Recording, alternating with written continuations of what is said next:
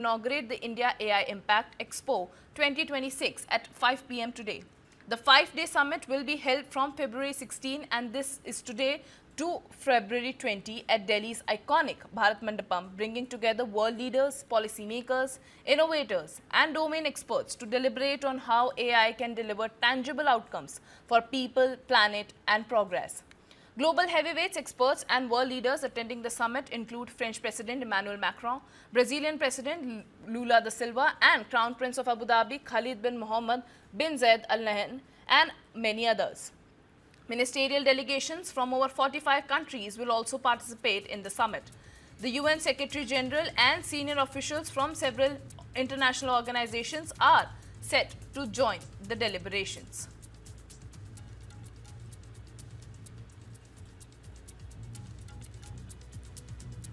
Well, a major summit that commenced today, India positioning itself as a global hub for important dialogue on artificial intelligence.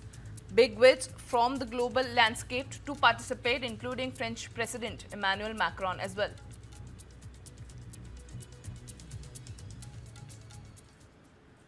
And meanwhile, the United Nations Secretary General Antonio has hailed India as the ideal host for the AI Impact Summit 2026, calling India a successful emerging economy with growing influence in global affairs. The summit, set to bring together world leaders, tech innovators and policymakers, will be the first ever AI summit in the global south, showcasing India's role at the forefront of global discussions on technology and development. Antonio emphasized that artificial intelligence must benefit everyone, not just a few developed nations or superpowers. He warned against monopolization of AI, saying that it is crucial that countries in the global south also share in its benefits.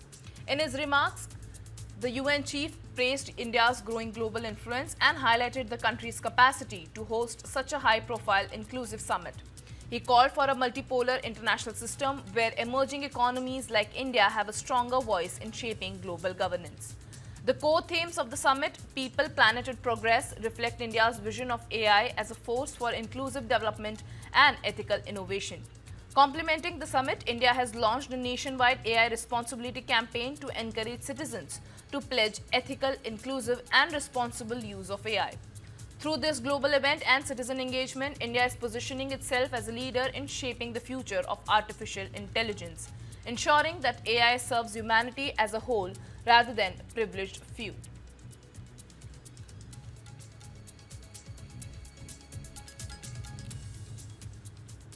And now, as the global AI race intensifies, a new front is emerging, and India is stepping decisively into the spotlight. At the India AI Impact Summit 2026 in New Delhi, policymakers and global tech leaders, investors and researchers will gather at a critical moment.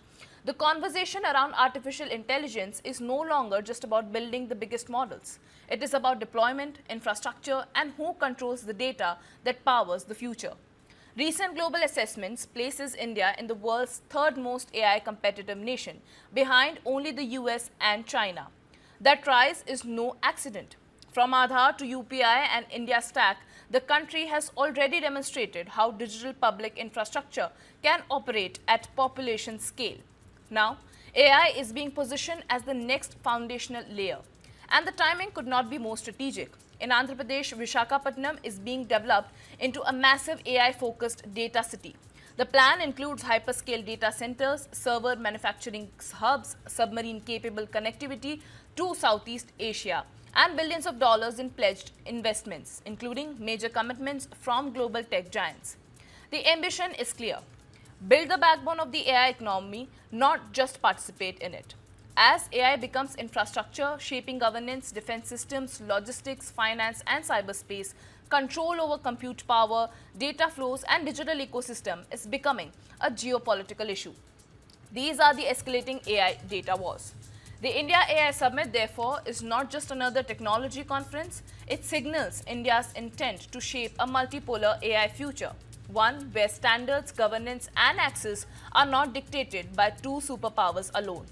In this new era, leadership will not be defined by who in see jobs that are happening in a big way. So why I'm saying this, artificial intelligence is one such big disruption that has come in. Once again, people are saying, here is something that has come that is so disruptive, it can do things faster. What we did in days, it can do in minutes. Is there any role for us? Are there going to be anything left out for humans? My suspicion is it's going to create new industries like it did in the past. It's going to create new competencies. The economies are only going to get better and bigger.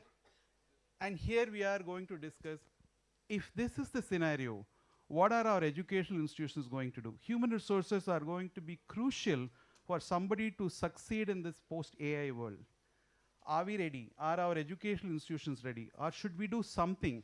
Like, for example, we had this new course called computer applications. There were bachelors of computer applications and masters of computer applications that happened just because there was a new disruption that happened. Are we looking at new courses, new formats, new pedagogy? How is it going to evolve? With that as the backdrop, our panelists here come from very different backgrounds.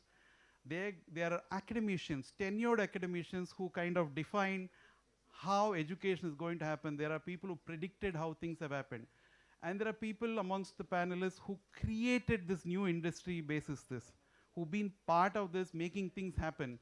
And digital public good as a norm was introduced by somebody in the panel today who is going to speak more about this. With that, I'm going to go straight into the panel. I'm going to request Dr. Vijay Kumar to share, to open with his thoughts on, he's been a pioneer in these new models of education. Online education in MIT many years back was some of his thought, and I know there are many other things that he's going to share with us. I'm going to request you, sir, that if you can share some of your views on not just what's going to change, but perhaps what are things that don't change in your perspective. Thank you, Nana. This should be okay. I work at MIT, I know how to switch these on. Good morning, and thank you, Nana, really for inviting me and putting me together with this very illustrious group of people, and thank you all for being here. I will share some perspectives. Offhand, I'll tell you that I like to, as an educator, as an educationist, I want to put AI in the context of educational change. And so there'll be more about educational change than actually about AI, and there's lots of stuff about AI, and we'll hear some very interesting things. The other thing that you mentioned, in terms of predicting in the future, I do like to remember and remind people that I'm actually, by preparation, an educational futurist. And one of the things that we did as a futurist was that we don't predict the future, we make it possible for others to realize preferred futures. So that's the business that we certainly are in as educators, and we hope all of us are in. And the thing that, and Nana and I were talking about this in advance for some weeks now, about this topic, not necessarily for this, and he said, what do we keep? This is a little plug, I am in the process of, with my colleague Lana Cook at MIT, process of writing a second book, and it's called Invariance and Innovation, essentially saying, look, with all the educational innovation at MIT, I've been there for 30 years, are there some core beliefs, principles, practice, values that we really latch on to, hang on, that drive this, even that help us navigate change? What is it that we keep as we keep changing things for the future? But the thing that I talk about a lot is, and I believe this new world both has the affordances to address and the need to address, is quality at scale. So that's the dimension I want to bring. And what I want to do is say a little bit about what do I mean quality and what do I mean by scale in this context. So I'll just give you a little brief history of the future. In 1999, MIT launched something called OpenCourseWare. Many of you know. It was making the content of all its courses available for free to the world. What is interesting is what was going on at that time. We were actually trying to figure out how do we engage in distance education. Now, as Nana was saying, there have been these cycles. What do we do with distance education? How do we take this MIT learning experience and extend it to audiences that we typically don't serve outside? And so how do we scale it? And at that time, some of you might know there were lots of initiatives for taking content and commercializing content and stuff. And our is to operate something called the Council on Education Technology. Our faculty, my colleagues, our leadership said, look, look, look, if you want to extend value, we have to know what this value is about. What is the essential value proposition, quality proposition of MIT education? And we use some very typical words like intensity and drinking from the fire hose, words that you will recognize. And I said, no, what does it really mean?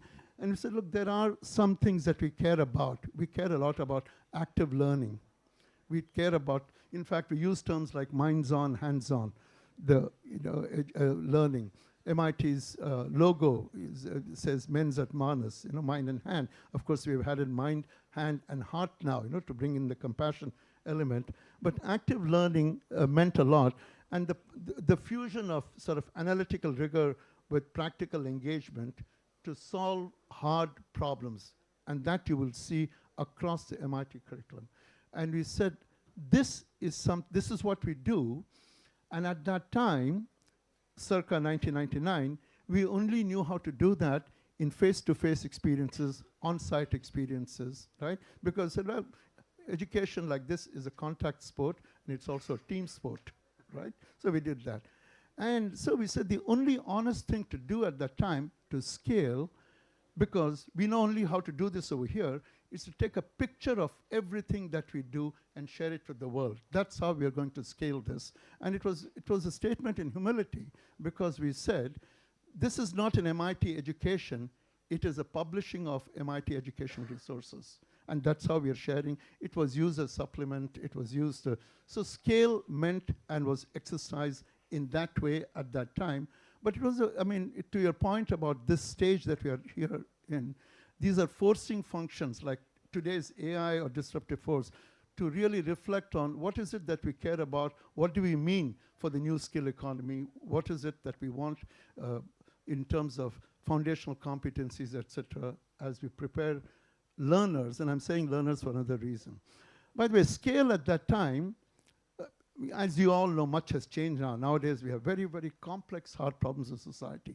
We talk about climate, we talk about AI, there's all kinds of upheavals, and health. And one thing that is clear is that the problems, global problems of society cannot be solved in individual disciplines. You need cross-disciplinary, you need to transcend boundaries of discipline, right?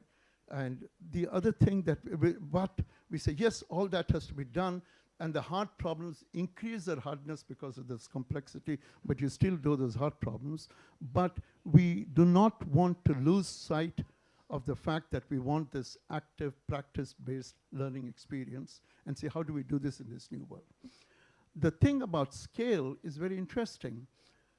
1999, we took all this thing. It was almost like there was a homogeneous market out there. We'll take this and, it's like the McDonald metrics. We'll just distribute this to millions of people. And, OpenCourseWare has been accessed by millions of learners around the world over the years. But something has changed now. Now we say that, look, if you look at your learners, they come with different aspirations, they come with different motivations, they come with different preparation, they come for upskilling. They come at during various stages in their career. They're not your traditional 17-year-olds. They're adult learners. So suddenly you find that scale does not mean taking one thing and distributing it to millions, but means taking one thing, taking many things and giving it to many different kinds of people. I like to joke with my colleagues at MIT, saying that scale is not a scalar, it's a vector. It's got magnitude and direction now, which increases the complexity. So it's these, and it seems daunting, the complexity of hard problems, and we believe that. We see that in various programs at MIT. 2 years ago, I was sitting here doing Day of AI. We're launching Day of AI. You'll see that the kinds of problems that are picked by the students themselves to do are problems that they care about, problems that are relevant, and problems that they feel they can contribute to society for, right? So that's the doing part, and they want to come up with real solutions. Now, but the scale dimensions come, and then you say, my God, this is daunting. And this is where I will sort of taper it down, which is, it's daunting, but not just because I'm a perennial optimist, but we have lots of good things on the supply side. We've got some assets, okay? We've got learning science. We have learned a lot about learning, about how people learn, about learning curves, forgetting curves, so that we can actually create differentiated pathways for learning, right? But how do you scale that? AI. So we have learned a lot about learning science, which is an asset on the supply side. We've also got new affordances of technology, particularly AI. We can do formative testing, we can provide guided pathways so that we can actually meet the needs of large numbers of people for different kinds of things. And there is a third thing, which is we actually have an ecosystem that we engage much more with. So we actually look at partnerships amongst institutions, amongst groups with industry. With these three things, we can really address this new definition of scale and the new complexity. But in all this, I think we at least this is what, and I'm sorry, but I have to give you one last thing. We started just as a bookend. We had started with OpenCourseware. Today, what we have done is launched a platform which, during the course I'll tell you, called Universal AI. This is and this is a set of modular courses for foundational AI learning, right?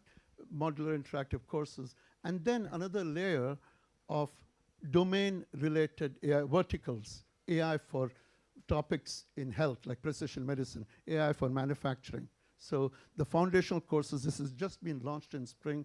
Our intent is to reach 1 billion learners. Certainly it is the intent of Dimitris Bertsimas, who's been leading this initiative in open learning. And Universal AI has all this. It's modular, it uses AI, provides different pathways for learning. So that's today's version of our OpenCourseware in this. It's universal learning, and the first offering there is Universal AI. Thank you so much. Thanks, Doctor. Thank you so much. Exactly. Yeah.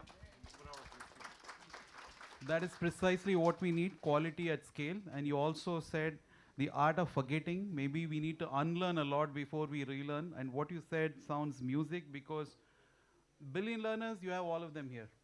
In fact, more.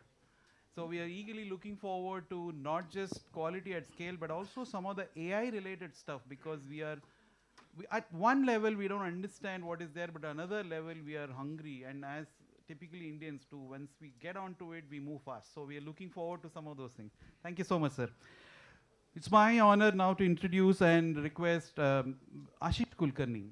Ashish Kulkarni is, I call him the father of the AVGC XR revolution that has happened. I don't know if some of you know, the term AVGC was coined by Ashish. Not today, decades back. And I realized it was before even what we thought that word existed.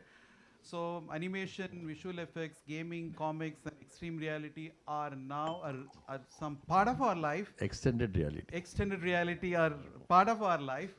And recently in the budgets, you would have read about this new institute called Indian Institute of Creative Technologies. And that is something that Ashish is the founding director and also somebody who's been envisioning this for many years. Ashish, we would like to turn to you, and also, by the way, entertainment is a sector, obviously. And entertainment has seen a lot of changes, like from the theater days to gaming and the visual effects. Now it's immersive experience, I understand. So where is this heading, and where do you think AI can help, and what in fact is the reason why educational institutions, and we had the great opportunity at KPMG to work with Ashish ji on some of the new age institutions that he's building. So what is your take on, what's the impact on institutions for that, sir? Well, as far as the media and entertainment is concerned, AI pretty much has entered every single aspect of our business, right from graphics to even writing scripts to giving you the final video and also creating something which is, of different scale altogether. Nevertheless, the thing is, few of the challenges that I see as we design curriculums for the new age storytellers, is that every semester will have to be a different semester as you define it. Because the foundational skills are the ones that you can actually look at going early. India, unfortunately, with the first education policies, didn't have creative arts, performing arts, design, and sports into the mainstream curriculum. And it's kind of coming in only after NEP 2020. And that too after the 6th grade onwards, from 6th to 12th grade. So one of the aspects that IACT that we are doing is to really look at a foundational pathway for kids to find their, like you do physics, chemistry, mathematics to go to engineering, physics, chemistry, biology to go to medical, and then the commerce pathway. We are creating a pathway for design, storytelling, filmmaking, and sports with a base of creative arts and performing arts, and we consider sports as performing arts too. While doing this, we realized that, of course, AI is impacting us really into every single process that we have, and from ideation to script to screen, we have 52 different processes. And today, we cannot think of any process which cannot be done by AI and cannot be done at scale.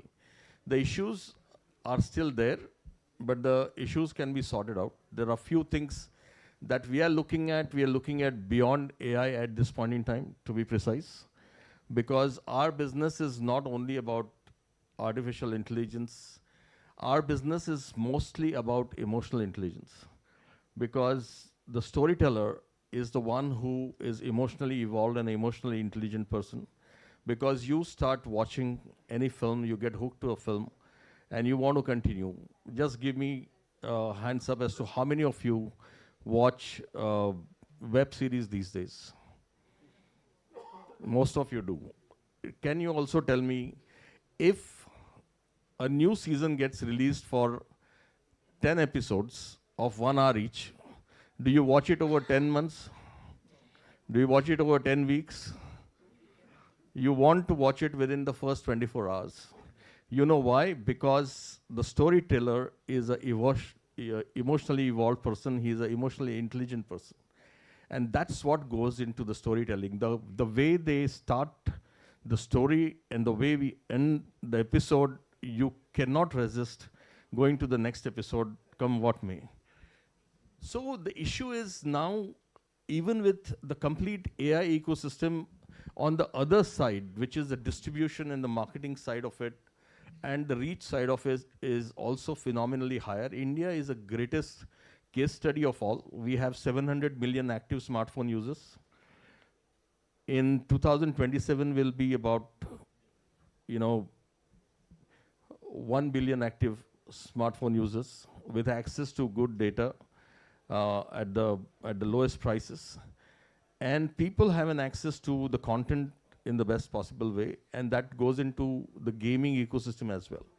So what I call it, as we actually have decided to set up Indian Institute of Creative Technologies, which actually got sanctioned after 20 years of hard push. But nevertheless, it's a great beginning. And when it came to formation of schools, and I had to put my foot down, and people say that let's have an AI school and all. And I said, AI can be a center of excellence. But the school that we have is a school of emerging intelligence.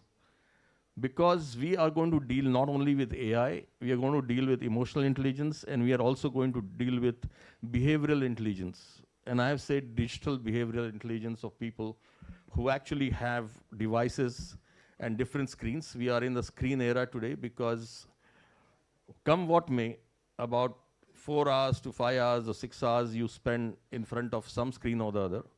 So we call it a screen era.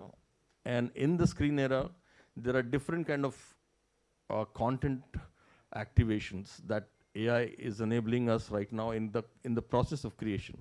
One is that we create films, we create web series, we create a whole lot of things which are passive creations, where you are watching it and consuming it. You might get engaged with it deeply, even by watching it in a passive manner.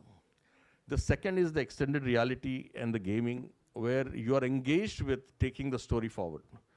And that's where your engagement is higher. And then extended reality is one that even your environment around you is going to change. You are inside the environment. And that's the emerging storytelling at this point in time.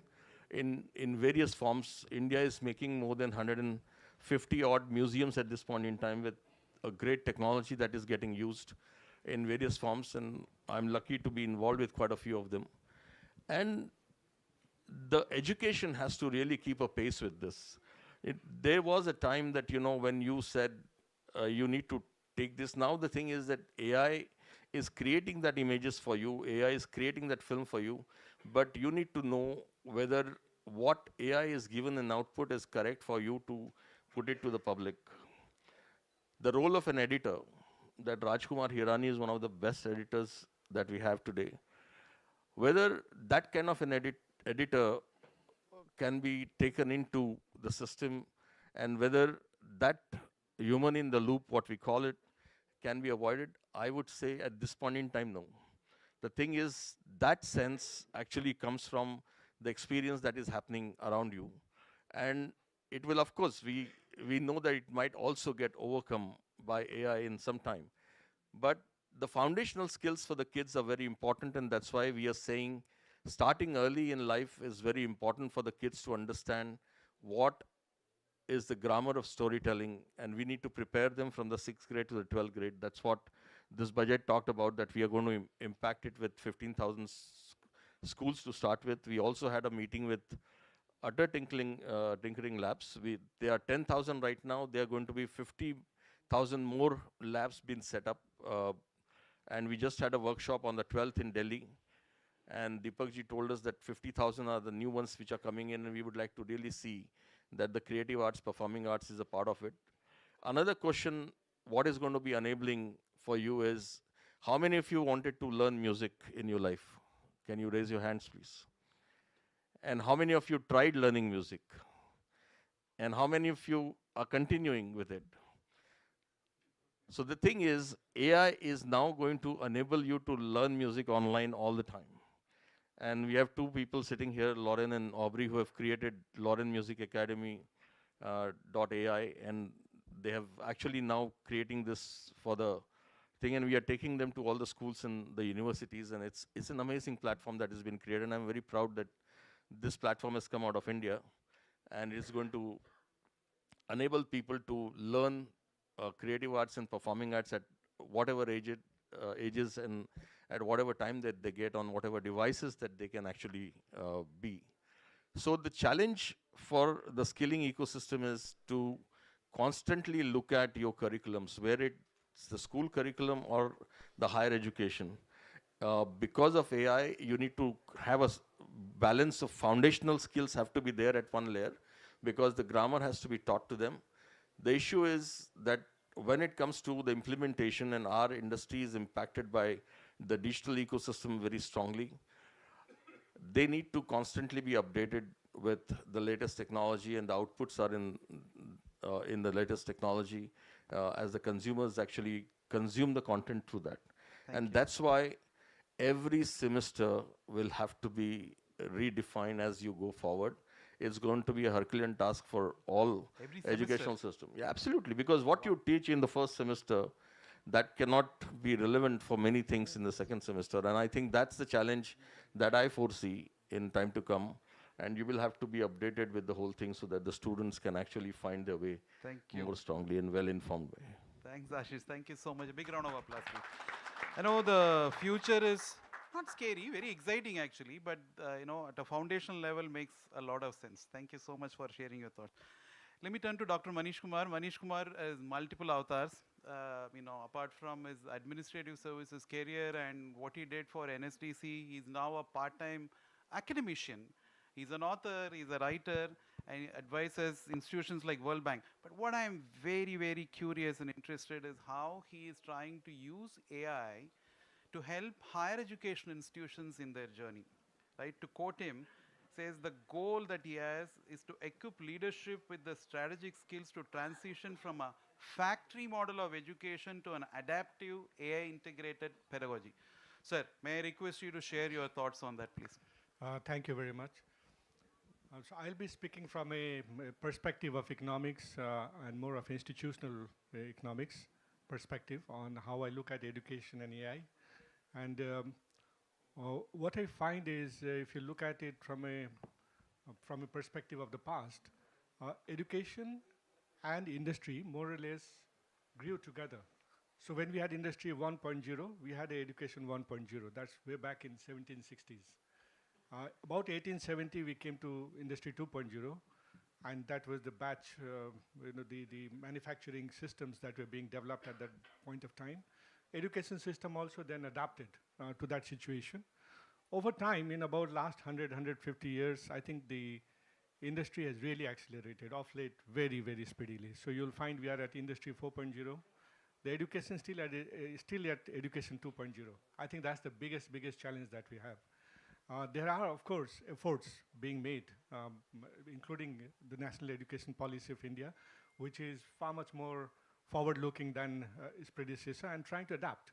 But I guess one of the challenge which comes is the desire for predictability and the desire for stability within the educational system and the fear among people that how much change can you really adapt to. So therefore, there is a lag there, quite obviously. And I think this is important to be aware of that particular aspect, that there is a forward move of industry which you cannot stop. And with artificial intelligence is really, really cracking ahead. It's one of those technology which is called the general purpose technology, AI. Same as internet. We had the steam power in the past. There has been electricity in the past. So there are not too many general purpose technology, maybe about 5 of them in last 200-300 years. The earliest one being wheel, as people often say as an example, that these are ones which changes the foundation of how human civilization operates, how you think, how you interact, how you behave with each other. And that's one of the things which has come latest is AI. And we are not going to go back on that simply by the force of technology that has come in. It's a question of how quick we adapt, how well we adapt. So I think this is one aspect of it. Coming to the educational part of it, that how should we now relate to the world, I think there are a few very important aspects of it. One is the fact that industry demands certain competencies. And if we continue the old style, it's often very expensive education. I have had friends in Harvard, in MIT, and various others often talking to me about extremely expensive education in US, whereas the industry seems to demand something very different, and that people need to reskill themselves when they actually go out to the industry. So the question was, how should we break it down? What is it that we should be doing? So one of the things which I strongly believe in is competency-based learning, because that's one way that you could convert every syllabus that you have into things that the industry needs. How do you convert a syllabus into competencies that is actually demanded by the industry? And you need to, I think, map that on a continuous basis, because my discussion with industry often also has led me to understand that there's so much change happening in the industry that they themselves are not aware how things will change next year. So just to give an example, if any of you have used Replit, which is one of the vibe coding tool, 1 year back it was changing its own tail. It was pretty poor. But if you look at it today, it's very advanced comparatively, just in 1 year's time. So a lot of tools actually are very rapidly improving, and the technology is changing very quick. So industry itself actually struggles in a way to identify what is it that they will require in the coming years, and therefore the need that competency frameworks also keep changing, keep adapting to that, and then responding to the need of the industry. I think that's very, very critical. The second thing which I feel very important in the whole educational system is the speed at which I have noticed youngsters pick up the new tools extremely fast. They know how to do things, but they don't know what to do. So therefore, they are busy with gaming, making things, etc., which they enjoy. I mean, that's a good part of life. That's perfectly okay. The older people, people of my generation, for example, would know what to do, but to them, a Python is a snake. They don't understand that what is it that they need as a tool to convert that problem into something which is easy and solvable. So I think if you are able to make this intergenerational learning much easier, that you make people who understand what to do, sit with people who know how to do. If you are able to make these two work, in a more informal kind of environment, not in the typical educational setting, but more in a mentorship kind of environment where there is a freedom to express and freedom to communicate in a much better way. I think that could lead to changes which are far faster than it is today. So I guess the AI is throwing us a lot of opportunity. There is need for a lot of lateral thinking. I think education system is not going to change overnight. Institutions don't change overnight. It takes time. But realization that change is necessary, that on fringes you'll have to add new things, and you have to become much more creative together with AI. I think that's very critical. That's how I think we can make best use of AI. So that's what I think at this point of time I'll add. Thank you. Thank you, Manish. Thank you so much. A big round of applause, please. As usual, Shankar put in some really wonderful, fundamental, far-reaching things in his own simple manner. Everything, except, including that silver economy bit that you said, like, the older people coming together with younger people. We are trying our best. Let's see how it happens. But AI is going to provide perhaps some recourse there. It's my pleasure now turn to Shankar Marwada. I'm sure all of you know Aadhar. Is there anybody here who came in without Aadhar? Here is a person who made it happen. Co-founder of XStep Foundation. Not many of you know that he had a very thriving marketing career. Their loss is our gain. So thank you so much, sir, for being here. My question to you is, you've been in the forefront of this digital public good. The digital infrastructure for education is something that you're creating. What is your guideline? And obviously there are going to be more and more people who are going to jump into it, and that's why it's called digital public good, right? There are others who are going to come into it.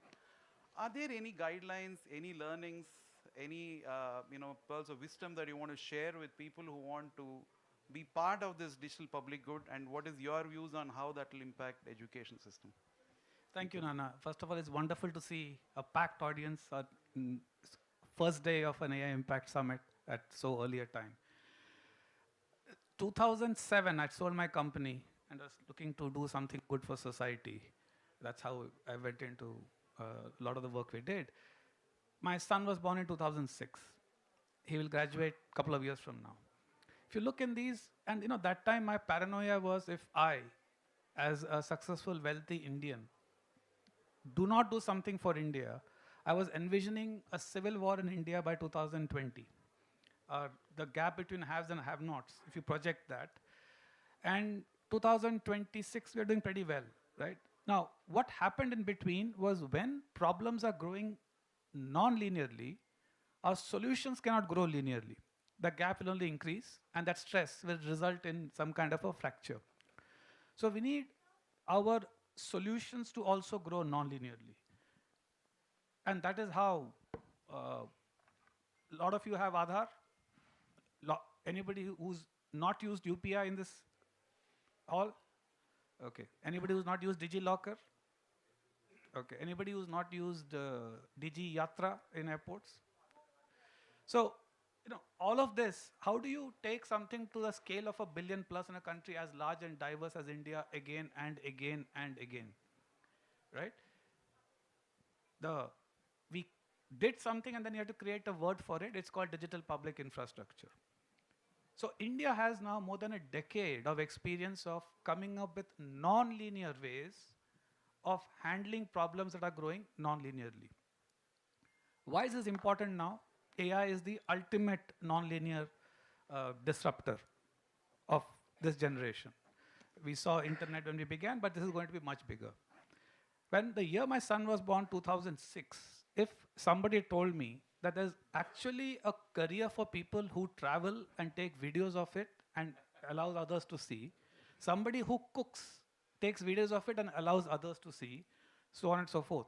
And these guys will be millionaires, and that will be their profession. I would say, take a hike. But we are the largest YouTube content creator economy in the world, and there's a word for it now, orange economy. And thanks to people like Ashish, that will only grow exponentially. If somebody told me that a youngster, while still in college, to get his pocket money, has become a gig worker who will deliver stuff and get money as much as anybody else would make at entry level, I would say, take a hike. Because what do you mean, you'll deliver and make money? So the gig economy, 10 million jobs now, right? Two professions that did not exist when my son was born. The child who's born today, who will graduate in around the time of our Viksit Bharat goal, 2046-47, we don't even know the next 5 professions that are going to come up. And as Manish put it beautifully, education is growing linearly. It caught up with IR 1.0, 2.0, which and rapidly fell behind. How do we have a realistic chance with our demographic of giving them, of training them now for careers that don't even exist? There's only one way, as I see it. That is using the principles of digital public infrastructure here. What do I mean? Currently, while we are doing very well as a country, a lot of people face a lot of severe bottlenecks. One, if you're in some village and if you haven't learned English or Hindi, your prospects of learning, forget earning, your prospects of learning are severely reduced. Two, as we are transitioning to a digital economy, we have seen the benefits of DigiYatra. But a lot of people still live in the world of paper. Why? Three, to find market access, where are jobs, where can I get trained, right, is difficult. Can that be changed? Can I find in around me? You can find pizza around you. You can find cabs around you. Can you find jobs around you? Can you find skills around you, right? So there are these structural bottlenecks like this. Using a DPI example, what does it mean? If there is a way where we collect high quality data, language data, that allows anyone to use it for voice services in Indic language, then anyone can learn anything anywhere. With AI, as my fellow speakers have said, the only gap is motivation. If you're motivated, 20 years ago, if you're passionate about cooking or if you're passionate about music, you would have got slapped by your parents if you want to say that, I want to take that as a career, right? Going forward, this will be the norm. Unless you're passionate about engineering, I would advise anybody, do not get into engineering. Do not get into what you're not passionate about, because that may not exist by the time your children graduate. So given all of this, the way India has created a shared capability, one, Aadhaar allows anyone to use it in whatever way, whether you're getting a SIM card, a bank account, etc. By the way, this is not rocket science. This is the reason why we have roads. Somebody builds roads, somebody else builds cars. What is non-linear? The road maker does not care whether you're driving a horse cart, bullock cart, hydrogen, EV, autonomous. Let non-linear scale come. We will take advantage of it, right? That is the philosophy we have been doing for the last 15 years, and that is what we will do in the next 15 years. How do we prepare our children? The answer is, we cannot prepare them. The markets will ask specific skills. At that point, we give them the basic competencies, and the human competencies and sensitivities are much more important, and NEP is doing a good job of that. The child will figure out what they're good in, what they're motivated to, and they'll have all facilities around them to learn. There will be local experts. Like the way IT industry did not exist 4 decades ago, right? Then you had Apple and AppTech and all of these guys come and set it up. We will find, thanks to people like organizations like ICT, many small organizations, institutes, entrepreneurs who will set this up. We need to trust that the market will innovate for the industry needs by finishing that and providing skilling. If I went somewhere and got a skilling course on editing, how do I know it's genuine? So you need to reduce the cost of trust in the digital world, in voice, in Indic AI, in the world of AI. All of this can happen much easily. And by the way, this is already happening. I don't have time to go into the details. I'm not talking science fiction, right?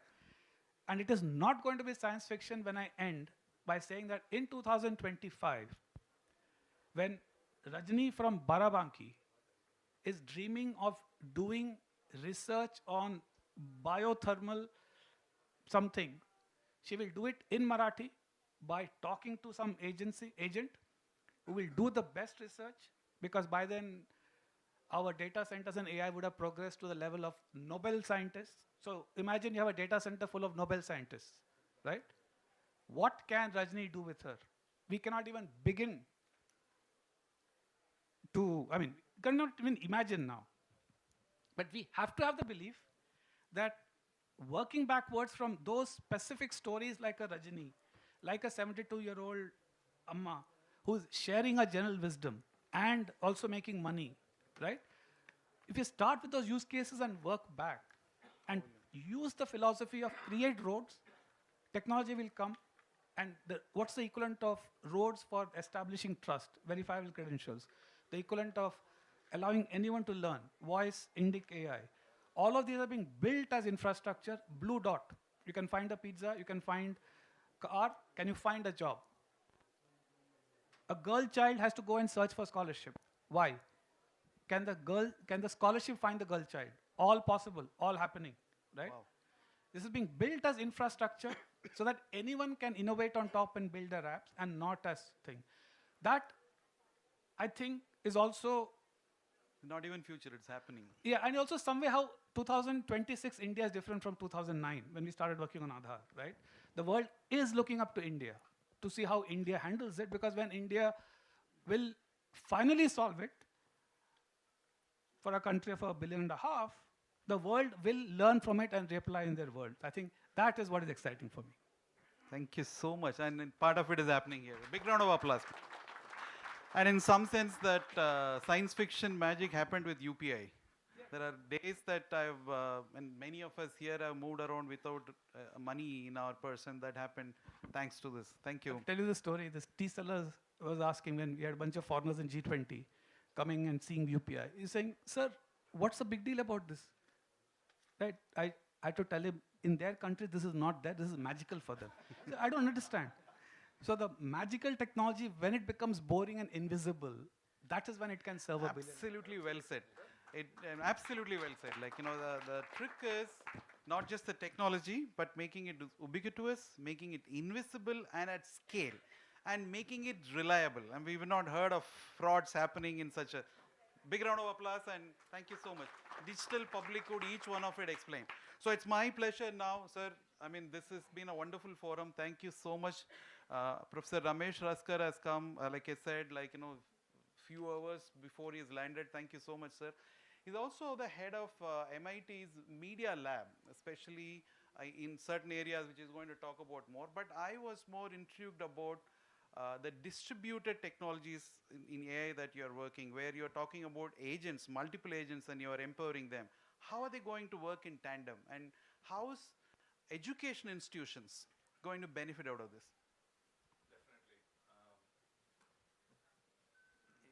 Thank you. Thank you for having me here. I feel like this is the very first session where I'm the opening batsman for the India AI mission, and we're playing more like Kishan than Abhishek, by the way. So it's good to be here. By the way, I'm not the director of the MIT Media Lab, but I'm a professor at MIT. Mr. Shankar, I just want to say that every time you say, by cooking, by doing TV shows, but take a hike. I want people to start doing hikes and still make money. I would say, we are in a very difficult phase right now. I think the moment you described back in 2006, we thought this could be the world of haves and have-nots. I'm really glad you brought that up, because many of us are probably feeling that way. How many of you here are excited about AI? And how many of you are really scared? And how about both? Right? And so I think, that's the moment. It's like 20 years later, we are in the same moment. And the reason for that is we all think we are in a kind of the factory phase of AI, which is some 4 or 5 companies will build AI, and we're just downstream and will use it. And the worry all of us have is that there'll be exactly one math teacher for the whole world. There'll be exactly one diabetic expert for the whole world. And everybody else is just going to be taking those AI as master and become slave. So we're going to move into this, I would call intelligence slavery, where even if people don't lose their jobs, there'll be soulless, heartless jobs where all they are doing is using this AI and delivering it a math teacher is delivering it to her student, and so on. So that's the risk where we move in. And this is what happened in the Industrial Revolution as well, where the machines became the masters and the employees were just the slaves, working very unsafe conditions. But that's because we're in the factory mode of AI, because it's so expensive, very, high capex, a lot of data, $100 million salaries, nuclear power plants, and so on. But fortunately, we're moving away from it to the garage era of AI, where many of us can build our own AI models, and start serving, which is good, but not millions of them, maybe a few hundred. But very soon, we will be in the bazaar model of AI, bazaar era of AI, where any one of us can create our own AI models, train our own AI models, and becomes part of our livelihood, and become parts of our pride, our identity of who we are. And once we move to the bazaar model, what we just heard from Mr. Shankar about the discovery and making this multi-sided marketplace becomes very critical. And there's only one country in the world that has that bazaar model already figured out. Like we heard, the student should be finding the scholarship should find her.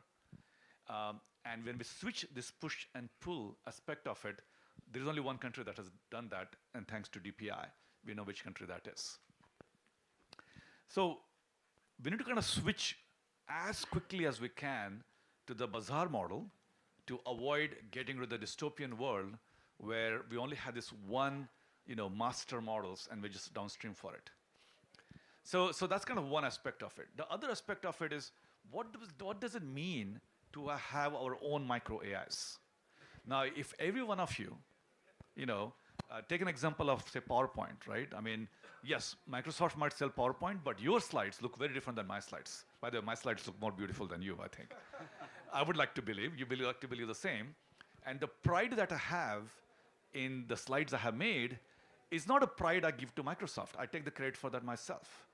And we want to live in a similar world where the AI, micro AIs that each of us create, let's call them AI agents, the AI agents each of us create will be our representatives, our digital representatives, our Dooth, our messenger, our envoy, and so on.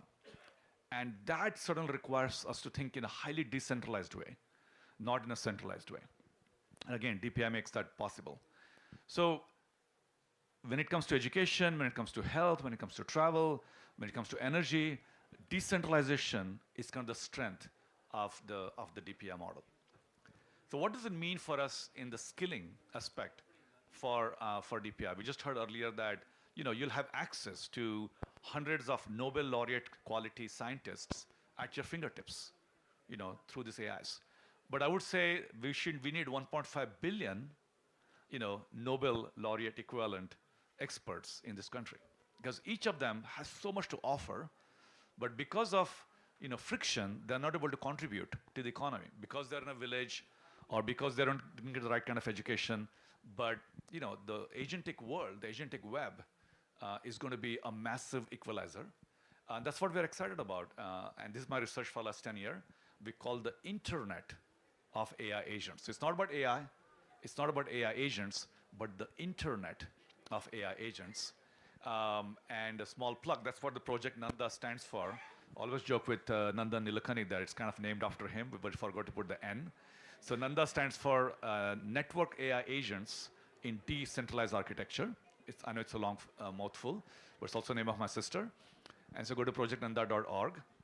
And I think the opportunity for all of us is to change the mental model, because we're going to transact without banks. We're going to get care without going to the hospitals. But more importantly, we'll get education learning without building more schools. So this is a very interesting phase for all of us as we think about the skilling of the nation. Thank you so much, Doctor. Thank you so much. It's been wonderful. Unfortunately, what's happening is in this 1 hour time format, before we go out, the other team is just nudging and pushing us in before they actually pour in. Maybe we need to stop here. But thank you so much for being such a lovely audience, and thank you all for sharing your thoughts. And these are so much that each one of them could go on for more than a day, and there are so much to learn from them. It's it's my pleasure now to give away some small mementos, and I would request Nilachal and Pierre Stefano. Pierre Stefano is the EMA head of Government Advisory for KPMG Global. Unfortunately, we wanted audience to speak, but we definitely don't have any time at all because, like I said, it's a very strict timing that we have. So may I request Pierre and Nilachal to give away a small little memento from our side, along with the shawl that is wrapped inside.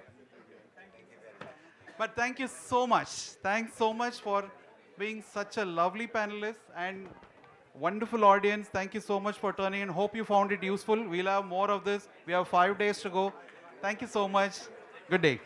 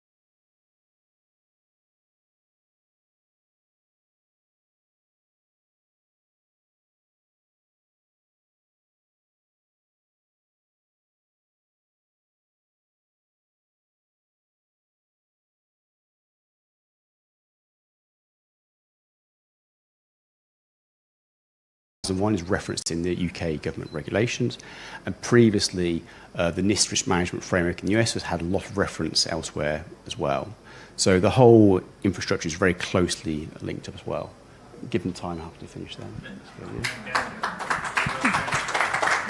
Thank you very much. With this, we conclude just in time. I think what's clear is that we have to keep collaborating all together, industry, AI developers, quality infrastructure organization, of course, with policymakers and accreditation bodies so that we can advance the recognition of AI in conformity assessment, but not only AI, but other emerging technologies also in the future, so that we can help companies and manufacturers to receive better data, better smart compliance and other things. So with this, I thank everyone. I thank the panel, especially for your participation. We'll be around during the summit, so please don't hesitate to come to us if you want to speak about this topic. We have published this paper that we showed the QR before, so I also invite you to read the paper. And I think now we will take a group picture. So All the speakers to please join here, Mr. Imran, Mr. Vaibhav, and everyone. So that we thank can you. have a group photo. And Hel, you please join. Please join.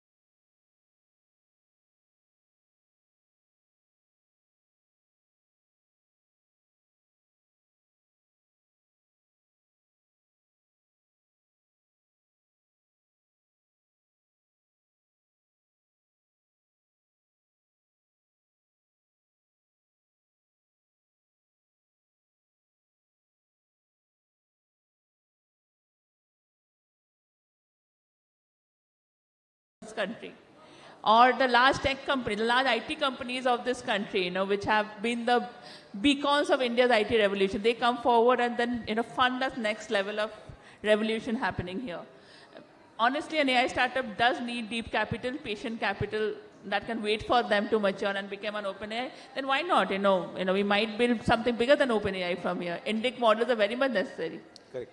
Right. And I think hopefully people are aware that through the foundational model pillar in the India mission, we've been actually building out the foundation models which will compete with the likes of the Chat GPTs and DeepSeeks. And hopefully during the summit, you will be able to learn more about that.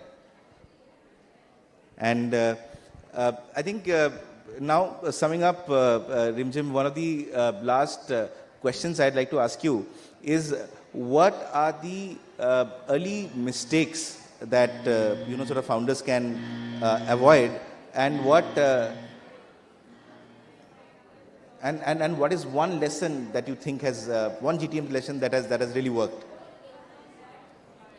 I think I touched upon it to an extent in the first question that I answered, that what separates founders who scale from founders who don't.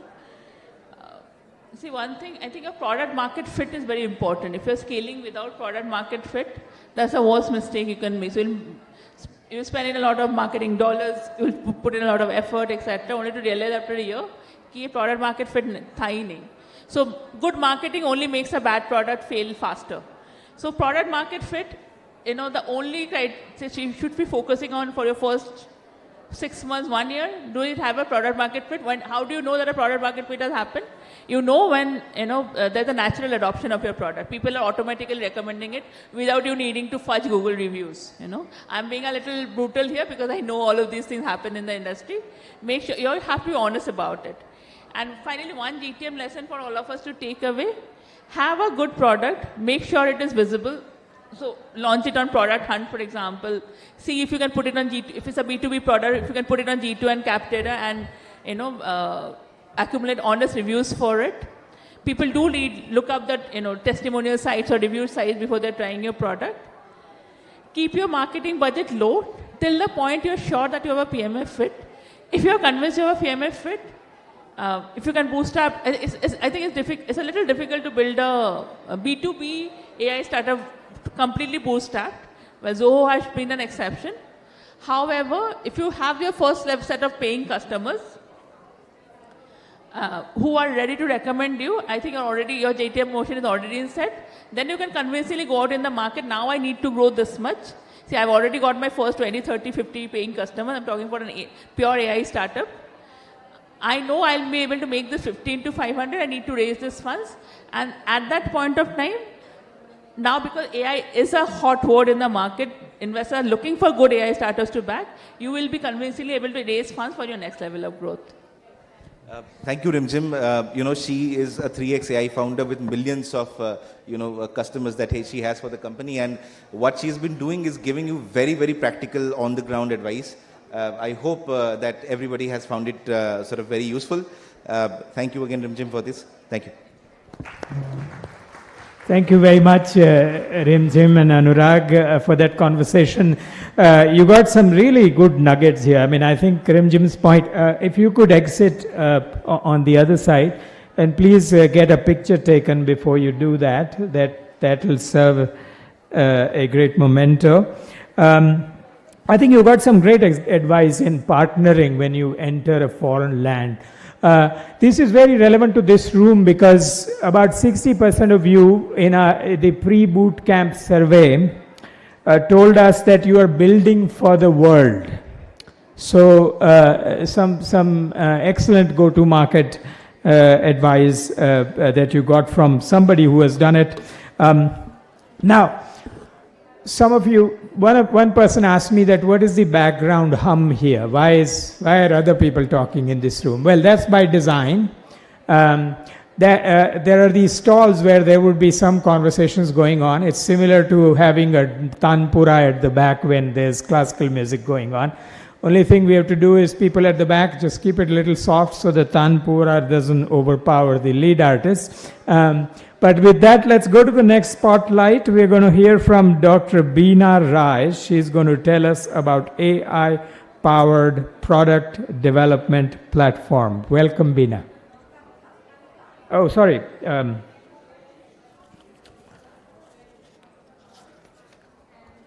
I have skipped. We're gonna hear from Dr. Kanika Singaroha. She's going to tell us about AI-validated 3D bioprinted disease models. Welcome, Dr. Kanika. Let's welcome her with a round of applause, please.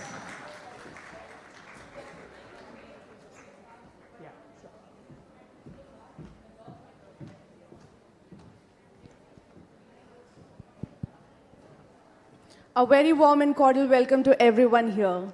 Today in this hall, we have everyone, my contemporaries, hustlers, the ones who've inspired me and also the ones whom we might inspire. This is Dr. Kanika Singaroha. I'm the founder and the CEO of Selvus Private Limited. At Selvus, we are developing a technology platform. It's a deep medtech company wherein every step of this technology has a potential to be commercialized. This is an outcome of 11 years of my education, which is very rare in these days. It's a deep tech thing, and as we've just heard from the panel just before me, that a real technology, and if you really want to be an AI startup out of the AI bubble, you need to have patience. You need to develop the technology. We make bioprinted disease models for the pharmaceutical industry and also for the cosmetic industry so that they can test their products on the live human skins and other tissues, and they do not have to do it on the animals. It's high time when science speaks for science, and that's where Selvus emerges. We make digital twins of human diseases, which are then converted into a code that can be read by a mechanical machine like a bioprinter, and then we integrate biology into it and we bioprint disease models. This is what we are doing. I'll keep it extremely short and crisp. Why am I here today? I'm here today to make a point that yes, India has reached a position where academia, industry, and also the investor fraternity have come to a ground where a very conventional academic people like me can come forward, have an entity, and do something that makes an impact. And I think which long back the Tatas have already done. The way remains the same, jargons keep changing. Thank you.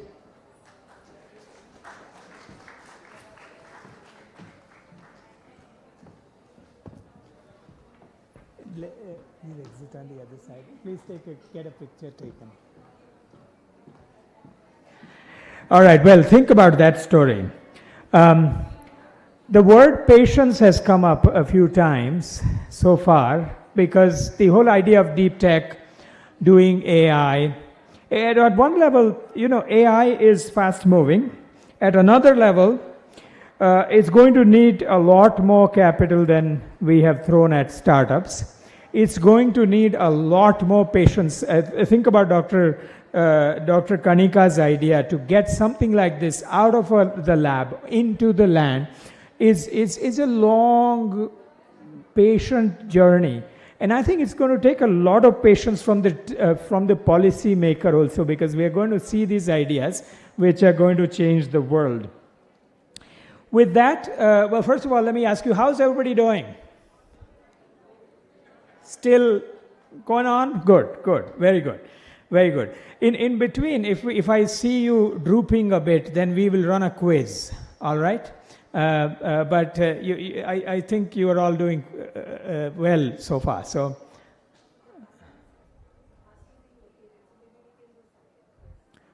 what's that? The panelists? Oh, I see. The next panel is still to come. So, I mean, or everybody. So let me say a bit more about what. Let's see who is in this room here. How many people here? There was a conversation just now about academia, industry, government. How many people here are from academia in this room? Okay, so there are academics. How about industry? Okay, excellent. What about the government? Great. Only one hand? Government? Oh my goodness.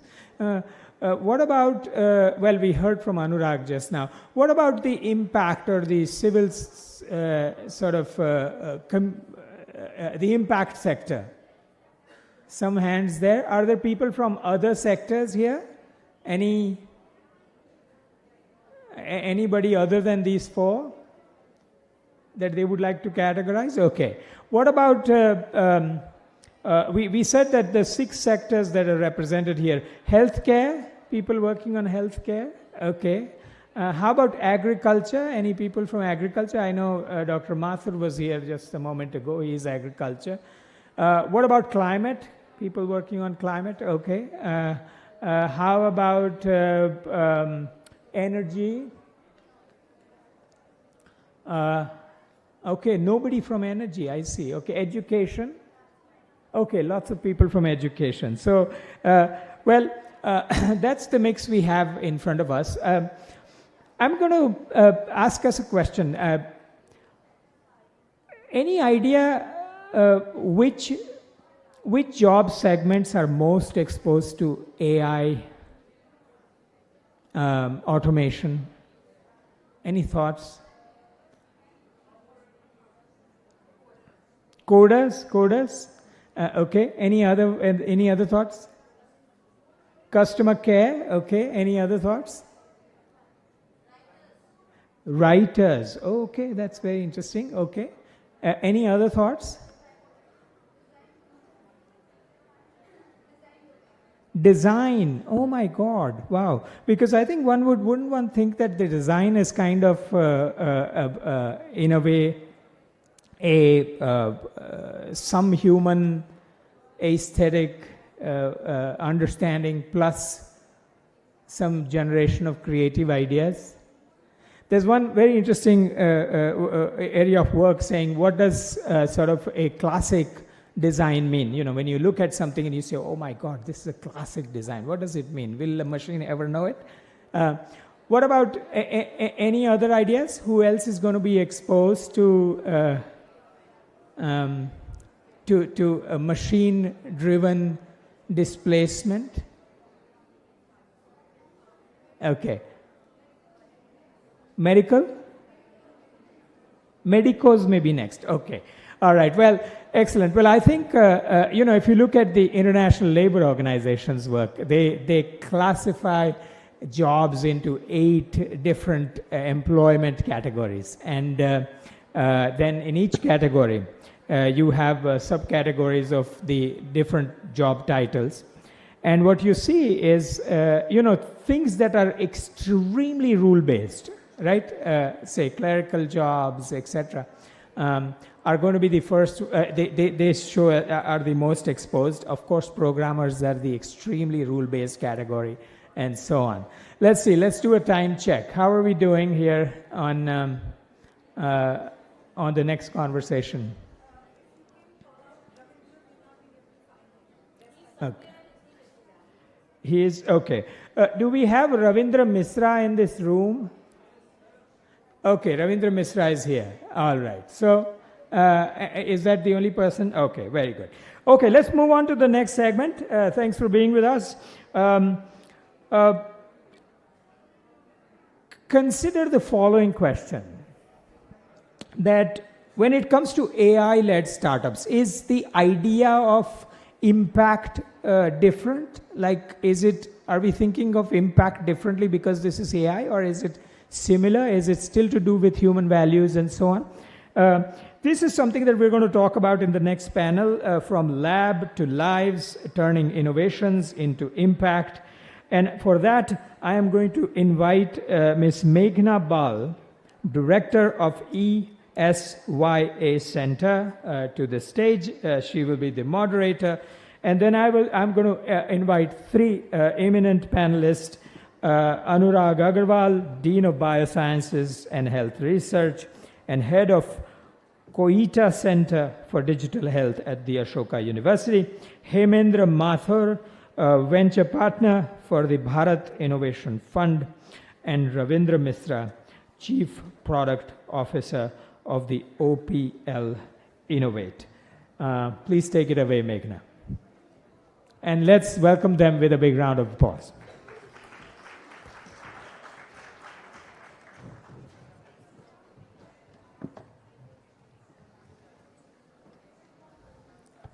Okay, so first of all, big hand to the organizers, to Anna ma'am and her team for putting on this stellar event.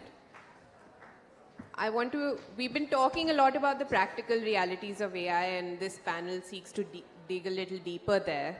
We're going to look at funding, scale, impact, all the triad of things that are central to both success and longevity when it comes to operating in this sector.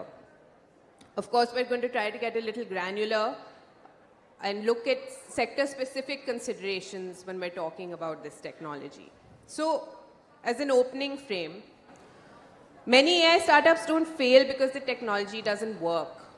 They fail in the space between prototype and adoption, what's often called the valley of death. Is anyone familiar with the valley of death over here? What it means? 1, 2 people, all right.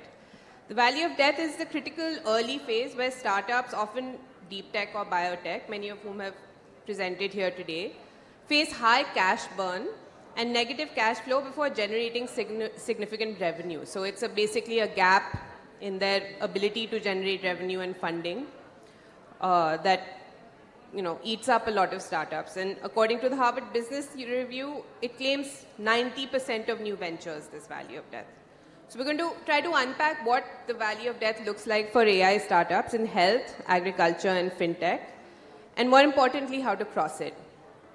Given that many of you here are building AI ventures, I'm going to push our panelists to be very specific about what breaks and what actually works. And in that context, I'd like to bring up and kind of engage you guys a little more. And if I could call on even the young tinkerpreneurs in the stalls to participate in this next part of our discussion. We're going to pull up a Mentimeter. Is it up? Not yet. Can we get the Mentimeter up, please?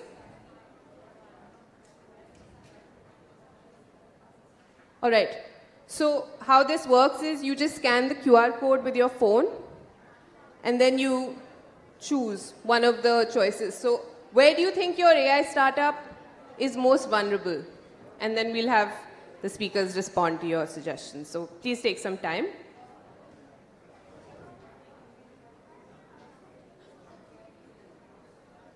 Give you about 2-3 minutes to get there.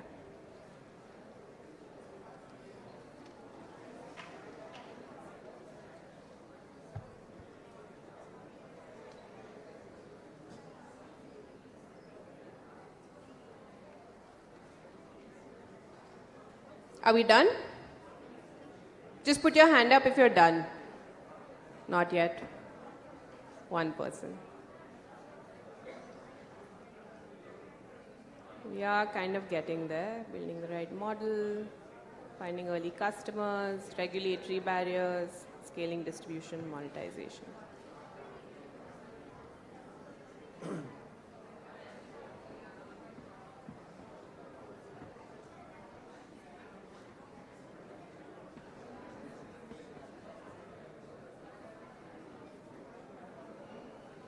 All right, I think we'll stop there, but you can keep giving your feedback, and we're going to start the discussion. So, given these responses here, and then of course they're not all encompassing, no multiple choice question is,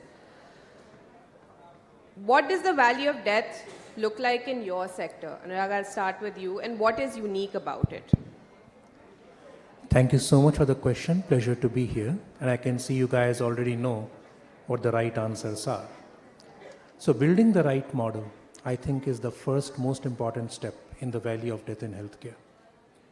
And you can take a variety of examples. Typically, people will choose something in health. Could be an X-ray for tuberculosis, could be X-ray for COVID-19, doesn't really matter. And everybody, based on existing data, trains their model, thinks it works. But there's deep skepticism amongst the people on the user side, because they continuously see models come to market having worked well on training data sets, but actually when they work on real, on-the-ground data sets, they don't work. And that's expected, actually, technically from AI. If the type of patient on whom you propose to use the AI model was not there in the part of training, it usually will fail. And unfortunately, most young startups have no access to real data of real patients in the sector they want to employ, so their models don't work. The second important part, I think, is a combination of the next two things: who uses it and regulatory. Many people build their models for complicated diagnosis, a cancer, a disease. These things will only be done by doctors. That is the regulatory framework of law. A non-doctor cannot make the diagnosis. The question one has to ask is, why should a doctor want to use my model and why should they pay for it? If doctors who are required to establish any diagnosis are not invested in the workflow that you are thinking of for using your product, it will die. You could, of course, bypass that and go to consumer, but then you cannot do complicated things that transform treatment because that's simply not allowed. Then you are in a different sector. So understanding who your user is, why should they pull money out of their wallet and give it to you, I think is the second other part, and aligning it with the regulatory framework of the nation is critical. I won't dwell on that right now. I think we'll have rounds, so I'll stop here for now. Certainly, thank you. Hemendra, I'll come to you next. You know, some of the things that Anurag touched upon resonate, I think, in your sector as well, which is agriculture. So we'd just like to dig a little deeper beyond, you know, what we're seeing on the screen in terms of restrictions. Of course, access to data is a big one. What are the kind of issues when it comes to scale for startups in your sector? Right. Thanks, Meghna, and thanks, Niti Ayog, for this wonderful opportunity. Yeah, I think it's a very valid question to me, especially in a sector like agriculture. The valley of death is essentially between a successful pilot and farmer adoption. You know, I think that is where I see 80-90% mortality, which is quite significant. And if I have to drill down what are the reasons for that, I think the first and foremost, as probably most of you would know, that Indian agriculture is extremely hyper-local, extremely seasonal, and very, very risk-averse. The average holding of an Indian farmer is about 1 hectare, just imagine. Right? So unless you build models which are very contextual and curated to that particular farm and farmer, it's not going to work. So that's point number one. Point number two, especially in a sector like agriculture, the AI models are getting built on public data, or the ones who are going to be built in the future also will be on DPIs and public data, right? Who's building it? Mostly agri-tech startups and these big tech companies who have got into it. Who's taking these models to the farmers? I think there's an army of village level entrepreneurs, grassroots organizations, state government bodies who want to take these solutions to the farmer. I call that trust layer, right? And the one using it is of course the farmer. So though it may sound controversial to say, I would say don't build for the farmer. Build for the people who are trusted by the farmer. So it's not a completely digital model, I call it phygital. You know, farmers need to see a person, a face, they need to hear someone, and that's where these models start scaling. Last but not the least, I think for AI in agriculture and probably for any AI model, don't chase perfection. I always say perfection is the enemy of good. Right? If you are trying to get your model 100% right, accurate, I don't think that approach is going to work.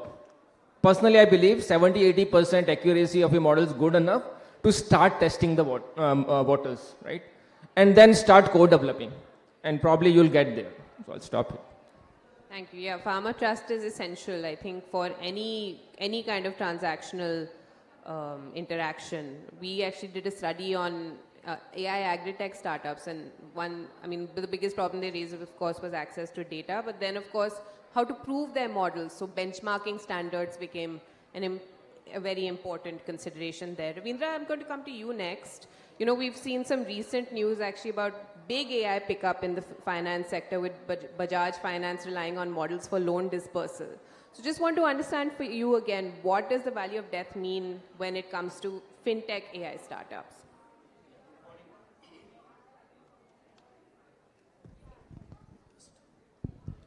Yeah, good morning, everybody. Thank you for having me here. See, we have to see from that angle that suppose you try to swim, learn swimming in a very small pond or a very small swimming pool, and then you think that you have learned everything. Then suppose you are thrown into a sea, but you don't know about the sea, the winds, the gust, the velocity. You have never imagined that. You don't have vision for that. So while swimming, if you don't have the vision where you are finally going to get into the market, your customers, your regulator, their rules, you can build a model. There is no issue about that. You have the capability of building a model, but if you don't know about the regulatory part, if you don't know about your customers, where are the target customer, who are you going to target, what are the issues you are going to face when you come to the real world, I think you will not be able to survive in that. So first and foremost, when you are going to scale up, you have to understand that scaling up will come with real world challenges. We also as a company now, when we do a lot of UATs, so these are all internal database UATs, very small data is available. But the moment we go to the real world, when the real customers come, when the real banks come, then we face the real problems. Some customer will come, different problem. Then we'll have to again retrain our model or redevelop our model. So because we have not looked into those problems, because the data set to that level is not available to us. So I think the biggest challenge here is that the data set which is available to me is non-AI data set basically. It's unstructured data set. So on which I cannot test my model actually. So in the real world, that is the biggest problem I face. And in the financial sector, another biggest problem is finding of a proper talent. So talent is available. You have a talent in IT, you have a talent in AI also. But the talent which has financial ability also, both the things in a one person is very difficult to find. So that is another challenge. Then the moment you come into a real world, you find a lot of regulations coming into picture. And the AI world or the digital world is like that. Almost every month you have the changing regulation. You have every day coming of new laws, stricter laws. So because of that, the institutions which is going to use AI from financial point of view, they are also afraid that when the next law will change, and what impact it will have on the customer. Customer is also afraid because of the cyber crimes and all. So these are all challenges which one comes into the real world faces, which he is not able to see it when he was developing the model.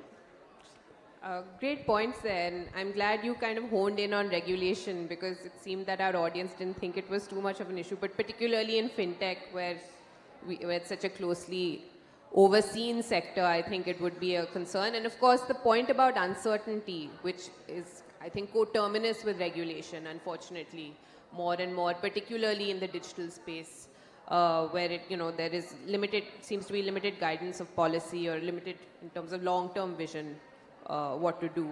So now we're just going to move to our next theme, and maybe we can come back to some of the themes we've touched upon today. So if we can pull up another Mentimeter, the second one. Is it up? The next one. Thank you. So same thing again, you've already, I think, logged in, or I don't know if you have to do it again. So if you want to just give some responses here, what matters most for AI to scale? What do you think is significant or salient when it comes to scale for AI? Okay. You can see that the discussion of the panel has informed at least one response.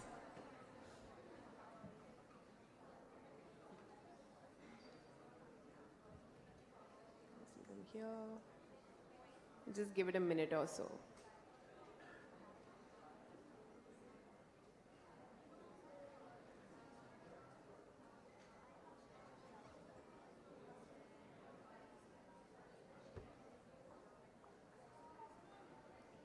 some kind of trend. Okay, so trust, I'm seeing product market fit, data access.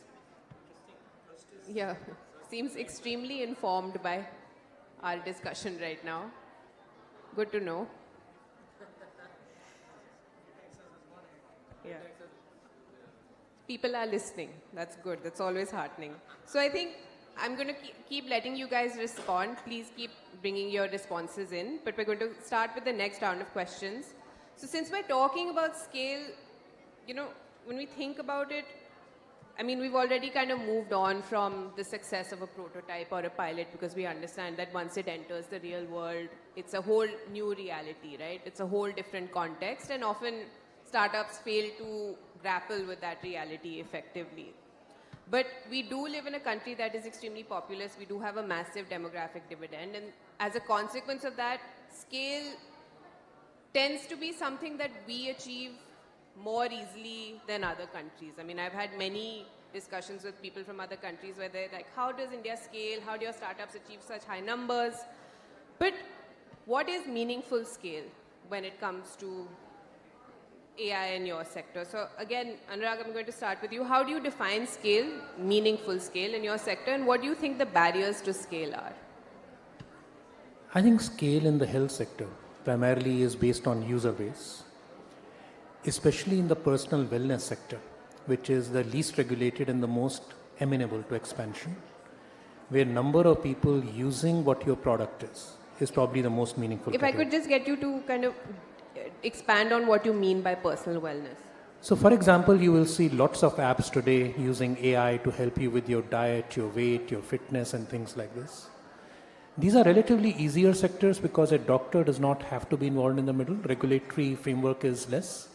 The fundamental assumption is that if you give bad advice, a normal person is capable of recognizing it and not following it, which makes it easier to scale in terms of unit metrics of the number of people who use yours. Revenues can be small, but it works out.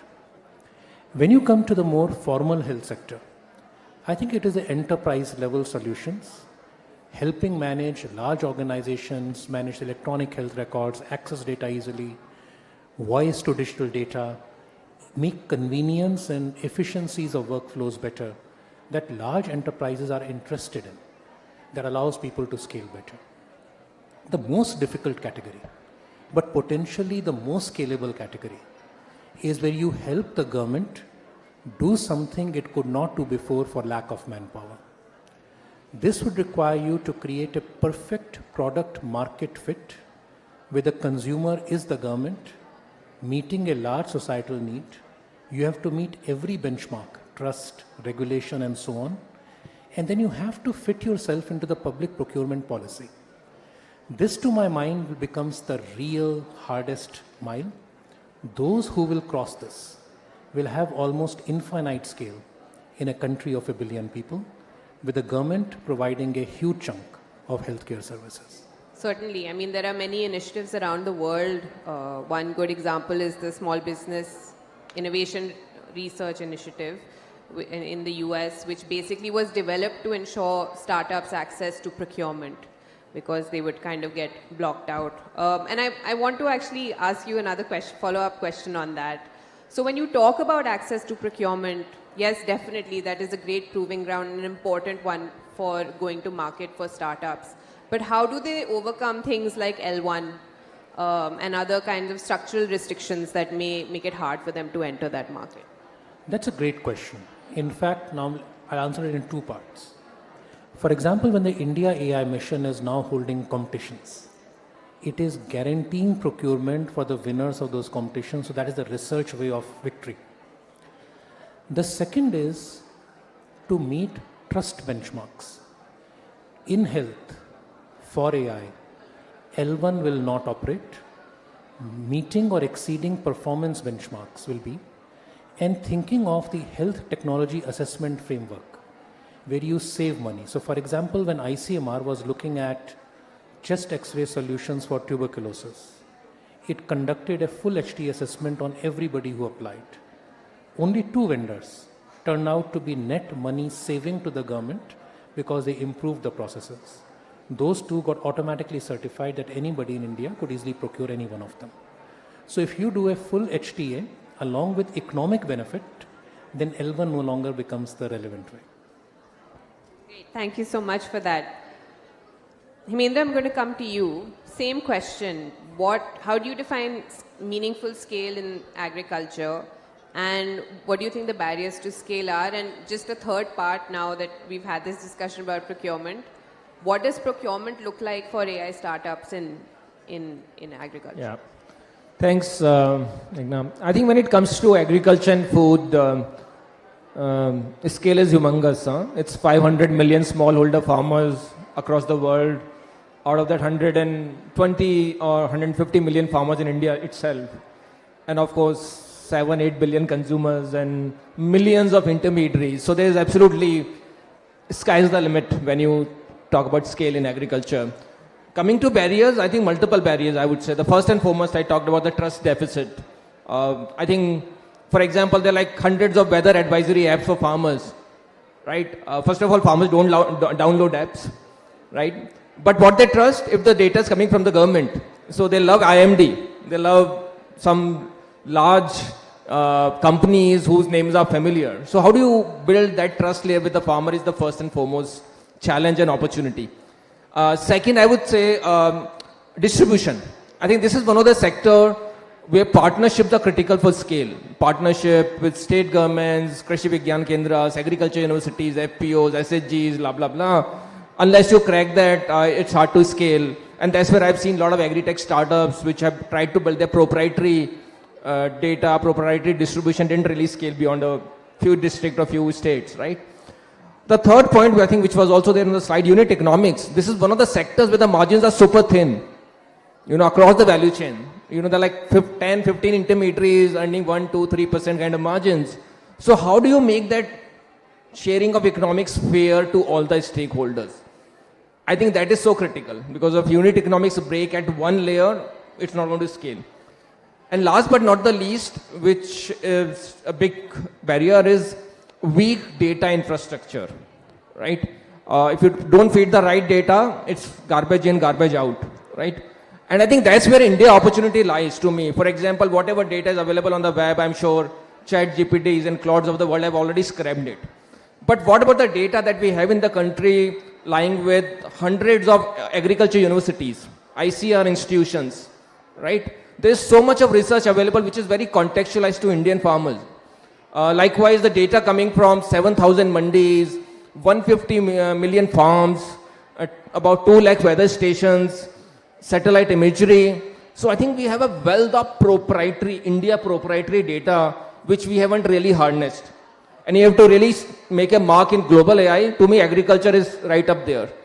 I think the challenge is how do we make that data collection affordable? How do we open source that data? Already AgriStack is in the work, which a lot of people may know, with 70 million farmer IDs already issued. But I think the real beauty of this AgriStack will come up when we start open sourcing it for private sector, for building multiple use cases. Thank you so much. Yeah, definitely. I mean, it is first about making the data that we have available or accessible, and then thinking about what else can be done. And data collection and processing and cleaning is extremely expensive, so the government is the best entity to do that. Ravindra, coming to you, same question. What is meaningful scale in fintech? What does procurement look like? And what do you think the barriers are to both scale and procurement?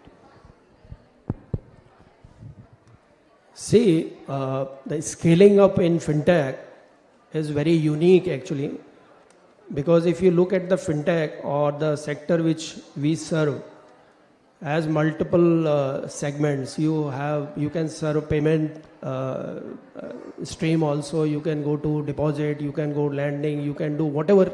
I mean, there are multiple segments.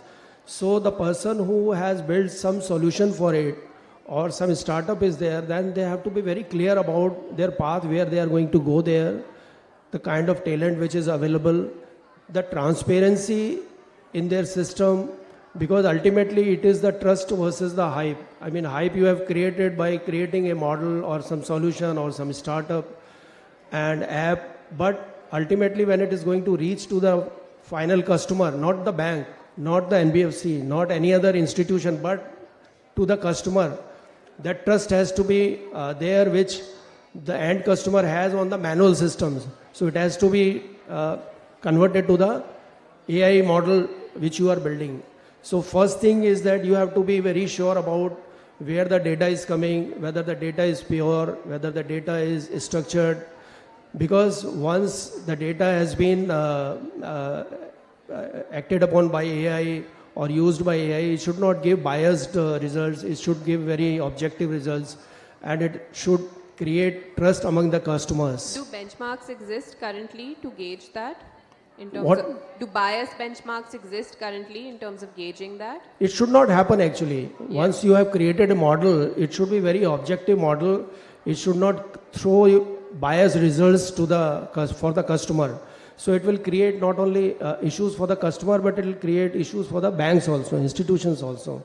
So first thing is that while scaling up, you have to keep these things in your mind, that it has to be very, very, the data has to be very structured data, AI ready data, so that the results come up, non-biased results come up, and customer has trust on those results. Just one more question. You know, banking is not, if we're thinking about it in a B2B context, banking is not a homogeneous sector. I mean, none of your sectors are really.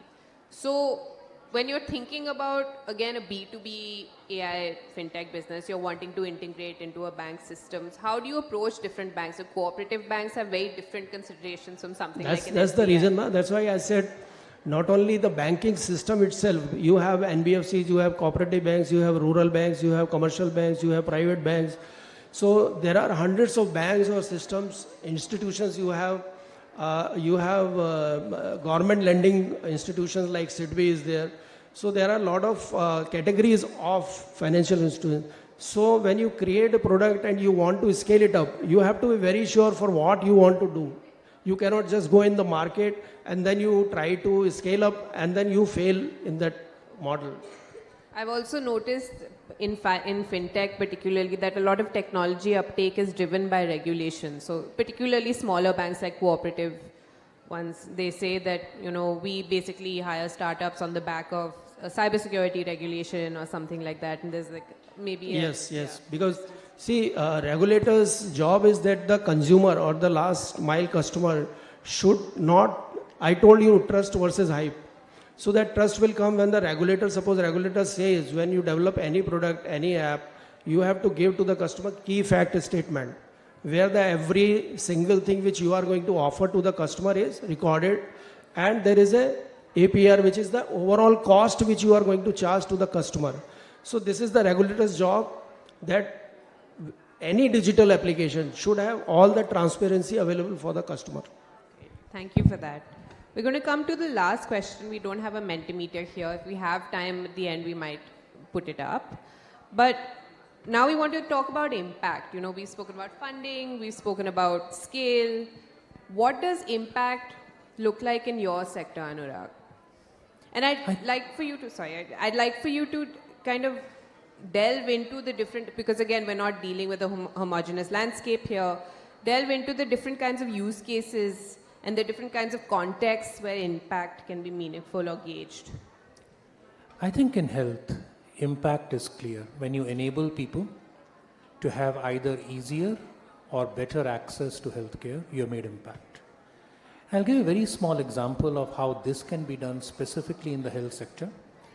In a country like India, where people typically don't even understand the disease they have, why they take the medications they take, no doctor has ever explained to them why anything is done to them. If you just look at, say, I'm just using a company as an example, as EkaCare. One of the reasons EkaCare was able to scale very fast, they recognize the problem. Everybody sits on a bunch of data, tests. They have no idea what the test means. They have no access of a person of understanding who will explain it to them. And there are enough open source foundation models available that can do a reasonable job of putting things together and explaining them.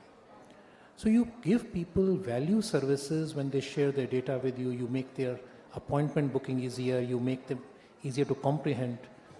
And if you increase quality, I'll honestly tell you, one of my friends wanted me to explain a very complicated MRI to them. I'm not an MRI person normally. I also used it for a second to help me understand, and then of course I can filter it. The second level of impact is, I think, what you would call really improving the quality of services to the point you make it better than it was before. You can see it in genomic services. You can see it in corporate level, high level models. You can diagnose diseases that you could not before. You can take people with cancer and plan their radiotherapy that you couldn't before. That's impact at the treatment level. And lastly, I would say impact is when you change outcomes. Very few examples of that in health AI yet, but I would say outcomes are changing by new drugs being discovered by the use of AI in the health sector. Drugs are either being designed better or made faster. People have turned a turnaround of new antibodies to within 6 months from years.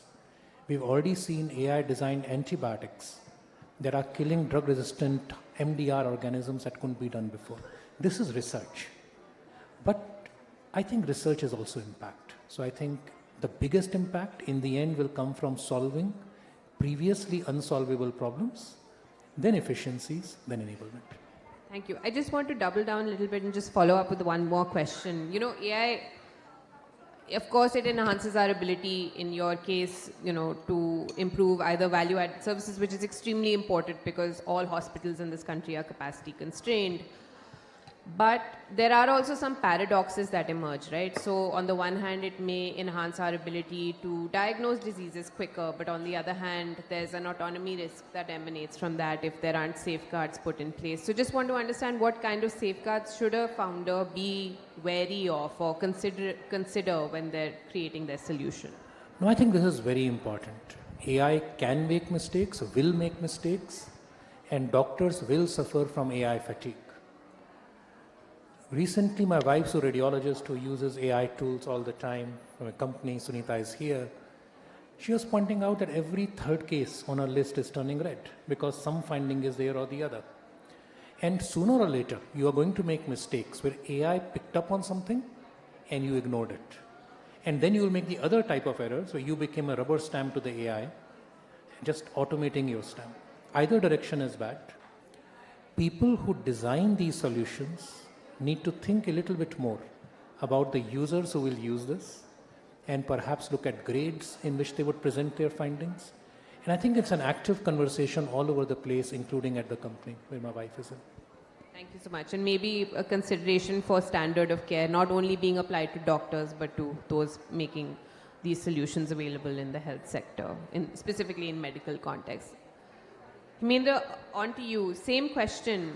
What is impact in your sector? Again, it would be helpful to have some use cases, some insights from different elements or segments within the agricultural sector. And how do we deal with some of the paradoxes? You know, I think an accuracy one is one, but are there any other interesting paradoxes that emerge where on the one hand, capability is enhanced, but on the other hand, there is some risky outcome or there is potential for risk in terms of, you know, adverse outcomes? Thanks. Yeah, so I think it's an interesting question, and I often say in agriculture, the farm yield, which is one of the key impact parameters, to me is more of a vanity. The farm incomes, the income predictability, income assurance to farmer is more of a sanity, but the fact is making farm income resilient is the reality, you know. So that is the sort of framework with which we can see the impact. And you're right, I think when it comes to agriculture, measuring impact has multiple dimensions.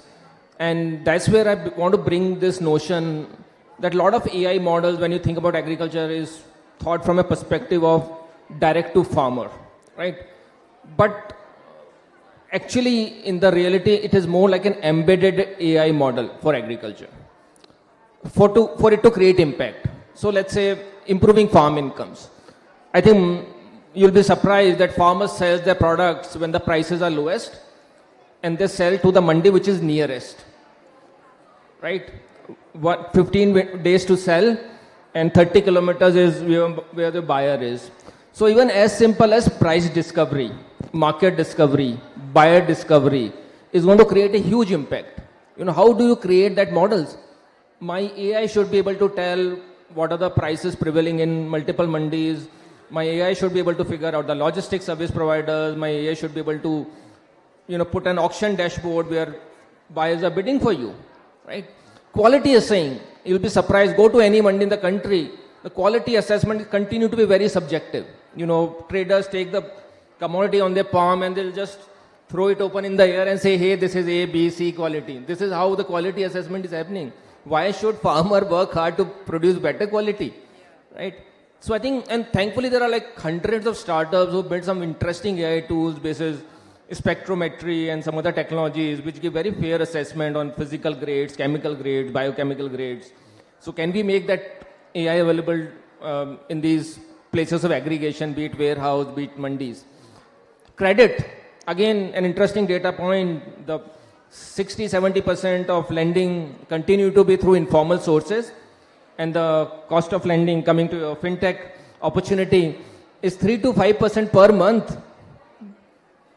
Who in the world is going to make money on an interest rate which is upwards of 30-40% a year?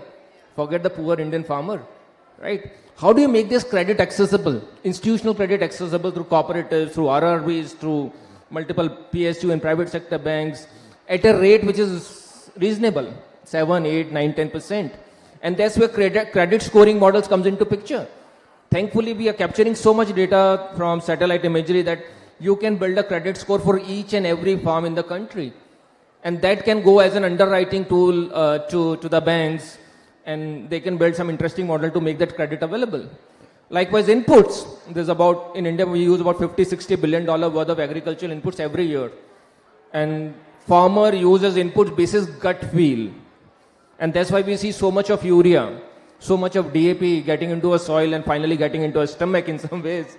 So how to optimize use of agricultural inputs, and that can only happen when you run some interesting AI algorithms on the soil health, on the plant health, on the hyperlocal weather parameters. You can actually cut down the input cost by 30-40%. So just put all this together and you will see a huge impact happening at the farm level. But I think the whole ecosystem has to come together to create this impact. I don't think a startup or an AI tech company can do it. We need far more collaborative ecosystem for this. Yeah, I'm going to prod you a little more just on that point because, we've seen a lot of digital interventions. You spoke about market pricing, for instance, or making market pricing available from mandis. We had the Enam initiative, which struggled to get off the ground primarily because, it wasn't really attuned to the ground reality of mandis. There were many, many issues that emanated. How do we overcome those to enable AI? Because ultimately you do need some kind of digital interface to be collecting data in order for it to be fed into a model. Absolutely great question. And I must clear this myth. I think a lot of people sitting in big cities think that farmers is not digitally literate. The amount of social media farmer is using today, be it YouTube, be it WhatsApp, be it Instagram, Facebook is humongous. And not for seeing some reels or something, for actual information which can help him in the farming or animal husbandry. So first and foremost, farmers are digitally literate. I think second very important component here is building a very farmer-friendly UI UX, right? And I have seen the use of voice, use of vernacular, use of video is far more powerful than a chat. So I think that is to me is more like a design challenge, and I'm sure some of the AI startups in the room can solve for it. How do you make that interface so friendly? Third click for the farmer is going to run away. He's going to run away on the third click. All you have is first click and maybe second click. So if you can solve in 30 seconds, you're good. Okay. We're almost at the end. 5 more minutes. Great. Good to know. Okay. So I think we can fit in a last Mentimeter as well. Ravindra, coming to you again. Same question. What does impact look like in fintech? What are the different kinds of use cases we're seeing across different segments? And how do you deal with the paradox of enhanced capability but enhanced risk as well when it comes to outcomes? See, the impact I will give one word only, huge, huge impact. You have to remember, I mean, you have to go back to the manual days when the banking used to happen today also, but there was a time when the borrower or the person or the applicant will go to the bank for 6 months, 5 months, he will go with his balance sheet, with his other statements, GST, tax statements, personal statements, and banker will say, come tomorrow, I don't have time, this is there, that is there. Then again one customer will come, he will say, he is my chacha ka ladka, isko to aaj hi kar dete hain, ye mere neighbor hai, so he'll do it. So that was a very subjectivity involved in lending decisions or any other decisions. So the first and foremost thing is that once the AI or the digital era has come, that subjectivity is gone now. The entire data is sourced from the SSOT itself, the single source of truth, and entire data is analyzed based on algorithm. The risk ratings are generated using that. So customer is not interacting in a subjective manner with the bankers or any institution. He is being judged on certain parameters which were impossible to actually judge by the human mind.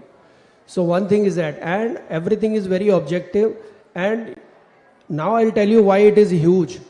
The earlier the decisioning in the lending used to take almost like 60 days to 90 days. It is an average. It could have gone to 120 days, it could be in 30 days also.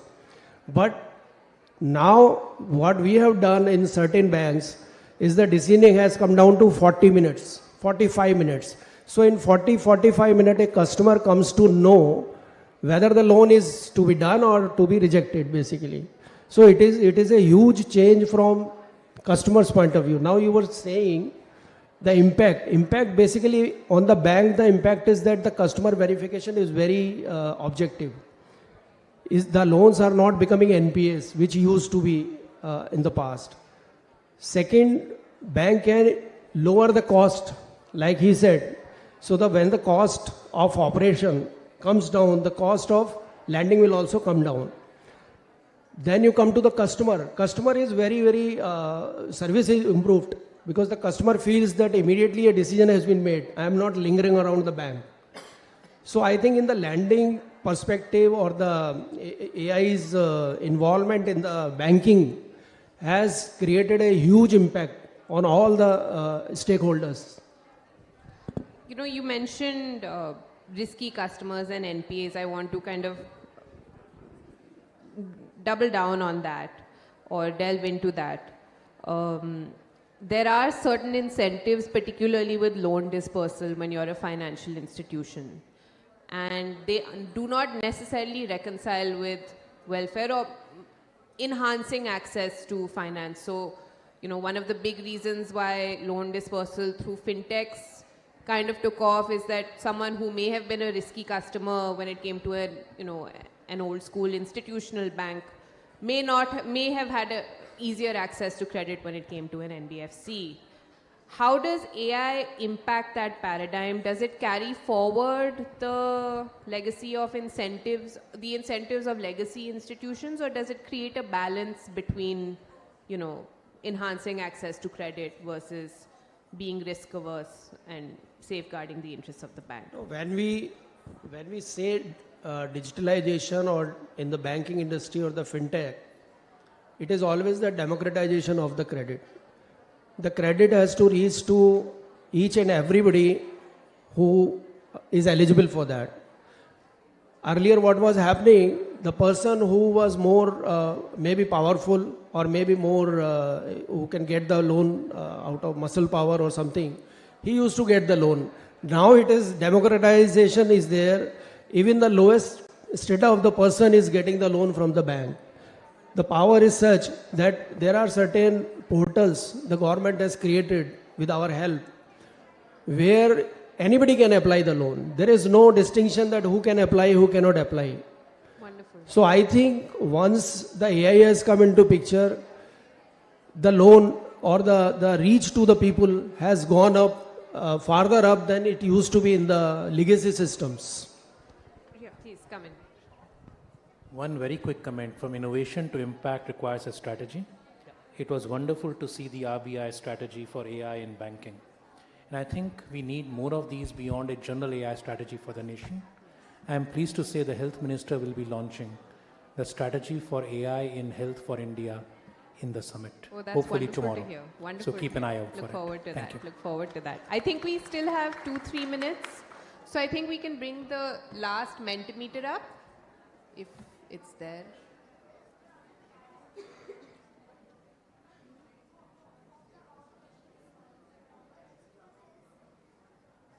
Last Mentimeter? There's only 2? Okay, fine. So, closing remarks from our speakers. Yeah, closing remarks from our speakers. No, I think I made mine. We need strategies that are sector specific to make sure we deliver the kind of impact that is possible. And a very important part of it is going to be producing the people who will deliver the impact. I always say agriculture is a heaven for data scientists. Almost everything you can think of is variable. And climate is making it even more unpredictable, right? All of us are witness and victims of climate change, right? So I think we are sitting on a huge AI opportunity, which I personally think India is the best place to solve for. So I would look to some startups who can create a solution not just for Indian farmers, but for the farmers globally. I think that could be our contribution to the world of AI. I think the last word is that let us not look at AI as some kind of a plug-in. It has to be a holistic, you have to look at the AI as a holistic solution. It is an infrastructure, it is an ecosystem. So you can't build something and then plug in the digital system. You have to look at the entire picture for AI. And for the fintech part, I will say that the regulation first, the marketing later. Thank you so much. I think, yes, context is extremely important, and what we've learned here today, I mean, I've learned a lot, but is that the ivory tower problem is not something that is restricted to academia or think tanks, which is the space I work in, but startups as well. There is a need for greater industry research linkage, industry university linkage, to understand what the realities are of a sector before you start delving into it, or when you're building solutions, particularly in engineering colleges. On that note, thank you so much to our speakers. Thank you so much to the organizers for having us. And thank you so much to the audience for your participation. And I'll close there. Thank you.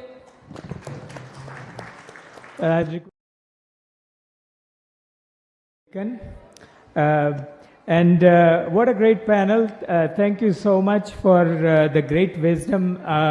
I have to tell the crowd that, if you are in any of these 3 sectors, these are some of the finest people you can meet in our nation. So please get hold of them, talk to them.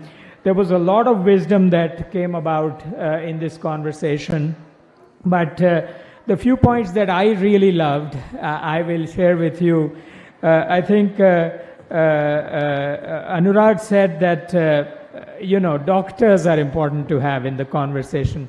I talk to healthcare startups all over the world, and I'm often shocked to find that many of them have no doctor in their team or have never talked to a doctor. This is not a good idea if you do a healthcare startup, so that's something to remember. I think Hemendra said that India is going to be hyper-local in agriculture. This is such a great wisdom. This is a beautiful thing to build on. It's a strength and a challenge. And then finally, Ravindra Misra said something very important, that when you pilot, remember that the swimming pool is not the ocean. So build for the world. Okay, well, there's one quick announcement for the speakers. If your picture was taken more than 30 minutes ago, then you should have have it framed at the registration desk. So feel free to pick it up. Your pictures are at the registration desk if they were taken more than 30 minutes ago. With that, let's get into the next spotlight. We have Dr. Beena Rai, who is here to tell us about AI-powered product development platform. Welcome, Beena.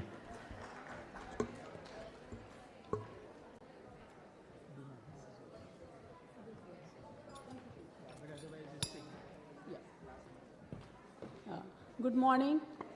And first of all, thank you for giving me this opportunity to talk about our startup, which is pretty young, started a year and a half back, Better Labs. And what we are trying to do, in fact, the previous panel talked about that if you are building something, especially the physical products, keep in mind it should be designed by compliance. Keep compliance in the mind.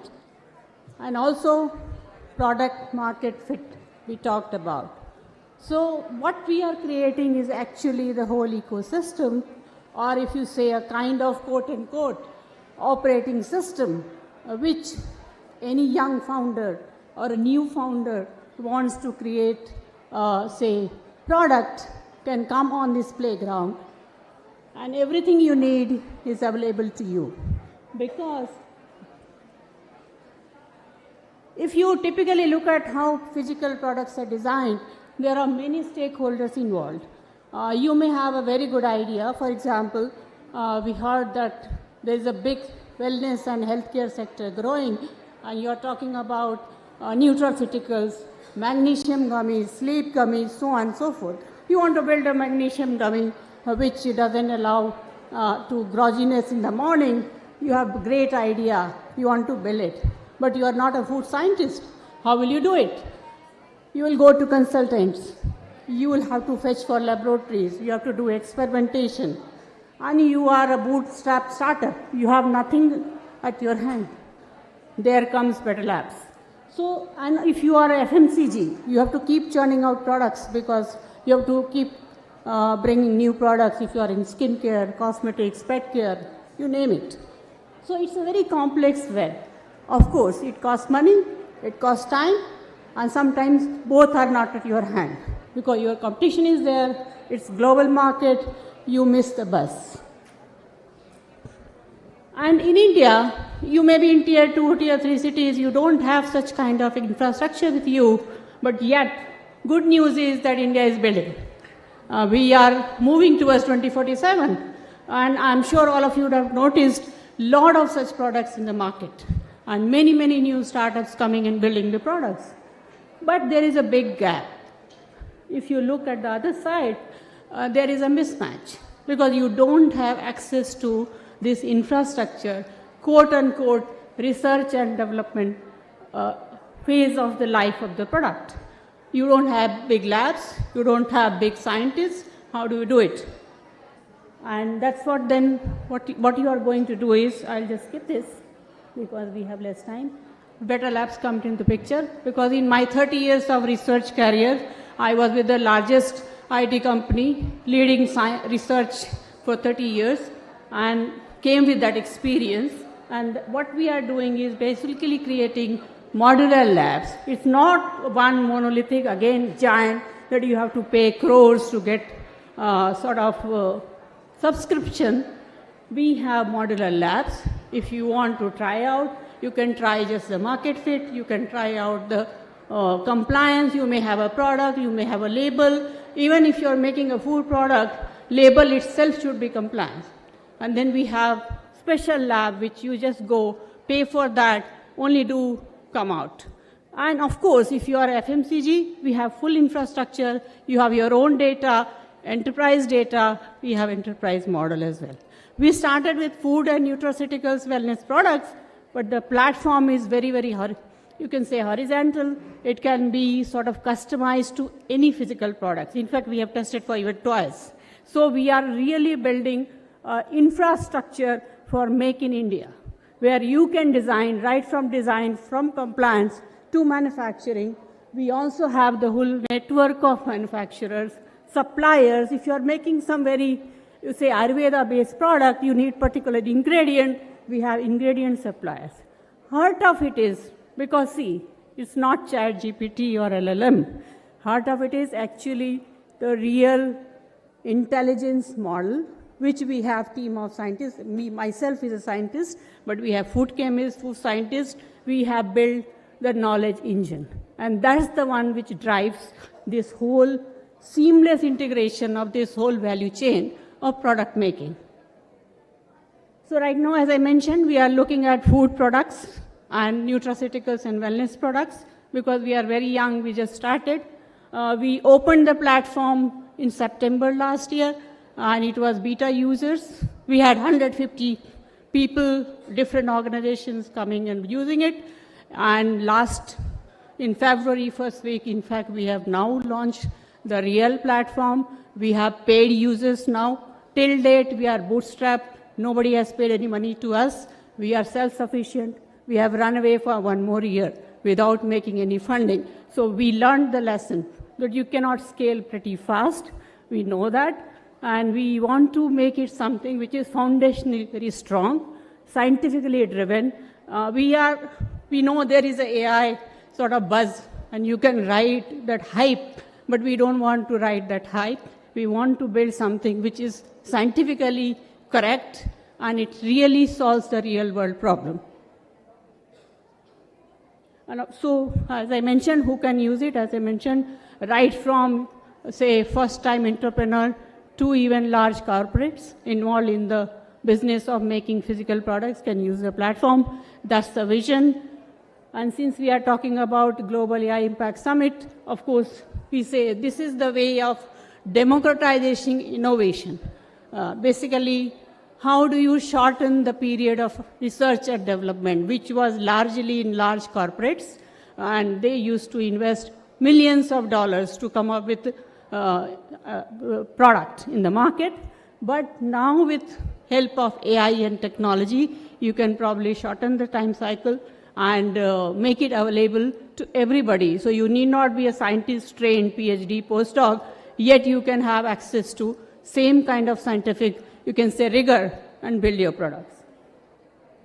So actually the platform is live, and we have also, because we want to sort of market through word of mouth as well, so we give some free credits to every user. You can log in, you can explore different labs. Right now 4 or 5 labs are there, and you can use it. If you like it, of course, then you can subscribe for whatever you want to use it for.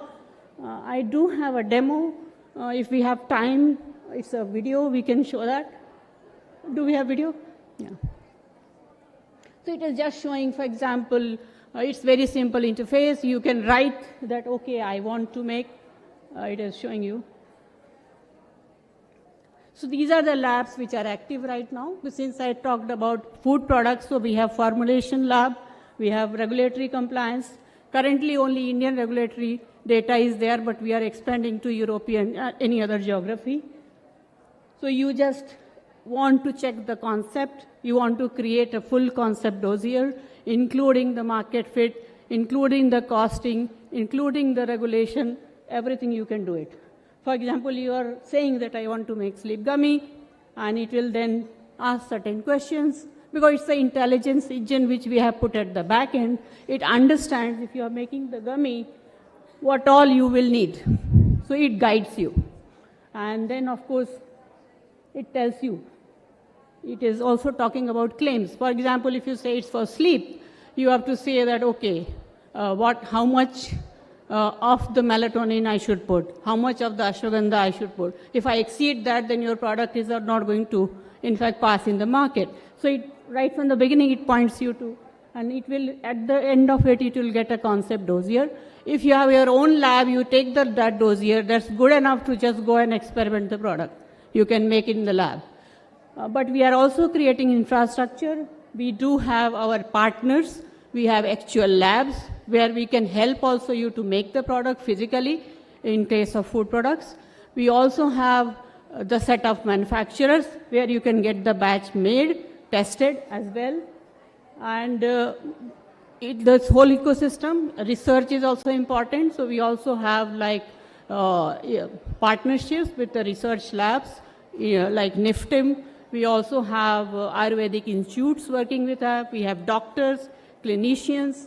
So we have a full ecosystem, and that's where we feel that we bring kind of a, uniqueness, where we give you a kind of a, scientifically robust platform or infrastructure to build the products. To start with food and wellness products, but we are expanding to other industries as well. So I think I can stop. People can go and look at it because it's available. And I'll be happy to converse. I'll be around whole day, so if there are people who want to look at the platform, I'll be happy to show you, talk about more. Thank you so much.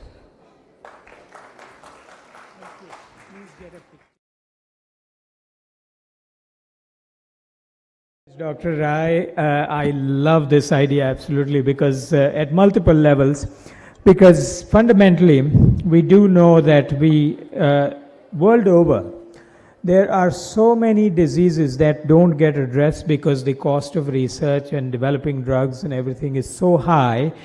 And partly it's high because it's integrated and it's underutilized. And I think this is a beautiful idea to undo that situation. So congratulations. Let's turn to investment. How many of you in this room, let me do a show of hands here. Just for a moment, if you can look up from your phones. How many of you have ever spoken to an investor for an idea? Okay. And many of you will probably speak to an investor soon. And I wish you luck on getting to that moment soon. But if you have, whether you have or you haven't,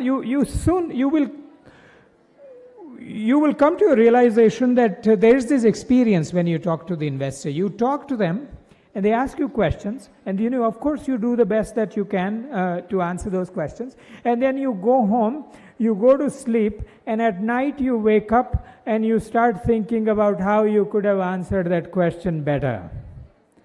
And then in the morning you realize that, oh, this is how people grow and learn and go on and get better and better and better, right? So I think being able to speak to investors is a very important segment of this story, without which there will be no story.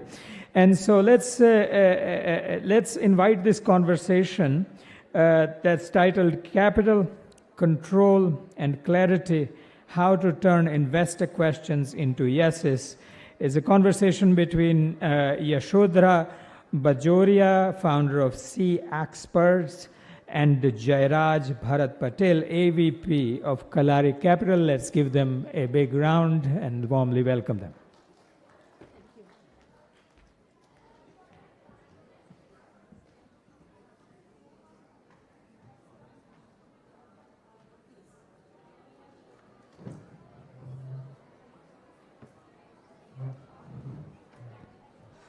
Great, wonderful. Thank you so much, Dr. Vaishnav, and completely second what you said about Dr. Rai's session, because I think the fact that she's not only spoke about how difficult it is to crack this very difficult market, but even from a capital point of view, the minute she used the word modular, that just makes it very comfortable for us to also look at giving money, and we feel that, it's a part of the larger puzzle.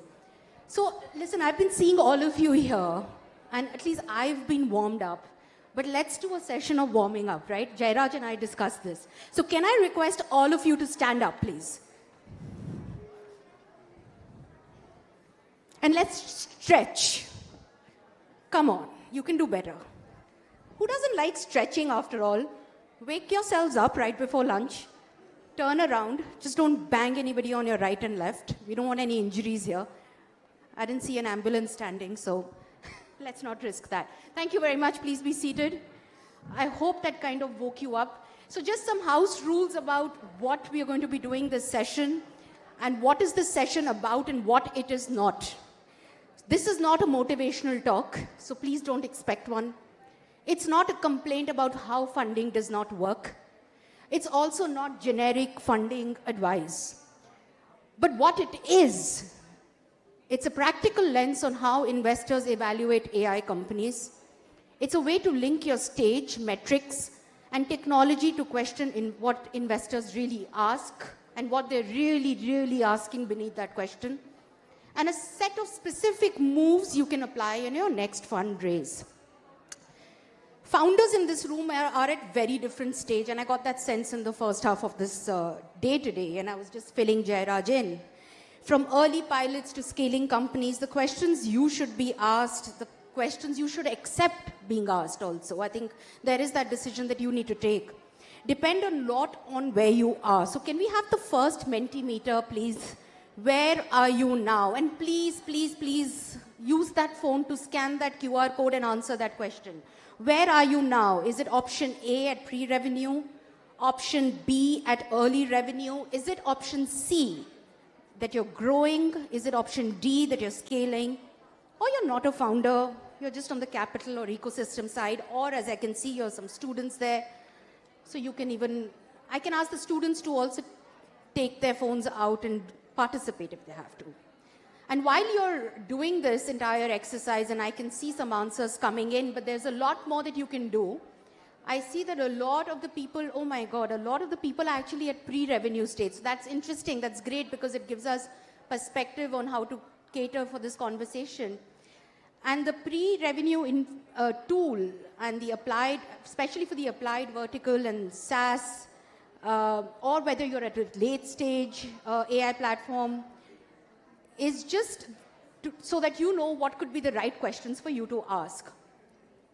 So great, as the numbers keep coming in, I can see, at least from this question, I think Jairaj, it's fair to assume that most of the audience is pre-revenue. Correct. So just a brief reality check so that all of us know where we are as of right now. AI is now infrastructure. It's not a magic word anymore. Patterns, bias do exist, but this is not the center of this session, and I have everyone important. I have the permission to not make it about how women are biased and all of that, because I never faced that. And this is a unique window. And the reason why I say that is because you have access to models, infra, data tools that did not exist a few years ago. So strong technology plus clear evidence gives you more leverage than you've ever had before.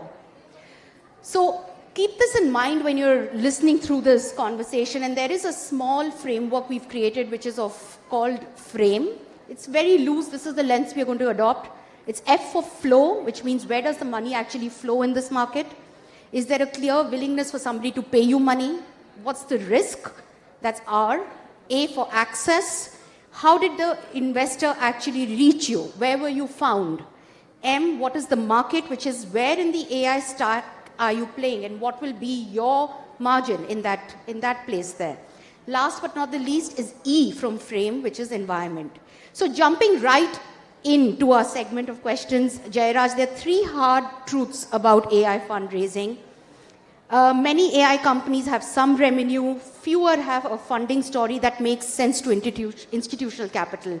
Jairaj, my question to you is, when you see an AI company with early revenue, what tells you it's a scalable product or a business versus essentially a service or a project business? No, thanks, Yashodhara, and I think this was very helpful to see that, because most of the people in this room, at least from a founder perspective, come in that very early revenue or early product stages.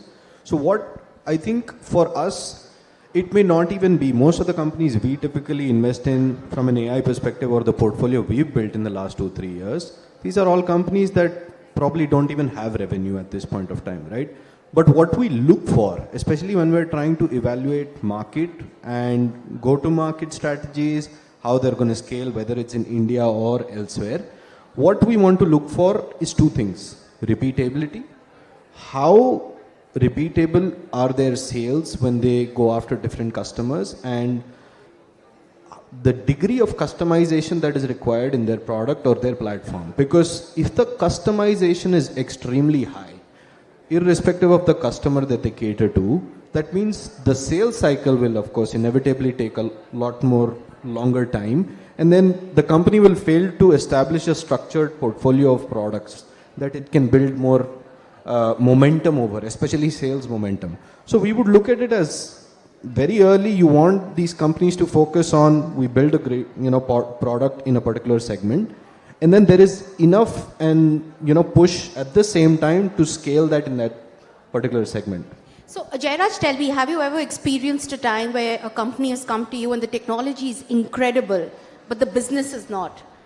Give us an example of something like that. So yeah, very recently, I think just about last week, I was speaking to one founder from the US, and they're basically trying to experiment with what they're calling small language numeric models. So their thesis is in a lot of different quantitative market use cases. They want to go beyond the generic text-based LLMs and build this on data sets that can have significantly more accuracy across a wide variety of use cases.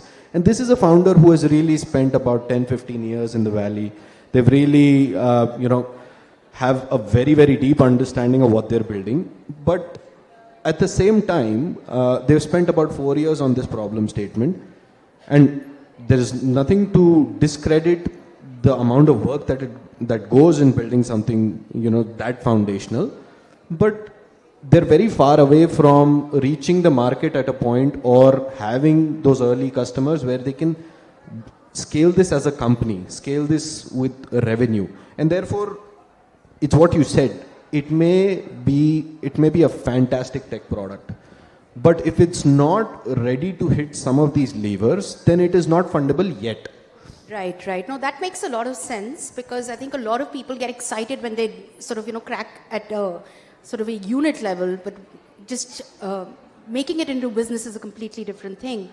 Every segment, and all of you sitting here, we're going to have this one round of quiz in the end, and whoever scores the maximum marks is going to get a crazy gift. And if all of you believed me, then you're listening to me, which is what I wanted to do. So no, after every segment, what we are going to do is have a quick segment of what you should do and what you should don't. So Jairaj, correct me if I'm wrong. You should state clearly which layer of the AI stack you are in. You should show a simple path from your project, make it repeatable, and how that process is going to only improve margins with less customization. Link 12 to 18 month capital use very, very clearly from a de-risking perspective. What you must not do, and I think if you were me, I would be taking notes right now. What you must not do is present a service-heavy business as a product company without data to support standardization. Second, pitch horizontal AI for everyone at early stage. Treat, and the third thing is very important, treat some revenue as enough. So definitely don't do any of these three things. Moving on very quickly to the second truth of today, which is data beats bias. I think Jairaj, very, very gently touching on the fact that data is agnostic of any kind of bias. So when a founder does not fit your usual platform, but has very strong metrics, and when I say platform, you can understand what kind of biases I'm talking about, but has very strong metrics. What convinces you the fastest? And honestly, tell me a little bit about your fit. Who is your fit? It's a very interesting question that you ask. So I'll take the latter part of it first and probably then connect it with what really convinces us fast. I mean, from a fit perspective, our job is to look at only three things, especially early stage startups. It's to look at product market teams, right? And try to make sense of this in whatever way, whether you want to call that a math, science, art, it's all, a mix of all of these in some or the other proportion, right? So for us, though, from a structure perspective, let's say we look at AI and we have an AI practice at the firm. We will have different verticals within AI that we want to look at on the application layer, on the infra layer, and what we have is what we call sub-themes, right? To look at founders building in different domains. And for all of these, we will of course do our best when we are building our own thesis to try to come up with a particular archetype or a founder type where I feel, hey, in this particular segment, I feel that someone with a more tech-first approach is likely to win and build a more enduring company. And I might arrive at some segments where I feel that I need a founder who's going to be great at enterprise sales or running product sales. Now, we may have some understanding and, let's say call it a bullet list of this is what we're looking for in founders on a sub-theme level, but this is never followed by the book, right? So to say that fit is evolving each time we speak to founders, and we learn the most directly from founders who are on the ground, who are doing their job, right? To the first part of your question, what really convinces us fast is the clarity and conviction that founders will have, right? If, like I said, it doesn't matter if I get to see personally, I get to see that you have converted revenue, you have converted customers in a segment, and you're showing growth at 50% month on month, quarter on quarter. To me, that comes later, and I don't, specifically attribute a lot of weightage to that. What I'm looking for is, does the founder have a clear pulse of where they're operating, who they're competing with, and with the opportunity that they see, what kind of a land grab they're going to do in that segment, right? And their strategy. That clarity, that focus is what, of course, convinces me and therefore pushes me into go into diligence and then go into more kind of a mode where I'm going to be brainstorming more with the founder. So Jairaj, I agree with everything that you're saying, but I'm going to repeat it in a different way. If a woman in her last trimester walks into your office asking you for money, you're going to judge her based on everything else you said. Absolutely. And I'm going to say this because, of course, Kalari, our general partner, our founder is Vani Kola. She's a female herself. At the same time, we have part of our fund that is allocated specifically to female founders, what we call CXXO by Kalari, that is dedicated specifically to promote and invest in female founders, right?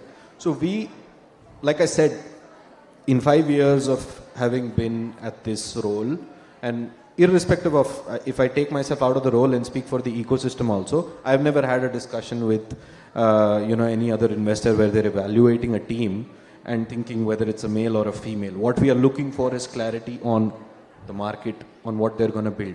Yeah, that makes sense, and I would urge everyone to believe that, because when we were having some initial discussions, it came up that, now the differentiator, I think there's something Dr. Vaishnav said, that the differentiator at the level 1 will be technology. What are you doing faster, better, cheaper? And nobody's kind of looking at anything else. And that, and honestly, that conversation now is losing steam, if I might say so. So what are the do's and don'ts of this segment? Do come with 2 or 3 non-negotiable data charts you can explain clearly. Retention, unit economics, model impact or usage. When asked a defensive question, answer first with a current data point, then with a forward-looking plan. Third, use your product and customer behavior as your introduction, especially if networks are limited. And what you must not do, rely on narrative alone, especially if you suspect a pattern bias. Spend time debating the fairness of the question in the room. It always fails, let me tell you. Hide weak or noisy metrics. Explain what you're doing to improve them. Not everything has to look pretty, but there can be a justifiable explanation on why they are the base today. I'm not going to go through, or maybe Jairaj you could, because in a poll, predominantly everybody here is in early stage. Can you just tell us the various stages of funding very quickly?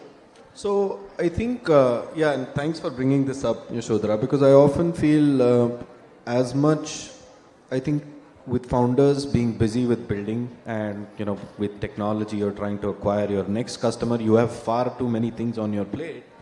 So you probably don't, unless you spent a lot of time doing it. Like I saw a lot of hands go up when the question was asked about how many of you have spoken to investors. You probably don't have a clear sense of what is the structure or the investor landscape, right? And it's very important to establish that, because that will make a difference in terms of the feedback you get to hear. So in a very simple structure, I can tell you at the earliest of stages, what you have is an angel or a pre-seed, right? Which is where you may be at the stage where most of the people in this room are, that you are currently either very early revenue or still figuring out what your product is, what your MVP is, what your go-to-market strategy is going to be. Then what you have is a seed stage where either the product risk is complete, that you're in the final leg of completing your product, have an alpha or a beta ready, have done some prototyping, and therefore have a better understanding of the markets you're going to go after. Again, early revenue, and then you move into seed. This jump from seed to Series A Series A would happen typically when you have figured out a lot of these structures that are in place. You have a product, you have a base team in place, you have established markets, and the capital that you need really is to now accelerate, right? You just want to hit the pedal. And Series B, C, D, so on and so forth really come at different maturities, but not to go into that. But these three stages are very important. Now, each fund, just talking about India, each fund will have different check sizes, right, in terms of what they do. But why it's important to understand what your investor wants, irrespective of what is written on their website, and therefore some of this is obviously information you will only collect when you have a conversation, is if you're at this early product stage where you really haven't cracked that, and you go and speak to a Series A investor, they're going to tell you the metrics you have aren't enough. You're not cut out. You're probably going to go home thinking, oh, I need to scale my revenue before I can get an investor to speak to me. But really, that's not, because you've spoken to an investor who will, who comes in at that stage. Really, what you want to do is target more investors at the stage that you are in, who are coming in, who may not put a revenue milestone on you, but will tell you, can you finish this particular product milestone? Can you get to a beta? Can you get to a alpha? Hey, I'm going to introduce 5 different potential customers to you. So they come in and add that kind of a value at, in those stages. So it's very important to understand bucket, and of course, not to say that if you're at this stage, speaking to a Series A investor does not matter, because you can speak to them and work in reverse, knowing what they're going to want from you the moment you reach there. You're probably going to be a year or 2 away, right? But it's very important to have this clear understanding of these structures. No, I think it's very important, and if anybody has any questions, please park them, because Jairaj would be happy to take that, later on. But honestly, Jairaj, if I was to ask you if an AI founder, also define an AI founder, right? Because we're confused about that. Comes up and tells you that here's my 18 to 24 month plan. How do you check whether they've properly factored in compute costs? I don't think, like Dr. Vaishnav asked, how many people are here from energy, and I didn't see a single hand go up. And that was concerning for me, because, that's just concerning for everybody who knows that we're doing an AI Impact Summit here, and there's not a single person here who's from energy, right? We discussed this. So how do you know that they factored in compute costs, data access, hiring, getting people in that space is so difficult. How do you know that they factored all of that in? So again, I'm going to quickly bucket this into 2 types of founder archetypes that I've come across, right? The first founder archetype is they've built the whole model by themselves. Now, whether or not they have the full financial understanding of it, they've factored in a lot of these direct assumptions. They may not be portrayed directly, but they're still in place. The second founder archetype is people who have not built, let's say, have not had the exposure to build some financial understanding early in their careers, and therefore are leveraging, an investment banker or other catalyst to help them through this process. In both of these processes, what is extremely important is that you are up to the numbers. It doesn't matter if someone has helped you build those or not, but you really need to have a clear understanding of how this business evolves, what are your core cost centers, what are your core revenue centers. If I was to answer this question from the angle, how do I make sure they factored this in? Of course, the more time I spend, I will provide my input on what they can do, or as a fund, every investor would do that. Before it's not just that we will look at the numbers and say, okay, we're going to invest or not, but it's a more group-based activity. But at the same time, very recently, I had the opportunity to speak to a founder. It's a team based in Bangalore. They're working with D2C brands in India, and what they've pitched is they have a small device that, their competitor has a device. What they've done is they built an app that sits on a retailer employee on the floor. Let's say you have a Nike store, and the person working at the Nike store will have that app in his mobile phone.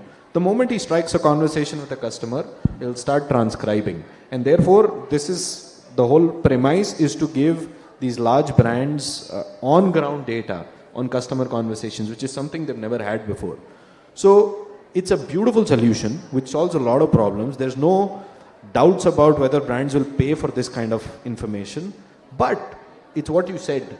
I had a discussion with the founders. It's a, seamless app that they've built, but the amount of compute cost that goes into constantly transcribing every conversation from morning to evening, all of a sudden you're looking at a company that has a beautiful product, but the gross margins are absolutely not close to what a software business needs to have. And therefore then they need to rethink that model itself. Hey, do we start this at random points? Would this be some conversations? Would this capture some part of the conversation? But it's a very different model mix, and you can't do this once you've already sold to about 100 customers and realize that my margin is low. At that point, you won't be able to make that change. So it's very important to kind of get that perspective. But yeah, we do it as a group activity to figure that out. Yeah, I think the takeaway there would be to dig deep into this very dynamic changing landscape of what this cost looks like, and also map that 18. So basically the do's would be to present a clear 18 to 24 month de-risking plan, just catering into all these kind of dynamic and unpredictable cost variables that will might kind of hit you from the behind when you're not looking. Second is decide and stay whether you are optimizing for fastest possible scale or disciplined unit economics first growth. And third would be seek investors whose portfolios align with yours. The don't would be overpromise release cadence. I think that's very important. Don't overpromise a release cadence of your product. Ignore your own bandwidth and commitments. Don't overstretch yourselves. There is a life beyond work. Take capital because it's available. Just don't take any capital. Trust me, he's being very sweet to you right now, but they can be a hawk. No, otherwise. Nothing like that. Please don't build that impression. Okay, no, I'm joking. Can we have our second Mentimeter up, please? Which question hurts you the most? And please answer this because really, is it how big can this get? Is it when why you and your team? Like how many of you get asked this question? Why you and your team? Show me the numbers. What's the plan for the next 18 months? Who else believes in this? Come on. Can we have this? Can't be 50-50 I think the entire room should be voting for this. Wow. Jairaj, I'm so sorry to put you through this. No, I'm glad to. Yeah, I can see a lot of information. Show me the numbers. Wow, a lot of people actually voting for show me the numbers. And why does it hurt? I mean, why is it so hard? Jairaj, explain to me. Is it because they are underprepared? Who can tell them what to be prepared for with numbers? No, I think, and this is something we were discussing prior also, right? I think numbers, we are at a stage where, at least the early stage investing we do as a firm, where, like I said, if you're a pre-revenue or an early revenue company, you really don't have a lot of numbers. At that point of time, what we would want is you really understand your cost centers and the nature of how they will evolve as you scale. But that clarity on numbers really comes from clarity on your business, right? And I think that is absolutely critical to build and instill from day one onwards, right? Of course, each nature of business, like everyone in this room probably, I can assume that you're wanting to do something in software or AI. But if you're building a D2C kind of a company or you're building a B2B commerce platform, there's a wide range of the things you need to be tracking and wary of, right? But it can get challenging, especially if you're talking about domains or solutions where there is nothing really that you have something to take inspiration from or learn from. You've built something truly novel. At that point of time, yeah, it may be slightly harder, but it's not impossible, right? And it's very important to have. Yeah, I think the numbers haven't changed because I think for a lot of people, what hurts them the most is show me the numbers, right? But I guess that's the right question to ask. I also feel that there is clarity that is lacking in the area of signals. So when somebody walks in, say there's a founder that's walked in, if somebody tells you that they take some big names of their customers. Or pilots or some other accelerators that have supported them, what actually does name throwing help, or does it change the conviction that they have? how should they deal with the fact that the last slide is always about lots of big logos that these guys funded me and this is the amount of money I raised. Sorry. You can draw this to a close slowly. Yes, so please draw this to the close. No, I think, yeah, for us, like I said, it's clarity and we gauge from the founders. So it's never a quantitative bet, it's more a qualitative bet. And I would say urge everyone in the room that wants to raise money, whether from a VC or otherwise, to make it a relational job. You're basically picking who you're going to be working with rather than who's financing your company, right? So I think it's very, very crucial for you to have also built that trust with them. Wonderful. Thank you. Thank you so much, Jairaj. I don't know about anybody else, but I have a lot of takeaways and at least people are clapping after this session. So that's thanks guys. Thanks. Really appreciate it. Thank you so much. Thank you, Jairaj and Yashodhara. I think, well, you have to believe this. You got a lot of wisdom from this conversation. And thank you for masterfully navigating it, Yashodhara. And please get a good picture taken. We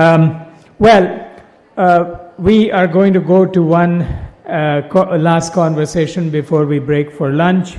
I do have some announcements for lunch, so I'll make them right after this conversation. But for the next spotlight, let's invite Sonal Khanna, who will be telling us about Secure Blink Threats Spy. Sonal, welcome to the stage. And let's welcome her with a big round.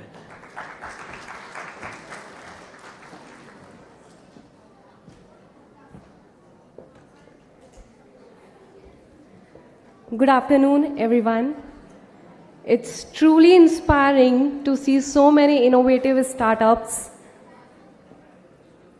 presenting here today. So we have seen powerful AI solutions transforming industries, solving real problems, and shaping the future. But alongside this rapid innovation, there is a very important reality. So every application, every new LLM or AI model or any of the digital platform opens a new endpoints for the attackers. So as innovation grows, the need for cybersecurity grows with it. Because no matter how powerful your innovation is, a new single vulnerability can break the user trust, can disrupt the operations, and impact growth. And this is exactly the challenge we are solving at Secure Blink. I am Sonal Khanna, co-founder of Secure Blink, and we have built Threat Spy to help organizations innovate securely.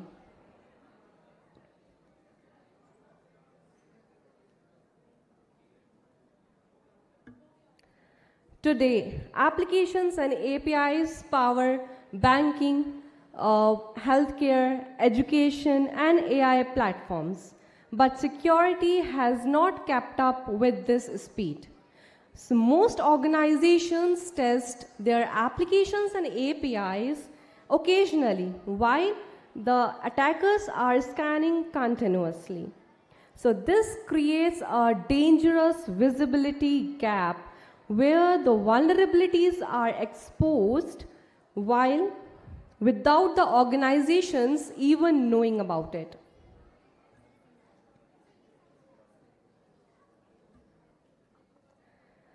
The applications are being released faster than ever. APIs are expanding the attack surface, but security teams don't know the visibility and don't have the enough tools to keep up. So this creates the global need for the intelligent continuous application security.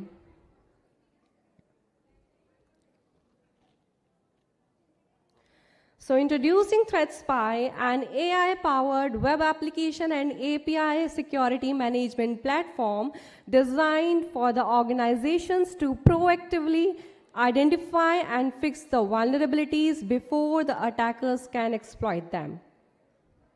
It continuously scans applications, APIs, detect vulnerabilities early, and helps them, the teams, to fix them.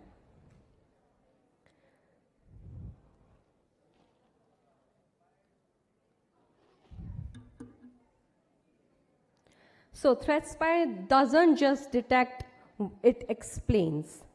So by finding vulnerabilities, it not only the part of the problem. Security teams often see vulnerability alerts, but they don't always understand the real impact or priority. So this is where the ThreatSpy AI review becomes powerful. So ThreatSpy doesn't just detect vulnerabilities, it explains them in simple terms. It shows the real impact, how attackers can exploit it, and how developers can fix it. So this helps team move faster from detection to resolution, improving overall security. So now we're going to see ThreatSpy in action. Can we play the video, please?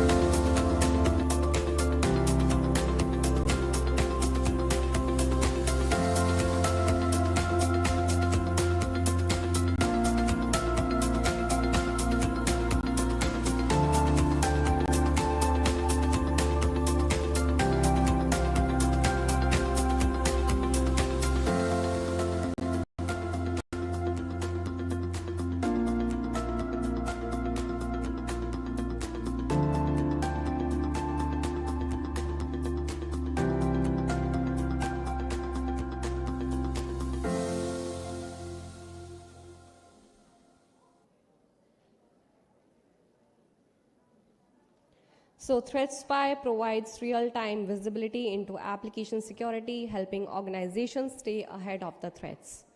So this is the product impact. So with 95% reduction in the false positive, we are 89% faster in resolving critical vulnerabilities, 85% faster remediation, and with this we are able to save 1.2 million US dollars annually per deployment. With this, we are able to give 80x ROI to the early adopters. So this is our leadership team on board. I am Sonal Khanna, the co-founder and COO. So I have along with me Mr. Tapen Dev. He is the founder and CEO holding 12 plus years of experience in cybersecurity domain. Then we have the other advisory on board as well. So this is our notable achievements. We are recognized globally. in Dubai AI and Web3 Festival, in Maruti Suzuki Innovation Fest, and DSCI FinSec Innovation Box Challenge as well. So we are raising $3 million in our seed round to scale up our agentic AI product development and the sales and marketing as well.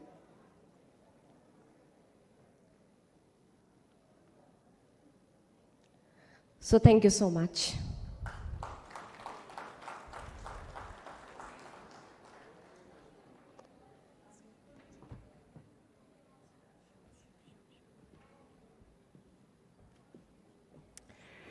Well, thank you, Sonal.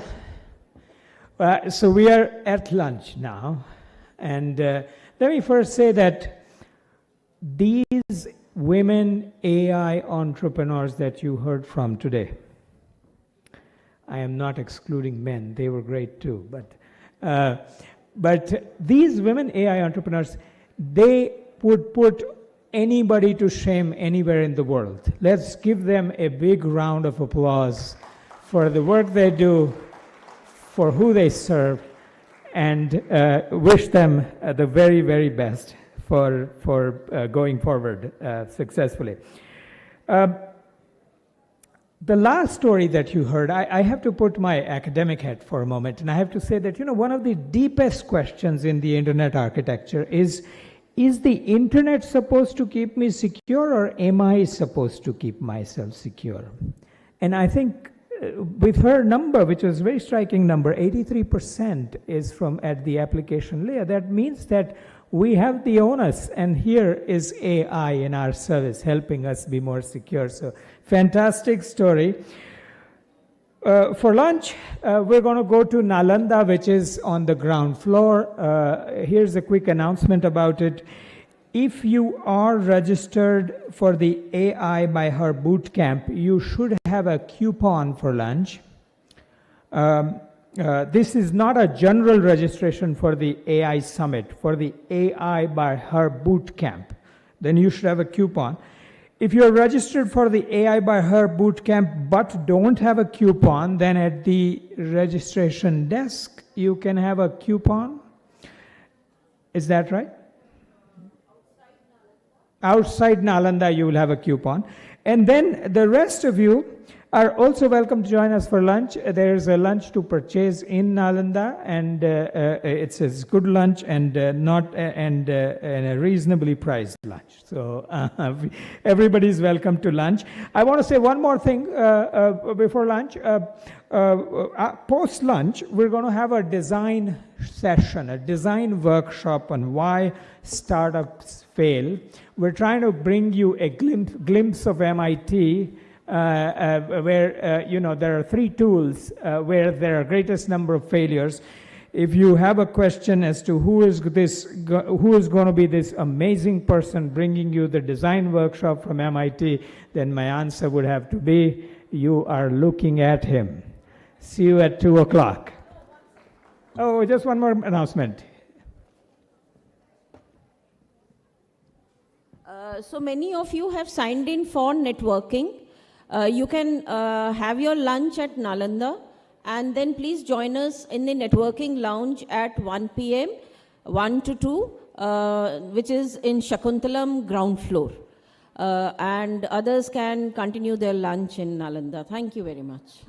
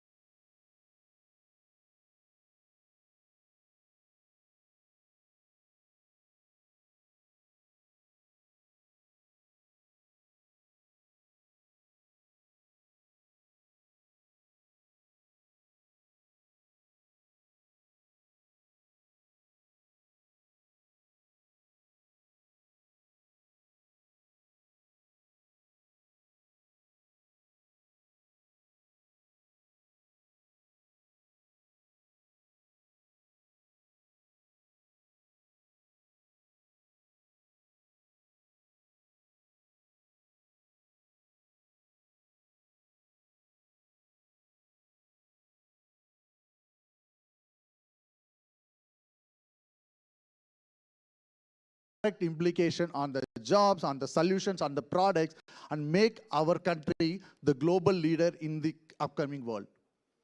Right? So that is the one and only target of this, and we want to have you all as the AI builders and not just the consumers. Okay? That is a statement by us, like Indians, we wanted to be the AI builders and not just the consumers. Right? When we wanted to build that kind of aspirational thing for our country, the first thing to do is democratize the learning. How could we do that? That is when this India AI Impact Pre-Summit happened, right? We joined hands with the India AI team of the MIT and then went on ground to the places where even there is which are far to reach to make sure everyone gets that opportunity. Okay? The team traveled from Punjab to Tamil Nadu, from Gujarat to Tripura to make sure everyone gets a fair opportunity to skill themselves and be part of this movement. More than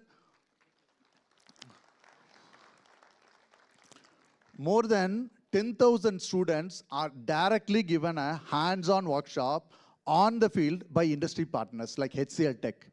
Imagine industry coming together with us and then going into the academia institutions and enriching our future generation. Wow, what else the best can have for? And this happened in around 48 venues over the past 4 months. Okay, we are saying how much effort it takes for doing it in one venue, right? This has been done in 48 venues over the last 4 months to make this happen. Okay, and this hands-on workshop made sure that people learned the technology in their native language and then practiced in the platform and got things done. Okay, next is, we have made them skilled, but what is the outcome? Give them real-world problem. Let them go and solve it. That's when the final transformation of this India AI Build-a-thon has been brought into picture along with India AI team and HCL Tech. So what's happening now is, today, as we speak, right, we are creating, we are nurturing the founders and the builders for the AI movement. What we are going to do today, as you finish this event, right, we are just sowed the seeds of everyone taking forward their own step to make sure how they can contribute to the AI revolution of India, and we will see that in the going forward season. Okay, so having said this, I would like to take an opportunity to say, when YUVAi has taken this on shoulders, there are two things that we need to bet on. One is the government of India. Who else can support us other than them? That is when the India AI team and the major team came along with us, who said, go and make this happen, we are there to support you. And from the industry side, we had the HCL Tech, who said, we will be there to provide the resources and infrastructure to make this happen. So that's how the YUVAi made this transition of doing this, and we are all seeing the outcome here. So with this movement, once I take back, many people would have heard about what YUVAi is, or heard about the name YUVAi for the first time, right? To just give a background, it's a tech online skilling platform where you can learn technology skills in your native language and then practice hands-on. So we are part of the IIT Madras and IIM incubation and started in 2014 as a YouTube channel, now being part of HCL family. Okay, contributing and proudly supporting 4.5 million learners across the globe by teaching them technology in 20 different languages. Okay, so founded by tech nerds, Arun and Sridevi, contributing this growth, this proud moment makes us feel that the best is yet to come. Okay, having said this, and we are also proud recipient of 2 Guinness World Records for skilling more number of people in AI. And the proud moment here is, the first Guinness record, we hold it along with the AICTE, represented by Buddhaji, who are the one who made this possible as well. Thank you, Buddhaji. And whatever we are witnessing here is just the beginning. We want this moment to create the spark in each and every one of you. By end of this event, right, the ask from us, don't just stop it. This is just the start. We will be there to guide you. We will be there to support you, to make this movement go across the nation and kindle the spark of how India can lead the AI revolution as along with our leaders. Thank you so much.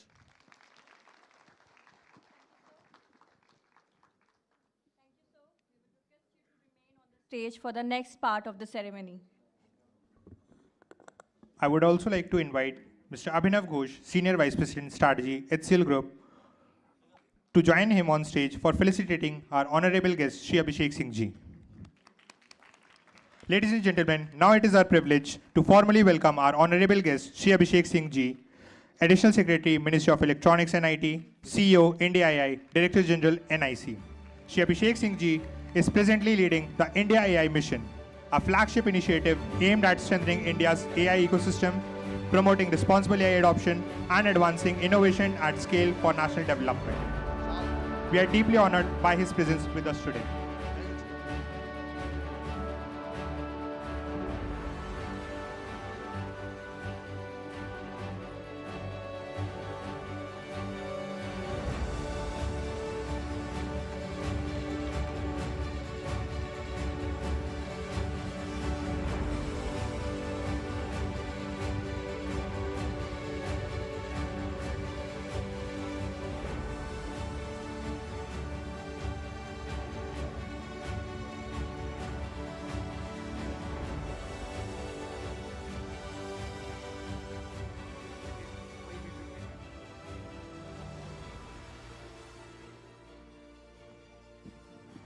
So we would be deeply honored to hear your thoughts and guidance for this gathering. Thank you, and distinguished leaders from GOVI and HCL and all the jury members and all the experts here, and all the young minds who are here, who are wanting to take part in the Buildathon, trying to build something which is impactful, which can create a difference, which can impact people at large.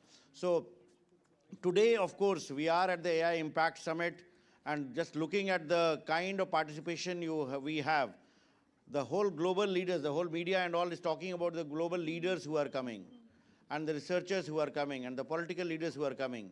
But the real power and the real strength of India is in all of you who are here to take part in such hackathons, and the kind of response we have got, like outside, as per numbers that have been told, more than 25,000 people are here.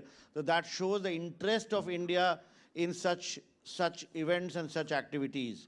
It's not that it's a Coldplay concert where people are going. People are going here to create value, to show what they can, how they can learn about technology, how they can adopt to technology, how they can build things that can improve lives, how AI can improve the life of a farmer, how AI can improve healthcare, how AI can impact education, how we can help people with disabilities. So there are multiple such possibilities which are there.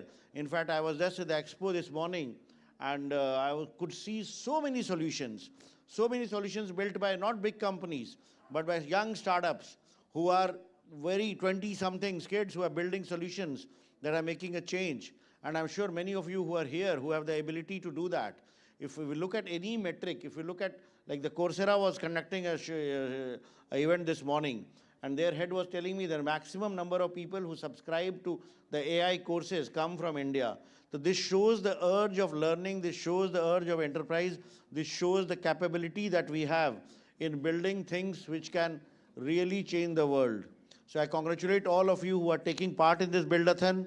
I am sure a very interesting pitch session lies ahead, and we will be hearing much more about what you want to do, how you can do, and then it will be our responsibility that how do we help you realize your dreams, whether it's through ensuring for startups, ensuring funding through VCs and funds, whether it's through access to low-cost compute, whether it's access to data sets, and more importantly, access to mentoring. There's so many experts who have done this, who have gone through this. If they can mentor young startups, if they mentor young minds, then we can really, really create an impact. And the whole world knows what India can do when it comes to technology. Not only the big tech companies who are offering IT services to the whole world, but even our whole digital public infrastructure story, like how we used technology for transforming governance, how do we build the identity platform of Aadhaar, how we did UPIs. And UPI, incidentally, for this summit, we got RBI's approval to allow UPI for the foreign delegates. So those of you who have come from outside, you can also download the app, the CheckPay app, the Check UPI app, and load your wallet, the One World wallet with your credit card, and then go and scan the QR codes at the various food outlets and other places and experience the magic of what it takes to pay things seamlessly.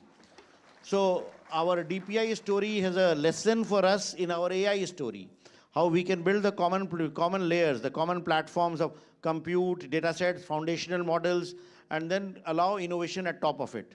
So that's the value that we are trying to create, and I'm sure with the young minds here and with this initiative like Buildathon and others, we will be able to really, really move forward. I'll just conclude by making one request, one appeal. I don't know how many of you have already taken the AI pledge. Has anyone taken the AI pledge?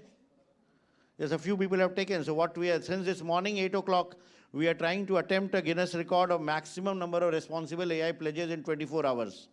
And India will show at the start of the summit what we can do. So already we have crossed 50,000 plus, but I am sure if by the end of this session, all of you will go to aipledge.indiaai.gov.in and take that brief pledge, which will also add to what we are trying to do. And maybe on the 18th, we'll get a Guinness record. So look forward to getting your contribution on this. And in fact, once again, congratulate the organizers for doing this Buildathon. And with your energy, I'm sure the outcomes that will come, the solutions that you will identify, will be able to continue it. It should not end at this session today, but we should be able to follow up so that when next time we do a summit, we do an event, they are the ones who will be showcasing their solutions to Honorable Prime Minister.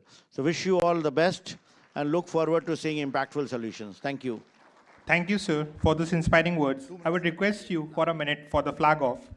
Now I would request our all dignitaries, Mr. Debashish Mishra, Dr. Buddha, Mr. Sandeep Saini, Mr. Neeraj Walia, Mr. Ankit Kakkad, and our HCL GUVI leadership team to join Shri Abhishek Singh Ji for the official flag off ceremony.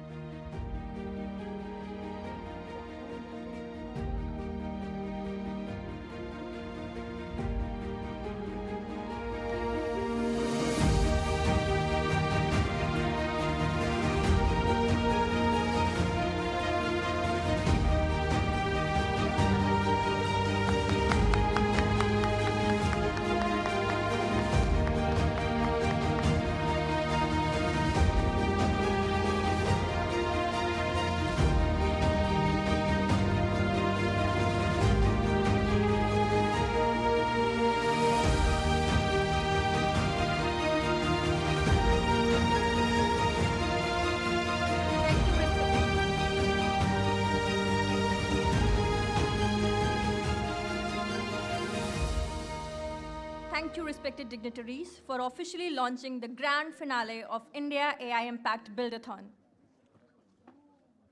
Guys, this is your moment. Give it your all.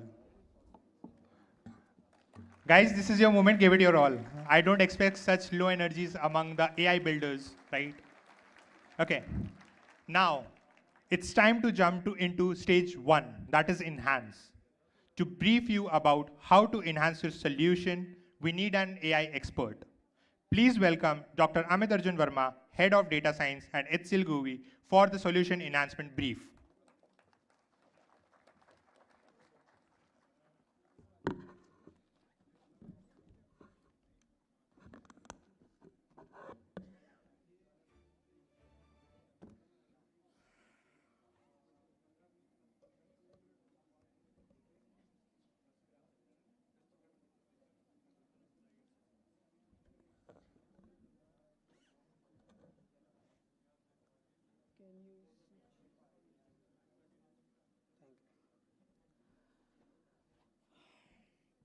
Hi, everyone. Hi, everyone. Okay. So welcome to the final sprint of India AI Impact Buildathon. So congratulations to all the participants joining us right now. You are among the top 200 teams selected for the final sprint.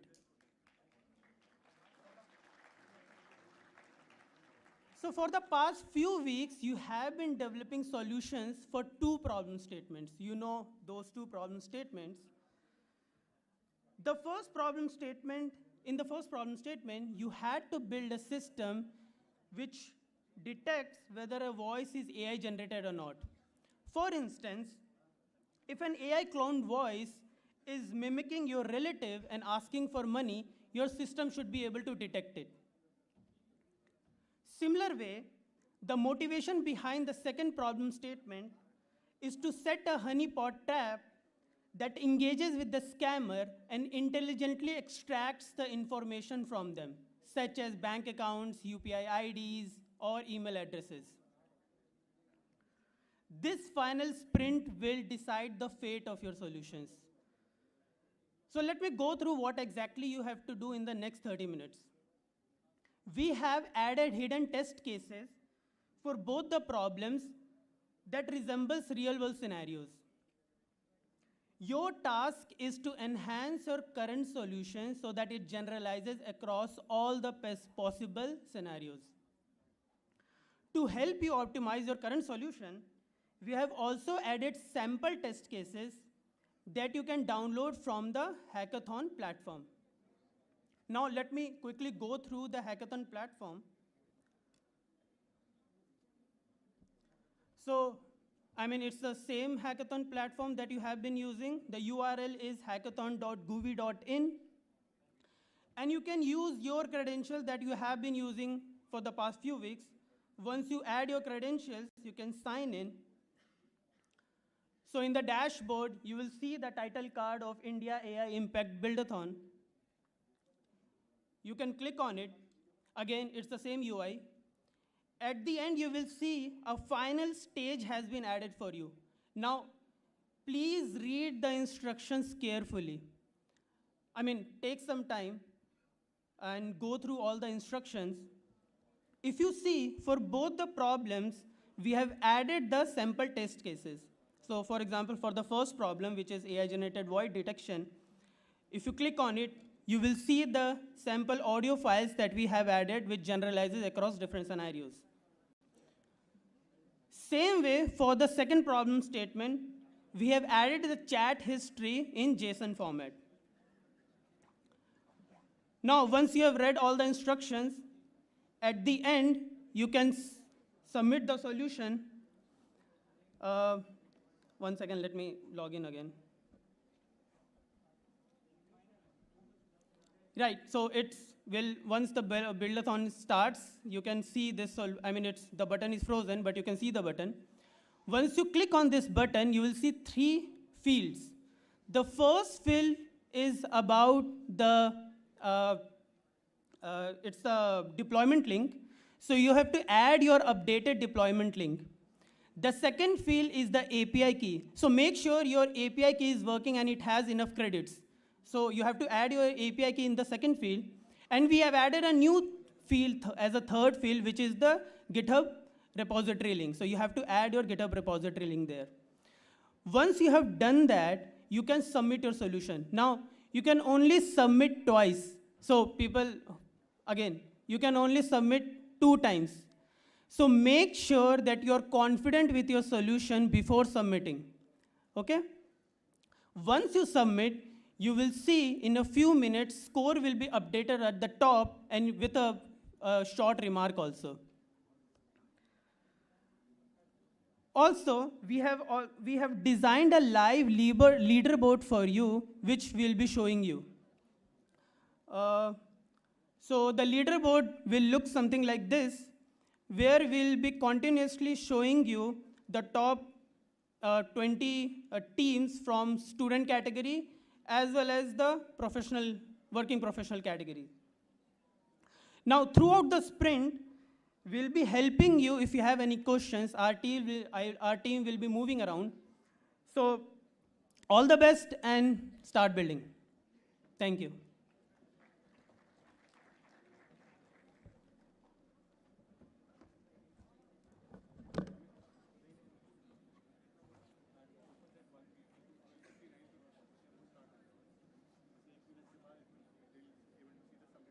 I'll see that.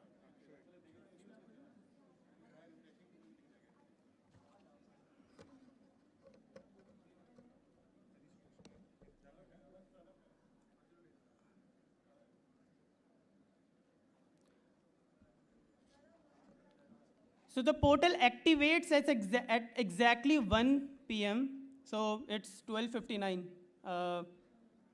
Anyways, can you switch this? Yes, so now you can see the submit solution is activated. So the buildathon is officially on. You have 30 minutes. And yeah, again, start building. Thank you, guys.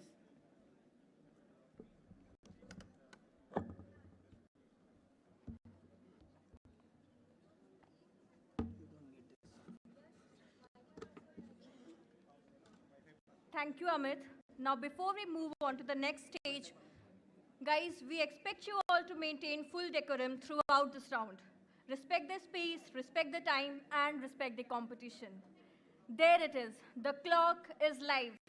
30 minutes on board. The countdown starts now. Our mentors are here to guide you. If you need clarity, raise your hand. We are here to support your enhancement process. Your time starts. With us today, Dr. Lavneesh Channa, Asia Pacific Head of Government Affairs at SAP. Welcome. We have Madhav Krishna, Founder and CEO of Vahan.ai. We have Ms. Swati Sham Sundar, Head of Research Group, Associate Vice President, Siemens. And we have Mr. Priyadarshi Mohapatra, Founder and CEO of Cube. Welcome to the panel, everybody.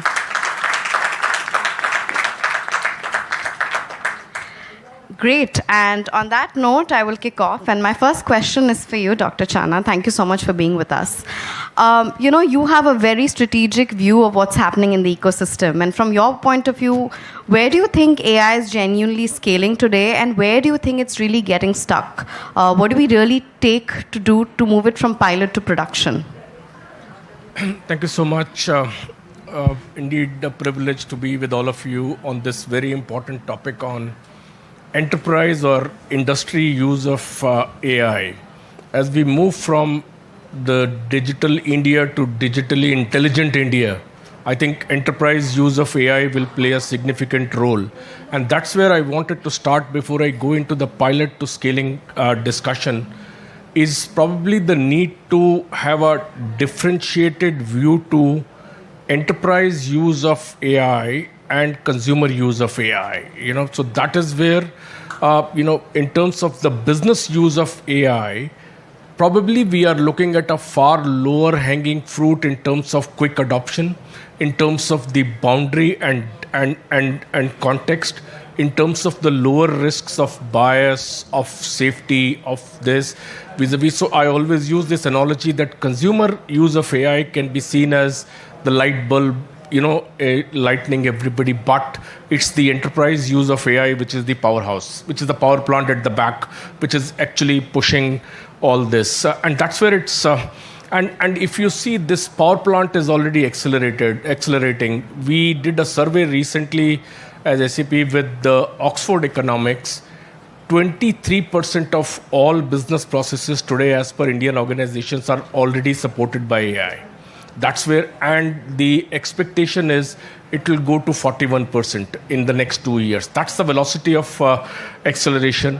93% of the CXOs or CEOs that we surveyed believe that they will get a positive return on their AI investments in 1 to 3 years. That's the level of the confidence now. But at the same time, only 9% said that we are viewing it holistically, because the experience from pilot to scaling is that's where we come in. So that brings to the why part to the what more importantly is the how do we now scale it? How do we now take it forward that it becomes a journey from hype to reality? It becomes a journey from a verticalized approach that I took to a horizontal embedded approach in my strategy. So the first, obviously, step that all of us are now realizing as we start absorbing AI into our business processes, that we need to now move to hard metrics of measurement in terms of outcome. And that is what will motivate people. That is what will motivate industry peers to learn from each other, rather than the sheer enthusiasm of technology pull or technology push that all of us were giving. Second thing that we are realizing is we need to look at AI. If I look at AI as a tree, data is my soil. I think most of us are now realizing that you cannot grow roses in a rocky soil, in a rocky terrain, or you cannot grow a healthy AI on a toxic soil of data. That is where the realization, and the same survey that we did, 72% of the respondents said that they feel they are still not data ready. That's where is a big issue, and that that is a prescriptive way to look at by embedding AI into the business processes, probably by converting into a horizontal, the data layer we are automatically trying to solve. And third, obviously, is you cannot run faster than the ship you are traveling in. So the regulatory ecosystem, the regulatory guidelines, the geopolitical also have a big impact. And most of us have a different view, but DPDP in India, for that matter, can actually provide a guardrail and a boundary or in which we can actually scale. So then somebody will ask, hey, what's the next step forward? I think we have spoken enough on ROI initiatives, that is return on investment. We now need to, I can propose an impact framework, that is the return on impact that we are creating. And if I expand this impact, to me, frankly, is infrastructure. Infrastructure that is the interoperability, the digital platform. M definitely is the measurable outcomes. That is where the pilots will scale. And mind you, the experience is repeatedly showing that while the pilots can be underwhelming, the return is non-linear. Probably at the later stage, the return is exponential. So one learning that probably there is settling in is the return on investment on AI is non-linear. P obviously is policy and guardrails, as I mentioned. A is AI as a horizontal and not as a vertical. Now we have done enough on looking at it as a vertical. We now need to look at even as an enterprise user of or adopters of AI, we cannot do away without the thought of C, that is the citizen centricity. And T obviously is my talent. If I use this framework across this, the scaling to pilot, and mind you, most of us are looking at this as a value which is in the short to medium term.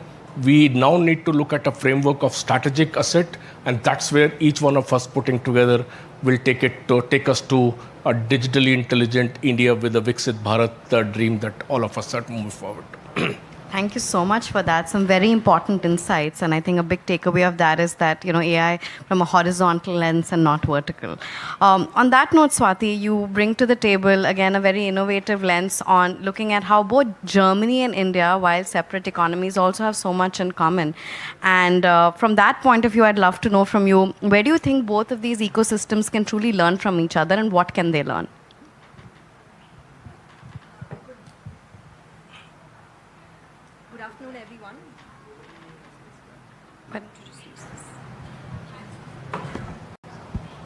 I hope now you can hear me. Yes. It's a very interesting question also to look at it from the ecosystems and the economy standpoint, right? And Germany and India both bring in very complementary competencies. I mean, on the one hand, we have Germany, which comes with its manufacturing prowess, with its rigor in enterprise infrastructure as well as regulation. And on the same note, you have India with leading in agility in R&D implementation speed, as well as the digital edge that we all possess. And Dr. Chana already spoke about the difference between consumer AI and enterprise AI, and specifically when it comes to industries and scaling software as well as hardware offerings to billions of users. We believe that this handshake between both the economies has a key role to play, right?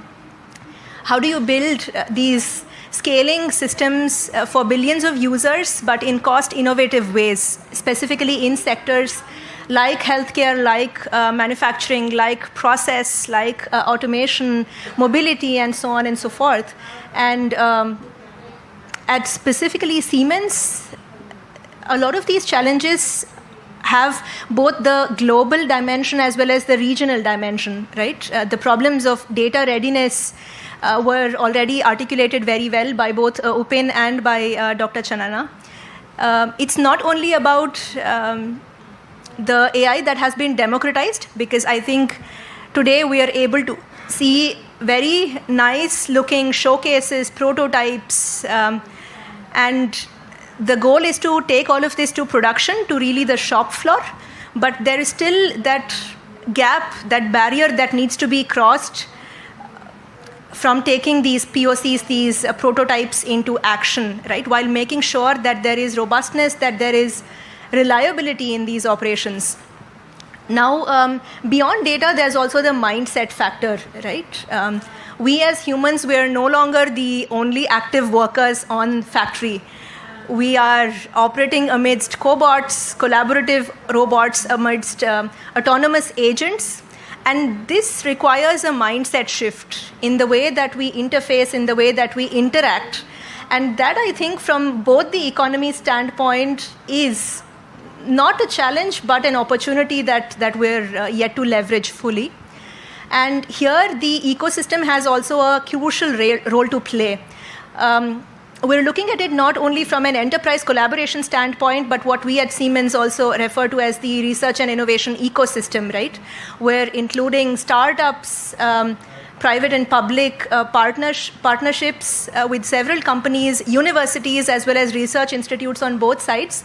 And GIIC also as a catalyst here in making these many-to-many handshake fruitful, right? So I think more than challenges, we are up for a lot of opportunity. And beyond the democratization of AI that has already happened, how we can leverage this in order to make industrial AI a reality, really.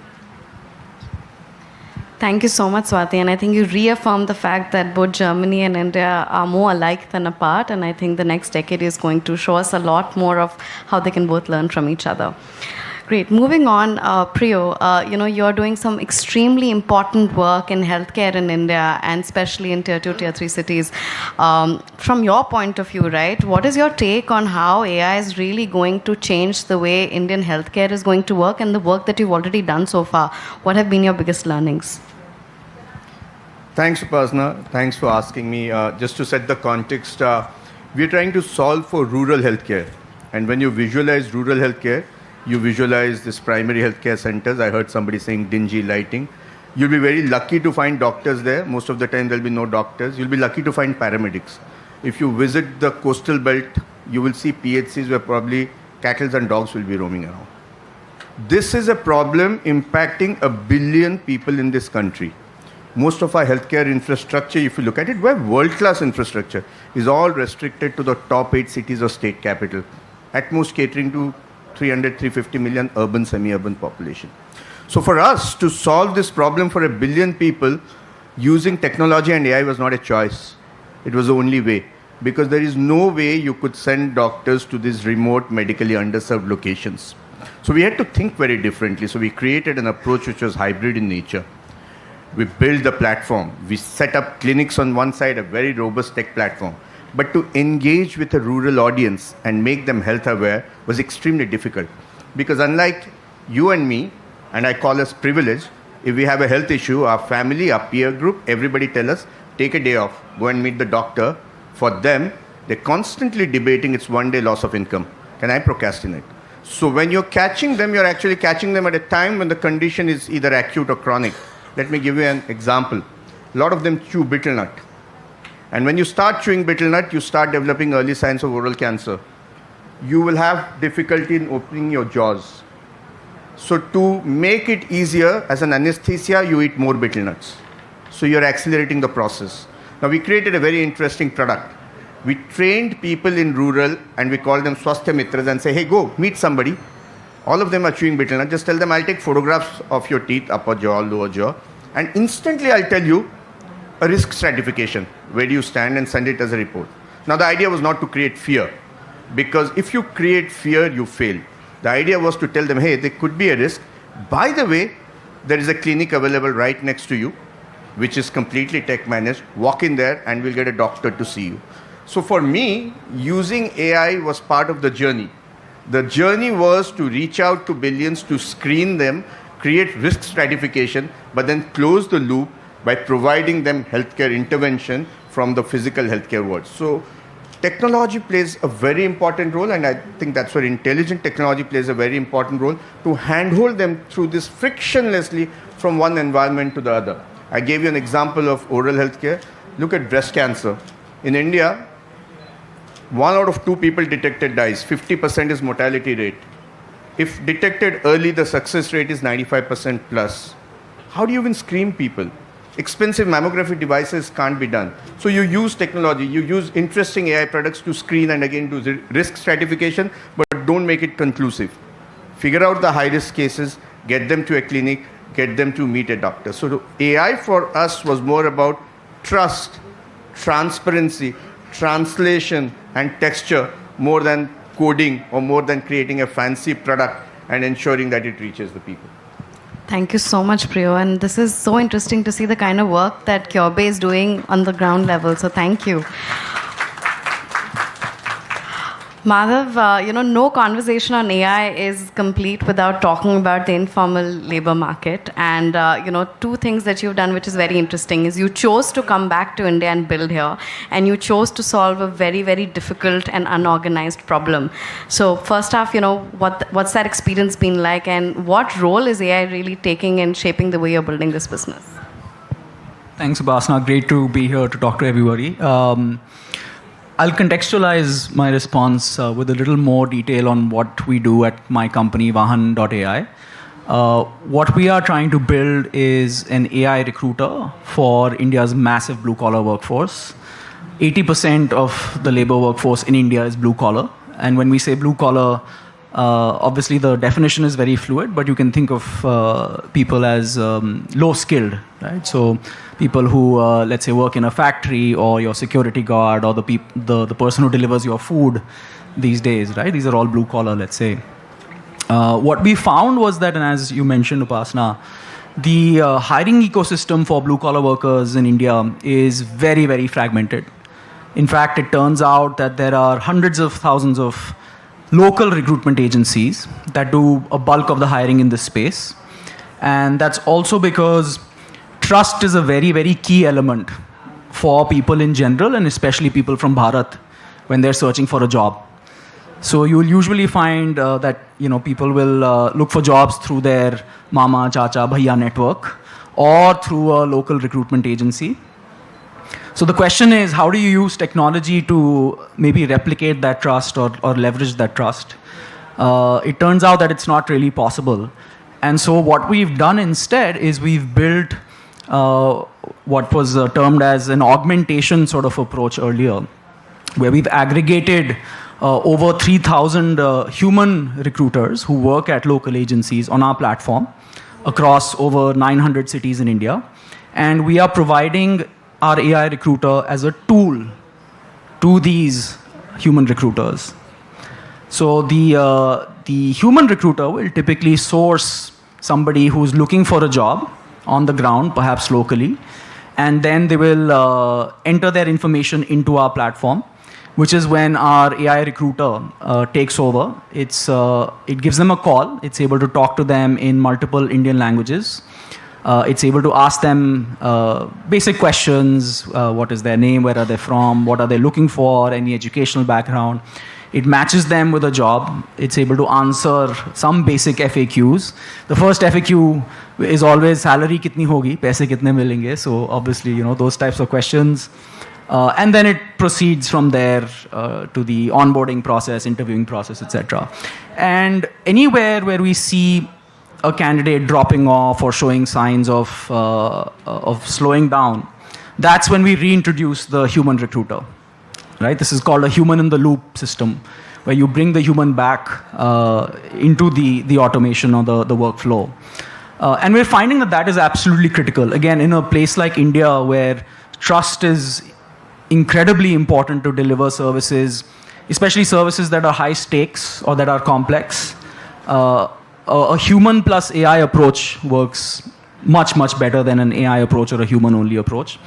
In fact, we find that if a human recruiter was able to get, let's say, 1 person hired a day, when they use the AI, they can get 5 hired a day. And this is still very, very early days. The technology is absolutely in its nascency. In 2 to 5 years, that 5 could become 50.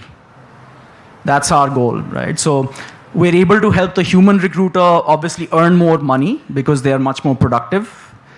More people are able to get jobs in a shorter amount of time, and of course, employers are able to hire more in a shorter amount of time as well. Right? So it's a very natural human plus AI use case or an augmentation use case, which is driving much higher productivity and is also helping people gain access to employment. Thank you so much, Madhavan. It's so great to see this use case up and kicking in the Indian market right now. Amazing. While we're moving now, unfortunately, to the second half and the closing of our panel, I want each of you to actually give us an overview from your point of view and your expertise on how AI is really going to change. What is going to be that one seismic shift? And I'd like to, start with you, Lavneesh. You have a very interesting macroeconomic point of view. So if we were to call out this one big thing that we should all brace for, what should that be?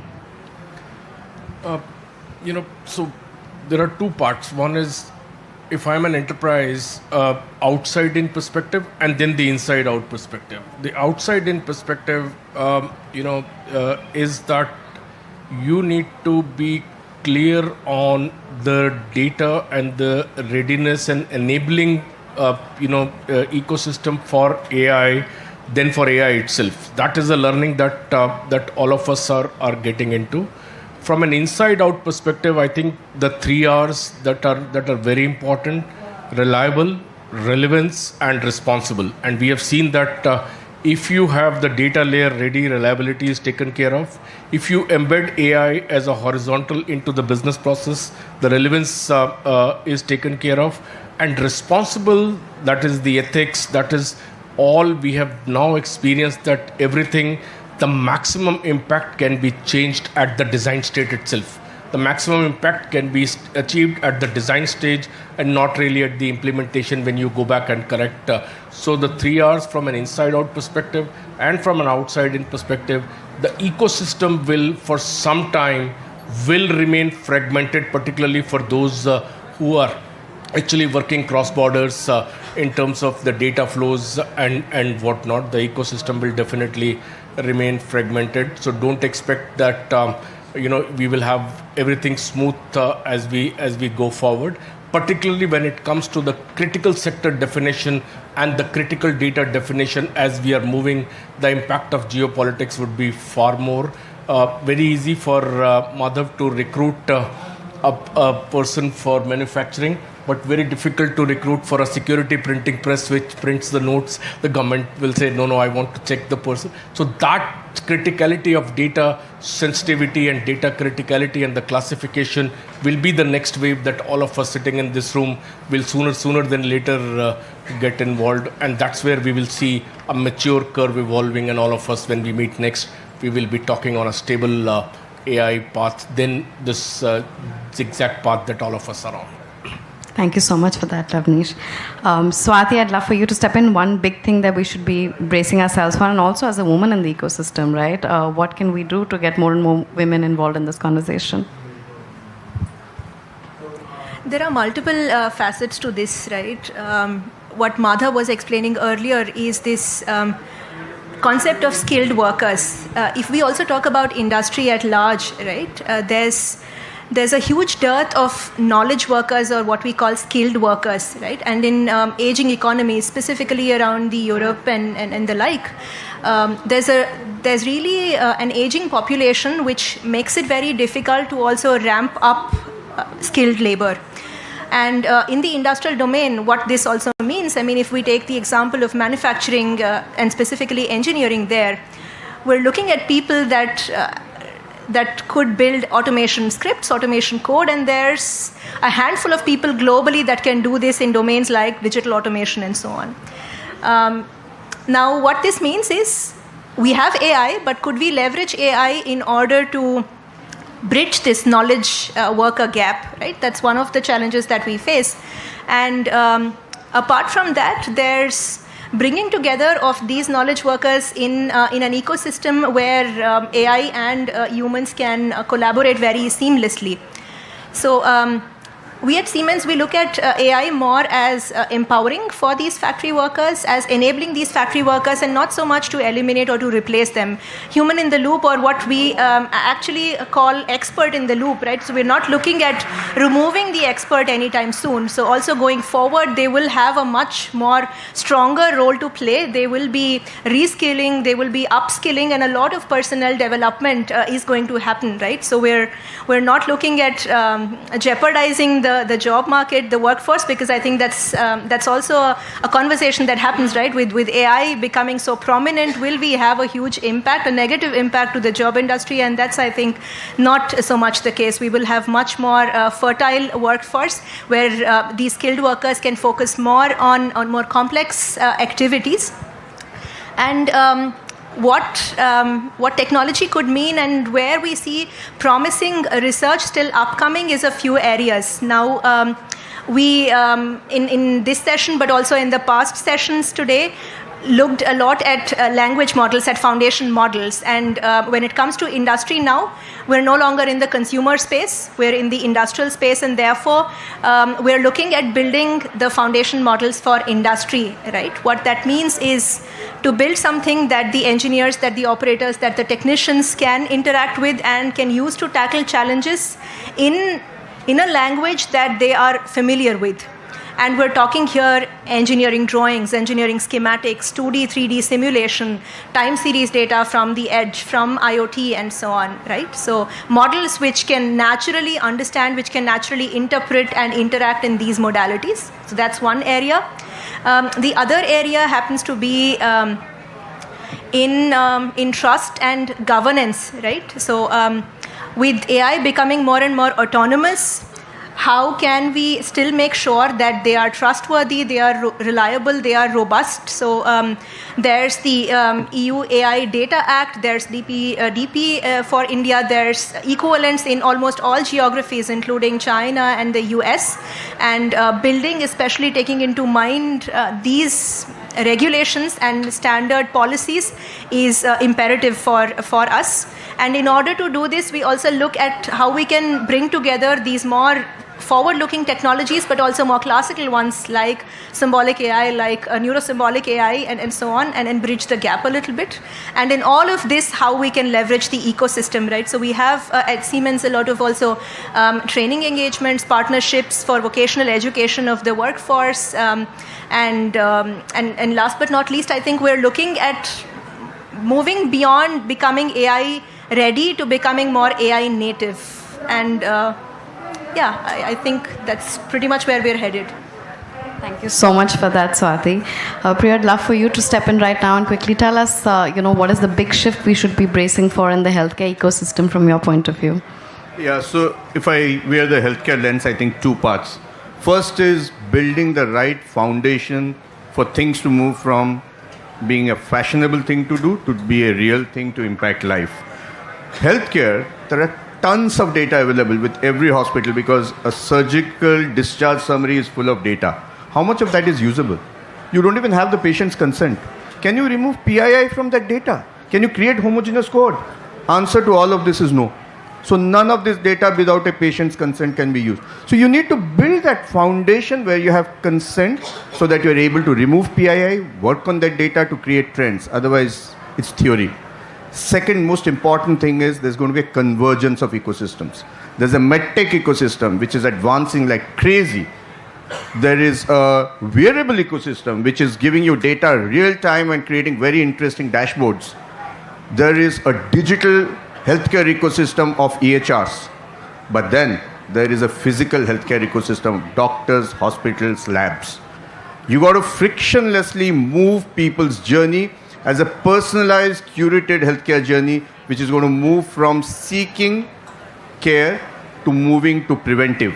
And this will only happen when you move them from this metaverse of different ecosystems to the real physical healthcare ecosystem, where the final opinion is coming from a qualified doctor. But that doctor's load has been significantly reduced because you have done screening, you have done risk stratification, and given them inputs and insights for them to take a call, and probably similar to what Madhav was saying, be far more productive in a country from being doctor scarce to doctor amplified. That's the future I'm looking at. Thank you so much for that, Priyo. And Madhav, would love to hear from you finally. What is like the one big catalyst that you think is going to shape the way the informal economy is going to work and the role AI is going to play?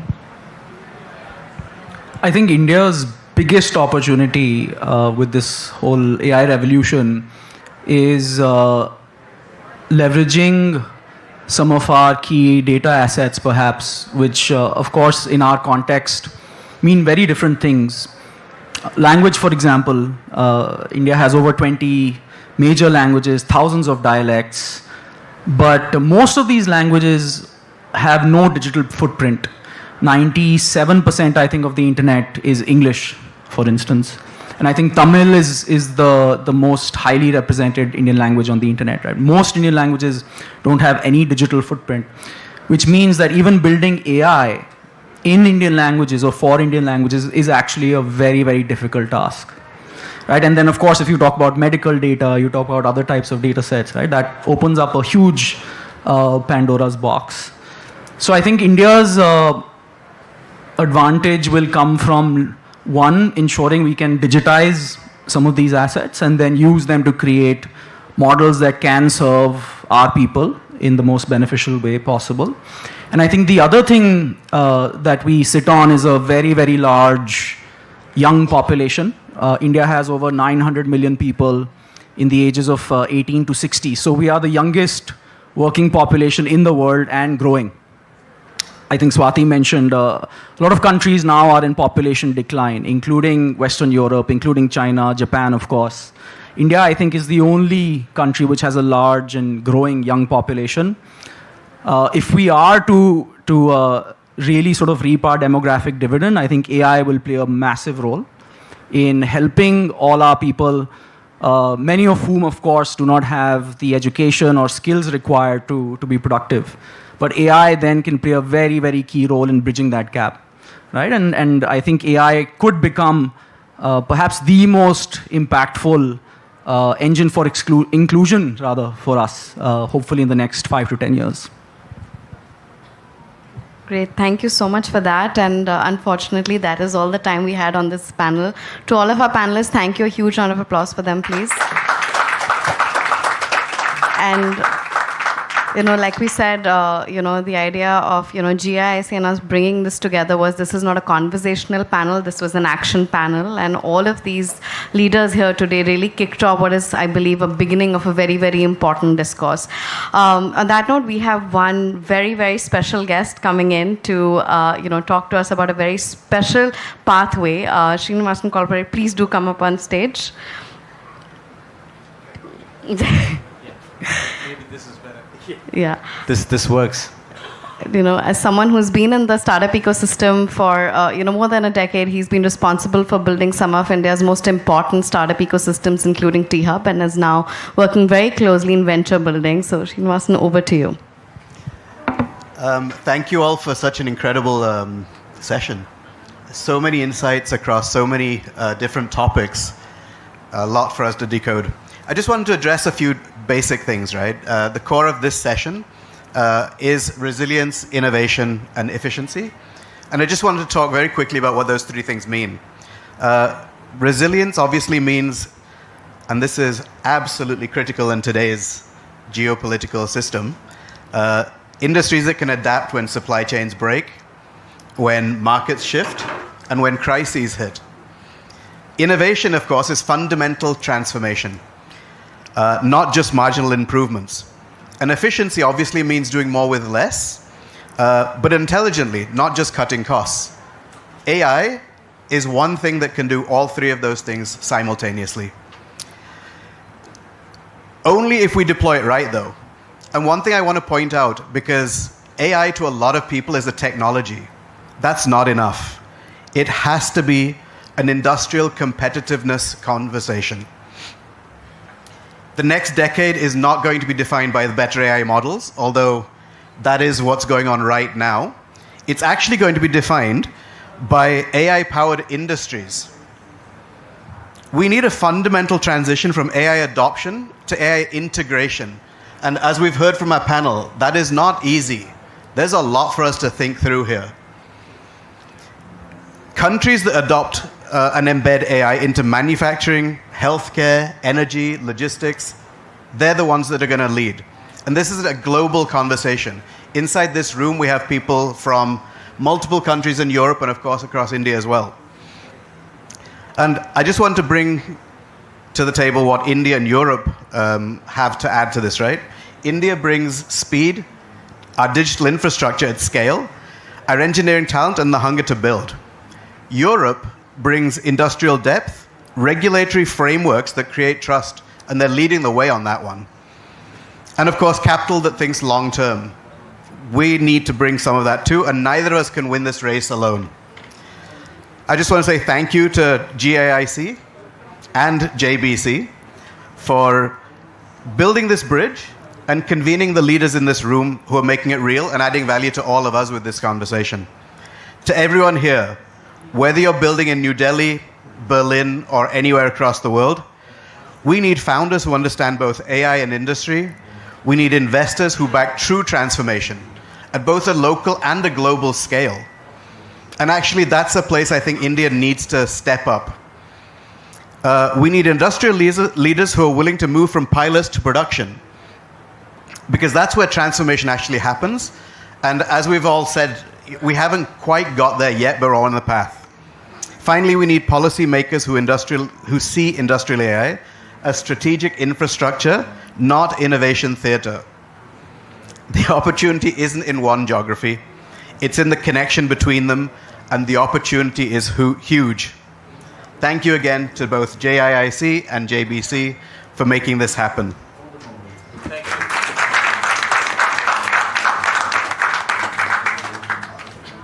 Wow, thank you very much.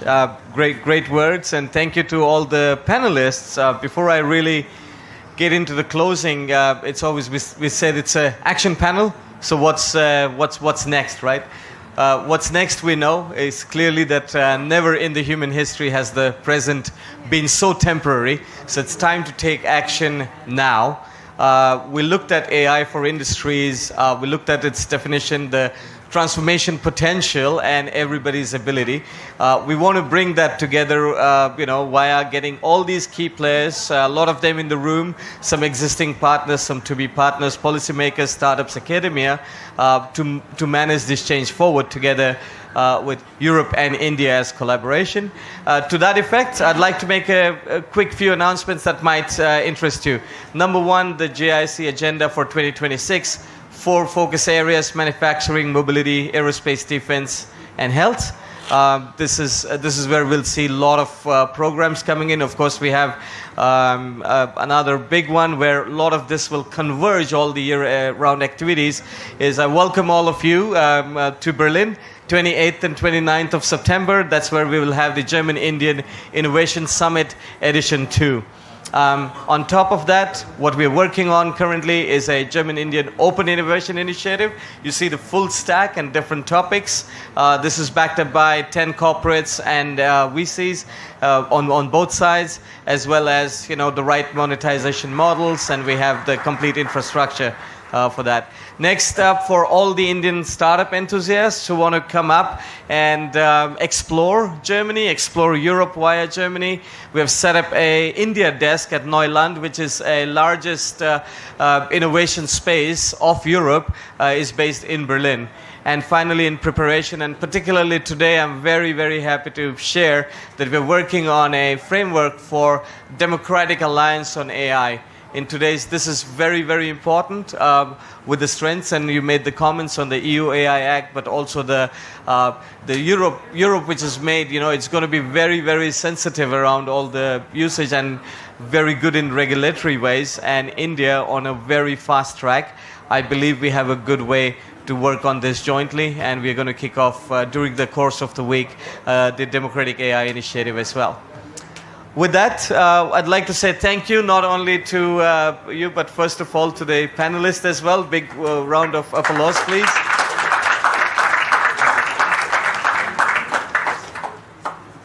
Thank you so much. Before we close, a token of appreciation and thanks to all of our speakers.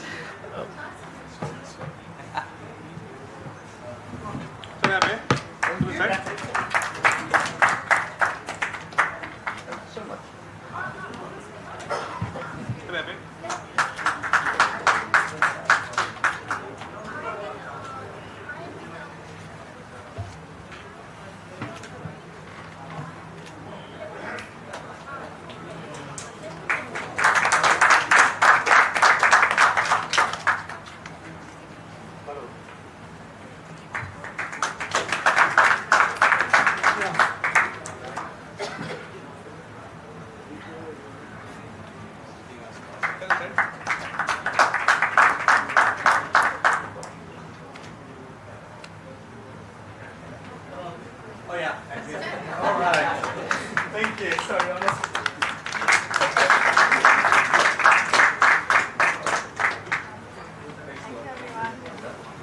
Thank you so much, everyone. Meti, the nodal officers from Invest India, thank you so much for coordinating. You guys might not be seeing these folks in the chaos outside, but there's a bunch of amazing kids running around behind, ensuring that everything goes on time. Please give a round of applause for them as well.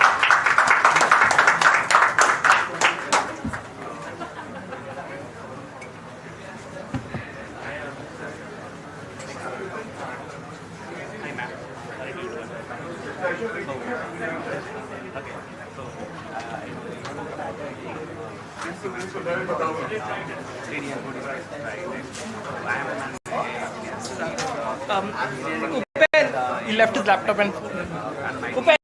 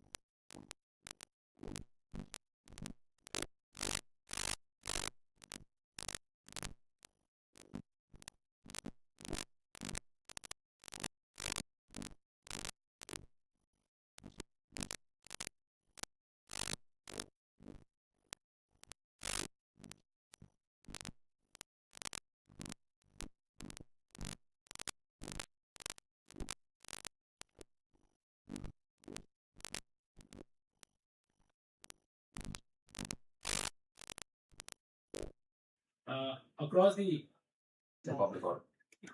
We now move to the technical presentation on the technology and AI initiatives of the CAG of India. This segment will provide insights into the evolution of information systems audit within INDAD and its expanding scope, the institutional safeguards that underpin digital transformation, the enabling infrastructure and roadmap for embedding AI responsibly within the audit process.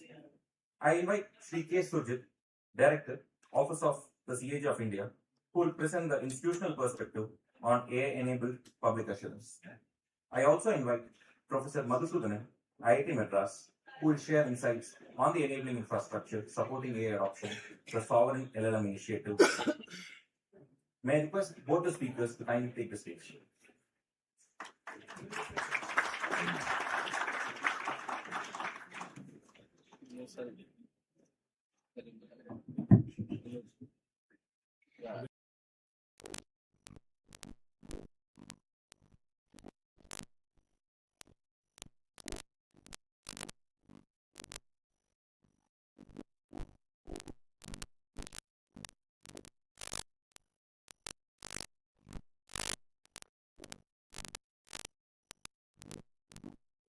It has come only from the CAG office, YUVAi, and a couple of other places, which has been approved, and it follows all the local policies, data government, privacy, and so on and so forth. The third component is the human capital.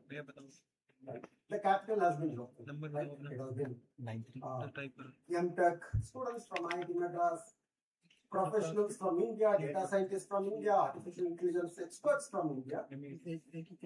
So when we talk about human capital, I also talk about another component, about currently about 800 officers, 700, 800 officers of the CAG are taking up a course in data science, machine learning, artificial intelligence, cyber security. And the idea is to train about 5,000 officers Right. The first model, whatever we are talking of, sovereign model, LLM of CAD, was built in IIT Madras and IIT Pravartak. The second model that we are focusing on will be built using 50% of students who have graduated, the officers who have graduated from CAG. That means the model is going to be built by officers of CAG, 50% of them. Then this is within 3 years, this will become 90%. Why? Because coding is today not difficult. Machines generate code.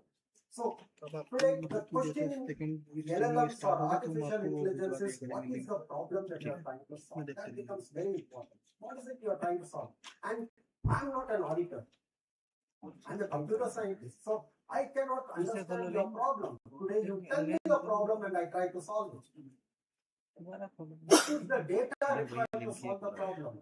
You have the data, you have the tribal knowledge. As also you have the tribal knowledge. The third is, what is the metric? How do you say the model is good? How is the model helping you? Right? I cannot give some accuracy metric or I cannot give some generic metric. The metric has to come from you. These three components become extremely critical. And we are trying to see that IIT is focusing that maybe in 3 years, 90% of the AI applications will be built by the officers. Because coding is not important. The knowledge is important. Right? And when we are talking about it, right? Today we talk of an audit. What are the challenges? The biggest challenge is the volume of data that we have. And that is the biggest advantage and the disadvantage. Every country is trying to get our knowledge or get the data that we have, which is in a bounded box. If you are able to build it, half the battle is won. Point number one, right? And 8. Meaningfully engage children and young people from grassroots communities as AI ambassadors and contributors throughout the AI life cycle. Real seats, real opportunities, real ways to engage in the decision making. Because when young people shape AI as equal partners, it is nation building, it is planet building, it builds creators, not merely consumers of the future. So yes, as Gen AI, we want the future to be smart. Certainly, we want the future to be smart, but we also want it to be fair. The only question left is whether you are ready to build it with us. Thank you. Namaste.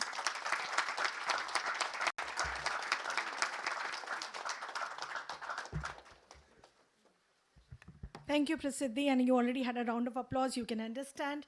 Yes, that's the answer from the group that we are ready to build up with you all getting into the picture. With this, can I request Shri S. Krishnan, Secretary, Ministry of Electronics and IT, sir, to kindly deliver his address.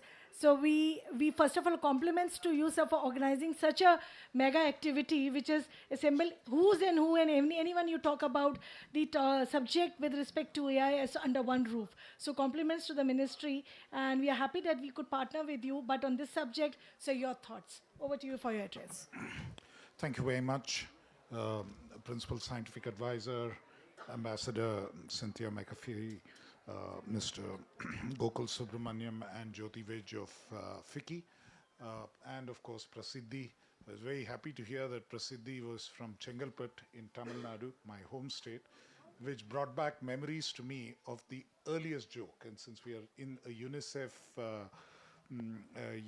gathering, I think it's worth recollecting because it's the first joke I remember I was told as a child, and it was about Chengalpet. There was this person whose father told him, saying that, look, I have to get up in the morning. And Chengalpet is a town which is 60 kilometers from Chennai. It's exactly an hour. So I have to get up in the morning and go to Chengalpet. So please make sure that you wake me up in time. So this boy got up in the morning, and being a young kid, he decided that, why should I put my father through all the trouble? And instead of waking up his father, he went to Chengalpet and came back. So the father got so angry that he boxed his ear so hard it came out. So he lost a ear. So this kid was crying and he went out onto the street. And suddenly he started laughing because he saw a dog running along without either ear, both its ears gone. So he said, this dog has gone to Chengalpat twice. So this joke is relevant in a completely different context. And it is relevant because of one, the kind of initiative that children and the youth are capable of taking, and two, how misunderstood they can sometimes be, and three, the kind of mistakes that parents and the elder generation makes. So I think from that perspective, I can fully empathize with what Prasiddhi had to say about what we need to do for youth and for the younger generation as far as AI is concerned. Clearly, when she says Gen AI, she does not mean generative AI. She means the generation of AI. And that, I think, is important. We are doing all of this for them. This is not an event which is truly meant for our generation. It is the ability to sort of make sure that we equip that generation, the next generation, with possibly a technology which is broad-based and cross-cutting, which can make all the difference, especially for countries of the global south, to really move up in the development chain. They would probably become countries, they would probably become truly developed and prosperous with opportunities, fair opportunities for all, only if we make the right decisions today, which is why the theme of even this AI Impact Summit is about people, planet, and progress. The human centricity is important. The democratization of AI resources is important. Making sure that human capital is developed in such a way that they can take advantage of AI is important. And understanding, and especially, I think that is what is critical. We need to look at this not with fear, but with the understanding that this is something which can truly be very meaningful for another generation and very meaningful for humanity itself, to address it in such a way that we don't worry so much about the ill effects. Of course, we have to guard against them, but look at the opportunities and see what it can do in terms of increasing human potential, human capability, the way productivity can go up, and the way that economic progress and societal change can reach everybody. I think that is the positive outlook with which we get there. At the same time, we need to think about governance mechanisms which will guard us against the ill effects. And that is something that, at least in the Government of India and the Ministry of Electronics and Information Technology, that is something we are working for all the time. For instance, even in the latest regulation relating to AI, which came out just last week, which is about how synthetically generated content can be uploaded with labels, but even when you do it with labels, it doesn't give people a license to actually put out content which is harmful to children and others. So we need to be mindful of this. We need to ensure that it protects them, but at the same time, we need to make sure that we offer as many opportunities as possible so that they can access it.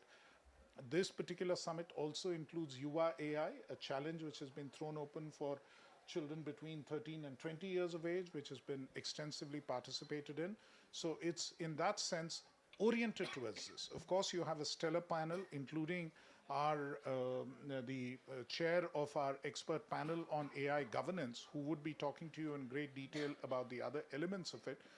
Today, I'm sure you're also very excited, but truly the success of what we have attempted to do here in Delhi as part of the AI Impact Summit is reflected in this hall as it was in many other halls. Standing room only, everyone engaged, everyone participating, and with the kind of enthusiasm which we wanted to put on display, because this is what India can do to AI when the time comes. And this is what we can generate with the kind of human engagement with this.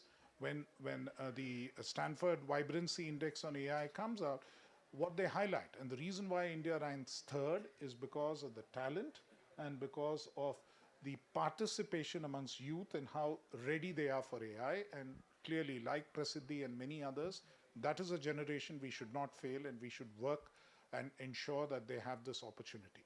I would have loved to stay and hear the views of all the participants and the discussion around the house. But unfortunately, I think there's a lot going on outside of this hall as well. We are waiting to receive the Prime Minister at 5 p.m. as well in the expo. And I can assure you the expo is something that all of you, before you leave the AI Summit, should go and visit. It's open for the public from tomorrow for 4 days till the 20th. So please do visit that as well. There are incredible number of startups and many other companies who have displayed wonderful things there, which I'm sure you would truly find enriching. Thank you again for all of you for joining us here at the AI Impact Summit. I can see the visible impact. You have made the impact by all turning out here in such numbers. Thank you. Thank you, sir. So thank you for such an address from the heart and, of course, talking about people, planet, and progress, with which we all abide by. With this, I come to our next speaker, Professor Ajay Kumar Sood, Principal Scientific Advisor, Government of India. Sir, for your address, you have released the Strengthening of AI Governance Techno-Legal Framework. So we'd like to hear about and giving the child in mind. Thank you, Secretary, sir, for joining us today. Thank you. Thank you very much. First of all, my congratulations to FICCI, UNICEF and MITI for putting this very, very important session on AI and children. I fully concur with what Prasiddhi said and what Mr. Krishnan said. It's really a very exciting moment, and the energy and vibrancy in this summit on the first day itself is palpable. You will all agree that this is truly inspiring. So we all know that as AI is becoming more accessible, it is also becoming more present in children's daily lives. And this is coming through learning tools, through content platforms and different models. So this, as was mentioned, creates a governance responsibility to ensure that children can benefit from AI potential for learning and inclusion, while being protected from harms that scale quickly in digital environment. So we were just looking at the data which is there in the open source, that in children interaction with AI is really rising very, very rapidly in the last 1 year. For example, 67% of teens in UK now use AI. In US, it's also almost like 40% of elementary age children, and they are using AI-powered educational tools. Now, in India's child-specific AI usage data is still emerging. It's not fully done, but I'm sure it will happen soon. But the fact that ecosystem is primed for growth is clear, because 85.5% of households now own a smartphone, and 86% have internet access within their premises. So it may not be in houses, but this is the available data. This immediately tells us that the digital penetration has happened, and the Indian children are increasingly exposed to AI-driven platforms. And that is why it underscores what was said, the need for safe, inclusive and empowering framework tailored for their development needs. Now, as AI systems are now shaping the learning pattern, the information access, behavior responses, especially of children, that really we need to look at. A big challenge is, as far as I can see, we still do not fully know the long-term effects of growing up with AI companions. Personalized learning apps, algorithm-driven feeds, and synthetic media. More evidence is needed, with the help of all of you, all the experts, to understand how these tools impact a child's development, mental health, and education over time. Now, for children, also true for adults as well, often we describe AI is a double-edged sword. So the governance objective should be to sharpen the edge of opportunity while blunting the edge of risk. On the opportunity side, AI can support more personalized pedagogy by helping children learn at their own pace, and providing timely feedback beyond classroom hours. So you probably all know a few months back, Tong district in Rajasthan, they had a AI-enabled personalized learning experience initiative called Padai with AI. I'm sure some of you would have looked at the outcome of that initiative. Uh, this was to address weak mathematics outcomes in government schools.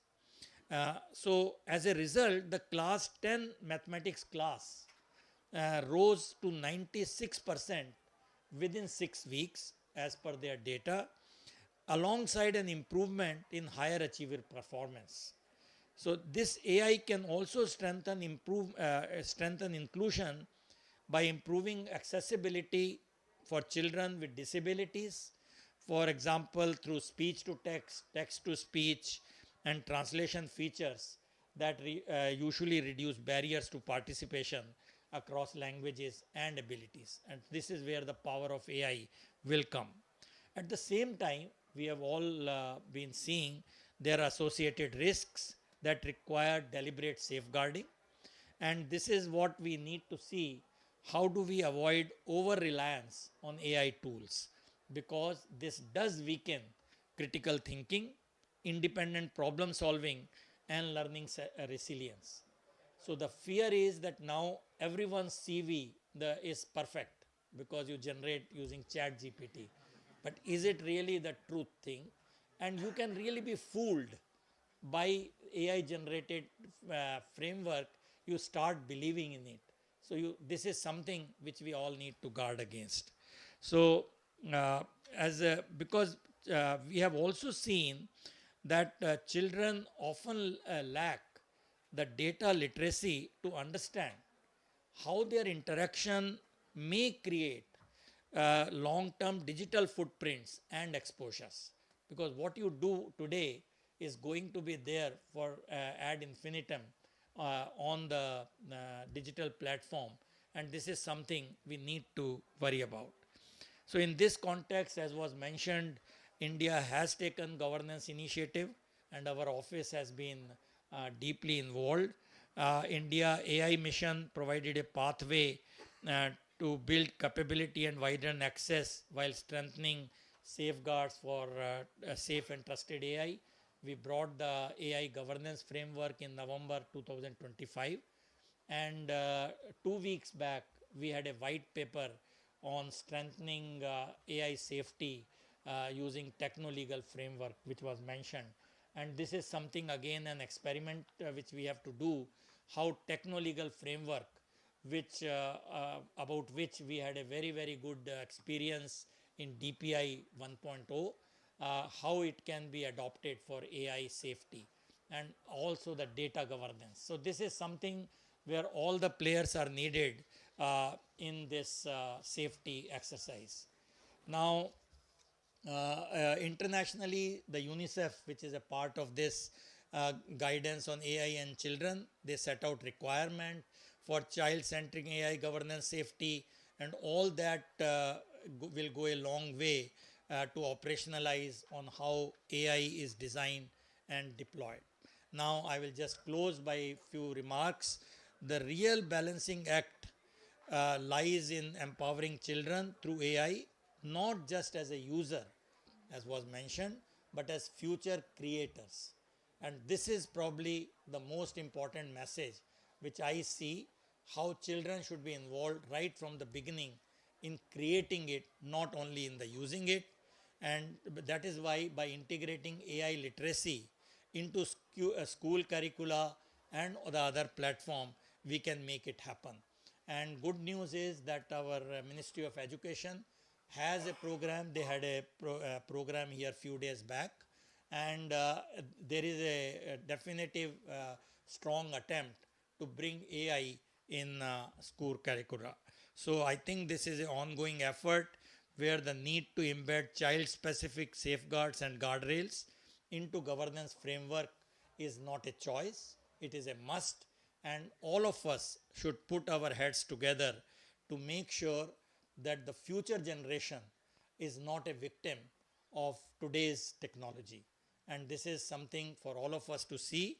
And I think the deliberations in this panel discussion will help to come out with a more action-oriented plan.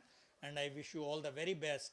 And it is a pleasure to be associated with this AI movement in the country personally, as well as by our office, along with MIT and other stakeholders, so that we can make a difference for the young generation. Thank you so much.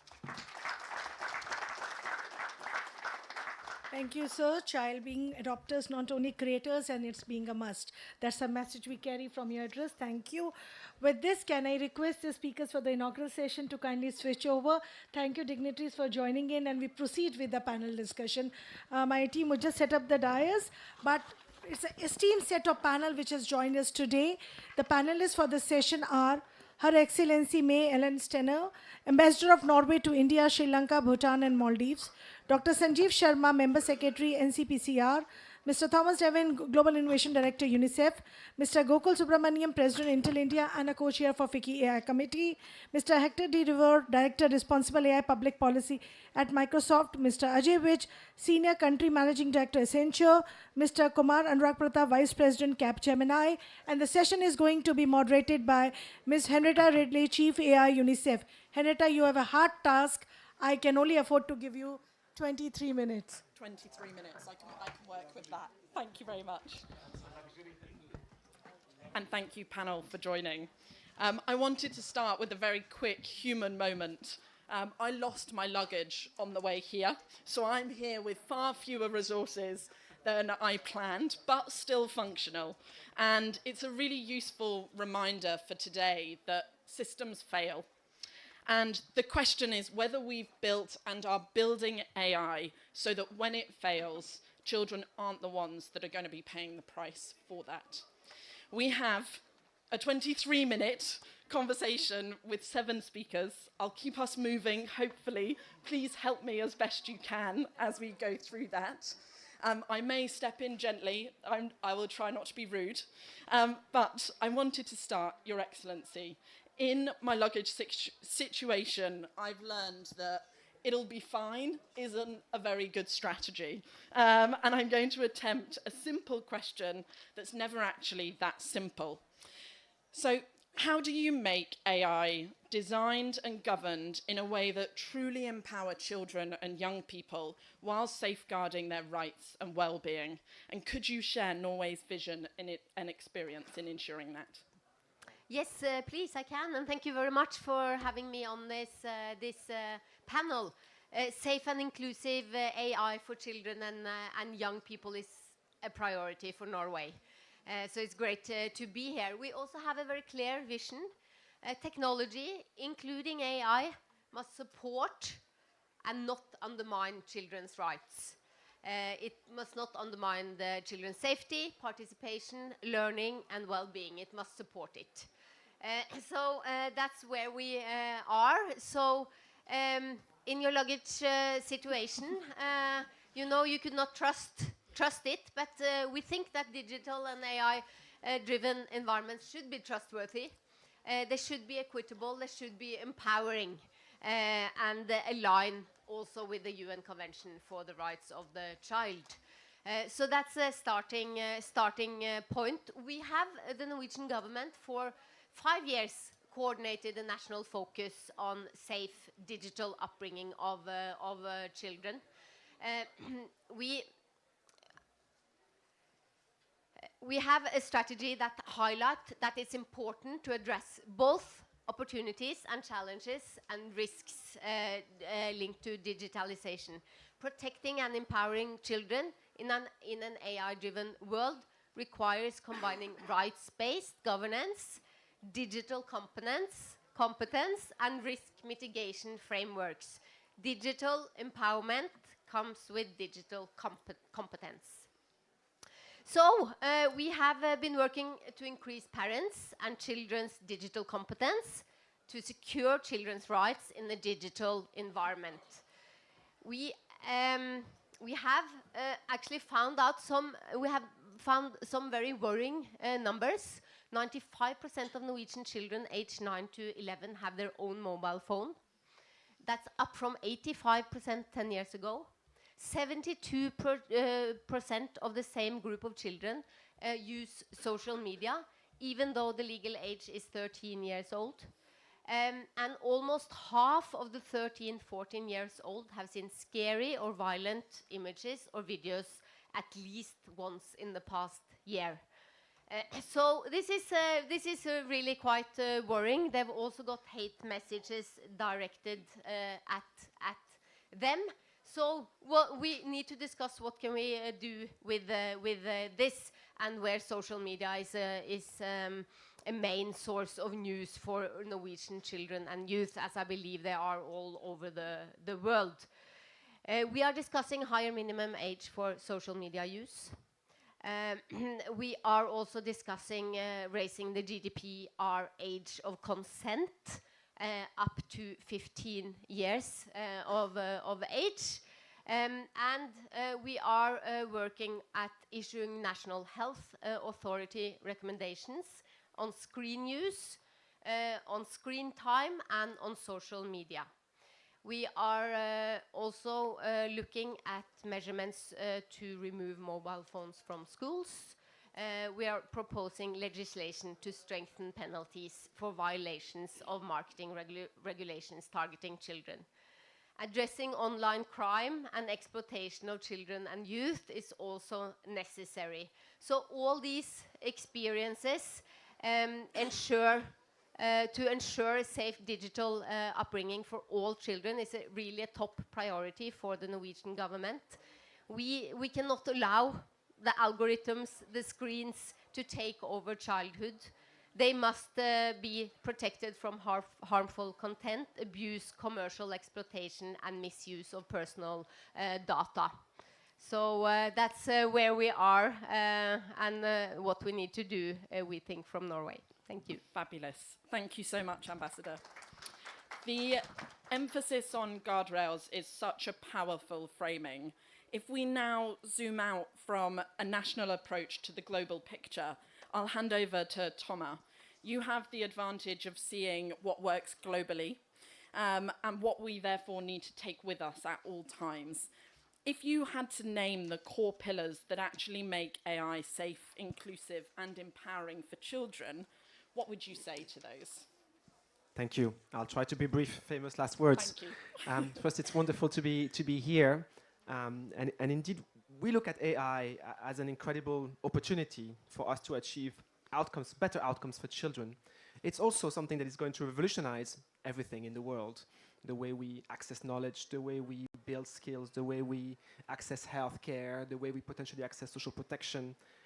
And so the question is, how do we design those systems in a way that makes the most of them and helps the next generation to really thrive in the world rather than become the victims of systems we just haven't thought through? We would suggest 3 key principles. The first one is AI must be safe by design, not as an afterthought, but as a foundation. What does that mean? It means strong age-appropriate safeguards, protection from harmful content, manipulation, bias, misuse. It means data protection systems whereby sharing of data is actually protected and consensual for children. It means built-in accountability so that when something goes wrong, and we know things will go wrong, there is redress mechanism. There is the ability to look under the hood and understand what has gone wrong. How do we manage this better? Second principle, AI must be inclusive by default. It has to serve every child, not just the digitally privileged. We know that 90% of AI systems today in the world are built by 10% of the world's population. Most of the systems that we're building are not appropriate to the global south. They don't understand it. As we know, initially there were so many facial recognitions that simply was working for white people only. And there's so many elements of this. How do we manage AI systems that are built for inclusion, that managed the understanding of how will this work for different languages? How will this work for different disabilities? There are incredible potential to use text-to-speech, speech-to-text to revolutionize access to knowledge for children with disabilities. Are we optimizing for that? Do we understand how does that work in rural context? Do we have online and offline capabilities for these AI systems? All of this will be elements that we want to build from the outset and not have to retrofit afterwards, leaving behind ever further millions of people in rural settings and in less favored settings. 3, AI must empower children and young people not just as users, but as creators, as participants, having voice in the governance, having the ability to challenge whether it works or not. When we bring an AI solution to school, we should work with the children to understand, how is this working for you? We should work with them long term to understand, in bringing that knowledge, are we building learning outcomes that are built by the AI or by yourself? Are we potentially making it more difficult for you to be critical, to have analytical thinking? And so really building this at the heart and having parents understanding how that works for, for them to be really able to be the guiding principles and understanding how these systems work. So AI literacies for children and for parents as well. These all of this means, and this is really what makes me so happy, is the panel. This is a all of society approach. It will only work if all of us get together to make it work, to challenge each other, to have governance systems, to have redress systems that we feed in, participate in, and manage. Thank you so much. Brilliant. Thank you, Thomas. That gives a really clear set of principles. Now, those principles only work if they show up in practice as well. So let's look at what accountability really looks like. I will also just say, I've been reminded of the time. We've got 5 speakers and we've got 9 minutes. So do with that what you will. But Dr. Sharma, what are some of the steps that have been taken by NCPCR in ensuring that AI systems remain safe and accountable for children? Thank you for having me here. So I'll start where Thomas left. But I'll take a few seconds to tell you 2 stories to tell you what AI is doing so far as child rights are concerned. There was this boy who was chatting with the AI chatbot without knowing that this is chatbot, and got so emotionally dependent, one day he committed suicide at the prompt of this AI chatbot. So this is one story. There is another story. A state in India is using AI-based app to find out the weight and measure of the children, those who are attending the Anganwadi. There's a scheme of Government of India where the children go, they study and eat the food. So this AI tool has enormously improved. So these are there is a positive story and there's a negative story, and both bother us at NCPCR.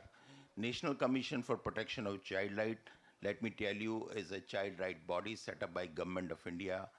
We are a statutory body, so we have some statutory powers that we can implement. So coming to what we are doing is one very important area which have been bothering us is the child sexual abuse material. 2024 alone, we have more than 64,000 cases of child sexual abuse material being generated in the country. So as a result of this, what we are doing is we are developing an AI-based tool which we will be able to actually deploy and proactively find out which are the social media platforms and the internet platforms that are being used for circulating this CSAM. And fortunately, in a recent court case, there is safe harbor principle which was extended to the social media platform wherein they were not responsible for third-party content has been removed. So we can take action against them. We are working proactively on this. Very quickly, there's another very important issue which has been bothering us is related to the mental health. The NCPCR runs a therapy line where we provide the counseling. And we always find it's very difficult to get the volunteers for this. So AI can be used for this. And recent studies suggest that the accuracy rate of AI tool is 89% for detecting the psychological conditions. And secondly, mental health is actually something which if we can actually detect early, we can do a lot in this. So AI tool can be used for this. Ministry of Education, as Sir has already pointed out, is starting the AI from class 3rd curricula. We are engaging with the Ministry of Education to develop the responsible AI tool. So these are the few things I want to stop here. We are doing so many things, but because of the paucity of time, I'm not taking your time. But if you want, I'm always available for the discussion. Thank you very much. Fabulous. Thank you so much. So I'll move on to Mr. Subramaniam. Staying practical, if empowering AI is the destination, what are Intel's priorities? Where are you placing those bets? So clearly, technology is pretty critical, and at a compute level, for us, responsible AI is at the foundation of everything that we're doing, not an afterthought. So there are very common things that are important but normally overlooked. One is protecting the data, protecting the model, and protecting the user.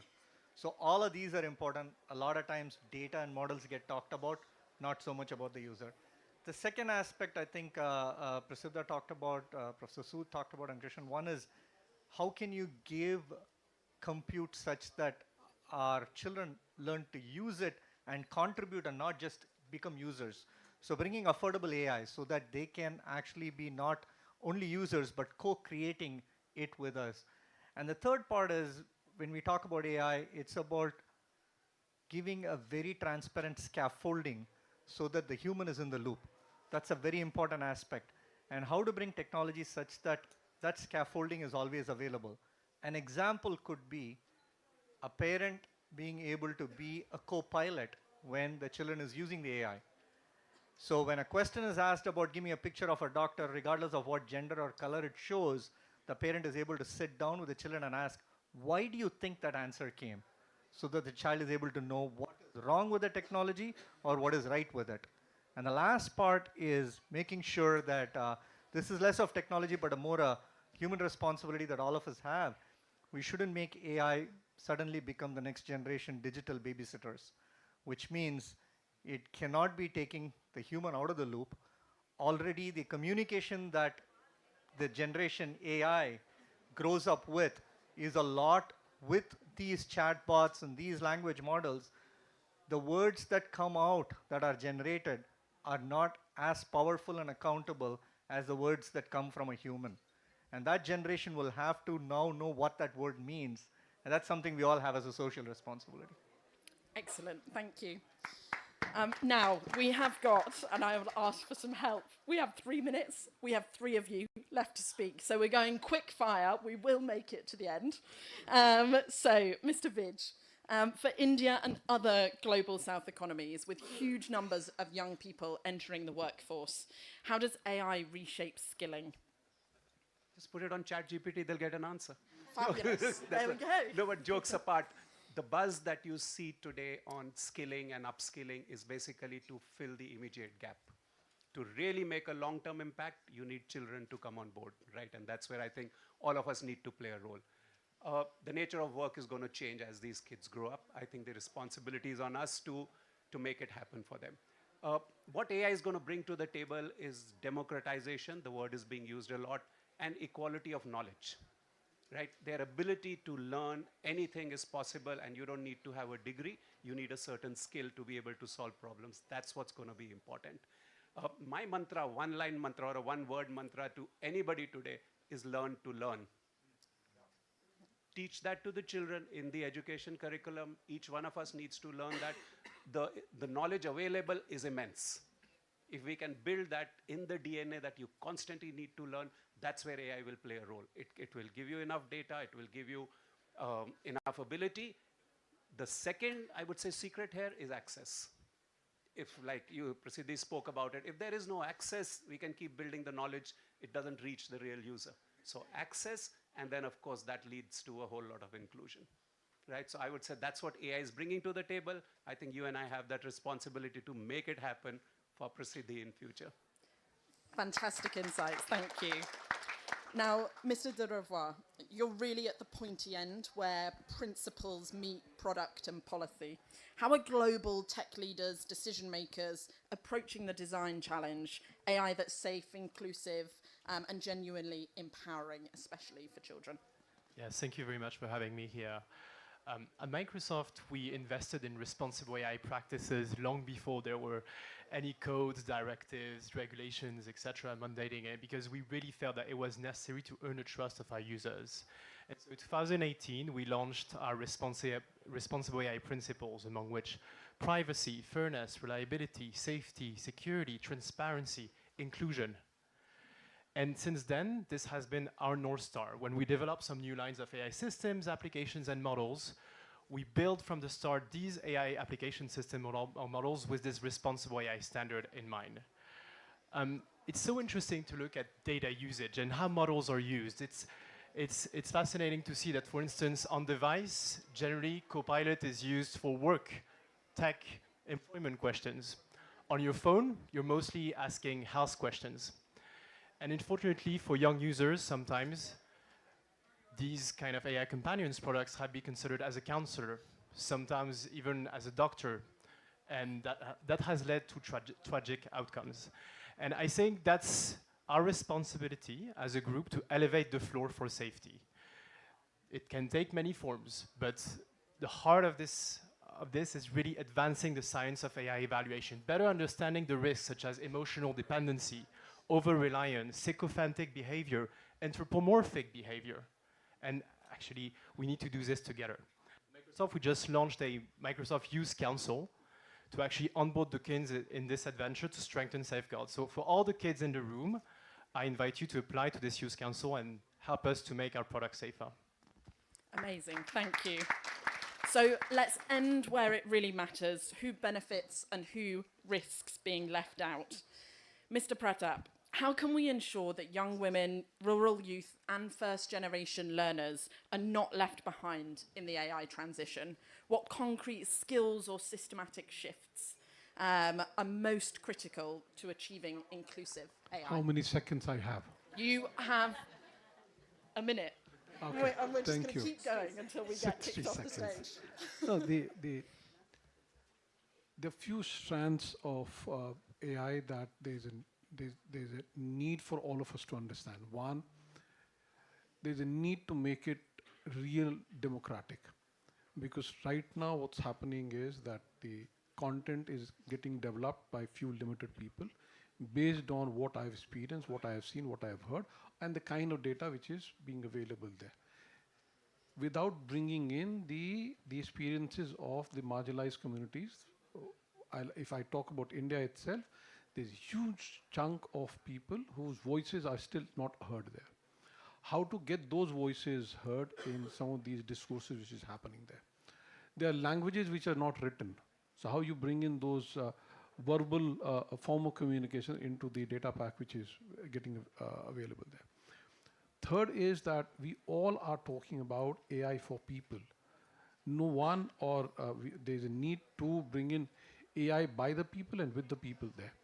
And that's where the young people, kids, they need to become part of their, and they need to share their voices when when we all are talking about inclusive AI there. That's one.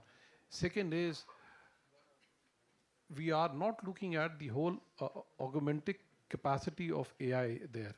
You talked about rural women, the ASHA workers are there.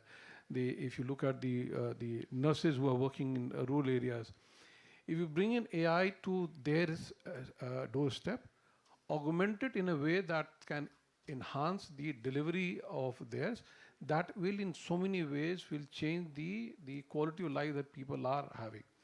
But that will require, we all need to bring in the voices from those segments to come in there and talk about it.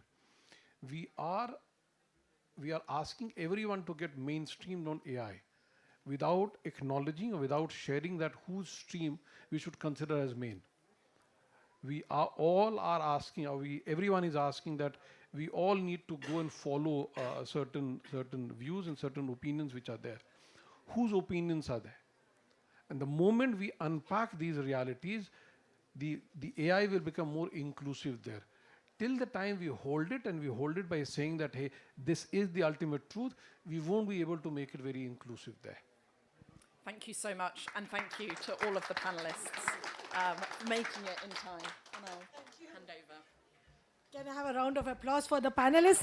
You can see the diplomats, industry, everybody sticking, and to our moderator. Thank you, Henrietta, for making my life and our life easier and wrapping up in time. It was not easy to get the content from the dignitaries in the given time. Thank you for being supportive. Can I have Cynthia now, of course, the UNICEF India representative, for giving her way forward as well as the conclusion.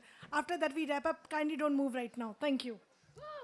My dear friend, and the wrap-up is, number one, thank you to the panel and to the myriad and expertise that you provided from different sectors. Thank you to FICCI, to pulling this together and bringing such a diverse perspective, but also diverse audience. Thank you to the government of India for making this possible. The energy, as you said, is palpable. And so thank you for giving us this opportunity. You have brought incredible insights from across very different perspectives, whether it's industry or rights, governments beyond India. So what we would love to see, and as you go forth and you talk to your colleagues and you go to other panels, this is what our dream would be, is the declaration, when the leaders come on the 19th and the 20th, and they release their declaration, that it talks about very explicitly the pathway that you're informing, which is that the leaders, they say it themselves, the leaders commit to promoting and protecting children and young people in active AI participation, that we're going to work together to build their future as well as to protect their safety. And when they do it, that holds us to account. So let's have and encourage the leaders to declare that, and then let's hold each other to account to make sure that we deliver it. Thank you. Thank you all. Thank you, panelists. Thank you, Cynthia. Thank you, everybody. Can I have the speakers for the group photograph? Can we have the speakers for the group photograph?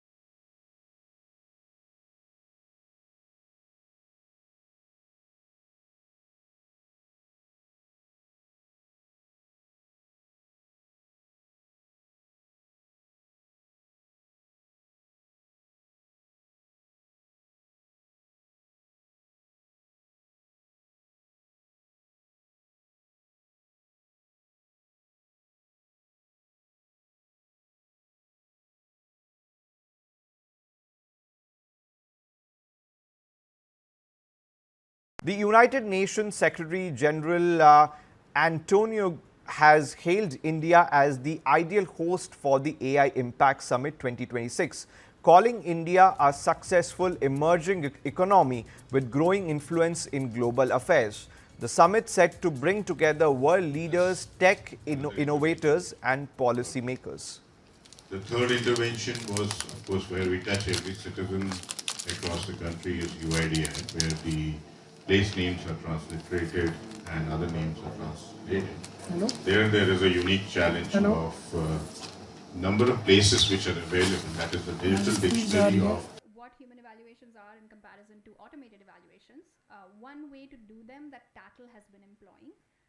We'll give you a few good markers for setting up a successful evaluation for your organization, and then we'll leave you with a little checklist for what you can do to scale up human evaluations over time. So as the name suggests, human evaluation involves human researchers and domain experts evaluating LLM responses to determine accuracy and develop some evaluation criteria. In comparison, automated evaluation is when you use advanced LLM models like Cloud or GPT to evaluate your LLM based on predefined criteria. And so, granted, automated evaluation then gives you very high speeds, very quick scalability at low cost. So why must we make a case for human evaluations?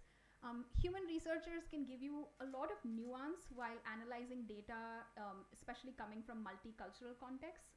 Human research can also adapt to multilingual contexts, and they can pivot their research and evaluation when it comes to edge cases that are emerging from your data, right? So what is one way that you can actually set up a human evaluation for your organization? So we're going to give you a 4-step method that Tattle has used, right? So we worked with 3 organizations that had chatbots that they were piloting in their communities. 2 of these were in the educational domain and 1 was in healthcare. And we started with collecting a sample, and we collected the sample manually, which is that we went through the data of input-output pairs and picked up periodic pieces of data, right? So for one sample, we had about 2.5% of data. For another, we had about 1.4% of data. Something we recommend here is that you can make your sample representative by automating this process, right? You can use a Python script to generate a truly random data set, or you can also employ more than one researcher to look at this data set and basically pick out parts from different parts of the data set, right, to make sure that you're getting a kind of wider, richer sample. Now after that, we sat down to annotate, and the approach we took is called the grounded approach from social theory, which is that instead of using a predefined taxonomy, which is like a set of labels that has already been defined, we went into the data to see what was coming out and developed labels for the data specifically, right? And we did this for each use case. So if you look at the image on the right, you see all of these individual labels that we started picking up, right? So you've got accurate, you've got out of scope, you've got guiding. And so from a total set of 503 data points, we found that 80% of the LLM responses were accurate, but the remaining 20% were falling into a broad set of errors, right? So the first majority error that we were seeing was out of scope, which is that users were asking questions that were not within the knowledge base or the RAG of the tool, and the LLM was responding to these answers, right? And then the second kind of majority error that we were seeing was language error, which is that we were working in a context where users were typing both in English, Hindi, and Romanized Hindi, but the bot was not detecting this and it was responding in English, right? So as we saw these things emerge, we started categorizing these labels into broader, themes of, okay, we're seeing emergence of, PII exposure, we're seeing like vague and unhelpful responses. So, what's kind of happening with this specific tool? So that takes us to the third step, which is that as we're developing this annotation and we're, looking through our sample, the sample actually gets bigger, which is that so I'm going to talk through this example of the chatbot on the right in a second. While going through the data, you will notice things that appear to be edge cases, and you can use that to then run a targeted keyword search, which will make your sample richer and also show you whether this is an edge case or something that's actually showing up quite a lot, right? So in the educational space, there was a chatbot where a lot of users were asking this question of, what do you know about me? And the bot had been given some information about the users beforehand, but we suddenly noticed that at one point it had started mentioning caste category. And immediately, we were like, okay, this seems like personally identifiable information. So then we went in and did a keyword search for caste and different terms for different caste categories, and we found that, okay, this is actually showing up a lot. And so we saw that PII was being exposed in a way different to just phone numbers and addresses, right? And so we had caught this nuance that we hadn't picked up on by just looking for names, phone numbers, and addresses.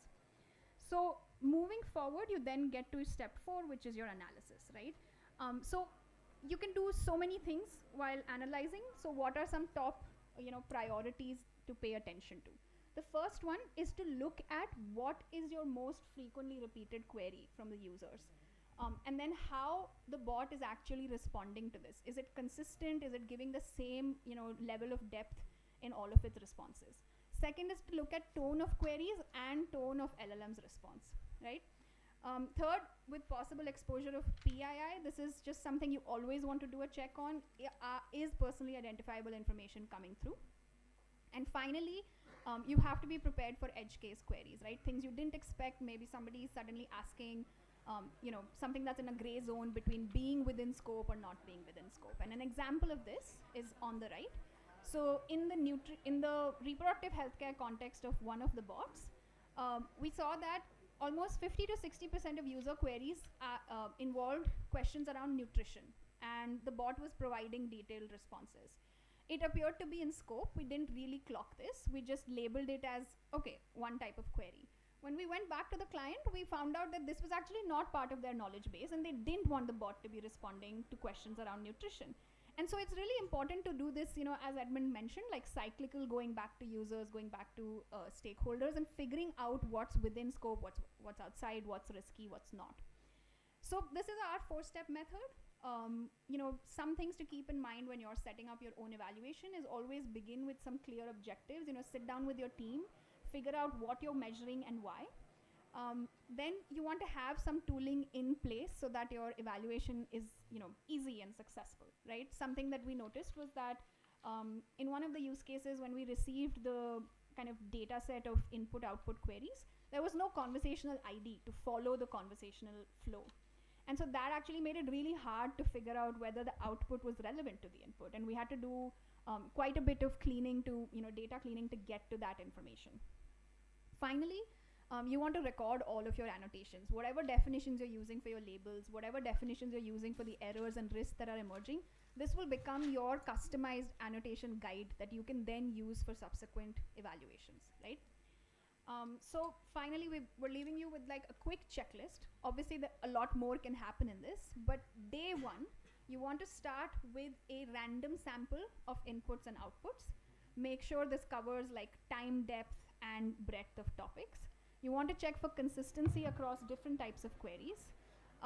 In the Indian context, you really want to look at language consistency, and you always want to screen for PII exposure. Over time, as you develop more sophisticated annotation guides, you'll have more customized and targeted evaluations. You can scale up to involve the community, do some focus groups, show them show them samples from your data and say, hey, like, does this work for you? What do you want? How do you want the LLM to respond? And then you want to develop this into a longitudinal tracking system, keeping in mind what Edmund had shared, right? Which is that at various points you want to go back in, maybe take a 0.2, 0.5% of your sample and do another targeted evaluation.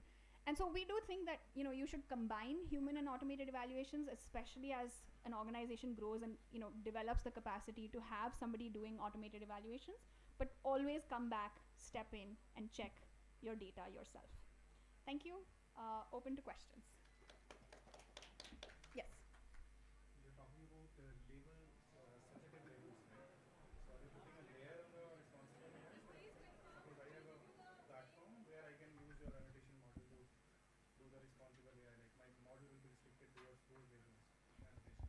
So that's what I'm saying, that you can develop your own labels, right? So you can choose an option where you take labels from someone else. That's fine. There are like sets of evaluation labels out there that you can use. But we recommend that you develop something that's customized for your tool, because you know what your audience needs.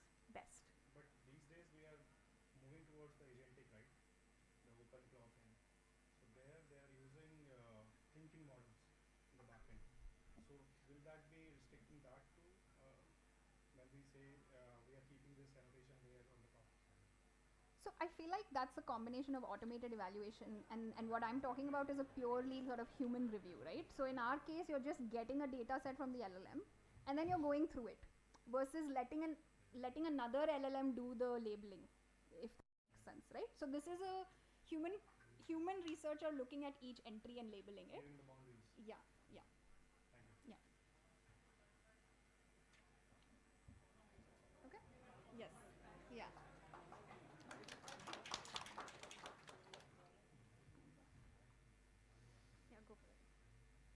Okay, so now I'm going to invite Purva to come and speak.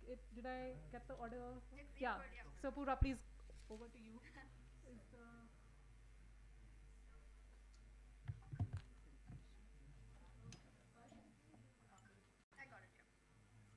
Awesome. Good afternoon, everyone. I'm Purva. I head engineering at Noora Health. And let me start this talk by saying that something surprising that came to mind, that healthcare doesn't happen in hospitals. Healthcare happens at home. And here I'm going to actually talk about how we are evaluating our AI agentic flow to serve our patients and family caregivers. I'll start by stating a stat here. How challenging it is for us to achieve things in this. First of all, it's hard enough to achieve things as an entrepreneur. Sometimes it's hard enough when you have all sorts of other constraints against you.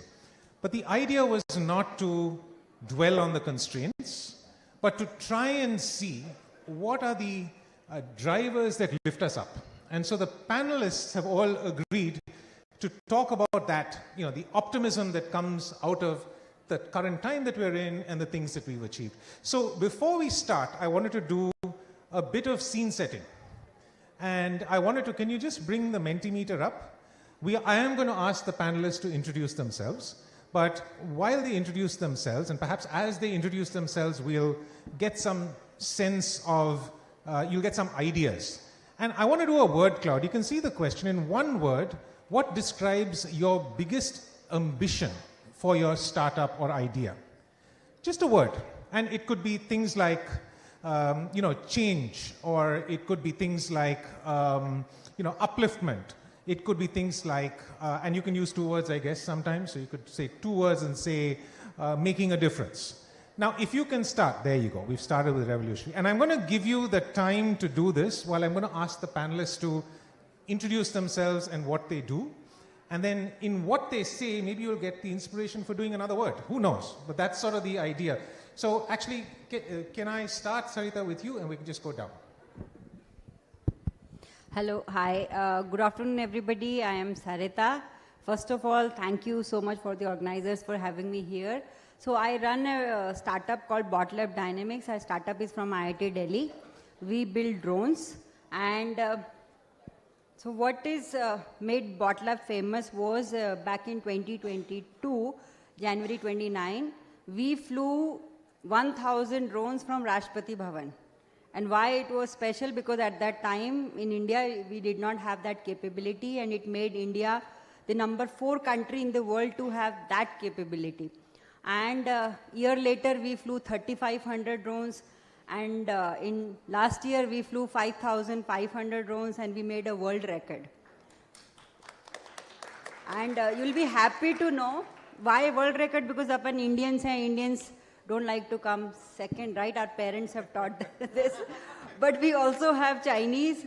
So we made a world record, and within a month, they broke our world record and told us that we should replace this title of world record holder. So now we are going for another world record with 12,000 drones soon. And what is, so we have made like 7 world records in last year and a half. And what is made us capable of doing is because we have innovated, and for 5 years, and I know the topic is startup. Startup is not always glamorous. You have to work very, very hard. So we did that for 5-6 years without salary, a lot of hard work. And that taught us to build our own electronic hardware. So what is made us where we are is our ability to design the drones from scratch. So we are building our entire stack of hardware, software in-house, and because of that capability, now we have presence nationally, internationally, and we have commercialized this technology as drone light shows. And in India, if you've ever had a chance of looking at any drone light show, chances that you've seen our work.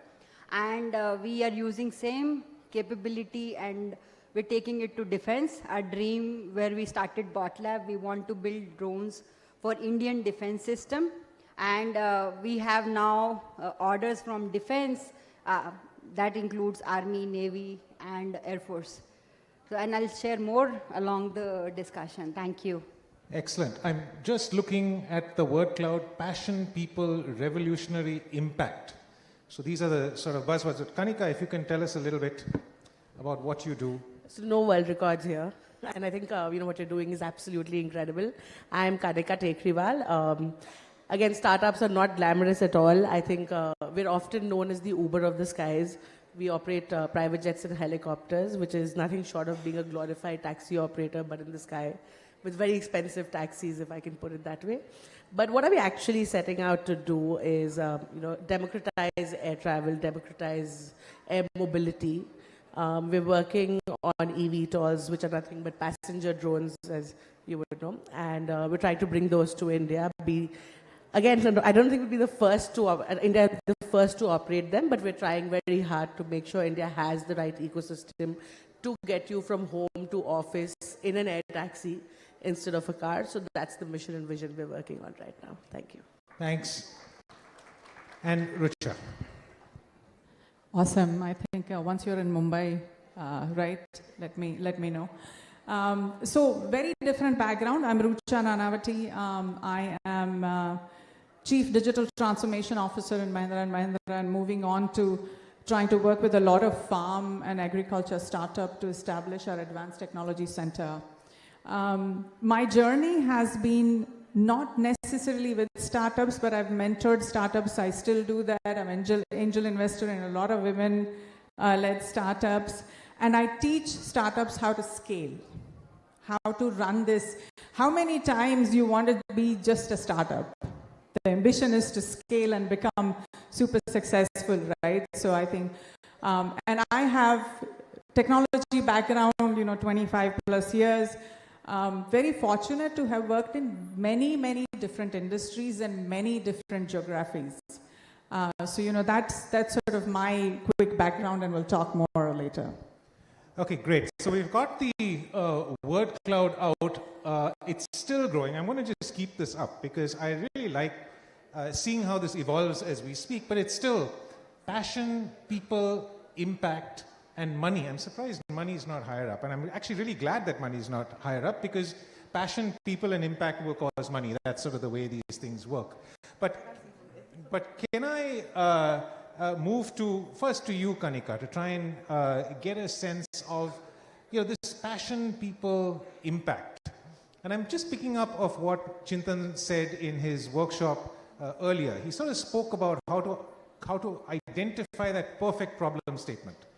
Now, what was the problem statement when you went out to set up this business of yours? And I'm just trying to see, as a woman entrepreneur getting into this space, are there sort of white spaces that you found that really helped you shape this idea? What were the gaps that you found that you were perfectly set up to do? And I'm just thinking, for all the entrepreneurs here, as Chintan said, we have to find gaps, because it's the gaps that we fill with our entrepreneurship and innovation.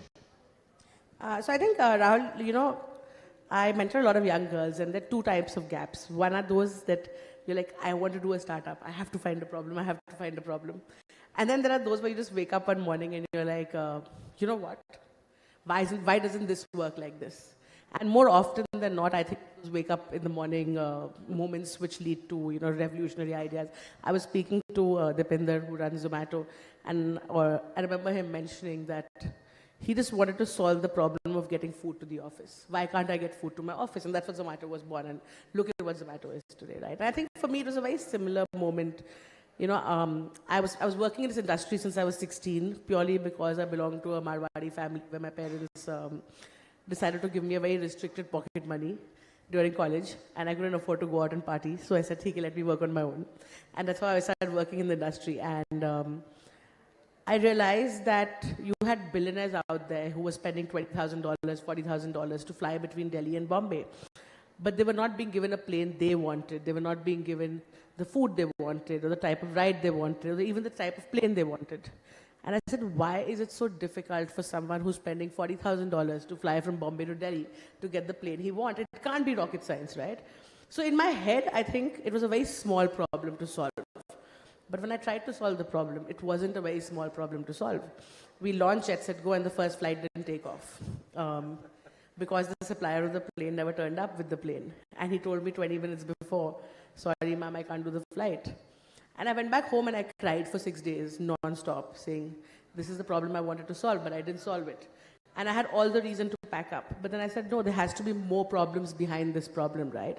And then I actually went into every root cause of why private jets get delayed, what goes wrong. And I came up with a model which kind of was foolproof. And we kind of overnight changed the industry, you know. I mean, we had customers saying, "Main sirf Kanika ke plane mein baithunga."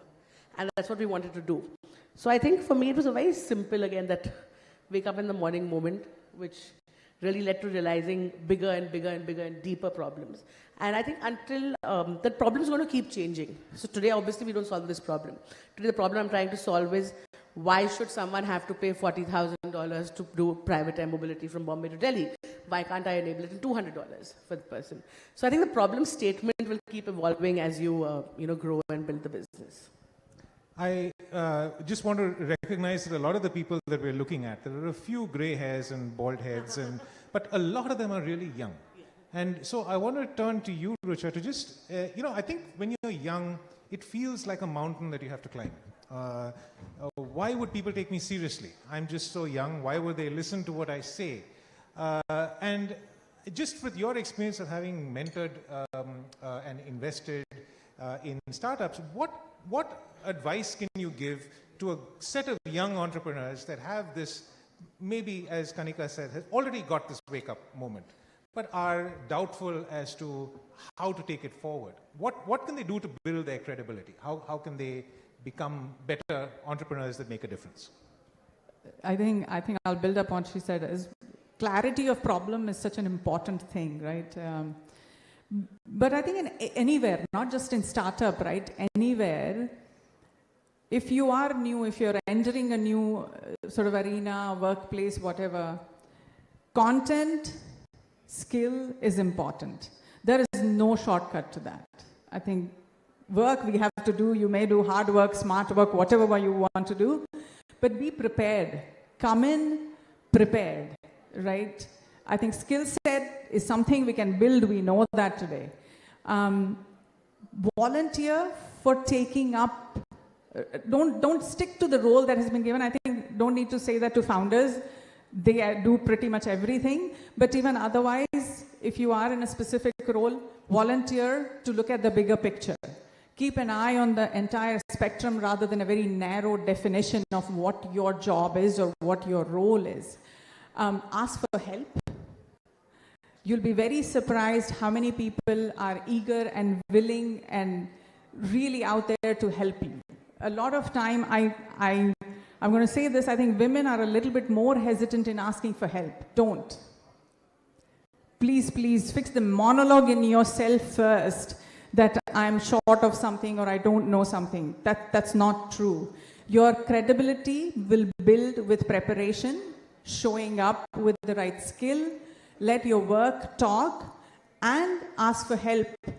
Build your network, have mentors. It comes with time. It doesn't come overnight. I don't think anybody here thinks anything comes overnight, right? So just showing up with that discipline, with that prepared work, always helps. And I think anything, not just startup, anywhere. And if we can just go back to the Mentimeter, I just want to see where we are. But Sahit, I want to pick up on just this idea of doing a drone startup. I mean, until 3 years ago, maybe even less, it was illegal to operate a drone, right? To bring a drone in from outside. So obviously, once the law changed, it's a small number of people who identify that and then create an opportunity. I want I want to see, I want you to sort of help the audience understand how to do that. So this idea has already been done and taken, but there will be a new window that comes. And how do people learn from what you did to actually go and find, I don't know if it's some nanobots, I don't know, whatever is going to come later. How do they pick up on that thing and then capitalize on it to build it into a business? So first is, I just want to continue with my colleague, why do a startup? And everybody have their whys, why you need to do something.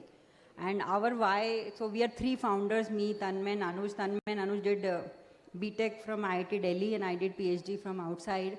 And our why was we wanted to build hardware in India. अगर आज अभी भी देखो, your cell phone, TV, any hardware that you touch during the day. Abhi Chintan sir was talking about AI. Lot of emerging technology, India doesn't have a footprint on that. And much less when it comes to hardware. So, जब मैं PhD कर रही थी, all the expensive microscopes are made outside. And when you look at defense, we still have more than 80% dependency for defense equipment. आपके fighter jet हैं, कुछ भी हैं. I'm glad that LAT is making air taxi, and lot of exciting stuff is coming from. So when we started back in 2016, our why was कि हम India में कुछ technology बनाएंगे डिफेंस के लिए, because it puts us into very vulnerable place when you can't defend yourself, you don't have your own technology. पर मैं आपको एडवाइस दूंगी कि आप ये मत करना, because इतना बड़ा हमने सोच लिया, but the path is very hard, and it is a joke that hardware startup are hard, and it's partially less joke but more of a reality.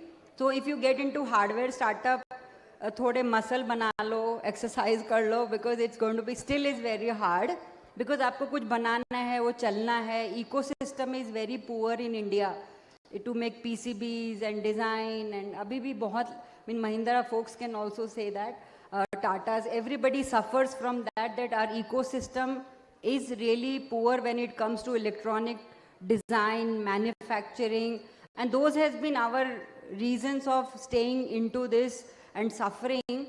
And so one reason was we wanted to build drones for defense, and 3 years we tried to do demo to defense and we failed. We went bankrupt more times than I can count. And in 2019, I went to Tanmay, and so some have Dipinder as a friend, but I had Tanmay who's very poor. So I went to him and I said, Tanmay, हम लोग bankrupt होने वाले हैं, हो गए हैं, यार कुछ करते हैं. And तो हमने सोचा कि उसके 2 महीने पहले we had taken our swarm drones. So what it meant is you're flying multiple drones operated by a single user. वो हमने पोखरन में Indian Air Force को दिखाया था. While the Indian Air Force was very impressed, but there was no money. And so, they ask you to make it better and all of that. How can you make it better if you are running out? And by that time, we were putting all our money, all our savings had gone. And IITs do not have mechanism to fund you. They can give you a house to do your experimentation, but funding is always a hard thing. And now situation is improving quite a bit, not as bad as it was in 2019. So we thought, how do we make money? And therefore we thought, let's do drone light show. It's the same technology. And lot of drones, if you see in Ukraine and Gaza, they're dual technology, dual use. You can use them for defense, and literally same drones you can use for personal, any application. So हमने ये mission लेके हम director के पास गए, professor Ram Gopal Rao ने बोला कि sir हम ये करना चाहते हैं. नहीं लगे तुम डिफेंस कर रहे थे, कहाँ अभी entertainment? Sir we said sir give us like maybe 6 months, we'll do it. But it took us 2 years to learn to miniaturize drone, do drone light shows, and we flew 40 drones at once. And then Ministry of Defense, because all the free work that we had done, we got notice, and they said, why don't you fly on Rashtrapati Bhavan? And then rest is the history. So, but coming back to when you stay in a startup, whether it's hardware, software, you have to keep, and my colleague rightly said, a problem could be A today, but tomorrow it can be X, Y, Z. And you have to keep pivoting to survive. And you also have to keep pivoting basis your skill set. Maybe today you think you can solve this problem, and probably you can't when you realize. So you have to keep pivoting, surviving. You have to always be engaged with the ecosystem, with yourself, resources, and you figure it out. But the good, the Hindi movies mein hota hai, end is always positive, happy ending. So I think in startup, there is always a happy ending. You always find something meaningful. So you stay at it, knowing it will work out. Can I just get the Mentimeter back up? I want to see where we are. And I'm going to go to a rapid fire round very quickly. Chintan, do we have audience question time? Time for questions from the audience? No. Okay, fair enough. Can you just put the Mentimeter? Okay. So, I mean, we're seeing passion as the big thing. And, you know, based on what everyone's saying, I'm glad you have passion, because passion is going to push you through those times when it's difficult. Everyone seems to say that there are times when it's really difficult. And the only way to push through the difficulty is letting your passion drive you through. Can we put the next Mentimeter question on, please? This is just a question to get a sense from the startups, the entrepreneurs, as to what form of support would be most meaningful to accelerate your innovation journey. So it's just a poll. We're going to see, as you start putting your questions in, we're going to see what people are saying, and that's excellent. I was just hoping we'd start with mentorship, because my first question is around mentorship and support.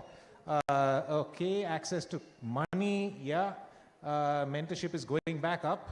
I love these things because it's almost like watching horses race or something like that, right? So you see who's going to win. But I'm going to ask a quick, like a rapid fire question to everyone, yeah?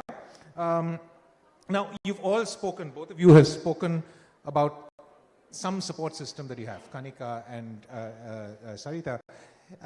Is it more important, and I mean, we'll just take it in any order, is it more important to have friends with money or friends that have support? I mean, both are important, because you can see this graph is going sort of up and down, and there we've got, see, market access and partnership is right on top.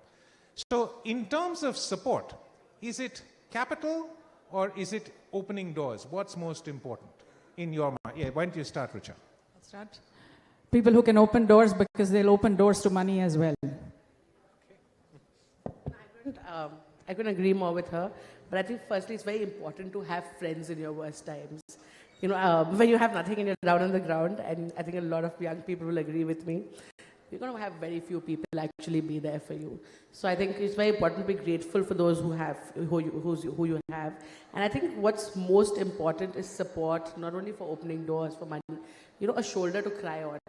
You know, there are days when you want to kill yourself, quite literally, when you're running a startup. You have no money, you have no food to put on your table, you don't have money to pay your rent. And you just want someone who'll pick up your phone and say, it's going to be okay. So I think, you know, whether that's in the form of a mentor or a peer network or someone to help balance your mental health is very important. Sarita? I think it depends on the stage of the startup. अगर आप शुरू में start कर रहे हो तो having a technical knowledge is very, very important. At that time, you don't need money or opening doors, but as you grow, you need money, and उसके बाद you need people who have network. So it's kind of a stages. You need founders, co-founders, your core team. So if you're building a startup, that would be the very first thing, finding your team, which is technically capable. So I'm going to pick up on that to say, then how do you go up and build a network? Because it's not so easy to do.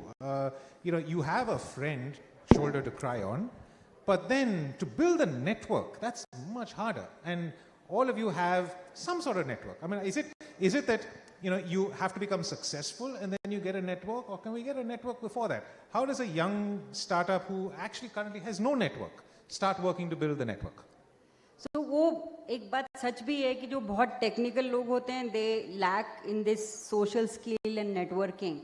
तो in fact शुरू में तो we used to get even offended कि हमें क्यों जाके pitch करना है, you know, कि हम अपना काम करेंगे और काम बताएगा कि हम कर रहे हैं, you know. But so that's why you need founders, co-founder and core team. So you divide these roles, and then somebody takes up this role of pitching and presenting and giving a panel discussion while others are locked in a dark room and working all night and day. Kanika. To be very honest, I think if you want a network, join web. Okay, for those who don't know what web is, I can sit and give you the whole gyan on it. But on a more serious note, when I started out in 2011, there was nothing called entrepreneurship. Was not cool. There was no webs and anything of the world. Startups weren't recognized. When I told my dad what I'm doing, he said, "Aap game bana rahe ho." So forget friends. Even your parents didn't want to support you at that point of time, and you just had to find your tribe. And I think that's very important. At the stage that most young startups are today, the resources available to you are innumerable. I mean, if you go on to WEP and you go and see, you're being provided mentorship in all spaces. Similar to WEP, there are a lot of other places as well, but I think there's no lack of resources right now. You just have to open your eyes, be open to meeting random people. Every other day, there's a startup conference in this city. Go attend them, go speak to the panelists. I remember the first, when I started out, TIE used to be the only thing that organized a conference once a year. And I used to go stand in line to speak to every panelist. And now, which is why when anyone comes to speak to me after a panel, I make sure I speak to each person because I know how it felt to be on the other side of the room. And I think it's very, very crucial to just put yourself out there shamelessly. I used to always think, log kya kahenge? Yaar, log to वैसे भी कहेंगे, whether you fail, succeed, don't succeed, लोगों का काम है कहना. So, please go out there, meet as many people as you can, be shameless. This is your chance to succeed. If you want to succeed, you've got to really, really just go out and ask for what you want. The worst you'll hear is a no. If you hear a no, someone else will be a yes. But just, you have to go out there and put yourself out there. Be vulnerable. It's okay to fail. It's okay to have doors closed on you. Because 10 doors will close, 1 door will open is what I really believe. And Rucha, as you're doing this, I'm just looking that, market access and partners, peer networks are all good. But people are also saying access to capital. That seems to be the second most important thing. And one of the things that your network is going to give you is, as you said, open doors to capital. So how does one do that strategically? How do you go and make your network and then get capital? So I think now she said it so rightly that we have access to so many of these, right? Take advantage of these kind of events, right? I hope nobody is going to go out of here without making some more connections, meeting some people who are successful in their own right. I think I'm going to sort of pull on the women a little bit more because women are still not enough. They're drawing so little capital out of the VC firms that are there. We are the ones who should make the VC firms. Why not? There are enough and more women who are successful. Here are examples. There are more, we are successful in corporate, some policy makers here. Please support each other, whether it is financially, a shoulder to cry on, your peer system, your network, your mentorship. I think you really can make it happen. And I'm not dissing men at all. I think I have so many mentors. And, no. I actually have mentors, mostly have been men, and, I'm standing on their shoulders and sponsors and so on, one sitting right there. But I think consciously need to support more women through VC fundings. That is absolutely true. Still only 18%. Only 18% in India. So, yes, of course. I'm sorry to just jump in. I was Shark on Shark Tank most recently, and I was surprised to see that we had more pitches from women than men this year, at least in my time at the tank, which just goes to show you that there is so much talent out there, and all of us are looking for more and more women to invest in. Although I try to shut my eyes and be gender agnostic, but dil se lagta hai ki nahi, ladki ko hi support karna hai.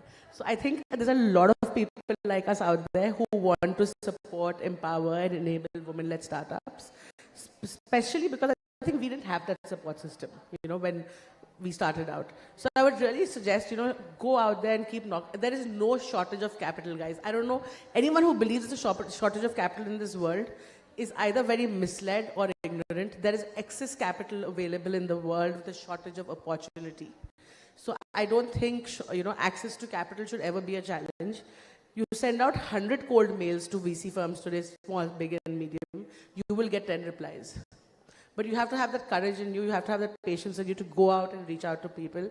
I'm again telling you, all of us are looking for opportunities. You don't have enough. I went to the tank thinking I'm going to invest so much money. I came out of the tank having invested this much. So there's definitely a shortage of opportunity out there. And I think talent, we have the talent, right? I don't think that the people need to sit in the dark room and somebody else has to go and present. We want that depth. That depth should be shown because that's what is going to get you the money. Not pretty presentations. There are there, but those are easy to make. Okay, that bell rang, which clearly means we've got to get off the stage. But please give a round of applause. We set out to inspire you. I hope we have. Thank you, all three of you. Thank you very much. Thank you so much. And what an incredible panel. 3 cheers to these crusaders and to their gracious host. Please get a quick picture taken before you head off on the other side of the stage. There was somebody in this room, I was telling you about the G20 story, who wrote an article at that time that said that for a worthy idea, there is always the capital. So thank you for everything you said. Let's go and hear from one of you. Let's invite on stage Ria Rastagi, who will tell us about psychedelic. Ria, welcome. Let's give her a big round.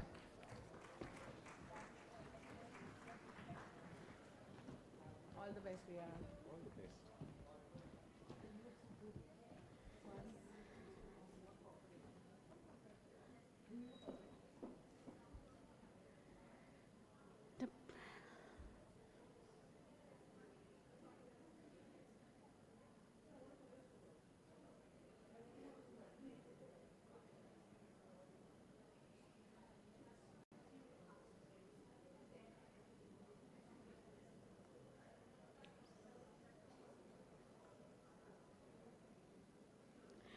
Hi everybody, my name is Ria Rostagi and I'm the co-founder and CEO of Psychedelic. And these are headphones that do more than just play music.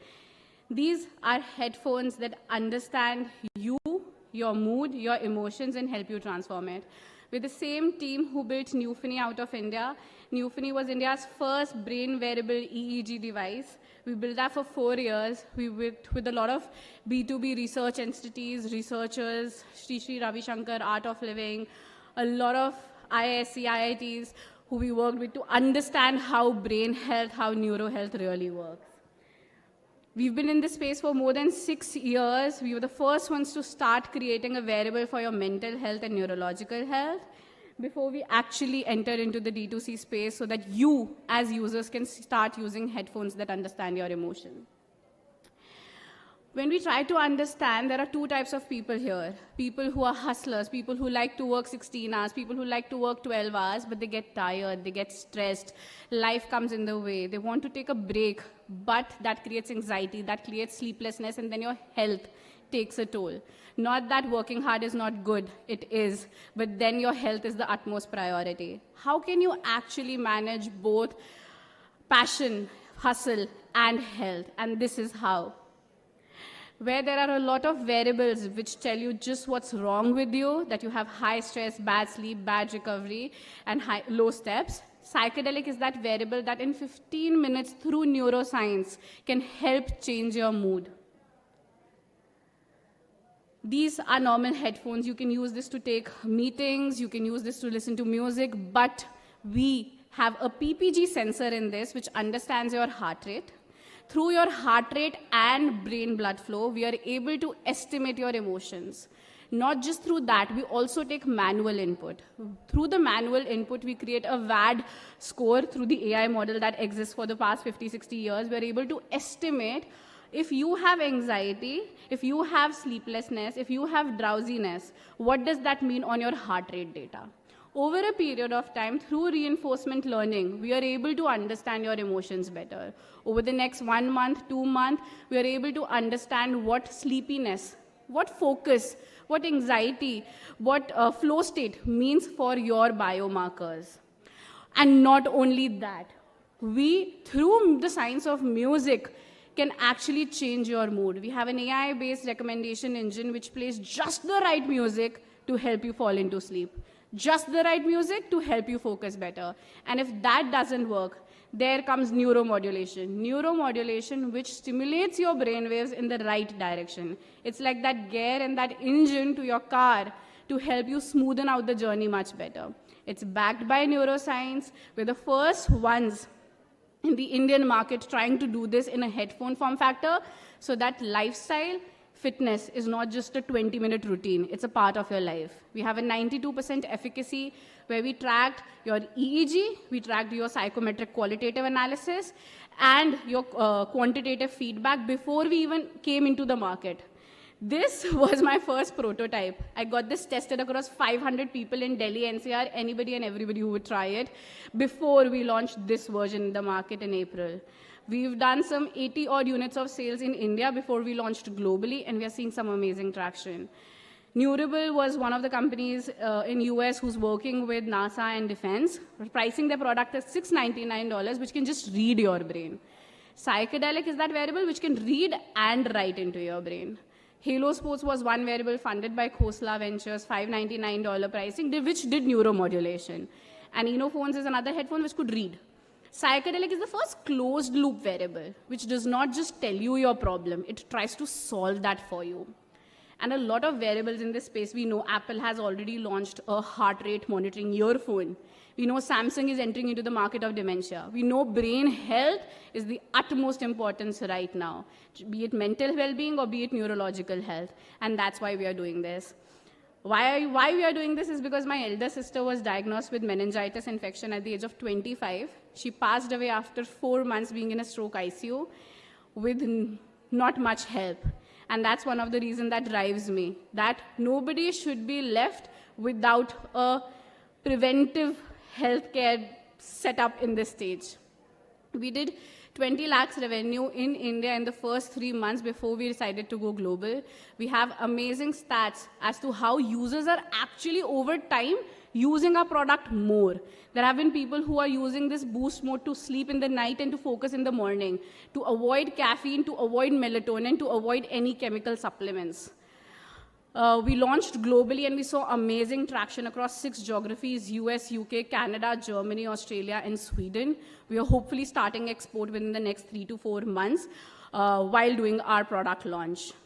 The best thing a customer said to us was Paisa Vasool, and I think that's one of every founder's dream, that people see worth in your device.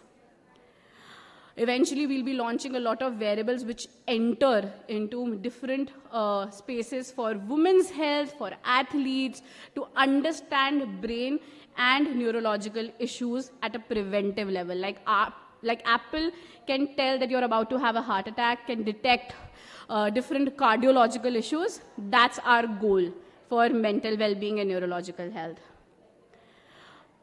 Yes. Thank you so much.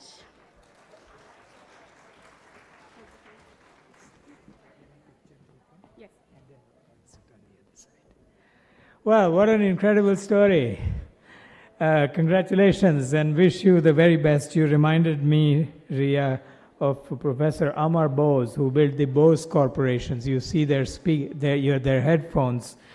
And the fable goes that when Amar came on stage and talked about his noise cancellation headphones, people would line up outside to sign up for one. I hope something like that happens to you. So, well, before we go to the next session, do you all want to stand up and stretch like we did before? Why don't we stand up and just stretch a bit? Nobody minds a stretch, eh? In the afternoon, good. Tadasana, as they say it. All right, good.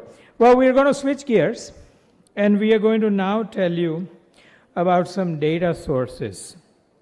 And these data sources were built by NITI Aayog in an initiative called the National Data Analytics Platform, or NDAP. We want you to know about this data, we want you to use it, and we want you to tell us what can improve about it. So to do that demo, let me call upon stage Megha Pandey. Megha, welcome. Let's give her a round. Yeah.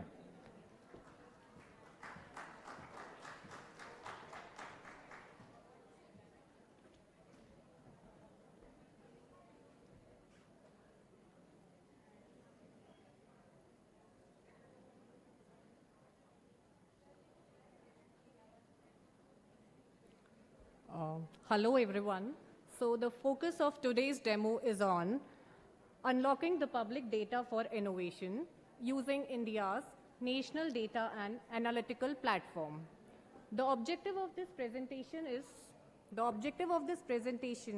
is to demonstrate how a centralized data access platform can simplify the data discovery, improve interoperability of the data across ministries, and support evidence-based policy making. So here we'll briefly introduce you and walk through what is NDAP, and we'll see the practical use cases, the real-life use cases where this NDAP is used for the quick data insights and policy decisions. So what is NDAP? NDAP is a flagship initiative of NITI Aayog. It stands for National Analytics and National Data and Analytics Platform. So it is a one-stop platform for all the published, publicly available data sets, which allows users to easily search, merge, visualize, customize, and download these data sets in few clicks. The aim of NDAP is to improve the access and the use of the public data sets by hosting it in a clean, machine-readable formats and ensuring the data in interoperability by mapping the data to the common sets of geographical and temporal dimensions. So what are the challenges, basically? Since we know across the public departments, public sector, huge volume of data is published every day, and it is available for public use, yet much of this data remains underused. Why? The key challenges are, first, the data is often fragmented. The data is available in silos. The data sets do not talk to each other. Why? Because the data comes from different departments in different formats, in different location and time granularities. As a result, they do not easily connect to each other, making the cross-sectoral or the cross-regional analysis really difficult. The second challenge is the cluttered. So many data portals exist in public, but they are mostly cluttered and the navigation is not that user-friendly. As a result, users face complex interfaces, unclear metadata, and inconsistent structures, which discourages the use and adoption of the public data from the various available portals. And the third major challenge is static. Most of the government data platforms have visualizations or dashboards which are static and which are not interactive and cannot be easily customized for further analysis. So these are the key reasons why the data which is available in public but is not fully utilized. So as a result, what NDAP, National Data and Analytical Platform, addresses all these challenges in the data ecosystem, and even though the substantial amount of data exists in the system at present, but at present, the tools and the frameworks that are required to convert this data into actionable insights is missing. So here, NDAP provides access to the standardized data in a single platform, allowing the users to search, merge, visualize, and download easily in a user-friendly way. Now coming to what are the features of NDAP. NDAP is designed not just as a data repository, but as a data access and analytical platform. The key features of NDAP addresses many of the practical challenges that are faced while working with the public data. First is standardized data. So NDAP hosts public data in the clean machine-readable formats, and all the data sets are standardized using LGD, Local Government Directory, which is most up-to-date standard set of administrative boundaries. Second, key feature is interoperability of data. Data sets on NDAP are interoperable. And since we know that data sets come from different sectors, different departments, and they cannot be quickly merged. So with the NDAP's inbuilt feature, which is inbuilt merge tool, wherein you can quickly merge the data sets for deeper analysis. You can further customize, create your own visualizations. So data is made interoperable in NDAP. Second is user friendliness.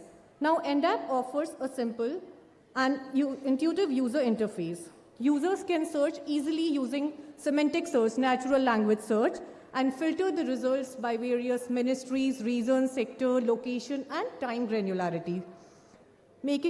So in this way, NDAP makes the data discovery quite easy even for the non-technical users. Interactive visualizations. Using NDAP, users can select any data sets and indicators and create the required visualization in just a few clicks. It can be a bar chart, scatter plot, heat map, etc. These charts are interactive and customizable, allowing users to explore the patterns rather than just relying on the static and the fixed dashboards and reports. Feedback and suggestion. NDAP also includes a feedback button in the portal, wherein various users can comment, can give suggestions about improving the portal or including any other data sets as well, which are being reviewed and the action is taken upon. Even you can also register as an NDAP user to see the personalized search results based on your usage and the history. Now, the last and the most important feature of NDAP is use case-based approach.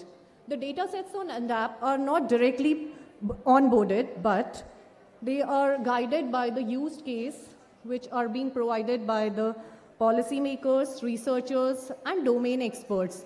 Based on the real-life cases, based on the priority of the data which is being identified by these domain experts, the data sets are onboarded into the NDAP. So together, all these features make NDAP a practical reference model to show how the public data can be standardized, connected, and transformed into a usable insight for governance and decisions.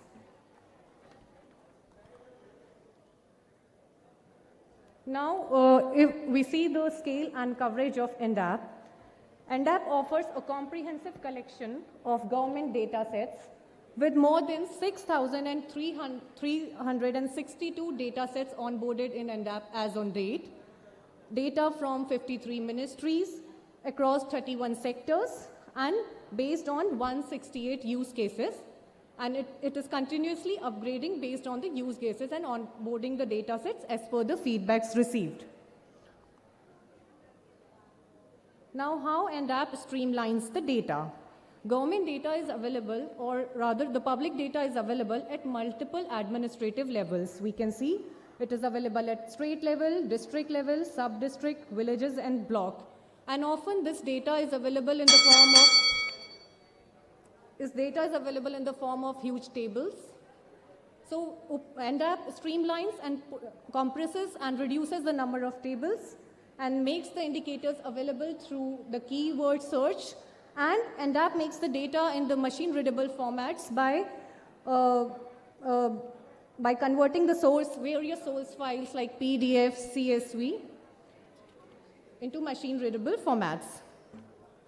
So in this way, together all these features make NDAP a practical reference model for how the administrative data can be standardized, connected, and transformed for the usable governance.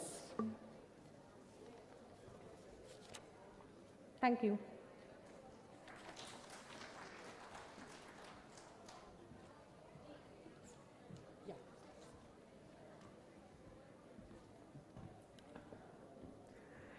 All right, that's great. Thank you so much.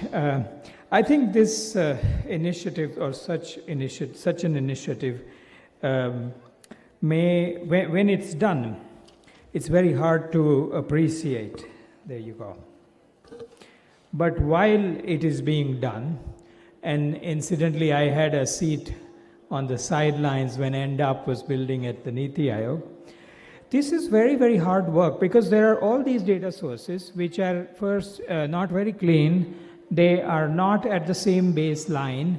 They were not created to be interlinked, and now you are trying to interlink them after the fact.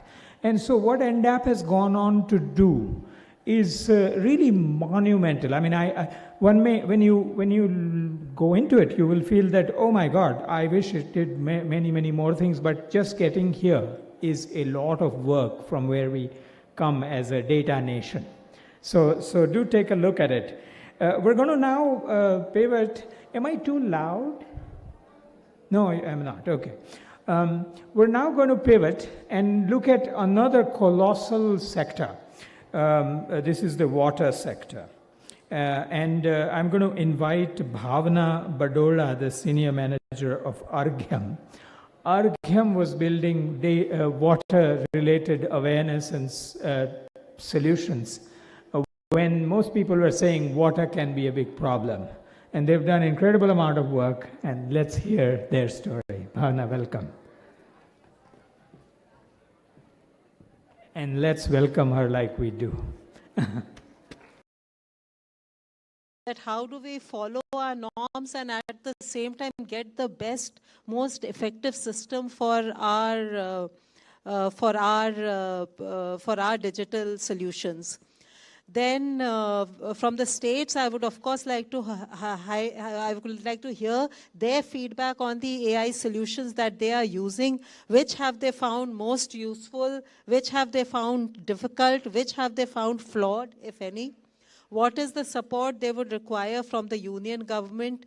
The teams are here. We have been trying to work on policy. We have been trying on, would you like more technical docs from us?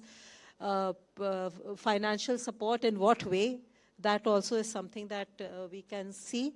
And how can we ensure a smoother adoption and a scale up across the diverse health systems? So I really would like to hear from the panelists today and from some of you as to what we can do ahead.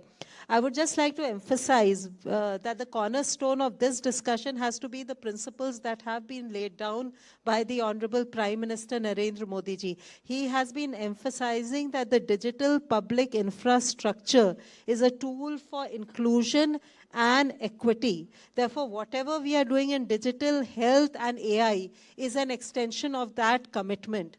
And ultimately, as many of you are aware, we are all working with a goal of Viksit Bharat at 2047. And we feel that whatever discussions that we have today and over the next few days can have an impact on enabling us to achieve our goals. With this, a big thank you to all of you for coming here, and a thank you to the participants. Let's start the discussion. That was pretty long. I hope not too long. Okay, thank you. Thank you, ma'am. That was optimum from a time point of view, and you've given us the whole canvas of what the government is doing, what efforts have been ongoing, and where we are already seeing some results. And this sets the tone for the further discussion going forward here. Now, I come to our first panelist, my CEO, Dr. Sunil Kumar Barnwal. Sir, AI is here, and it is the new general purpose technology that can revolutionize a lot of areas, and healthcare is one of them. So, sir, from a perspective of looking at how this can transform and how we are going ahead, I'd like to understand from you and also the panel, the audience here. And if we look at 5 years ahead, what would a mature AI-enabled public health ecosystem in India would look like? And what must we do differently starting today to get there? Thank you, Kiran. I think Madam has set the tone, what all we are doing in the healthcare using technology. AI is something which has been added in a big way, and it is going to actually transform the whole healthcare delivery. Let me tell you how it is going to work in next few years. 5 years time has been given. The point is, if we take AI as a standalone innovation or a technology which is going to just help you or enable you, I think we are not harnessing the full potential of AI. So we need to move from project or a scheme kind of implementation to actually create or enable a ecosystem development for using AI in healthcare delivery. When I say ecosystem development, we see there are so many players who bring value in the healthcare delivery. It's not just the government or the government institutions. There are private institutions, there are private healthcare professionals, there are health tech companies, there are innovators, startups. Everyone brings value in the system. Now, if we just take it as a project, I don't think we will be able to actually leverage the full potential of AI. So that is one part. And second, we should not be treating AI just one additional help. It has to become part, or rather get embedded in the healthcare delivery. So it has to become integral part of it. As Madam also mentioned, it should not be just a tool which just, like we moved from paper to a digital, we needed, from typist to a data entry operator. So something like that is not a great value addition. Rather, if it reduces the whole, work of the healthcare professionals, whether it is a frontline worker or it's a doctor or a nurse, I think then only we can actually take full advantage of it. And that is going to happen if we see AI in two ways. One, we all see AI will improve the clinical efficiency of the treatment, whether it is cutting edge technology, robotics, etc., etc. On the other hand, see how much workflow improvement it does in healthcare delivery. Like even if we know there is a highly specialized doctor, how much time does he spend only on treatment and how much time he does non-clinical work, which includes listening to the patient, writing prescriptions, and doing many more administrative work. So these all can be done away with if we really integrate AI in the whole workflow completely into the healthcare delivery system. And that can happen if we actually work on standards. And the architecture should be open, interoperable, and that is what Ayushman Bharat Digital Mission is doing. So when we talk of deployment of AI, even if the data is not centralized, its application can be there across all the facilities. And this is what we are looking at. If we really want to develop and harness the full potential of AI, we need to actually develop the ecosystem rather than using one or the other isolated solutions. And that is what is being done when Madam spoke about the clinical decision support system integration in the telemedicine. Because it automatically becomes part of the healthcare delivery. People come for the treatment. The doctor or the whoever is the frontline worker will see based on the symptom what could be the possible diagnosis. So this is what I think should be done in next 5 years. We should be enabling ecosystem development where every player in the AI, innovation, development, deployment, and monitoring, everyone plays a very creative and effective role. Thank you. Thank you, sir. Building an ecosystem is the key, and that will actually help us harness the full potential of AI for better healthcare. So now I come to Sampath Kumar, sir. Sir, you are heading the health department in the state government, and you are the one who is overseeing the delivery of healthcare services in the state.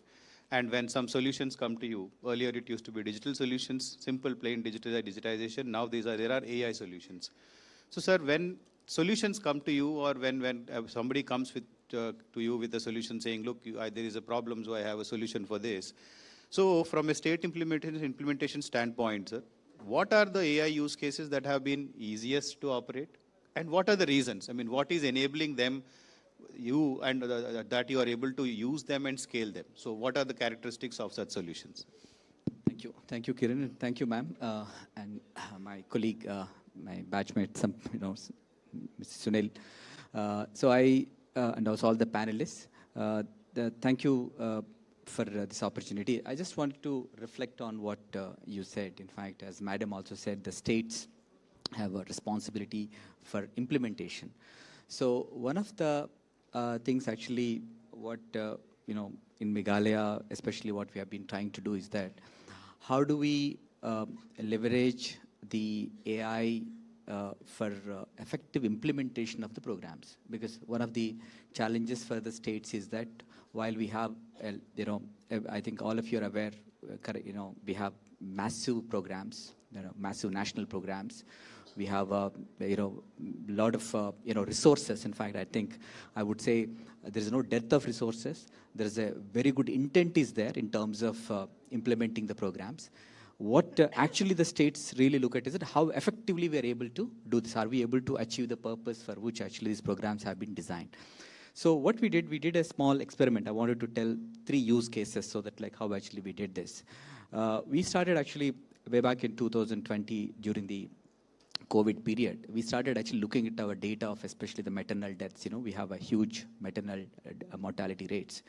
So then when we looked at the data, we were actually we are collecting the data, but we are not effectively using the data to analyze the data and how actually we can solve the problems.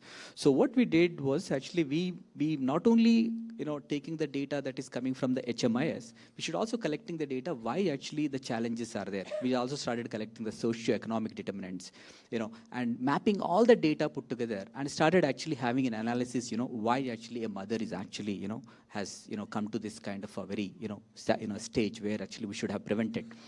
So while doing this, what we could able to, by effectively using the data, we could able to, give that capacity to the front line that, here is a mother, she's a multi-gravida, she's also poor, she's also living in the hard-to-reach area.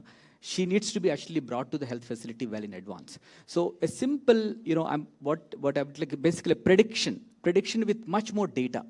So once we started actually using this data, we could able to see like, there is a tremendous, motivation for the, frontline functionaries in saving lives of mothers. In fact, we could able to reduce maternal deaths by over 50% in the last 5 years. So that's one use case I would say. In fact, our Honorable Chief Minister has written about this one recently in the Indian Express, after the regional AI summit that has been held in Shillong with the NHA and World Health Organization.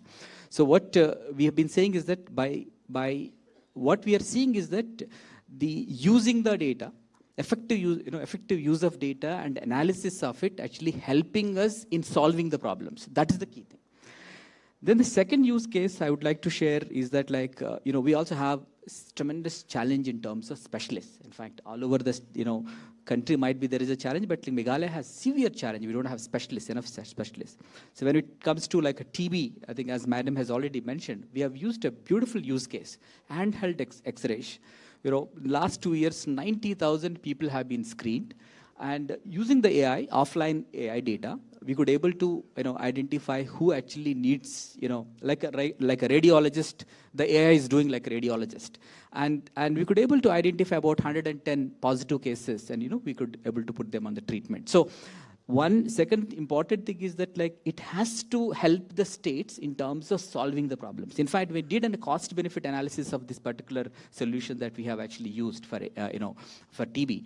In fact, we actually saved 4 crores, in terms of, the transportation cost. If we have to bring all of them to the radiologist for a, it would have costed that much money. So this is again a second interesting use case. And third thing that I would like to share is that electronic health records. In fact, this is again, this is our Honorable CM actually tells this one. We need to reduce the administrative burden of the doctors.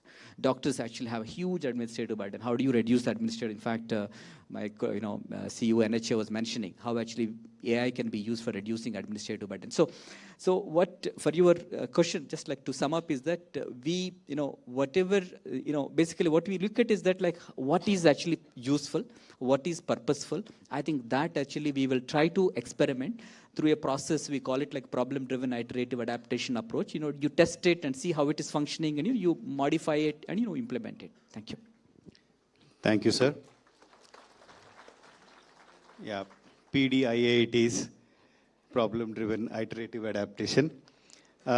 Absolutely, sir. I mean, so basically the use cases that are easier to operationalize are the one where the state finds value, where the state's problems of finding specialists or helping solving other problems or the administrative burden are chosen, are identified, or they're able to solve those problems, then both the administration and the political executive are able to help solve and take that solution on board. So basically, a problem or an AI solution has to create value. So now with that, I come to the private sector participant, private sector panel here, Dr. Geeta Manjunath from Nirame. Dr. Manjunath, you are now have been running this this organization that is providing AI-based solutions. So from a private sector perspective, I'd like to hear from you, what are the main challenges private companies feel while working with government health systems in terms of procurement timelines, data access, deployment at scale, or even long-term sustainability, or any other challenge that you want to highlight? Basically, what we have seen is, yes, there is a beginning when you come, you speak, then we say, okay, let us try it out in 1 or 2 hospitals. After that, what?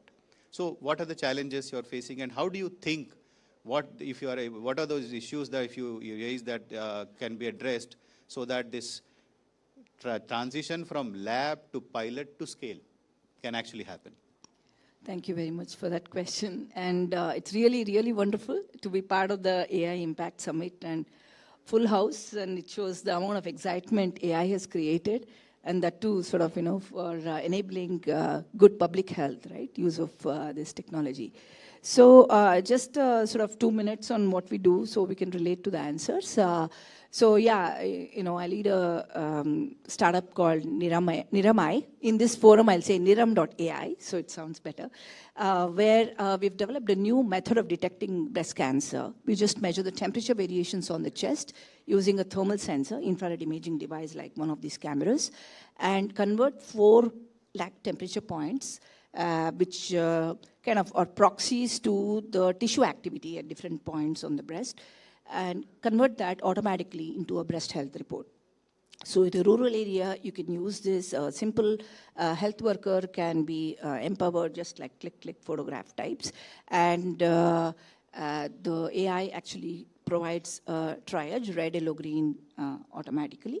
And obviously, it's a screening test. People who are high risk need to be taken for further diagnostic workup in terms of imaging like mammogram, ultrasound, MRI, whatever is needed. Because, it's a very, very big problem, and we know the affordability, accessibility issues, and so we end up losing every alternate lady to breast cancer. That is 50% mortality, right? Who has got detected with breast cancer, every alternate lady dies. So really early detection is important. So we've kind of made this work. It's a new innovation made in India, and now we've been able to, oh my God, thank you so much. We have made this, with multiple state governments. We have collaborated, including Punjab, Karnataka, Maharashtra, now Meghalaya also, sir. Actually, last 3 months we are running with Meghalaya as well. Wonderful effect there, Uttarakhand, many, many places we have done. So coming to the question that you asked, Kiran sir, is first and foremost, I think starting off a pilot with a state government. Because health is a state matter, right? Every state officials we need to sort of impress upon and convince them that the solution works. So it's kind of fragmented, we would say, the decision-making process. Now, next is obviously pilots have. So I'll be very, and it's a wonderful opportunity to keep cribbing, sorry, but please take it in the right. Really, it's a huge opportunity, that's why. So next, of course, we need to find funds to actually do the pilots, because first few pilots have to be free, right? But of course, some states have been benevolent in trying to sort of allocate funds even for pilots. So maybe we figured out how to do that, working with the government officials. So for that, again, we'll have to find, and it has to be large scale. So as a small startup, it's difficult for us to fund those things. And I think there's a lot of knowledge gap. And I think ma'am mentioned, sir, you gave a lot of information about what government is doing. But if you look at it from a startup founder perspective, we don't know how to sort of get to that, right? You know, there is Arogya Mandir, 180,000. It's amazing, right? I got the numbers wrong maybe, but somewhere around that, right? But how do I get to that? It's really a dream for many of the founders here, I'm sure. How do I get into those, right? At least 10 of them. Then I'll make it 100. So that pathway is not clear, ma'am. If there is some pathway, like it could be a governance body, which takes, we won the National Startup Award, we've won many, many awards, but that doesn't get to the pathway, right? So what is that rule or the process to get into this? You know, that's not very clear in our minds. And probably there is one, but it's not communicated to the right people who are innovating, is what my knowledge is. Many times also, we can do pilots, we'll get funds. For the large-scale adoption, we understand there should be some kind of a program funding. We have to create new programs to get the funding for it. Looks like some of the people who are working very closely with the government, like distributor type people, they know exactly where the funds is and so on and so forth, right? But it's still for the full scale up. You know, again, if we don't know, we are just stuck doing pilots. You know, I'm really sorry. Maybe it's an obvious one for you, but it's really killing so many innovations from scaling, is what I feel, right? Now switching to AI per se.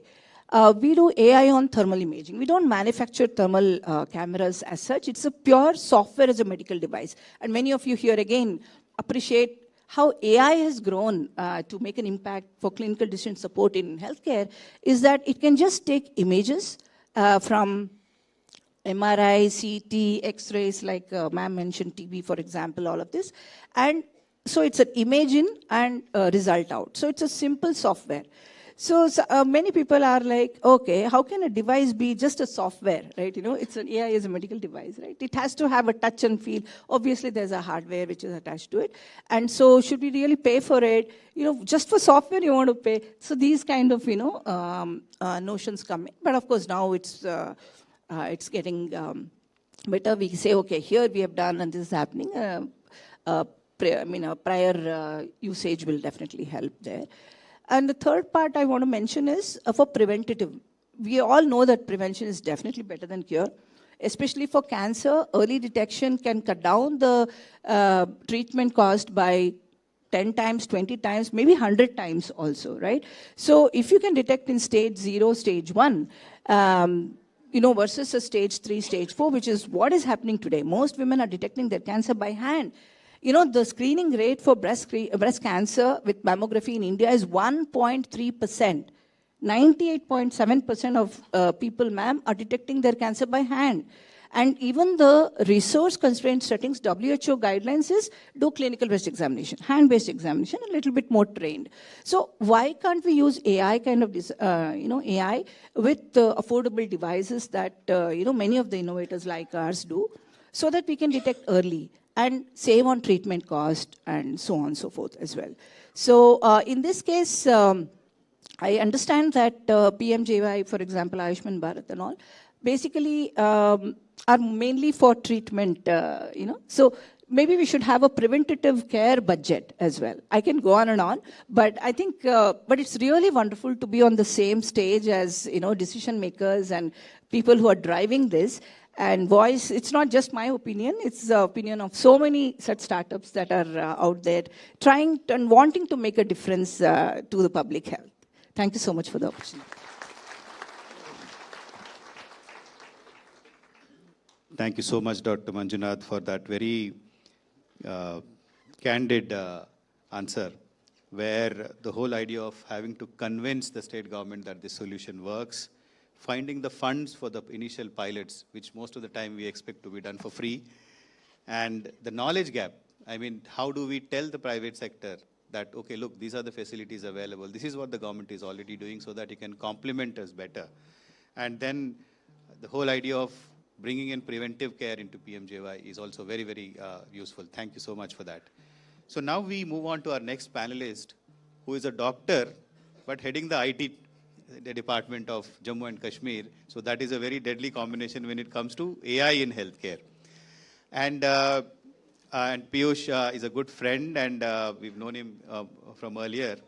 So, Piyush, you are now in the department that drives technology in the states, and the startups would in fact be first more identified by you. I mean, they might be coming first to the IT department, and then how you link them up with the concerned department, be it health or education or any other department matters. So from a state government perspective, how do you think states are positioning themselves as ecosystem curators, where they are bringing together academic institutions for research, the private sector for innovation, and public systems for real-world deployment to translate AI ideas into actually scalable and market-ready solutions? So we'd like to hear from you on that. Good afternoon, all the esteemed panelists, and good afternoon, everyone, one and all in the audience. I think what ABDM has done, it has set up the framework beautifully for the states and UTs to implement. Various interoperability standards and other issues which normally states will struggle for standardization has been beautifully rolled out. But I see states and UTs at this point of time as conveners, not just implementers. Because real public health challenge, the data, the issues which are prevalent on the ground, the disease burden on the ground, they can convene various kind of stakeholder consultation and come up with the solution. In JNK, we recently had one discussion with ICMR to set up one computational health unit.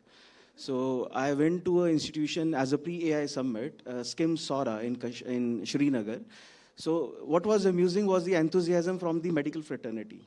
They equally want to learn what are the new AI models, how to come up with the solution. So I see them as a very important stakeholders. So now we are in discussion with IIT Jammu, one of the HEIs present in Jammu and Kashmir, to set up a computational health unit so that based on the priorities of the local disease burden, the local data availability, the total, we know the challenge of the data fragmentation available.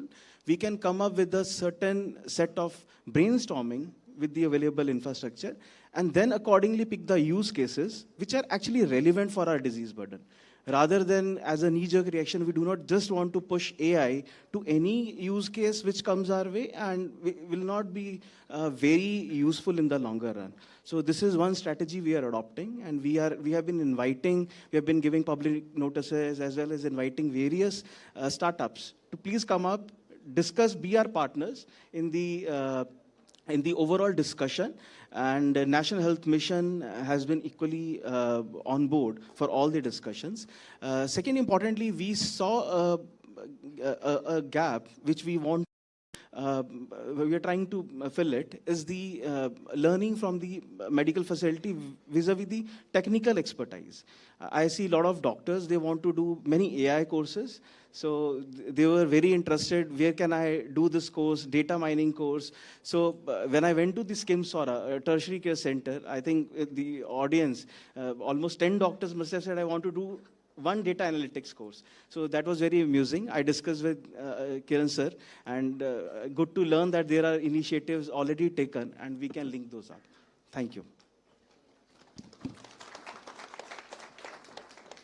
Thank you, Dr. Piyush. And I think this collaboration or the lead that you as the head of IT in the state is taking in building this computational processing unit, I think will go a long way in placing the state, in readying the state for using AI much more effectively. So now we turn to our next panelist now from the private sector, Dr. Anand Sivaraman. Dr. Anand, basically Dr. Manjunath told you about the challenges, told us about the challenges of the private sector trying to operate in the public sector space. What I want to understand from you is, what role can private sector play beyond technology? Because at the end of the day, and as we have learned through in a hard way through implementing ABDM, that it's not just about building the backbone or getting an HMIS solution. It is also about the change management. It is also about training. So what do you think the private sector can bring beyond technology, such as training, change management, capacity building, as far as government systems are concerned, especially in healthcare? And with your experience where you've rolled out the AI-based solutions for eye health, I mean, if you can please tell us what are the ways in which this collaboration between the private sector and the states can go beyond just procurement of technology so that that bond becomes much more stronger. Please. Thank you so much. Wonderful being part of this panel. And just to tell you a little bit about Remedio, the organization that I'm part of, what we solve for is the problem where in rural areas you have one ophthalmologist for 2 lakh people. And how do you now think in terms of a smartphone-based device that takes high-quality pictures of the retina and is able to screen for chronic retinal diseases? There are around 300 million at risk in India for that. How do you actually task shift that to health workers? That's problem statement number 1. So the hardware device that we built that is completely indigenously developed here in India, today we have around 3,000 of those in use in India and around 1,000 in the US. So it is a case where it was built for the health worker in Kerala, in Meghalaya, but now is also being used by primary care physicians and nurses in the US as well. So it's something that was built for India, but has allowed us to go global, thanks to the fact that that is possible. The second part to it is you solve for the problem with respect to imaging, but how do you now solve for a specialist? So that's really where the AI comes in. So in 2019-20, when we got into it, we realized we didn't have the NVIDIA chips, etc. at that time as mature. But we realized that we cannot do anything on the cloud because the cost was going to be expensive. So we developed what are called privacy-preserving algorithms that work on the smartphone itself. And within 5 to 10 seconds of taking an image, you're automatically able to see whether or not the patient has diabetic retinopathy, glaucoma, macular degeneration. And what has been amazing about that is, again, showing what is the advantage to all of us as founders. What India really gives us is the same algorithm developed here.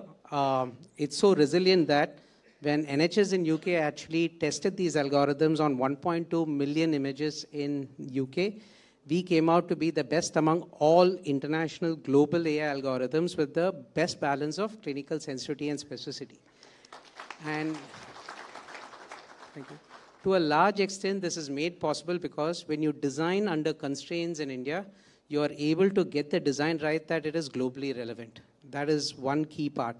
For example, we had to train the images on actual images that are taken by health workers. They are not going to be of the same quality as what you would get inside an ophthalmologist clinic because their hands may shake. But how do you build a resilient AI algorithm that is able to still detect disease in spite of not being offered the best images is really the problem that I think India as a nation can solve for the world in population health screening. Now coming to the key question, what is it that we can? So what we did was we worked very early with the government of Kerala as a sandbox where we brought in the solution there, first the hardware. And at that point in time, we worked very closely with one of the health systems globally that has eliminated blindness due to diabetic retinopathy, which is the UK NHS. We realized we can't create programs around technology because there would be a conflict of interest. So they designed the programs, but the government of Kerala implemented it. And what was interesting is we not only published the results, 99% of those that were found to have a problem did not know that they had a problem, so which was the big one.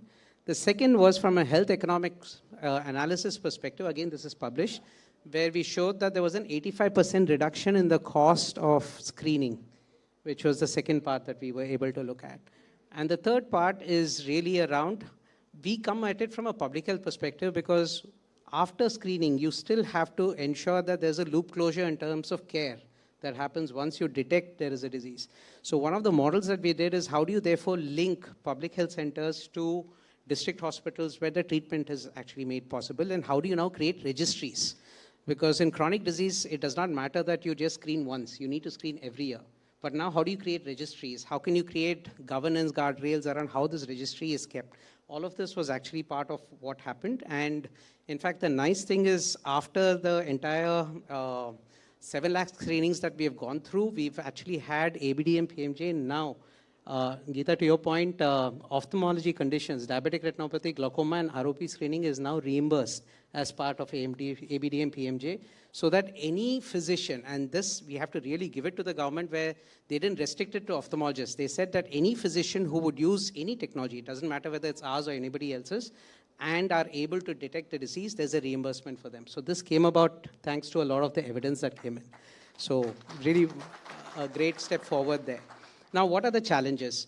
3 key challenges. One is I'm going to talk about what I felt we should do as founders or companies that are part of it. We need to work with the government, not transactionally in terms of a tender. We have to work in terms of how do you build programs and sustain programs with them. That is very, very important, because I can tell you that the business interest of the private sector is also in terms of doing this. I'll give you an example of it. The first 16 centers around Trivandrum is where the pilot was done. It was part of an Indo-UK grant. And thereafter, it was scaled to 250 centers. But what we had to do was build capacity. You had to go there and make sure that you build capacity, because the capacity will be different in different family health centers. Not every health center will be the same. So it's important for the private sector to get into programmatic delivery, where you are going to be responsible in a way to help build capacity, build dashboards by which you can actually show utilization rate. Because I'll be very honest, there were some centers where the devices were not getting used as much as what we would have expected epidemiologically. But by giving dashboards, there's a way by which you are able to show the program managers what the actual utilization is, and you can actually go in and solve for problems. In fact, now what we're moving to is moving to models by which can we incentive align everyone, including the private sector in it, where you don't go for capital equipment-based sales, but instead can you start looking at how much everyone earns on the basis of a person screened, which now aligns everyone in the pathway, creates this as a program that's for a long term. And there I agree with Dr. Panwal, where he made the point on ecosystems, because I feel that is very, very important. The other way by which I think we need to look at this differently is when we first went to the government and we got feedback saying that, look, can you look at I not as part of a separate program, but as part of NCD? So what that meant is we went back and said, what else can we do with that one retinal image? Can we start looking at CT calcium score as predicted from the retina? Can we start looking at cardiovascular risk along with chronic kidney disease risk? Now what happens automatically is the amount, the 85% reduction now goes to 99%, because now for the same test you're able to detect more in the population. So that was something that where we had to redefine the problem of what we are working on the basis of the fact that when you have that one screening event, how do you actually make sure that you're able to get as much as possible out of it? So I think to summarize, where I think the private sector really needs to play a role is look at this as a public health problem, not as a problem of selling devices into. And I think that is something that we have learned. We have benefited from having a public health team within the company that is responsible for looking at utilization rates after we place devices. And I think it's really helped us understand the problems like what Dr. Banwal talked about in terms of how do you fit into workflow? How do you make it simple for the ASHA worker there? The health worker, she has hundreds of things to do. And you have to make it simple enough for her to do it. And that only happens if you look at it as a public health problem, not as a business problem of selling devices, which I think is the key thing that all of us would take well from it. It's helped us. We've been able to scale. The second opportunity I feel is once you're done in Kerala, you have to repeat now with every state. Instead, I'm hoping that with the publications that come out, it's a way by which there may be a translation of technology that happens. And the last part is the ecosystem part that was talked about. I think that's very important. When we took our algorithms through CDSCO approval, there was no predicate device. We were the first to go through it. So it took us around 3 years. But now we are a predicate, as a result of which there are 2 more solutions that have come. And I can tell you that it's not competition. The more we are able to get more people into this ecosystem of AI-based solutions, I think the awareness goes up. There is enough of a market, and more importantly, from a public health perspective, we have 300 million people that we have to actually prevent blindness in. So that's really how we got started and how we see the role of the private sector when it comes to what else we can possibly do. Now expanding to systemic diseases from blindness.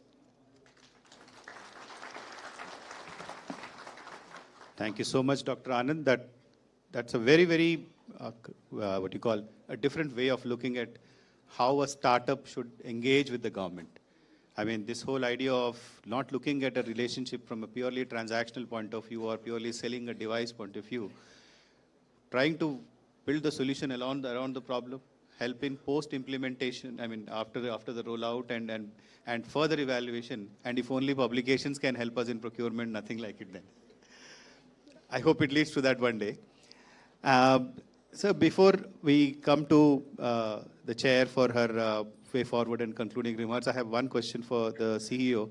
Because, sir, by putting AI and within health and saying that, yes, all states will now be trying to implement the solutions, we are also setting a cat among the pigeons saying, okay, now there is generative AI where everybody thinks they have a solution for everything. So many a times we see people coming saying, I have a solution, do you have a problem? Right. So, sir, in such a situation, we also need to make sure that the solutions that are getting developed are interoperable, transparent, explainable, and aligned with public health goals. So how do you think, sir, we need to make sure that this also happens along the way while we are adopting more and more AI solutions into our systems?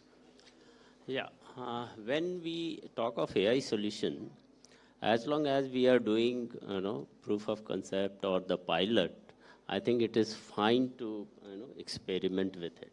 But when we talk of AI solution to be implemented at population scale, it has to follow certain, guardrails. And that is where I believe in case of whatever AI solution we use, there has to be certain things which should be inbuilt it. Like it must have, governance has to be by design. There cannot be deployment and then governance. So something like that, it has to pass through the trust and also have a privacy by design. So if these things are kept in mind and also make arrangements where, data, security, consents are all gets inbuilt into the whole mechanism of implementing AI, it makes a lot of sense to scale up at the population level. But two more things are very important when we talk of AI in healthcare. It may not be true with many other sectors, but when we talk of the healthcare, which is extremely sensitive, and people just can't risk their life based on somebody else's assessment of efficacy or accuracy of the solution. So at that point of time, it is very important that we see that not AI takes decision, rather it helps human in the loop to take decision. So it should not be replacing the technician or the doctors. It should be actually enabling or multiplying the capacity of the doctors to deliver more. So if we are thinking of an AI solution to deploy at population scale, this has to be kept in mind. And last but not the least, the AI solution should actually mitigate inequity and the bias. This is something which we are finding, and there is a lot of research or ideas which is coming. Many a times it promotes bias. It builds inequity. So if we are talking of an AI solution at population scale, this must be built into the system much before it is deployed. And it should only be at the beginning of deployment, also should be monitored throughout its life cycle. So AI deployment is not just one-time affairs. It has to be the whole life cycle, and that is where our role is very important. And I think Ministry of Health is working in that direction, that how should we have, and therefore we are coming out with a strategy for AI in healthcare exclusively, which will actually set the framework in which AI deployment, implementation, monitoring, and even decommissioning can take place at appropriate time. So I think this is which I feel is very important when we talk of AI, particularly in healthcare. Thank you so much, sir. So now, ma'am, we'd like to listen from you about way forward and your concluding remarks. So I think the way forward has come out very clearly through this panel discussion. So Sunil has already laid down the fact that we have to view the ecosystem as a whole. And I think Dr. Anand brought it beautifully, that the solution has to address the public health challenge, and it has to view the challenge as an ecosystem. So a solution has to be viewed in a holistic perspective, because only then can you succeed.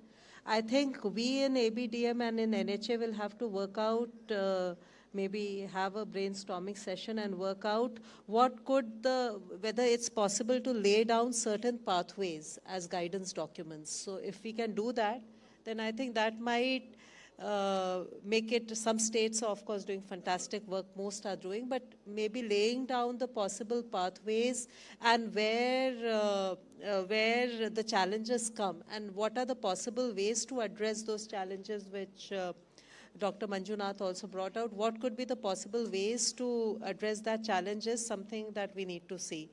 Then, of course, regulatory capacities. So I think a regulator is missing amongst us, but the regulatory capacities, how do we enhance it? The more we do, the better it will become. So it's a kind of a generative system in itself. So that is also which will require the attention. Then, like in the ICMR, we have a health technology assessment. So supposing her solution has come and she has got the regulator's approval, whether from public health perspective, does it make sense to bring it there?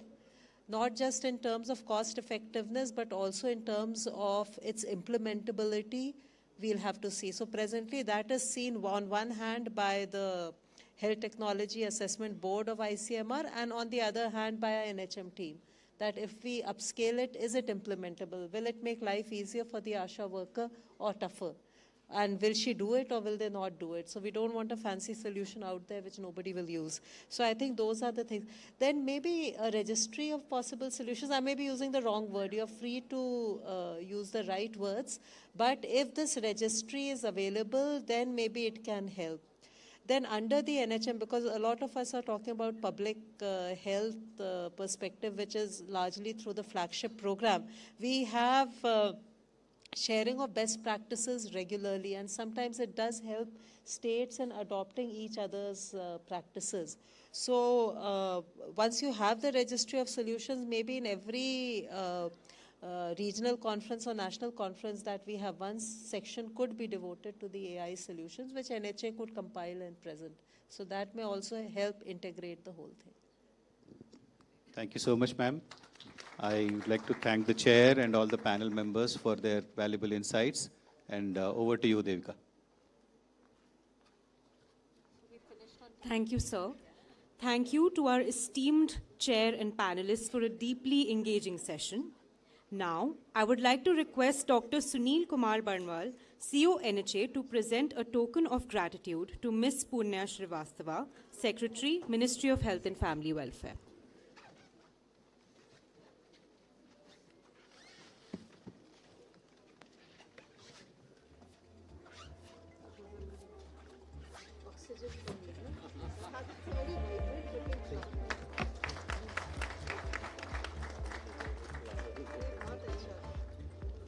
Thank you, sir. Thank you, ma'am.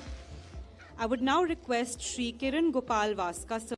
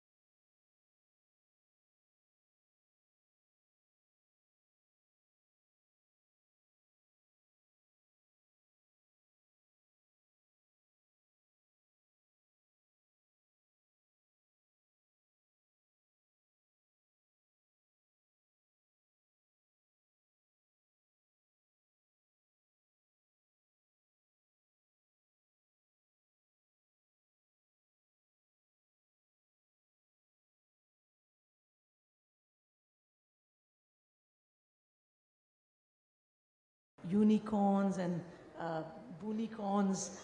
So if I had to do it differently, I wouldn't be so invisible perhaps. We would have been a little more visible.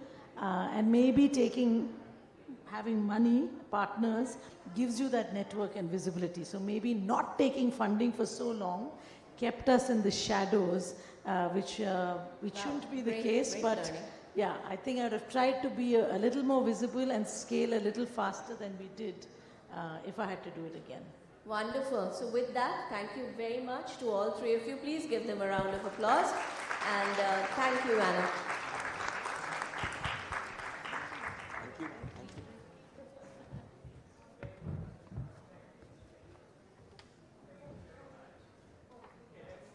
Get a picture taken. Well, I thought we ended on a really profound point about not taking money and not being visible. This, you've just seen that what pushing the envelope looks like, what doing something disruptive looks like, what long gestation periods look like. And before I say one more line, I have to say that my apologies on behalf of Pratyush and on behalf of us also. Pratyush is stuck in Bharat Mandapam, he can't get out. So you know what's going on outside while being here on the inside. But India, as you know, stands at the cusp of the deep tech revolution with all the movement of the RDI fund and the Anusandhan National Research Foundation and all of that. And I think this panel and throughout the day, we have heard one message, that if you have solid chops and you are doing something really needed and disruptive, then I think nothing else matters. So I hope that message resonates in people deepening and strengthening their journeys. There is one last quick conversation, or a quick talk before we break for lunch, and that is going to be by Divya Hegde, who is going to tell us about Bayeru. Welcome, Divya. Let's give her a round.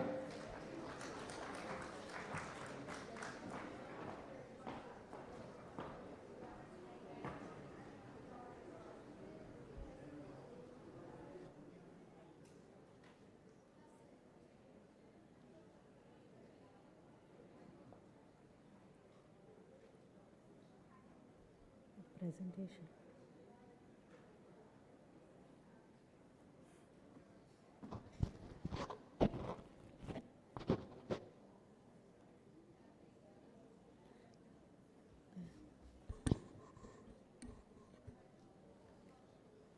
Can you start the presentation? Okay. All right. Hi, my name is Divya Hegde, and I come from a stunning place called Udupi. It's in coastal Karnataka.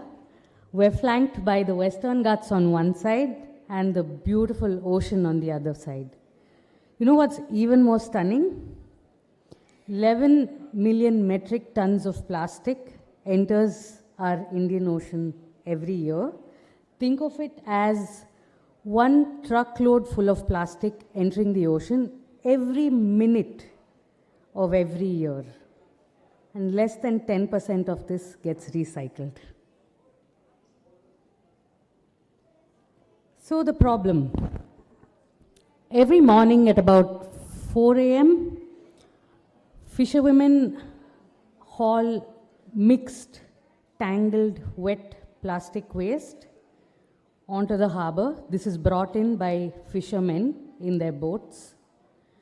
They may or may not sort it, weigh it, log it, and if it happens on paper, right? So what happens is this data rarely reaches brands that need to show recovery of plastics, recycling of plastics. It rarely reaches them on time. And by the time it reaches them, no one's in a position to believe it, right? What's happening is an integrity gap. hardly any traceability, all delayed, manual, potentially manipulated, right? And then the other thing that happens is execution gap.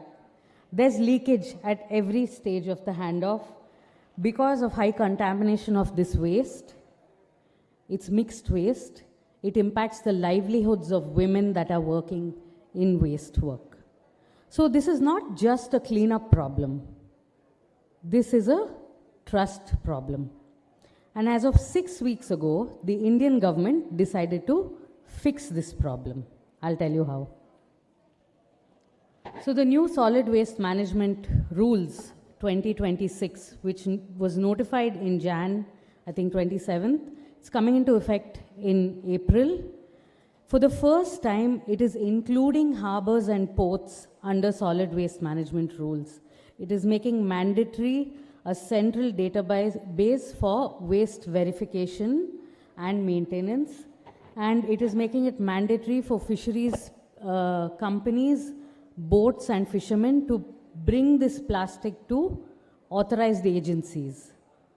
When it comes to blue economy, India's target is about $100 billion by 2030. That's a big market, and marine plastic is still a very big concern. And the marine plastic recycled market is one amongst the highest globally. When it comes to extended producer responsibility, brands need about 25% recycled content, but the supply chain is not traceable. Beru's AI platform is already building for exactly what these rules demand. So what if ocean recovery started with a fisherwoman and a smartphone? Here's where 3 layers converge. We've built Vani, where a fisherwoman can directly, it's voice first AI, so she can directly talk into the phone in her own language, no language barrier, no typing, no literacy barrier, and Vani structures her data. Then you have waste intelligence, where the AI detects frauds, duplication, and multiplying of the same data. Finally, you have Coast, which helps us execute at scale. So you're automating the SOPs, tasks, alerts, and nudges, and this helps us coordinate thousands of micro-entrepreneurs along the coast at the same time. This is how Beru works, from capturing to arresting leakage to GPS for logistics, operations where we are doing image recognition within our centers to figure out which brands are littering and how much plastics is coming into the ocean and back from the ocean. It ends with reporting and plastic credits. Today, in the plastic credits market, each plastic credit has a value of anywhere between $140 to $600. Imagine the amount of value that these women in waste are missing out on. This is some of the images of what we do. The women trace the waste. This even happens on coastal households and businesses. There's image recognition happening at the center as well. As a result of our work, we are turning the tide. Around 400,000 people are impacted by our work. We've diverted already 40,000 metric tons of waste from the ocean and landfills, and about 1,500 to 2,000 women earn regular predictable livelihoods because of this very work. We've unlocked government funds for infrastructure. We are a bootstrapped organization. Our income comes from waste management subscription, the intelligence layer, as well as sales of recyclables. But we have unlocked funds where we remain asset light and leverage the infrastructure of the government. And 90% women who work with us are now primary earners, and they've seen a 133% boost in their income. I've already mentioned about the business model. We have been recognized by national and international institutions, and we are, I believe, the first startup to be invited to join the Coalition for Sustainable AI Ocean Stream, by UNEP, the French government department, and ITU. Our team, I'm Divya Hegde. I started my career in Google. Now I work in garbage. Guru heads our technology. We also have former government officers working with us because nobody knows the ground like them. Geeta heads our site operations, and Clive and Nipen and Saurabh contribute to design and technology, while Ashrita keeps the money flowing. So India has 7,500 kilometers of coastline, 13 coastal states. All these harbors need verified waste data. So we didn't build AI and then find a problem. We worked with the women on the shore and built AI for them. That's why it works. We're rooted in the ocean and led by women. Thank you.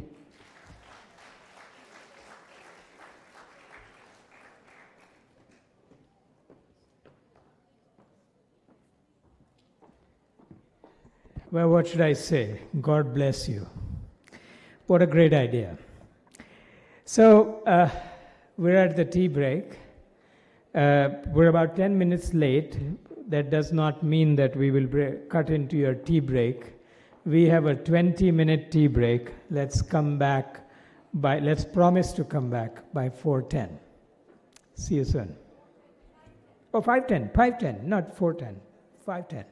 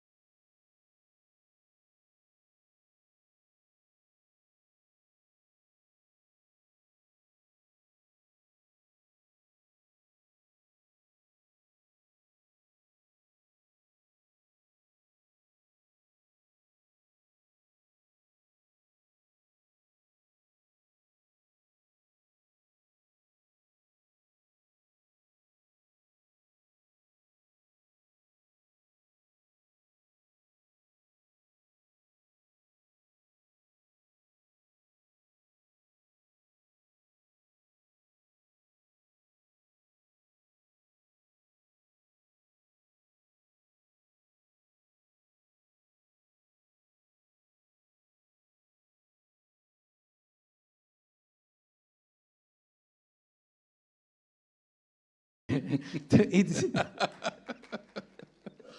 this is just exposing you. It's not making you dumber or smarter. The Indian way of using AI. देखिए हमारा अपना अंदाज है हर चीज का. बिल्कुल. वैसे फिल्में आई, हमने देखा पहले, थोड़ा समझा, और फिर हमने अपने स्टाइल ऑफ फिल्म मेकिंग बनाई, right? आज podcasting, your style of podcasting is very different from the global way of doing it, right? There is a new style of podcasting that India is now creating. तो ये AI का usage, हम अपना जो Indian तड़का है या Indian style है, वो क्या होगा, राज? See, India, which the limited understanding that I have, okay, India has always been a leapfrog.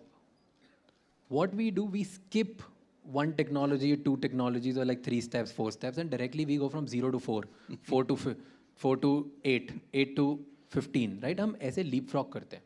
हमने ये फाइनेंशियल सिस्टम में किया, हमने ये आइडेंटिटी में किया, हमने ये इंटरनेट एक्सेस में किया. हमारे इधर मॉडेम कोई था ही नहीं, सीधे फ़ोन आ गया, राइट? हम बहुत सारी चीज़ लीपफ्रॉग करते हैं. It's going to happen in AI as well. And if you look at data and stats all around the world, it's happening. The application and usage, the adoption, जिस तरीके से हमारी कंट्री में बढ़ रहा है वो किसी कंट्री में नहीं है. The number of people who are learning AI, जितना हमारी कंट्री में तेजी से बढ़ रहे हैं किसी पूरे वर्ल्ड में कहीं नहीं है. Number of people who are understanding and using AI in their daily lives, जितना हमारी कंट्री में और कहीं पे भी नहीं है. Right? So Indian tadka we will see that in few years, in coming years, that maybe हम लोगों ने large language models नहीं बनाए, right? But उसको use करके उससे maximum value कैसे निकालेंगे ना, वो Indians ही करेंगे. क्या बात? So we are ahead in that. एक startup world में ना एक चीज़ होती है, उसको बोलते हैं second order beneficiary. किसी ने सुना है इसके बारे में? So I'll give you an example. So second order beneficiary मतलब क्या होता है कि कोई एक टेक्नोलॉजी या एक चीज़ आई, उसकी वजह से दूसरे को फ़ायदा हो गया. फॉर एग्जाम्पल, जब कार्स आई, ओके, तो हेनरी फोर्ड ने कार्स बनाई और मोबिलिटी अमेरिका में बहुत इजी हो गई. एक जगह से दूसरी जगह पहुंचना बहुत ज़्यादा आसान हो गया, राइट? तो हेनरी फोर्ड और फोर्ड कंपनी को इतना फ़ायदा नहीं हुआ जितना वॉलमार्ट एक कंपनी को फ़ायदा हुआ. कि जब लोग इधर से उधर जाने ज़्यादा लग गए तो लोग दूर जाके ग्रोसरी सस्ते में ख़रीदने लग गए, तो उनको ग्रोसरी का एक्सेस बेटर हो गया, तो उन्होंने बहुत पैसे कमाए. जब इंटरनेट आया तो शायद इंटरनेट कंपनीज़ को इतना फ़ायदा नहीं हुआ जितना नेटफ्लिक्स को हो गया, राइट? तो इंटरनेट प्रोवाइडर इतना नहीं था. सेकेंड ऑर्डर इंटरनेट की वजह से हर किसी के घर में जब इंटरनेट आ गया, उसकी वजह से नेटफ्लिक्स लोगों ने देखना स्टार्ट कर दिया, उसको फ़ायदा हो गया. तो सेकेंड ऑर्डर बेनिफिशियरी की एक इंफ्रास्ट्रक्चर की वजह से सेकेंड ऑर्डर में जो है उसको बहुत फ़ायदा होता है. आई थिंक इंडिया में वही होने वाला है. AI वर्ल्ड में लोग इंफ्रास्ट्रक्चर बना रहे हैं. We are gonna make sure that we will be the biggest second order beneficiaries in the world because we are adopting and learning and we're making applications on it. We are using it on a day-to-day life. कोई ना कोई या maybe बहुत सारे लोग हमारे इधर से आएंगे who will be second order beneficiaries, and a lot of startups are already doing it. So that's what I believe is going to happen. Superb. So it's a good point to throw the floor open for questions. Anyone? Okay, let's start with this gentleman at the right corner. Can you pass on the mic here to this gentleman here? Second row first or second row second? The first one, yeah. Good evening, everyone. My question is to Raj Shamani, sir. Sir, we have seen you interviewing with like around top 1% of the individuals all around the world.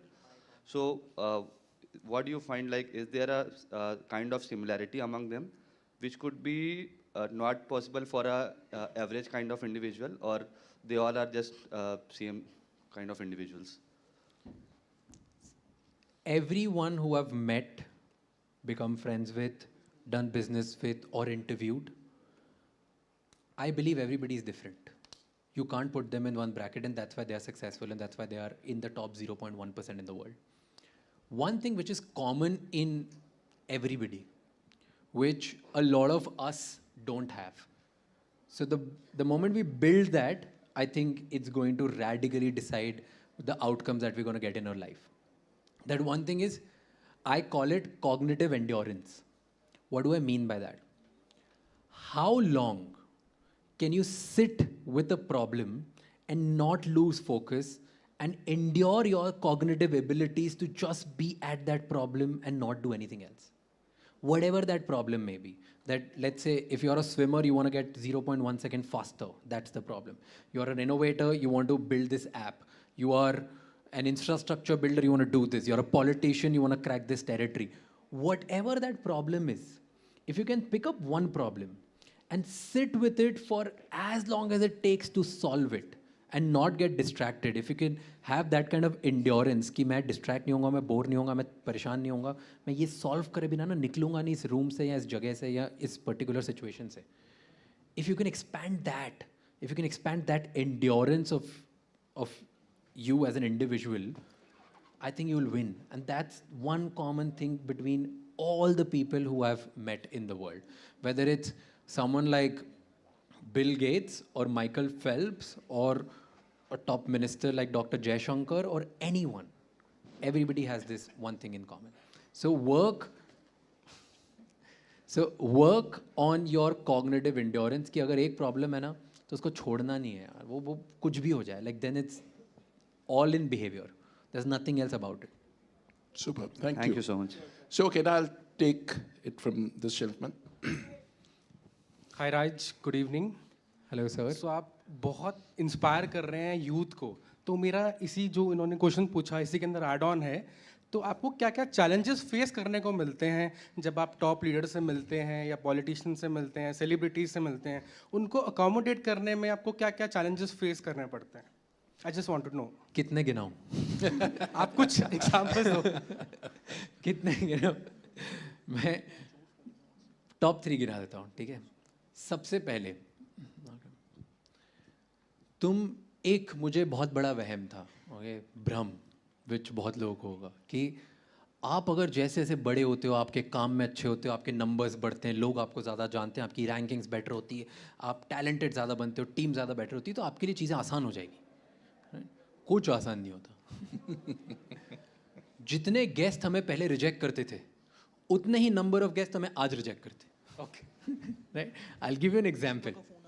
पहले हम 100 लोगों को reach out करते थे, हमें 2 लोग हाँ बोलते थे. हम आज भी 100 लोगों को रीच आउट करते हैं, हमें 2 ही हाँ बोलते हैं. कुछ चेंज नहीं हुआ, बिकॉज एज यू ग्रो आपके गेस्ट की एस्पिरेशन भी उतनी बड़ी हो जाती थी. पहले हमें हमारी सिटी का बेस्ट एंटरप्रेन्योर रिजेक्ट कर देता था, राइट? आज हमें वर्ल्ड का बेस्ट एंटरप्रेन्योर रिजेक्ट कर देता है. पहले हमें हमारी सिटी का एक टॉप लीडर मना कर देता था, आज हमें वर्ल्ड के टॉप लीडर्स मना कर देते हैं. तो रोज़ हमें एक चैलेंज ये होता है कि every day we get rejected. The world sees कि यार इनकी लाइफ तो क्या बढ़िया होगी, रोज़ कैसे कैसे लोगों के साथ मिलते हैं आसान. भाई 2-2, 3-3 साल से हम रीच आउट ही करते आ रहे हैं और आज तक करते जा रहे हैं. So that is one challenge. Second big challenge which you face, no matter तुम कितने ही अच्छे बन जाओ, तुम्हारे पास कितना ही एक्सपीरियंस आ जाए, जब तुम बैठते हो ना सामने किसी वर्ल्ड लीडर के, तुम्हारे अंदर वो इंदौर का बच्चा आ जाता है और तुमको बहुत डर लग जाता है. तुम्हारी सांस फूल जाती है, तुम्हें लगता है कि मैं क्या पूछूं, मैं इंटेलिजेंट लग रहा हूँ कि नहीं लग रहा हूँ, मैं बेवकूफ़ तो नहीं लग रहा हूँ, मैं कुछ ऑफेंड तो नहीं कर दूंगा, इसको इंटरेस्टेड है, ये इंटरेस्टेड है कि नहीं है, ये बीच में से उठ के तो नहीं चले जाएंगे ये. And you are just scared, no matter how well you are prepared, तुम्हें डर लग जाता है. And whoever has watched any of my podcast, you can see the first few minutes मेरे अंदर वो डर ही रहता है, और कितना ही कर लूँ मैं, राइट? इमेजिन, मतलब तुम कैसे ही तुम्हें वर्ल्ड की कोई भी सिचुएशन प्रिपेयर करेगी कि तुम बिल गेट्स के साथ बैठे हो. कैसे तुम्हें कोई वर्ल्ड की सिचुएशन प्रिपेयर करेगी कि सामने पीएम मोदी बैठे, तुम्हें कुछ बोलना है. You don't get prepared for it, right? And even if you get prepared और तुमने एक बार कर लिया, तुम्हें एक्सपीरियंस हो जाता है, सेकेंड टाइम तुम्हें और डर लगता है कि यार पहली बार अच्छा हुआ था तो ये वाला भी अच्छा होगा क्या, पहली बार बेकार हुआ था तो वापस बेकार तो नहीं हो जाएगा. So that's a second challenge. And third and the most important challenge which I believe, I am very proud that I build a team around me which has tackled this challenge very well. That challenge is कि तुम अपनी values compromise करे बिना कैसे तुम stick रह सकते हो एक ही चीज़ पे. I'll give you an example. That I think that comes from India as a country. If you're very grounded and you come from a very strong family system and family values, तुम्हारे पास बहुत बड़ा advantage होता है क्योंकि हमारी families हमें ये values सिखाती है. I'll give you an example. रोज़ तुम्हारे पास एक ऑप्शन होता है कि तुम ऐसा कंटेंट बनाओ जिससे तुम्हें बहुत व्यूज़ आएंगे. तुम ऐसे टॉपिक्स पकड़ लो जिससे तुम्हें फटाफट तुम्हें पता है कि ये वाला तो पक्का मिलियन जाएगा यार, you know this, right? And we every day say no to it. India में टॉप 5 कंटेंट पीसेस जो चलते हैं ना, 5 सबसे ज़्यादा, हम वो 5 नहीं बनाते. Number 1 horror as a content चलता है, हम नहीं बनाते. सेकंड रिलीजन एज अ चलता है, हम उस पर भी नहीं बनाते. Third sex and erotic conversation जो होती है उस पर बहुत कंटेंट चलता है, हम वो नहीं बनाते. Fourth astrology as a content बहुत चलता है, हम उस पर भी नहीं बनाते, जो फालतू बातें होती बहुत सारी, रियल एस्ट्रोलॉजी की बात नहीं कर रहा हूँ, जो रैंडम कुछ भी बोलते हैं लोग उसकी, राइट। फिफ्थ, एंटरटेनमेंट, हम उस पर भी नहीं बनाते। सो इमेजिन टॉप 5 चीज़ें जिससे तुम्हें सबसे ज़्यादा व्यूज़ आते हैं, जिससे हर तुम्हारी कंट्री में सबसे ज़्यादा कंजम्पशन होता है, तुम वो 5 पे कंटेंट नहीं बनाते हो। How difficult it is to stay true to your thing and still be able to get the kind of numbers and views and things that you're getting without touching the top 5 things which actually work in your country. If you look at top 10 podcasts in the country, apart from ours, कोई भी ऐसा नहीं है जो इन 5 में से एक पे कंटेंट नहीं बनाता है, बाकी सब इन 5 पे बनाते हैं. So that is a biggest challenge for us कि can we stay true to our core values? And I believe my team and my family is so good, and so is my audience, that they make sure that I don't do this mistake ever, even if 0.1% I want to do it. So they make sure that I don't do it. So that's the biggest challenge that we face. Thank you, Raj. एक और question है मेरा. नहीं, सबसे one ज़्यादा question डर please. आपको किसके पॉडकास्ट से लगा? You can take it offline, please. बैठिए. एक मिनट, एक मेरे को सवाल पूछ लें दो, क्योंकि ये मुद्दा, you know, Raj, you spoke about holding on to certain values. AI में, what do you see the ethical issues that we will need to tackle? Because you have been working with the AI builders and you know you understand this technology up close. क्या क्या खतरे हैं और क्या, जैसे आपने एक moral framework बनाया, ऐसे हमें as a country and maybe as humanity, what are the frameworks that we will need to operate under? It's a very tough question and we keep asking about it every day. Okay. Because if we put too many guardrails around it, innovation slow हो जाएगा, हम इतनी fast innovate नहीं कर पाएंगे और हमारे साथ lost opportunity हो जाएगी, right? और अगर हम बिल्कुल ही खुला छोड़ दें तो humanity के लिए बहुत ज़्यादा problematic है. So the first and the foremost thing, whoever is the AI builder, government, policy makers, people, one guardrail needs to come up that is absolutely in false usage of deepfakes and making sexualized content of normal human beings. That needs to be addressed. That's the first boundary that we need to just draw a line. I don't know how and who will do it, but platforms are working on it. So platform will come up with that. That is first. Second is, we need to have very strict rule around this is AI generated. There has to be a particular disclaimer on every AI generated content. Platform अगर वो identify कर पाती है तो platform को directly कर देना चाहिए, भले लोग नहीं कर रहे हो. Because खुद से बहुत सारे जो bad users हैं, bad actors हैं, वो नहीं करेंगे. So platform जैसे ही sense करे कि AI है, call out कर दे, लिख दे this is AI generated. Okay, so treat it with that pinch of salt when you are actually judging it. That's second. Third is, because the technology is growing so fast, all of us as humans, we need to improve our judgment capabilities. Because no matter what the builders and the policymakers do, as our country, as people, as humans, अगर हम judge, हमारी judgment ability better नहीं करेंगे और हर चीज़ face value पे ले लेंगे या हर चीज़ को doubt करेंगे, तो ये बहुत बड़ी problem हो जाएगी. So we need to start building our judgment capabilities and start writing out what's right, what's wrong, what needs to be questioned, what's not need to be questioned. That is something we need to get better with. How to get better with that? I think you should ask AI only how to build your judgment capability. You'll find a good answer and then actually build that on everyday basis. You practice that. Superb. I'll take a question from the back side of the hall. Can someone just take the mic? पीछे. Right up there, there's that gentleman. बीच में जो दिख रहा है. Yes, आप जाइए उनके पास.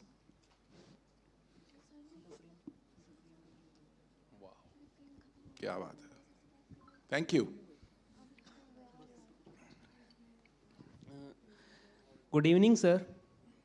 तो सर मेरा क्वेश्चन है, जैसे कि आप स्टेज पे बोल लेते हो तो और आप पॉडकास्ट अच्छी तरह कर पाते हो, आपके अंदर इतनी क्रिएटिविटी कहाँ से आती है कि आप कोई गेस्ट से क्वेश्चन पूछते हो? क्या बात है. क्वेश्चन कहाँ से आप ढूंढते हो? वो आप स्क्रिप्टेड होता है, लाइव होता है? मैं क्रिएटिविटी का आंसर दूँ कि क्वेश्चन का? दोनों का। दोनों का। सो आई फील क्रिएटिविटी कुछ नहीं हम में, एटलीस्ट मैं मेरी और मेरी टीम की बात कर रहा हूँ। हमें क्रिएटिविटी नहीं, मजबूरी है। मजबूरी से आती है भाई। जब भी तुम किसी इंपॉर्टेंट इवेंट में होते हो और तुम्हें आंसर देना होता है और ऐसे टाइप की सिचुएशन में फंस जाते हो तुम, तो अंदर से कुछ ना कुछ मजबूरी में बोलना पड़ता है। अगर वो लैंड सही हो गया तो क्रिएटिविटी, नहीं लैंड हुआ तो फिर ठीक है, अरे तो बेकार हो गया है। So that's real answer. Every time when we are constraint, हमारे पास टाइम कम होता है और कुछ ना कुछ हमें नया बनाना होता है ताकि लोग देखें, समझें, सीखें, तो अंदर मजबूरी से, ये मजबूरी है कि हमें जीतना है, ये मजबूरी है कि पूरी टीम को साथ में लेके चलना है, ये मजबूरी है कि हमें इंडिया को वर्ल्ड लेवल पे एक सीट देनी है, क्योंकि पूरे वर्ल्ड में कोई भी पॉडकास्ट इंडिया से टॉप 50 में नहीं पहुंचा है, तो हमें ना वर्ल्ड टेबल पे इंडिया के सॉफ्ट पावर को एक सीट देनी है। ये हमारी मजबूरी और रिस्पॉन्सिबिलिटी है। क्या बात है, ऑसम। यहाँ से क्रिएटिविटी आती है, तो इसकी ये सोच के हम करते हैं, काम करते हैं। तो that is one. Now questions कैसे आते हैं, उसका बहुत बड़ा प्रोसेस है। मैं हर साल एक पर्टिकुलर स्किल सीखता हूँ। जैसे लास्ट ईयर मैंने नेगोशिएशन सीखा, उसके पहले मैंने स्टोरी टेलिंग सीखी, उसके पहले मैंने आर्ट ऑफ इंटरव्यूइंग सीखा। ऐसे हर साल कुछ ना कुछ स्किल सीखता हूँ। उन सब चीज़ों से जैसे जैसे क्वेश्चन पूछने में जो रेलेवेंट होते हैं वो सारी स्किल्स का नाम लिखता हूँ। फिर मैंने मेरा खुद का एक AI ट्रेनर बना रखा है, वो मुझे ट्रेन करता है ऑन अ डेली बेसिस कि क्या मुझे सीखना चाहिए, जिससे मैं बेटर क्वेश्चंस पूछ लेता हूँ। फिर मैं बहुत सारे दुनिया भर के इंटरव्यूज और क्वेश्चन और पॉडकास्ट देखता हूँ, जिससे मैं नोट करता हूँ कि कैसे लोग क्वेश्चन पूछ रहे हैं, किस पॉइंट पे। देन हम हमारे पॉडकास्ट जो है उसके ऊपर ना, उससे भी हम लोग जज करते हैं कैसे क्वेश्चन होंगे। फिर पूरी टीम रिसर्च करती है कि कौन से क्वेश्चन पूछे गए, कौन से क्वेश्चन नहीं पूछे गए, किस चीज़ पे गेस्ट कंफर्टेबल है, किस चीज़ पे गेस्ट नहीं कंफर्टेबल है। फिर हम लोग सब साथ में बैठते हैं और फाइनलाइज करते हैं कि ये 10-12 क्वेश्चन पूछने चाहिए। एंड हम वो 10-12 क्वेश्चन पूछते ही नहीं, क्योंकि गेस्ट सामने आता डर जाते हैं।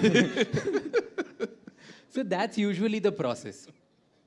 बट एक बहुत लॉजिकल प्रोसेस एक बताता हूँ जो हमें बहुत हेल्प करी है। हमारी टीम में there's a department and there's a person who's leading that department, and the person, उसकी position पता है क्या है? Head of errors and experiments. That's a positioning. Beautiful. उस आदमी का काम, वो सिर्फ इसीलिए हायर हुआ है, उसका काम है कि रोज वो हमारे पॉडकास्ट देखे और वो देखे कि हमने कहाँ एरर किया है, जहाँ पर हमने गलत क्वेश्चन पूछ लिया, या क्वेश्चन पूछना चाहिए था हमने नहीं पूछा, या हमें नहीं पूछना चाहिए था और पूछ लिया। वो सिर्फ एरर नोट करता है हर पॉडकास्ट में, और वो हमें इंटेल देता है एंड बताता है कि नेक्स्ट टाइम ये चीज़ मत करना, एंड देन इसे यूज़ करके तुम अगली बार ये एक्सपेरिमेंट करना, जिसकी वजह से पॉडकास्ट बेटर होगा। तो we try to eliminate as many errors as we can on daily basis. That's how we are able to stay up to date with questions. Superb. Okay, एक सवाल मैं पहले पूछ लेता हूँ, then I take a question. Mic लेके आप पीछे पहुंच जाए, उधर वहाँ किसी को पकड़ेंगे। 3 hidden AI tools, Raj, no one talks about, but they are super powerful.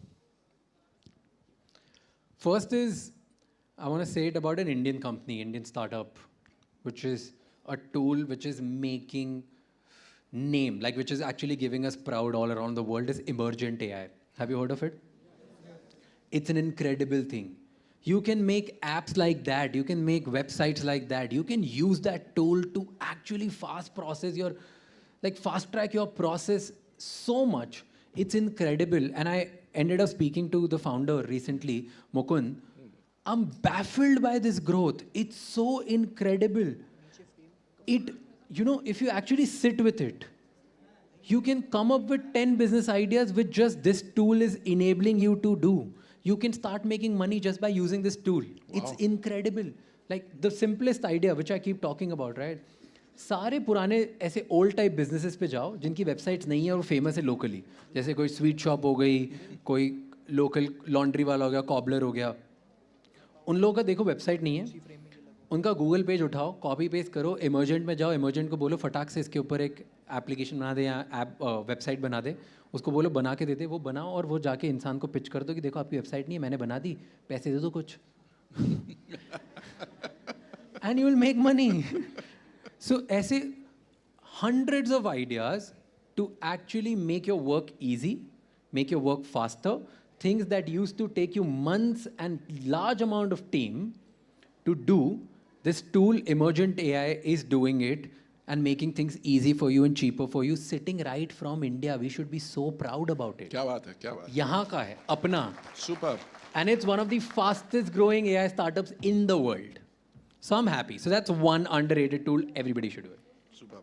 Second is one tool which I genuinely love. This is my like underrated tool. किसी को भी पिच डेक्स बनानी होती है, आइडियाज पिच करने होते हैं या कुछ करना होता है, मेरी पूरी टीम को मैं बहुत बोलता हूँ ये यूज़ करने के लिए, right? It's called Genspark, Genspark. Okay, Genspark is one of the most underrated tools. You should do it. तुम्हें ना दिमाग लगाने की ज़रूरत ही नहीं है to make your own idea, your own story, your own pitch deck in the most beautiful way possible. जिस चीज़ के लिए तुम्हें लाखों रुपए देने पड़ते किसी कंसल्टेंट को, एक्सपर्ट को, तुम इस टूल के थ्रू कर सकते हो in minutes, literally minutes, right? उस टूल ने मेरा पॉडकास्ट गेस्ट को कैसे पिच करते हैं मुझे ही बेटर तरीके से सिखा दिया. So that's underrated. Third is another tool called Happenstance. It's an incredible tool. Go read it today. I'm not going to tell you about it. Happenstance, थोड़ी मेहनत करो, जाके सर्च करो और पता करो कि Happenstance क्या है. तुम्हारी लाइफ में अगर नेटवर्किंग और लोगों से मिलना बेटर नहीं हो जाए ना, मेरा नाम चेंज कर देना. क्या बात है. That important tool. Awesome. क्या बात है. Thank you, Raj. Thank you for this. पीछे चलते हैं माइक लेके. In fact, no ladies have asked any questions. Women in the house. That way. That's. चलो, let's go for it. Yeah. Can we get the mic here?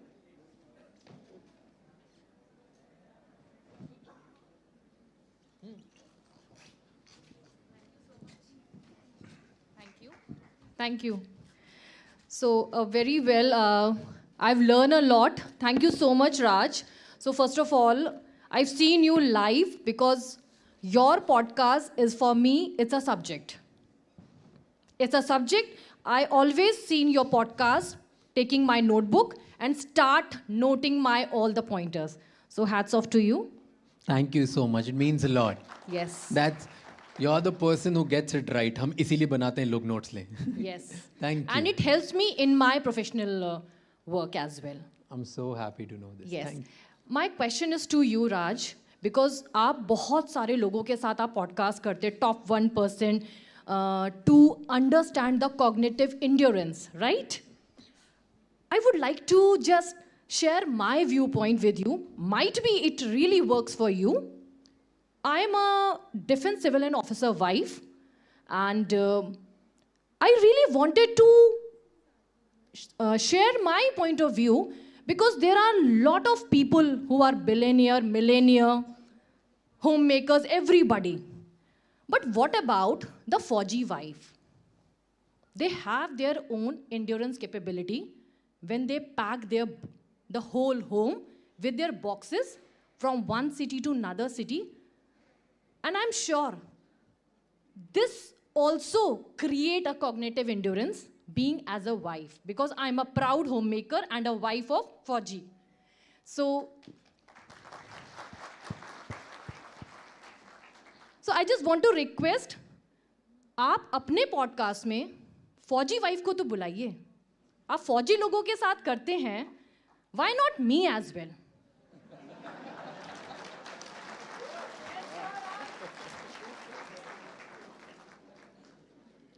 I think you have a very valid point. Yes. And it's me and my team's inability that we've not been able to reach out to people like you till now. Thank you, sir. So I really want to do this and get more perspectives in the world. Yeah. And I believe not just you as a Fauji wife. Yeah. I believe every wife and every homemaker in the country, they can teach us so many more things which we are not aware about. Like when I talk to my mom, when I talk to my sisters, when I talk to people who I've seen and grown up with, I think I get humbled by the things that you guys can teach us, not just in endurance, but management, emotional management. Like there's so many, and the list can just go on and on and on. So definitely we look forward to actually host people like you at some point. I don't know how, when, and what will we talk about, but definitely, if there's an opportunity, we would love to invite everybody to just write us an email and tell us what are like 3 or 4 things which you Yes. want the world to learn, Yeah. and why you are the best person to teach that. Yeah. If you have an angle and my audience find it relevant, Yeah. and we feel that people can learn from it, I'd be more than happy to do it. I've It'll already be mailed my you. honor. I've already mailed you, by the way, Raj. Just write us and drop Yeah. like good email. Just the fact that you are at a position where your position doesn't make a good podcast for us. Yes. And doesn't make it good for my audience to learn from, right? It'll be, if you can be more nuanced and write down a good email properly. This is how we select our guests as well. That these are the 3 things that you can teach, and why you are the best person to teach it. And this is why these are the things and takeaways that people can take their home and improve and apply in their lives. Yeah. I think 100% we'll do it. One Just more do thing. that. One more thing I would like to add, because there is a one magic. All the 4G wives are so qualified. I would say overqualified, because I'm also an MTech computer science engineer, turned my profession into an image consultant. The story behind it is a small snippet, because her 4G wife school में पढ़ाती ज़रूर है. जितनी भी navy children school, army public school होते हैं, भले ही वो डिग्री उसकी बहुत अच्छी है, लेकिन वो जब भी स्टेशन में रहती है, बिकॉज अपने ऑफिसर हस्बैंड के साथ रहना होता है, तो एक चीज़ है कि कुछ भी हो जाए, अपनी फैमिली को नहीं छोड़ना है, बट कैंटोनमेंट में रहना, that value comes from our family side. So we have that endurance. We teach people whatever our qualification is, but we can switch our role in a different categories as well. Jai Hind. Thank you. Thank you so much. Thank you. Okay, now we can go to that side of the hall. किसी से सवाल पूछा जाए वहाँ पे? Up to him. वो that gentleman very close to you on your right, हाँ जी, उनको दे दें.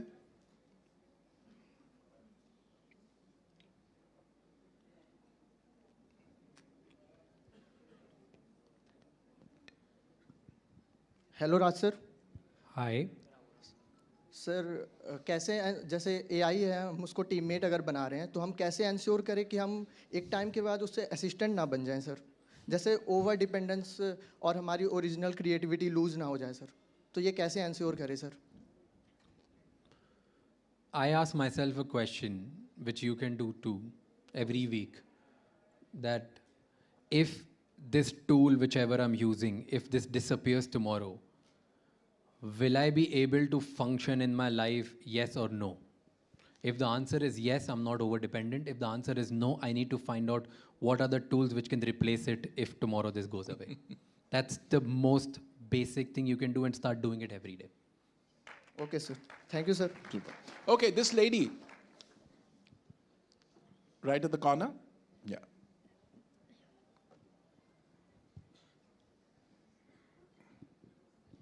Hi, Raj. I thought I'll not get a chance. So wow, now you do. Yeah, because I was persistent, right? So you mentioned second order beneficiary, right? And according to you, we should, we are very good adapters and we are learning everything fast. But don't you think that running too fast and not understanding the LLM and the infrastructure, or even just the basic foundational thing, would make us the most, vulnerable group to be attacked? And when that happens, I don't think so that because we don't have any foundational knowledge, right, we'll be able to recover from that. And encouraging all of us, or like majority of students, even I'm a Gen Z software engineer and I do it in my company, I do it for my projects, I do it for everything. And a lot of time I've seen it write slop code and everything. So if that happens, how do you think one would recover from that? And what could one do, like the youth or whoever is learning, AI stuff? How should we go with it that we are not, slowing down, but we are also not vulnerable to that attack? I would just add one more thing. I just had a conversation with Mr. Mark Human. I think you know him. He is the president of Mozilla. So he mentioned that he has also seen this problem, and he thinks it's a skill issue, and a whole business can be built upon this. So do you have any thoughts on this, that maybe somebody from India, because we have very bright minds, can build something on this? And you might have, met a lot of billionaires, millionaires, and you have done a podcast with a lot of industrialists as well. Do you think anybody would be capable enough to do or to find a solution to that fast? I have a different take. I don't think everybody needs to learn the foundation and understand that entire thing. Like, everybody has their A core competency, B their area of interest, C their own opportunity to make money and get successful in life based on their situations and interest and cognitive abilities and everything, right? तो हर किसी को ये सीखने की ज़रूरत ही नहीं है. मुझे नहीं लगता है कि 99% ऑफ कंटेंट क्रिएटर्स ने कभी सीखा है कि अच्छा फेसबुक का मॉडल क्या है जिसकी वजह से वो हम एल्गोरिदम कैसे चलता है. I don't think people understand that, right? I don't think that a lot of people who have built certain applications on internet understand कि अच्छा ground level infrastructure और tower कैसे लगता है जिसकी वजह से ये बना है, right? Yeah. Not everybody needs to learn that. Not everybody needs to understand कि phone कैसे बनता है. A lot of people can actually build large businesses just by कि phone चलता कैसे. That's it. So you need to understand what you like and just go deep in that. The problem which we will face is a lot of people will get distracted by so many things that we'll end up being just a wide person, not a deep person. So we need to get depth in our thinking. So if you're a language model person, if you're somebody who understands that foundation, you need to be so deep that you're better than everyone else in this room or probably in this country. Then you will win. But if, yeah, you can clap, it's okay. But if, let's say, I'm not somebody who understands that, I don't need to build my deep understanding of how the model works. I can probably build my deep understanding on how can I use this on something else which is helping me out. So everybody, to each their own. Not everybody needs to learn. Now, coming back to your skill part. Is there a skill issue? Absolutely yes. Do we need to fill that gap? Yes.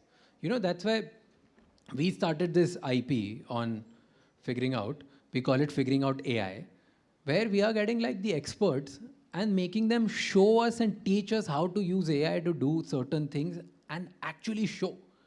ऐसा नहीं कि मन से बोलते ये कर लो ये कर लो कर लो. We do it. We get, Weber was one of my friends, he teaches AI very well. He's somebody who's running Outskill. And Outskill is teaching AI to people of 50 different countries. He's one of the, I think, largest AI skill educating platform who's changing life sitting out of India again. So we are teaching the world how to use AI and learn and adapt it faster.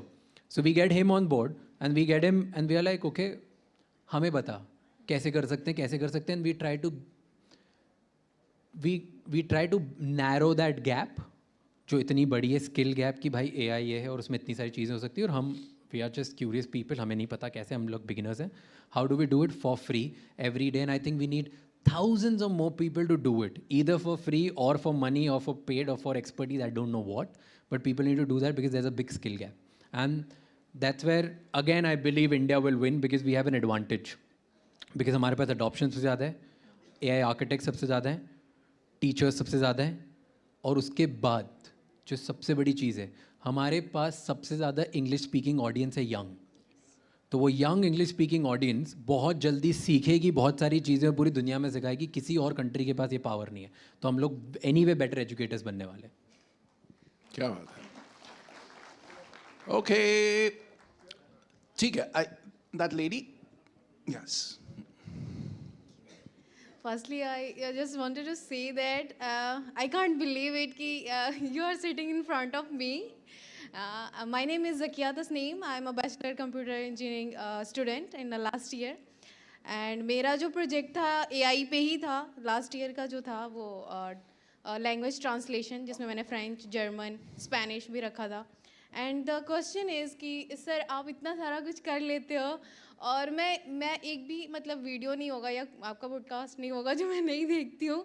Just last year मतलब मेरा कोई focus नहीं था कि मैं क्या करूँगी, क्या बनूँगी, मतलब ऐसा क्या होगा मेरा आगे. तो लास्ट 2 मंथ अगर मैं गिटहब की बात करूँ, मेरा कंसिस्टेंस जो रहा है उस पर वो बहुत ज़्यादा मतलब आपकी उस वीडियो से हुआ कि भूल जाओ कि कहाँ क्या हो रहा है. फोकस दैट कि बहरे हो जाओ, मतलब अंधे भी हो जाओ बाकियों के ये में मतलब देखा जाए बस just me and my laptop I mean मतलब मैं इतना हो गई थी कि रात दिन मुझे कुछ नज़र नहीं आ रहा था. आपकी उस वीडियो मुझे पता ही नहीं इतना असर क्यों किया, I don't know, but I really thankful to you. I mean, my brother is also BTech engineer, but वो इतना इंस्पायर नहीं कर पाते. मैंने उनकी मेहनत भी देखी है, बट जो आपकी पॉडकास्ट से मैंने सीखा है, I just मतलब मैं कुछ नहीं कह सकती कि मतलब like just so Thank wow. you. Thank you so Thank much. you so It much, means a sir. lot. Thank you. This is a paisa vasool movement. I don't call it paisa vasool moment. I call it heartful effort vasool moment. Kya baat hai? Superb, superb. Yes. And when you wake up in the morning, I mean, you're the number one podcaster in India, globally. You're making a space for yourself. What motivates you? कि यार ये 2-3 चीजें करनी है राज, उठ जा. What are those things? I'll repeat myself because I told you Yes, that, you did. Right? And I'll tell you guys again because I think it says. What motivates me and my entire team? One simple thing. कि हमारी country में करोड़ों लोगों ने हम पे भरोसा किया और हमें देखना स्टार्ट किया और वो कंटिन्यूसली हम पे भरोसा करते जा रहे हैं रोज़ देखने के लिए. तो it's my responsibility to take this trust and take India to the world level. क्योंकि इंडिया का नैरेटिव ना अभी ग्लोबली कोई वेस्टर्न वर्ल्ड का आदमी, कोई जर्नलिस्ट, कोई पॉडकास्टर सेट करता है और वो बताता है कि इंडिया कैसी हालत है. We don't want that any more. We want India to set the narrative of the world, and that's what motivates us. Can we actually take this opportunity and become world #1 podcaster so that the world listens to us, and then we set our country's narrative. We tell our country कि हमारी strengths क्या है, हमारी opportunities क्या है और हमारे मुद्दे क्या है जो दुनिया को सुनने चाहिए, उनके मुद्दे हमें नहीं सुनने चाहिए. That's what motivates us. क्या बात है. Superb. Okay. Yeah, hi Raj. First of all, big fan of you. I've seen a lot of videos of you and Weber as well. So my question is regarding AI only. So as we are in AI era and we know that now how the world is, we have a lot of, say for example, if we talk about content creation or anything, it's easier to make content, it's easier to make videos, or it's easier to make any product. Like I am from product development side, so it's the entry barrier has never been so easy. So my question is, for the next generation who are coming into the industries, what should be the specific leverage or the points or specific skill set a person should have so they can actually be ahead in this race? Because I guess in the coming age, every space will be too crowded because obviously it's gonna be very easy to get into any field. So what should a person have? A person should have that skill set or anything which you think can make them actually maybe grow a lot better into this coming time. I believe there's never been an easier time to actually stand out than today. And I'll tell you why. Definitely we are getting overcrowded. Definitely average thinking, average content, average products has increased significantly. And that's why the original thinking will win. And what do I mean by original thinking? Is our personal cultural nuance of our families and the taste and preference that we've built since childhood. Today, to stand out, all you have to do is just be yourself. Nothing else. That's true. You can be just yourself. Like, there has never been an opportunity to show that कि मैं ना इंदौर का इस type के परिवार से ऐसे type का इंसान ऐसी भाषा में बात करने वाला इस इंटरेस्ट का आया हूँ. देखो, क्योंकि इस इंसान को ज़्यादा लोग पसंद करेंगे या ज़्यादा लोग कनेक्ट करेंगे because it's the cultural value of a joint family from a tier 2 city in a way which is growing in certain way with certain aspirations rather than somebody who's trying to be everyone for everybody.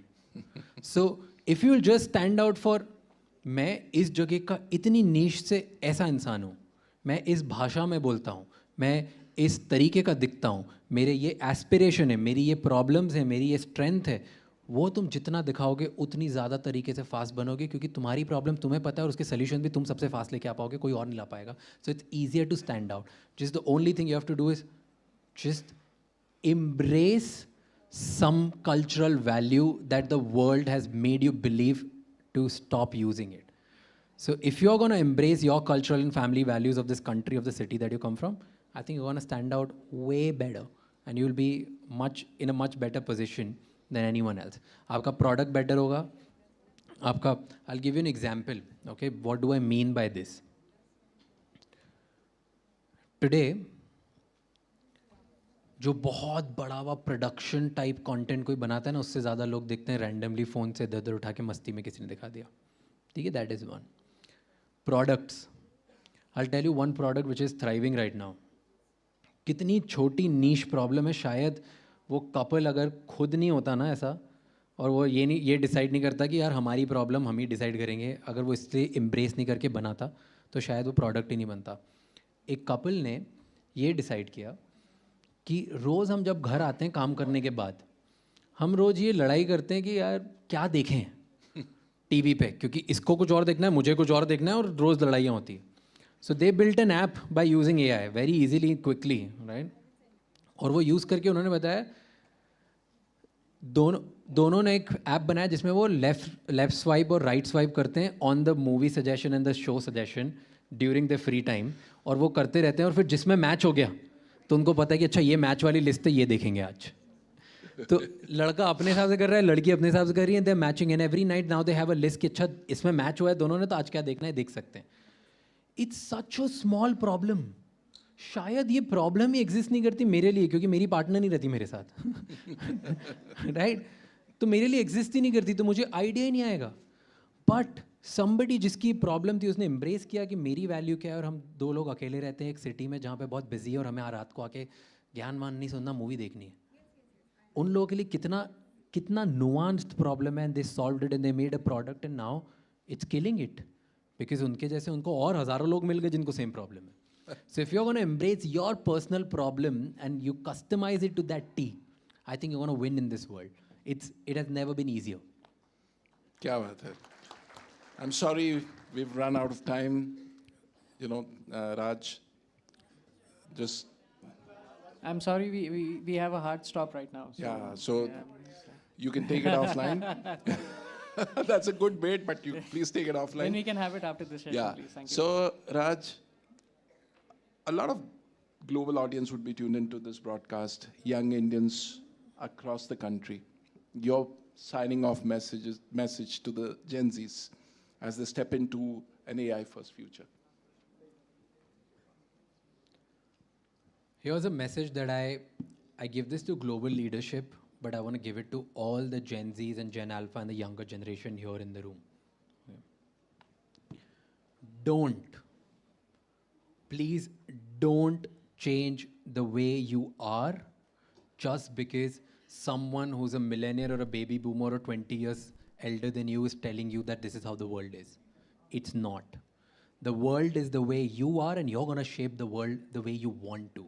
So own up to that thing and just keep doing that. They call you lazy, be lazy, because you'll find better and more productive way to do things. They call you that you're opinionated, be opinionated, because that's why you'll challenge the global leadership. They call you that you are the one who is not able to utilize certain things in certain change, in certain order, and तुम्हें वो hierarchy respect करनी चाहिए. Don't believe that, challenge it, because that's how you'll be able to innovate faster. So be relentlessly, unapologetically you, be the person you are. Don't listen to anyone, that's how you win.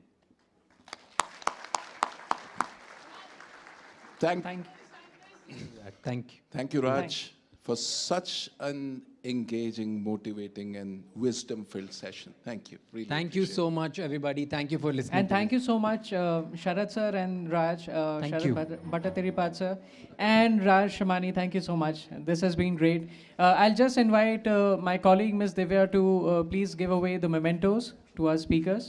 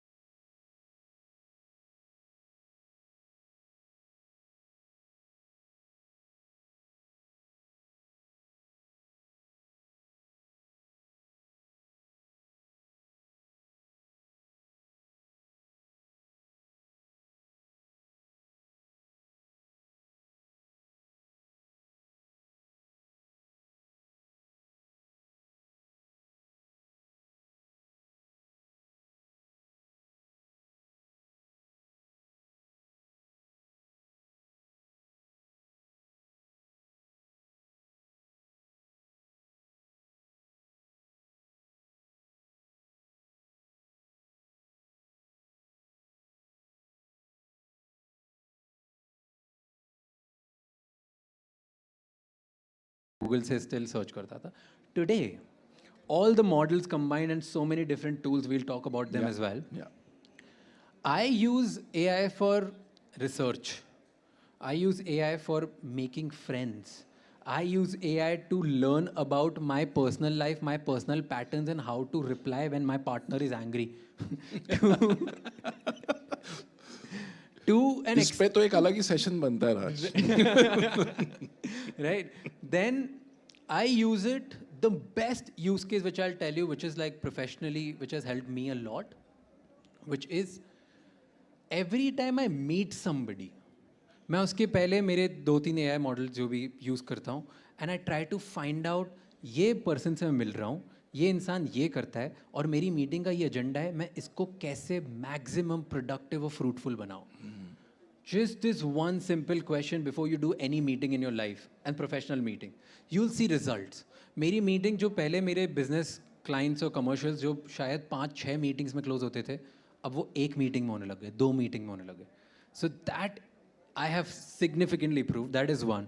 Second is बड़े-बड़े जब legal documents होते हैं, वो मैं AI के through use करने लग गया हूँ क्योंकि I've already started seeing कि अच्छा इसमें कौन से 4-5 loopholes हैं जो मुझे cover करने चाहिए, which probably my lawyer has also missed.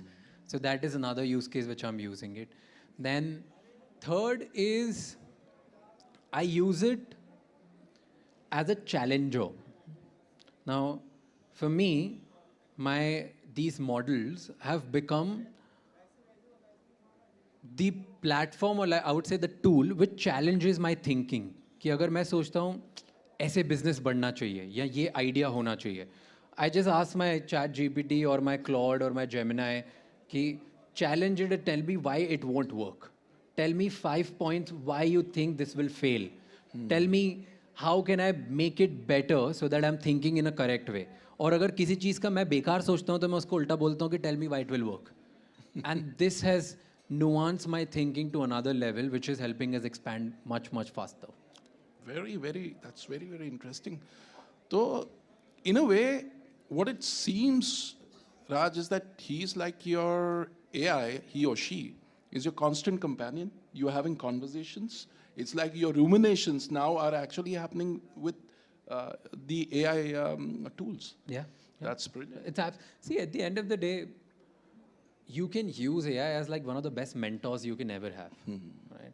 Probably you won't get access to the top minds in the world almost every time at every second of the day, right? But you have this tool. You can give it a prompt that act as this particular person or this consultant or this industry expert and take so many more opinions from it that it will work out so well. So I use it as like my personal mentor who is just challenging me left, right, center. Superb.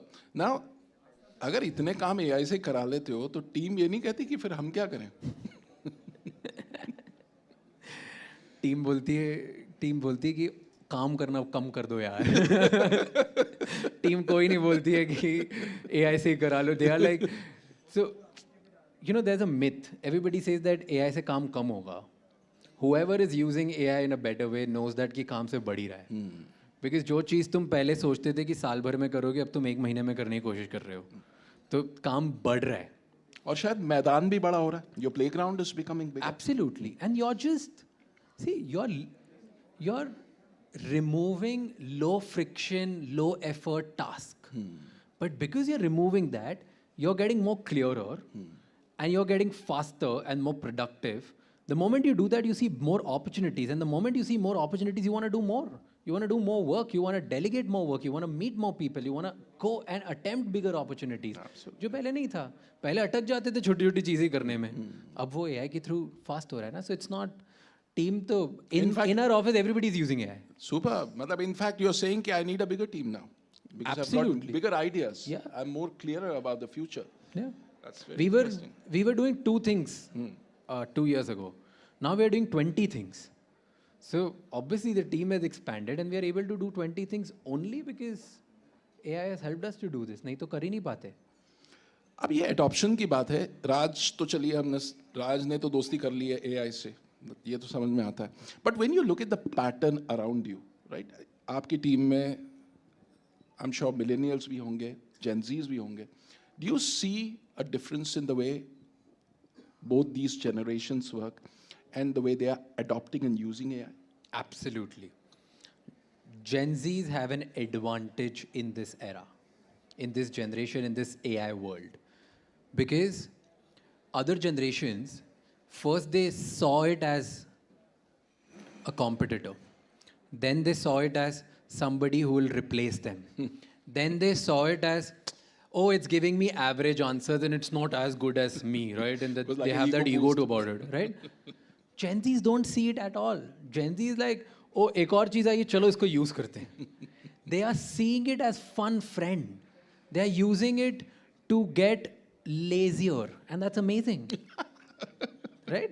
That's incredible कि अगर मैं घर पे बैठे बैठे जो 5 काम करने थे मुझे उसमें से 3 तो मैं इसको देके काम करा सकता हूँ. It's that is making us more efficient and that is giving us edge. That's why we are learning it more. It has become part of our life because we see it as a friend and we have absolute zero shame or zero ego and zero fear that it'll do anything to us because we see it as a tool which is going to help us get better, not as a tool which is replacing us. So that mindset, because of that mindset, Gen Zs have an advantage which no other generation has. Wow. Interesting. So I'm going to ask a couple of questions and then I'm going to throw the floor open for questions. So keep them ready. We have got the mics here. Okay, ठीक है. So अब आपने ये you spoke about this, the fact that you're able to do so much more. Are we moving to a world, Raj, where we will have solo unicorns powered by AI? Absolutely. Absolutely. Someone somewhere is in making. And not because of isolation, कि कोई अकेले बैठ के कुछ बहुत कुछ उखाड़ लेगा या कर लेगा. Just because of the ability to design more systems and the ability to run a particular system, a particular task 24/7 just by itself on an automation, it's going to change people's way and trajectory of businesses. So we are very, very close to see somebody who's going to be a solo unicorn, who's going to be a solo billionaire, who's going to be a one-person company running like thousands of crores of revenue just by themselves. ये lazy वाली बात कही, उस पे मैं थोड़ा आना चाहता हूँ कि do you think there is this thing कि AI चूंकि सारी चीजें करता है, आप अपनी cognitive जो आपकी जो ability है, वो आप कम use करते हो.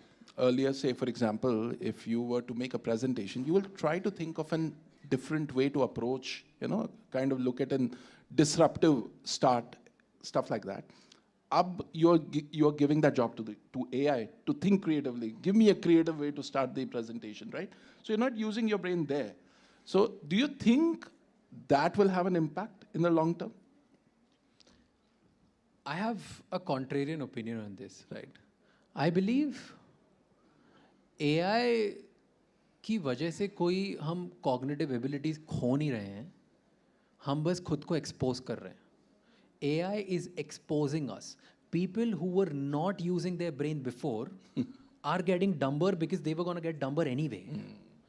People who were using their brain to think very strategically and they were challenging their brain, their thinking capabilities, their imagination, their execution capabilities, their way of dealing with life and decisions, they are using AI to think even more, to do even complex tasks जो पहले वो नहीं available थे. So somebody who's a good thinker and has always been a first principles thinker, is always been somebody जो अपने आप को challenge करता है बहुत ज़्यादा, वो AI की वजह से तो जो 10 दिन में challenge करता था दिमाग को, वो 1 दिन में कर पा रहा है.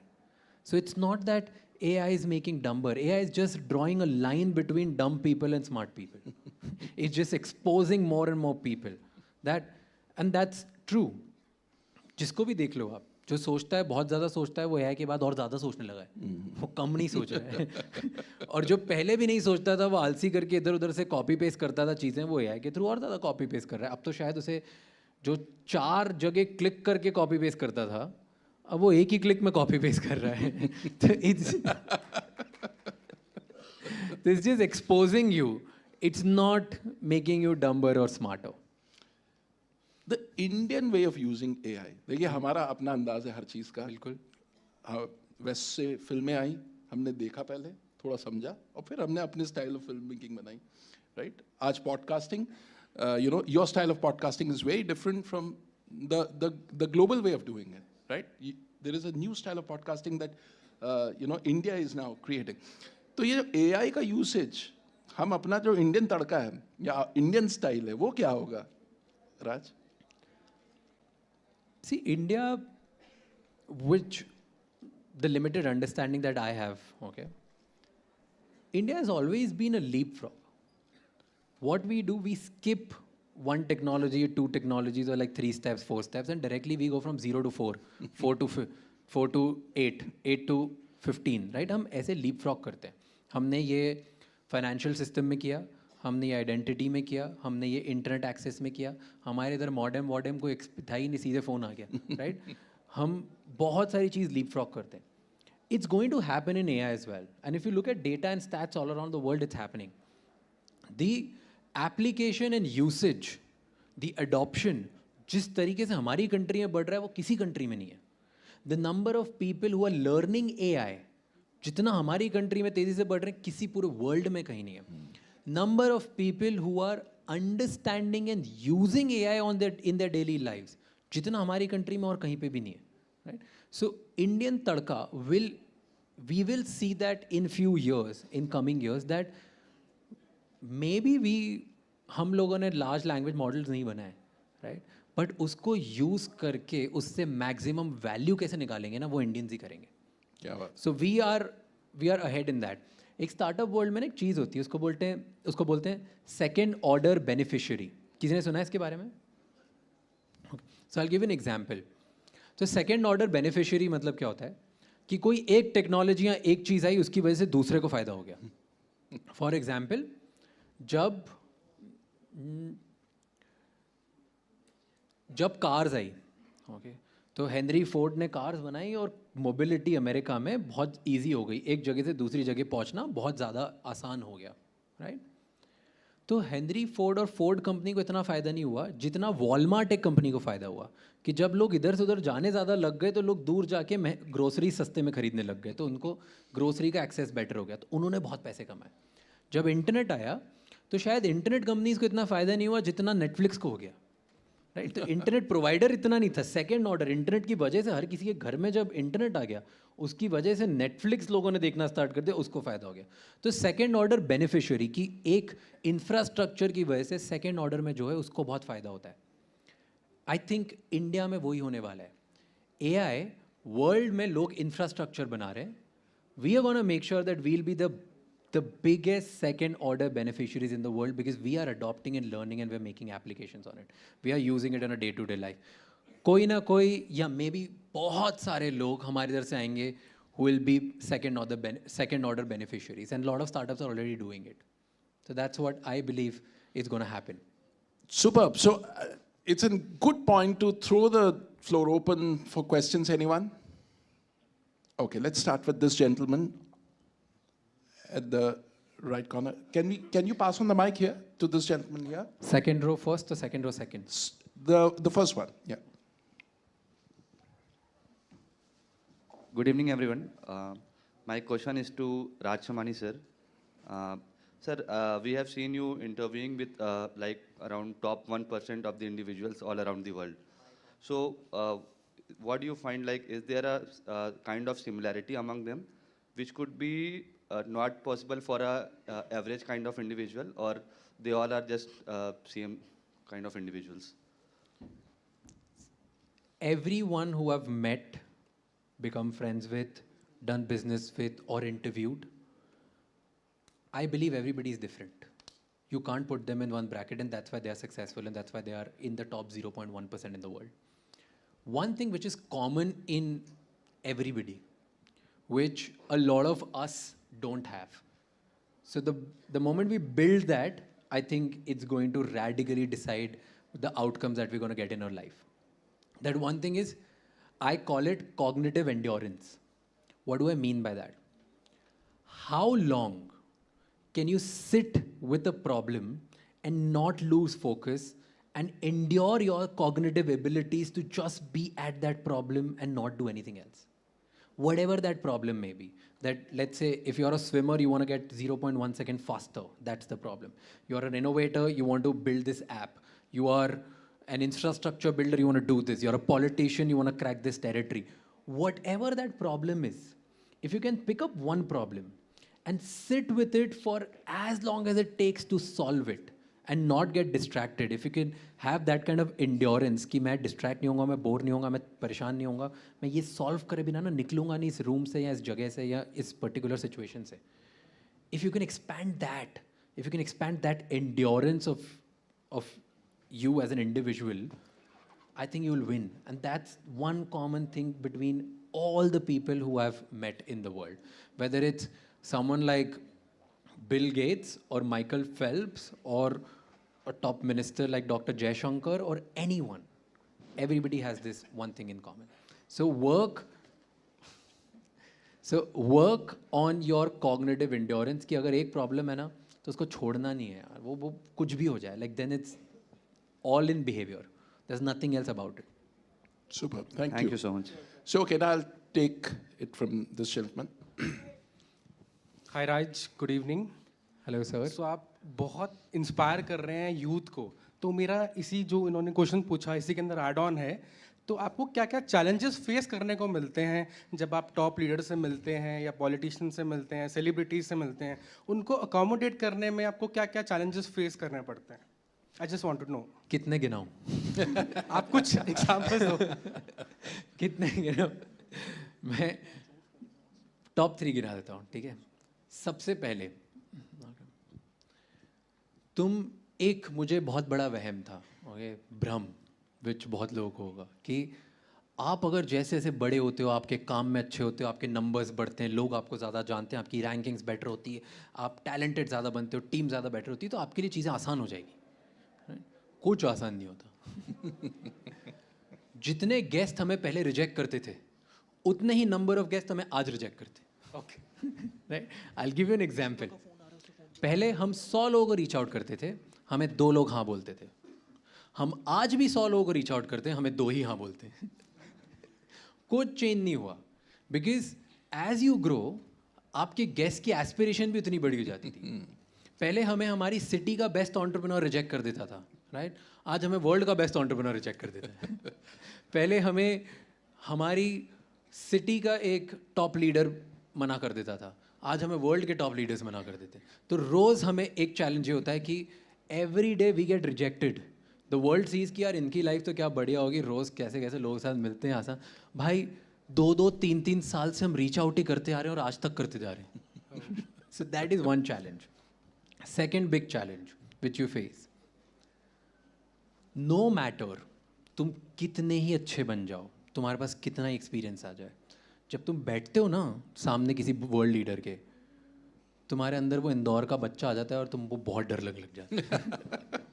तुम्हारी सांस फूल जाती है, तुम्हें लगता है कि मैं क्या पूछूं, मैं इंटेलिजेंट लग रहा हूँ कि नहीं लग रहा हूँ, मैं बेवकूफ़ तो नहीं लग रहा हूँ, मैं कुछ ऑफेंड तो नहीं कर दूंगा, इसको इंटरेस्टेड है, ये इंटरेस्टेड है कि नहीं है, ये बीच में से उठ के तो नहीं चले जाएंगे ये. And you are just scared, no matter how well you are prepared, तुम्हें डर लग जाता है. And whoever has watched any of my podcast, you can see the first few minutes मेरे अंदर वो डर ही रहता है, और कितना ही कर लूँ मैं, राइट. इमेजिन, मतलब तुम कैसे ही तुम्हें वर्ल्ड की कोई भी सिचुएशन प्रिपेयर करेगी कि तुम बिल गेट्स के साथ बैठे हो. कैसे तुम्हें कोई वर्ल्ड की सिचुएशन प्रिपेयर करेगी कि सामने पीएम मोदी बैठे, तुम्हें कुछ बोलना है. You don't get prepared for it, right. And even if you get prepared और तुमने एक बार कर लिया, तुम्हें एक्सपीरियंस हो जाता है, सेकेंड टाइम तुम्हें और डर लगता है कि यार पहली बार अच्छा हुआ था तो ये वाला भी अच्छा होगा क्या, पहली बार बेकार हुआ था तो वापस बेकार तो नहीं हो जाएगा. So that's a second challenge. And third and the most important challenge, which I believe, I'm very proud that I've built a team around me which has tackled this challenge very well. That challenge is कि तुम अपनी values compromise करे बिना कैसे तुम stick रह सकते हो एक ही चीज़ पे. I'll give you an example. That I think that comes from India as a country. If you're very grounded and you come from a very strong family system and family values, तुम्हारे पास बहुत बड़ा advantage होता है क्योंकि हमारी families हमें ये values सिखाती है. I will give you an example. रोज़ तुम्हारे पास एक ऑप्शन होता है कि तुम ऐसा कंटेंट बनाओ जिससे तुम्हें बहुत व्यूज़ आएंगे. तुम ऐसे टॉपिक्स पकड़ लो जिससे तुम्हें फटाफट तुम्हें पता है कि ये वाला तो पक्का मिलियन जाएगा यार. You know this right. And we every day say no to it. India में टॉप 5 कंटेंट पीसेस जो चलते हैं ना, 5 सबसे ज़्यादा, हम वो 5 नहीं बनाते. Number 1 horror as a content चलता है, हम नहीं बनाते. सेकंड रिलीजन एज अ चलता है, हम उस पर भी नहीं बनाते. Third sex and erotic conversation जो होती है उस पर बहुत कंटेंट चलता है, हम वो नहीं बनाते. Fourth astrology as a content बहुत चलता है, हम उस पर भी नहीं बनाते. जो फालतू बातें होती है बहुत सारी, रियल एस्ट्रोलॉजी की बात नहीं कर रहा हूँ, जो रैंडम कुछ भी बोलते हैं लोग उसकी, राइट. फिफ्थ एंटरटेनमेंट, हम उस पर भी नहीं बनाते. सो इमेजिन टॉप 5 चीज़ें जिससे तुम्हें सबसे ज़्यादा व्यूज़ आते हैं, जिससे हर तुम्हारी कंट्री में सबसे ज़्यादा कंजम्पशन होता है, तुम वो 5 पे कंटेंट नहीं बनाते हो. How difficult it is to stay true to your thing and still be able to get the kind of numbers and views and things that you're getting without touching the top 5 things which actually work in your country. If you look at top 10 podcasts in the country, apart from ours, कोई भी ऐसा नहीं है जो इन 5 में से एक पे कंटेंट नहीं बनाता है, बाकी सब इन 5 पे बनाते हैं. So that is a biggest challenge for us कि can we stay true to our core values? And I believe my team and my family is so good, and so is my audience, that they make sure that I don't do this mistake ever, even if 0.1% I want to do it. So they make sure that I don't do it. So that's the biggest challenge that we face. Thank you, Raj. एक और question है मेरा. नहीं, सबसे one ज़्यादा question डर please. आपको किसके पॉडकास्ट से लगा? You can take it offline please. बैठिए. एक मिनट, एक मेरे को सवाल पूछ लेने दो, क्योंकि ये मुद्दा, you know, Raj, you spoke about holding on to certain values. AI में, what do you see the ethical issues that we will need to tackle? Because you have been working with the AI builders and you know you understand this technology up close. क्या क्या खतरे हैं और क्या, जैसे आपने एक moral framework बनाया, ऐसे हमें as a country and maybe as humanity, what are the frameworks that we will need to operate under? It's a very tough question and we keep asking about it every day. Okay. Because if we put too many guardrails around it, innovation slow हो जाएगा. हम इतनी fast innovate नहीं कर पाएंगे और हमारे साथ lost opportunity हो जाएगी, right? और अगर हम बिल्कुल ही खुला छोड़ दें तो humanity के लिए बहुत ज़्यादा problematic है. So the first and the foremost thing, whoever is the AI builder, government, policy makers, people, one guardrail needs to come up that is absolutely in false usage of deepfakes and making sexualized content of normal human beings. That needs to be addressed. That's the first boundary that we need to just draw a line.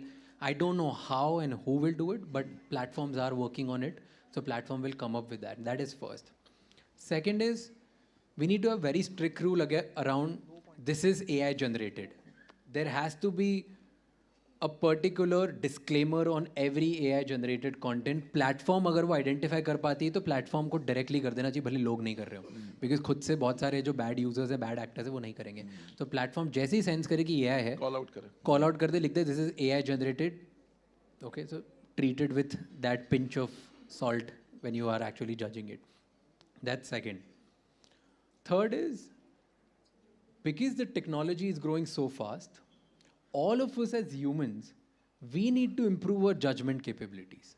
Because no matter what the builders and the policymakers do, as our country, as people, as humans, अगर हम हमारी judgment ability better नहीं करेंगे और हर चीज़ face value पे ले लेंगे या हर चीज़ को doubt करेंगे, तो ये बहुत बड़ी problem हो जाएगी. So we need to start building our judgment capabilities and start writing out what's right, what's wrong, what needs to be questioned, what's not need to be questioned. That is something we need to get better with. How to get better with that? I think you should ask AI only how to build your judgment capability. You'll find a good answer and then actually build that on everyday basis. You practice that. Superb. I'll take a question from the back side of the hall. Can someone just take the mic? Piche? Right up there is that gentleman बीच में जो दिख रहा है. Yes, आप जाइए उनके पास.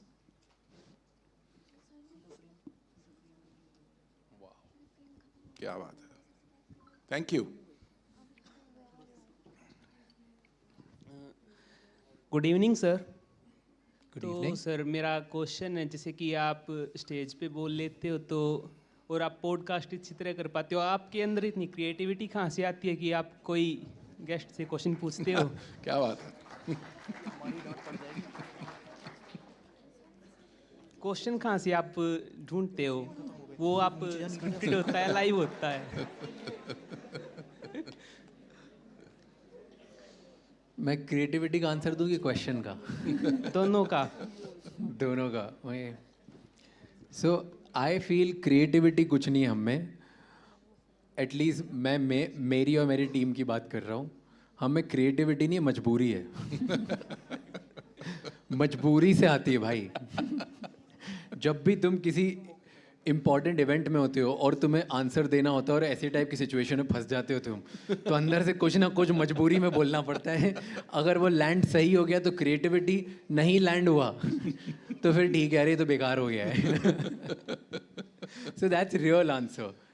Every time when we are constraint, हमारे पास टाइम कम होता है और कुछ ना कुछ हमें नया बनाना होता है ताकि लोग देखें, समझें, सीखें, तो अंदर मजबूरी से, ये मजबूरी है कि हमें जीतना है, ये मजबूरी है कि पूरी टीम को साथ में लेके चलना है, ये मजबूरी है कि हमें इंडिया को वर्ल्ड लेवल पे एक सीट देनी है, क्योंकि पूरे वर्ल्ड में कोई भी पॉडकास्ट इंडिया से टॉप 50 में नहीं पहुंचा है. तो हमें ना वर्ल्ड टेबल पे इंडिया के सॉफ्ट पावर को एक सीट देनी है. ये हमारी मजबूरी और रिस्पॉन्सिबिलिटी है. क्या बात है. ऑसम.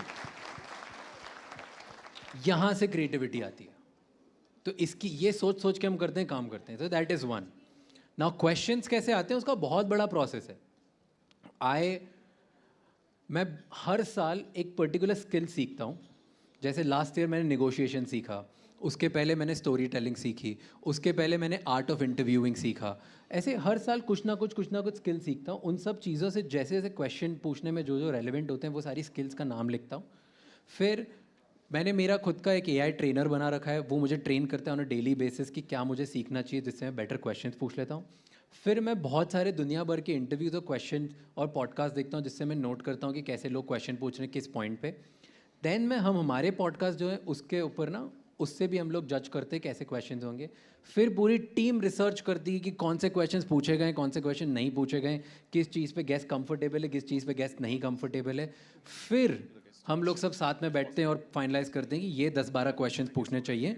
एंड हम वो 10-12 क्वेश्चंस पूछते ही नहीं, क्योंकि गेस्ट सामने आता है, डर जाते हैं. So that's usually the process. But एक बहुत लॉजिकल प्रोसेस एक बताता हूँ जो हमें बहुत हेल्प करी है. हमारी टीम में there's a department and there's a person who's leading that department. And the person, उसकी position पता है क्या है? Head of Errors and Experiments. That's a positioning. Beautiful. उस आदमी का काम, वो सिर्फ इसीलिए हायर हुआ है, उसका काम है कि रोज़ वो हमारे पॉडकास्ट देखे और वो देखे कि हमने कहाँ एरर किया है, जहाँ पर हमने गलत क्वेश्चन पूछ लिया, या क्वेश्चन पूछना चाहिए था हमने नहीं पूछा, या हमें नहीं पूछना चाहिए था और पूछ लिया.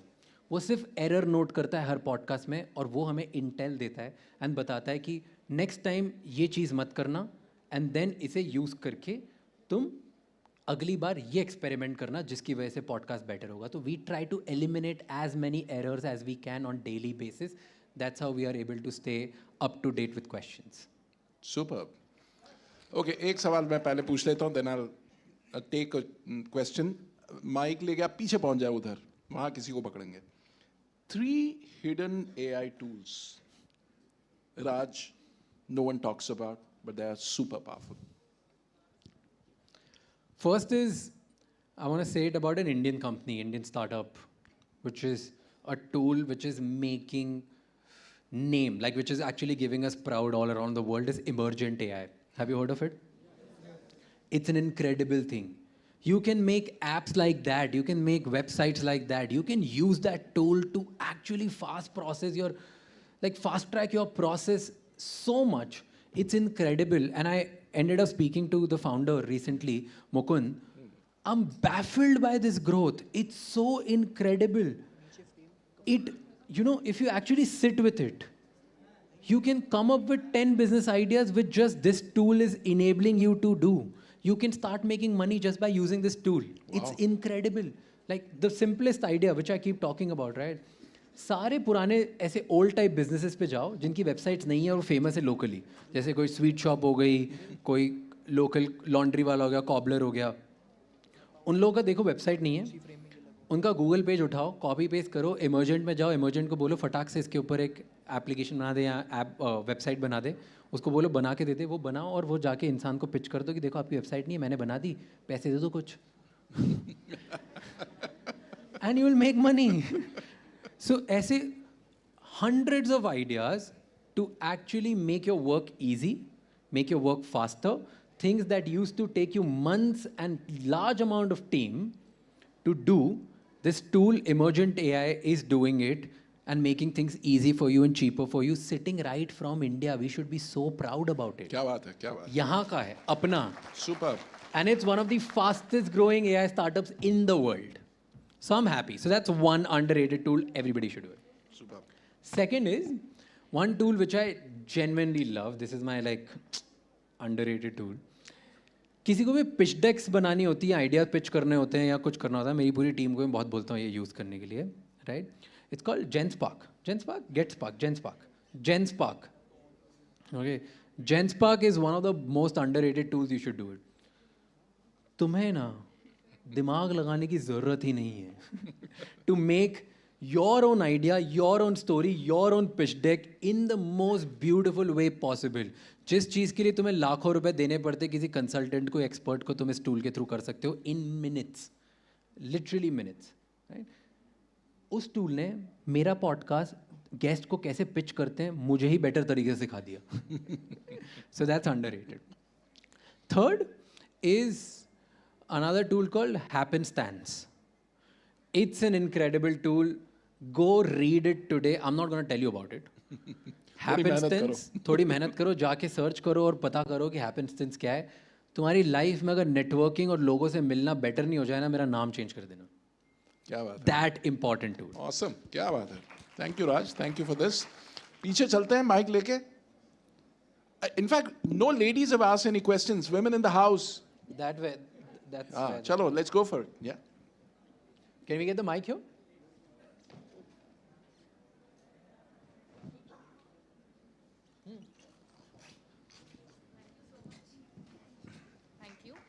Thank you. So very well, I've learned a lot. Thank you so much, Raj.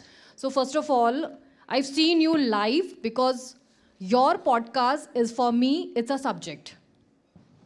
It's a subject. I always seen your podcast, taking my notebook and start noting all the pointers. So hats off to you. Thank you so much. It means a lot. Yes. You're the person who gets it right. हम इसीलिए बनाते हैं लोग notes लें. Yes. Thank you. And it helps me in my professional work as well. I'm so happy to know this. Yes. My question is to you, Raj, because आप बहुत सारे लोगों के साथ आप podcast करते हैं, top 1%. To understand the cognitive endurance, right? I would like to just share my viewpoint with you. Might be it really works for you. I am a defense civil and officer wife, and I really wanted to share my point of view because there are a lot of people who are billionaire, millionaire, homemakers, everybody. But what about the Fauji wife? They have their own endurance capability when they pack the whole home with their boxes from one city to another city. And I'm sure this also create a cognitive endurance being as a wife, because I'm a proud homemaker and a wife of Fauji. So I just want to request, आप अपने podcast में फौजी wife को तो बुलाइए. आप फौजी लोगों के साथ करते हैं, why not me as well?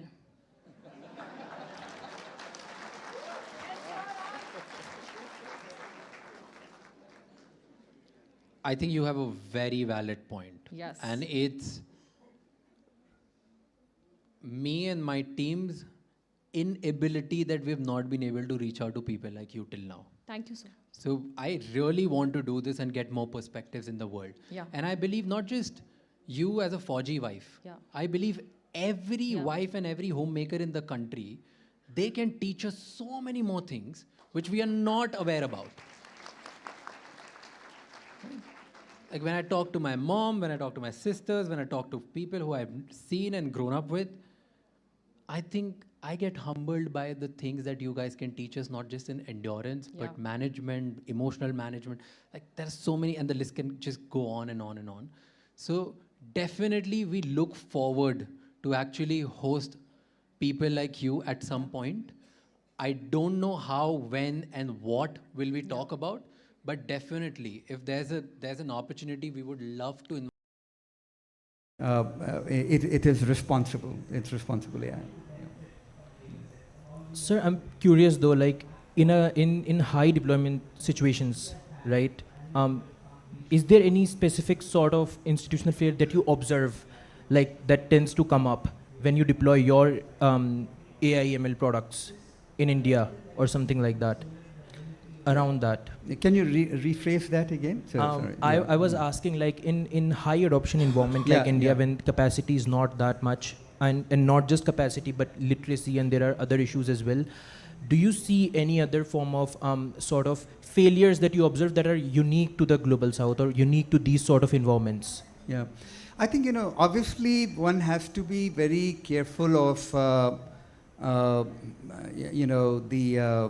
what's the right word I'm looking for? If the false positives, right? Because I think the false positives is, because there's nothing much more frustrating to an end user or a consumer in terms of if you, especially in, in our business in payment, if the rate of false positives is high, you're just going to get frustrated and get away. So how do you then make sure that, that in the design element you minimize that to get the right aspect of, the actual authorization for consumer satisfaction? Yeah.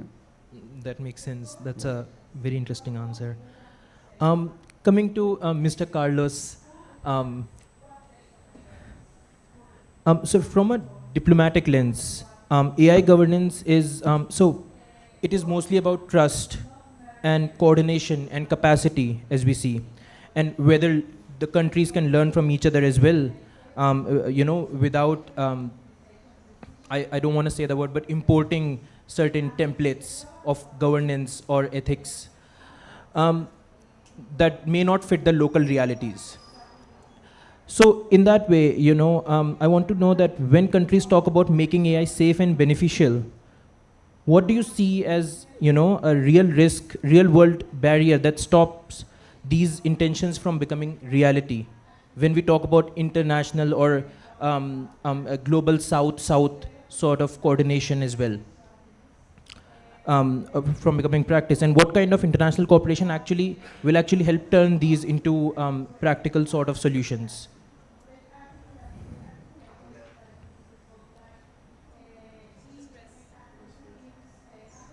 Thank you. First of all, thank you for the invitation, Abdullah. Initially, the idea was to have a member of the Colombian delegation coming, but because that was not possible, he was so gracious to insist that I should be here. So regarding your question, I think there is a big challenge for Latin American countries in all these aspects of AI safety and not being left behind or be subjected to the imposition of all the aspects of governance of AI. What I can say is that in the Latin American region, there is one country that is developing their own AI model, is Chile. They are working on that. The other countries, my country, Colombia, is kind of an early adopter of technology.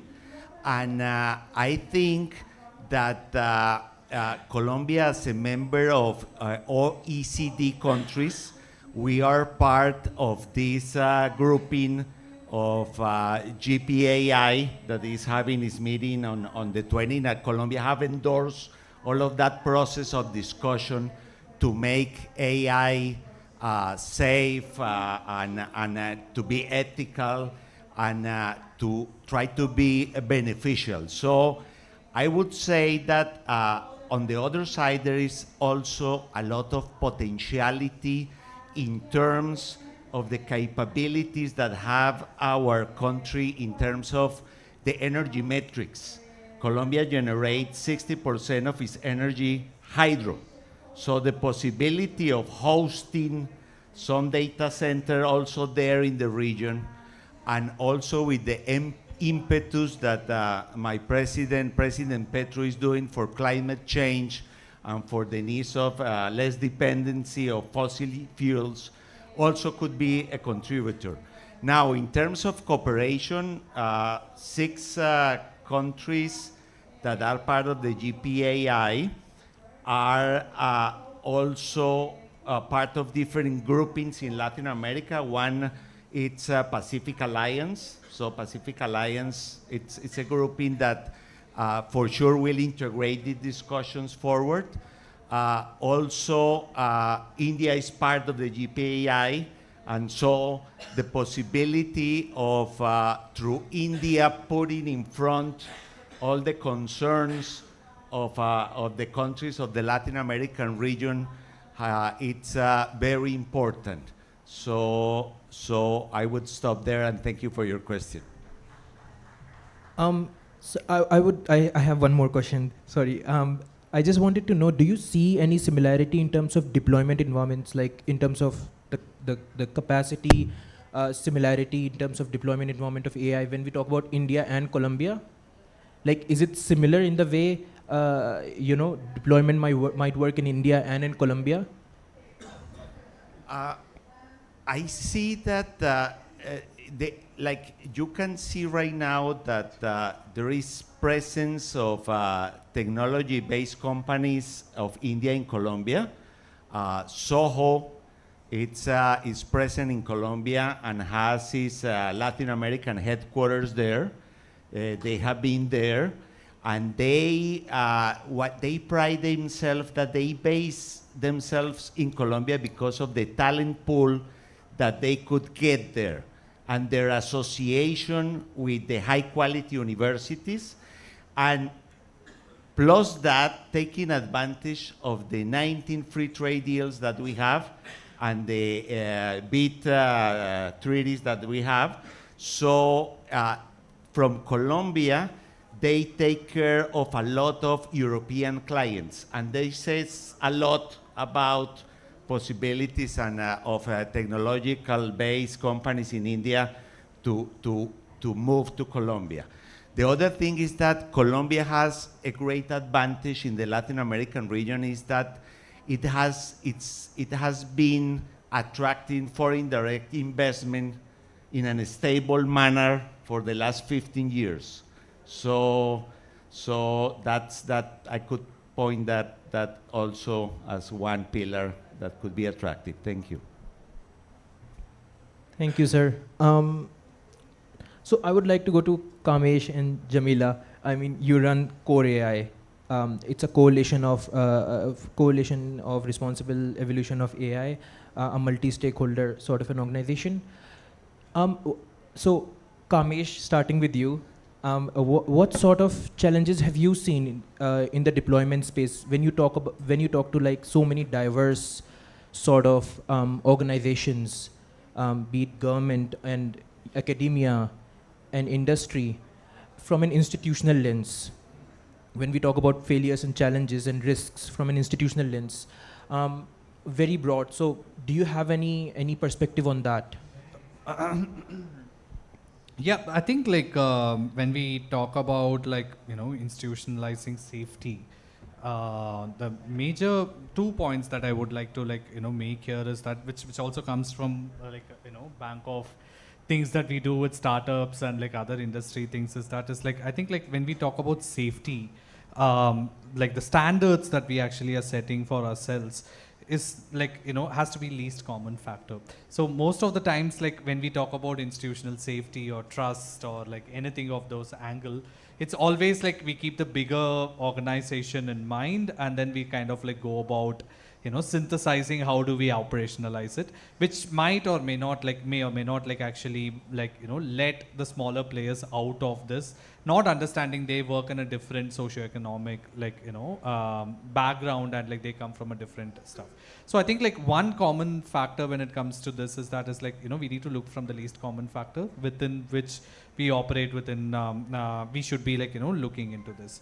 Second aspect, I think like I keep talking about this in a lot of forums, and like I think like to an extent like Meti is also working on this, is when we talk about institutionalizing safety and trust and everything, one piece that we miss is incentive structure. Like what is there for the ecosystem to like go about doing this, right? Like, one way is looking at a hard touch regulation, but that may not be the best way to like, go about doing, given the, the innovation curve that India is putting itself at this point of time. So then what are the other ways through which we can actually achieve is like making value, how can we make trust and safety a value proposition? How can that give a competitive advantage to people? So that is a piece that has to be like, pondered upon, so that like, I think like when we were in like, those days, or when we talk about the privacy, we kind of like talk about privacy first culture. How do we talk about privacy first culture is through making privacy something that is like, people compete on, right? So similarly, I think within AI, when we talk about trust and safety, that's where like we should be like, aiming to move, where the ecosystem can pick it up themselves. So, So, Jamila, from your experience leading the coalition, in a way, the secretariat, what makes responsible AI commitments from all the stakeholders actually stick in practice? What do you think about that? And how can coalitions create value and accountability in this AI governance sort of space? Right. Thanks, Abdullah, for having me on this panel. I feel that when we talk about AI safety, and this is basis our conversation with the 55 plus odd members that we have in our coalition, is that safety needs to be looked a little differently from what it is currently being looked at, right? Oftentimes we look at AI safety as a regulation problem and not so much as a capacity problem. And why I say this is because AI safety should be looked at the way state governments or the central governments procure AI. It should also be looked at the way it gets deployed, because a lot of times safety risks accrue because of misfit deployments, or like deployments in a way that do not cater to the needs of the society or the issue that they're trying to sort of resolve. Sometimes it could also be because of the way state governments or governments at large procure AI, right? So in your vendor contracts, in your technical capabilities of deploying AI at large, I think it needs to be looked at from that standpoint as well. Another point that I'd like to bring to light here is that AI safety right now needs to be anchored through constitutional and democratic values in India. AI safety broadly should also include procedural justice, which means who gets to decide on the technology, but also substantive justice, facets of substantive justice, which is to include who is going to benefit from the technology and also who's at risk. So when you talk about all of this in our coalition meetings, we try to unravel a lot of what this truly means. Who's best benefiting, who's at risk, who gets to decide and call the shots. Which brings me to the next part of your question. Why do we set up coalitions like this? Our aim is to actually break the silos between different kind of stakeholders and to get them a seat on the table where these decisions are being made. And I think any kind of coalition building is significantly important right now, because when I talk about democratic values and its inclusion within AI, responsible AI, or AI safety at large, a big facet of that is going to be inclusiveness. It's going to be the ability of a small creator to influence the governance of it, at the same time also be chalked out by the bigger players in the ecosystem. I think it's going to be by creating, by sort of breaking down all of these barriers and creating a safe space for everyone to be on the same table and to influence how policy gets created in the country and how AI safety as a notion gets advanced. So I think that is what we're aiming to do at Core AI, and I think coalition building of any kind is very, very useful towards that. That makes a lot of sense. That's a very interesting answer. Coming to Siddharth, Dev, there are two Siddharths here, so I know you have written about the AI Safety Institute and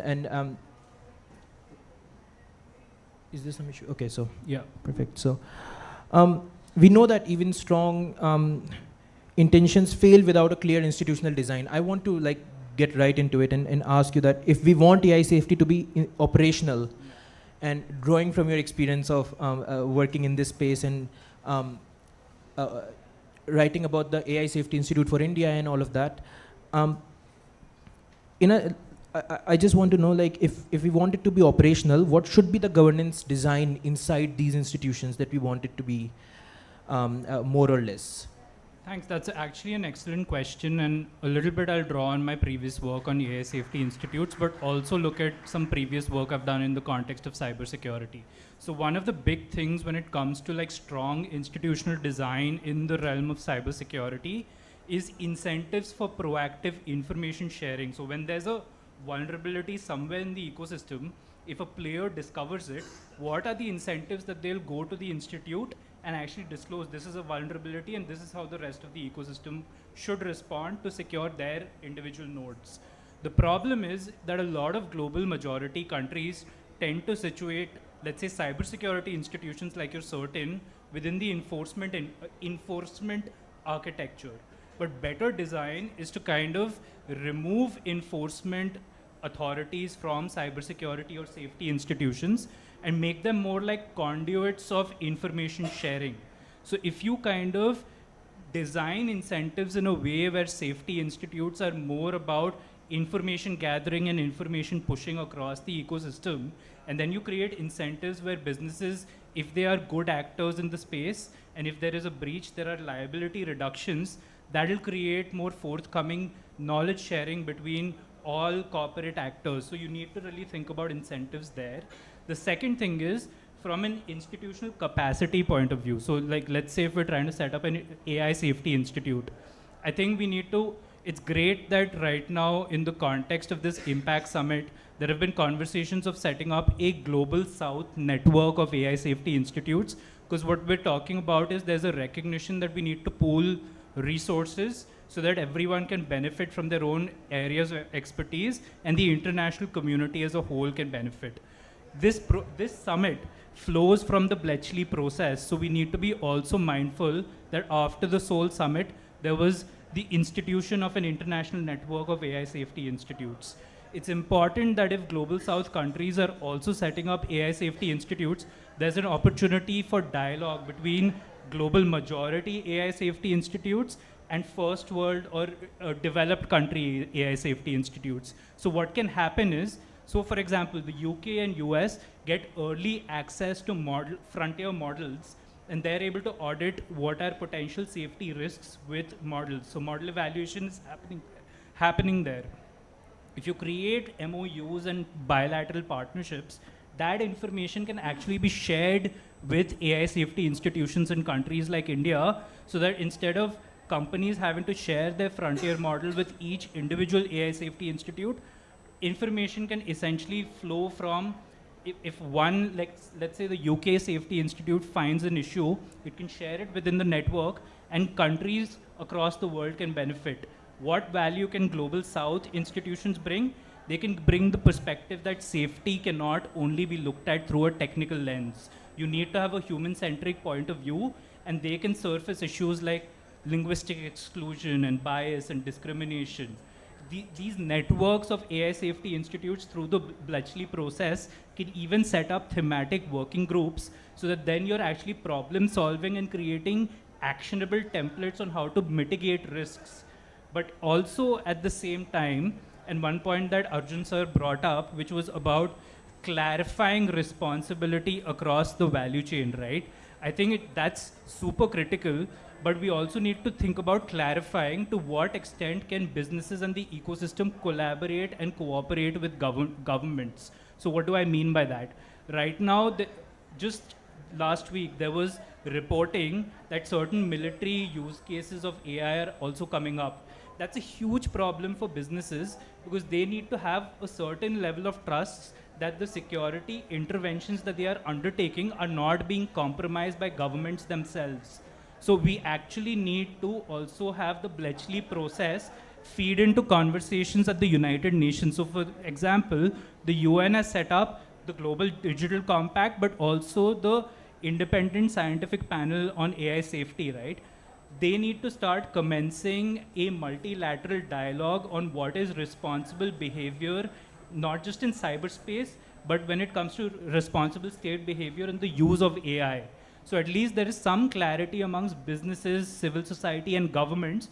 These are areas we will cooperate with. And of course, these are areas of contestation. That kind of clarity is really super important. And we have templates for international cooperation at the UN level, because we've had a body of, since 2004, there have been UNGGEs and open working groups that have been deliberating what is responsible state behavior in cyberspace for international cybersecurity, and we need like parallel conversations on AI safety as well. So I'll pause there. Sir, absolutely, yeah. Yes, I just wanted to comment that Colombia was the first country to adopt UNESCO guidelines for AUs in judicial systems, even though we still don't have a national AI safety institute, but we have a planning authority that released recently in 2025 a document for how to regulate AI. So it's a work in progress, but.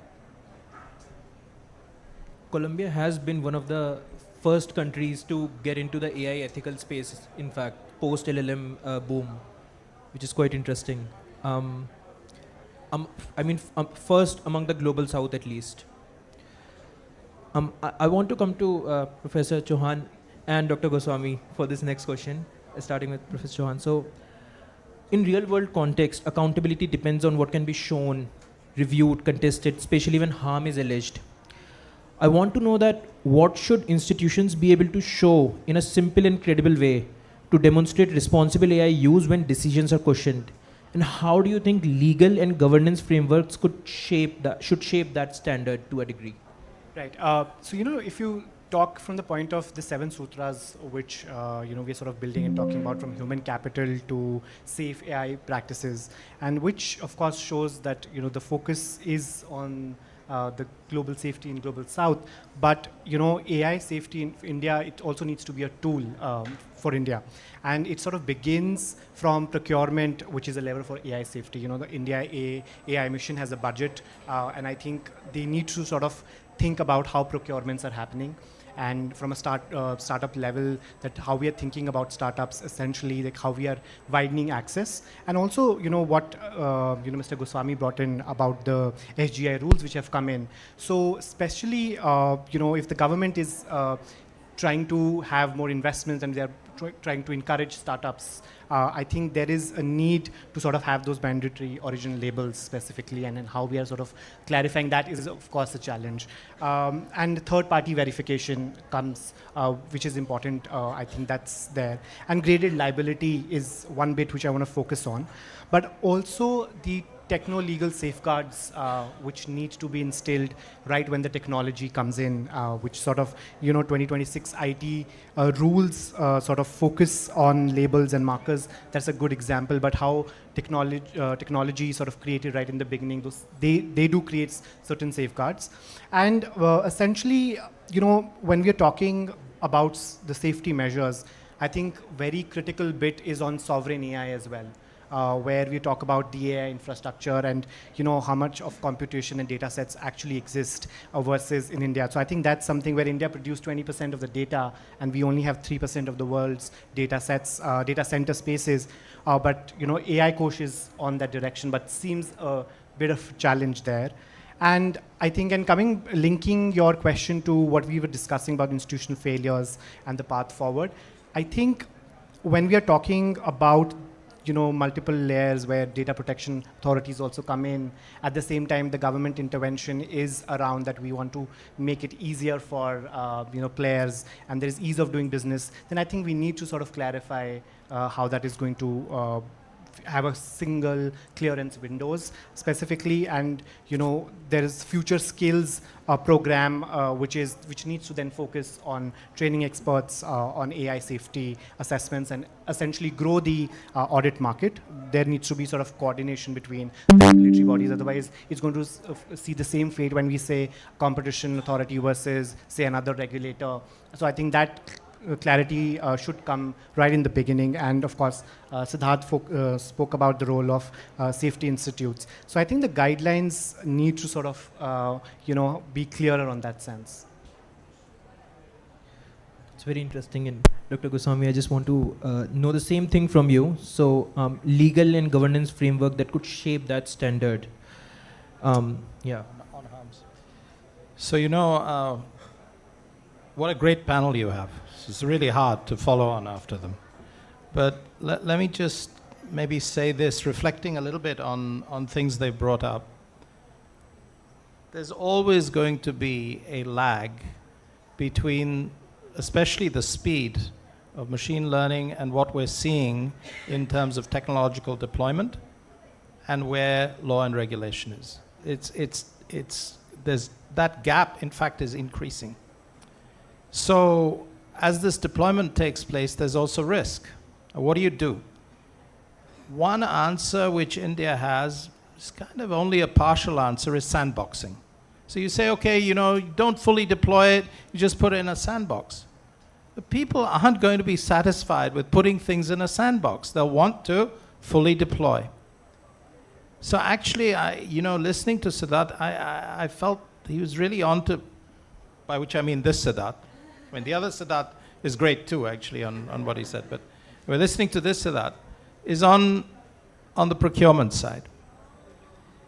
So, one lesson which we can learn from Brazil is what they did in Sao Paulo on the metro system. It's kind of interesting, because what they did was they built in an algorithmic impact assessment.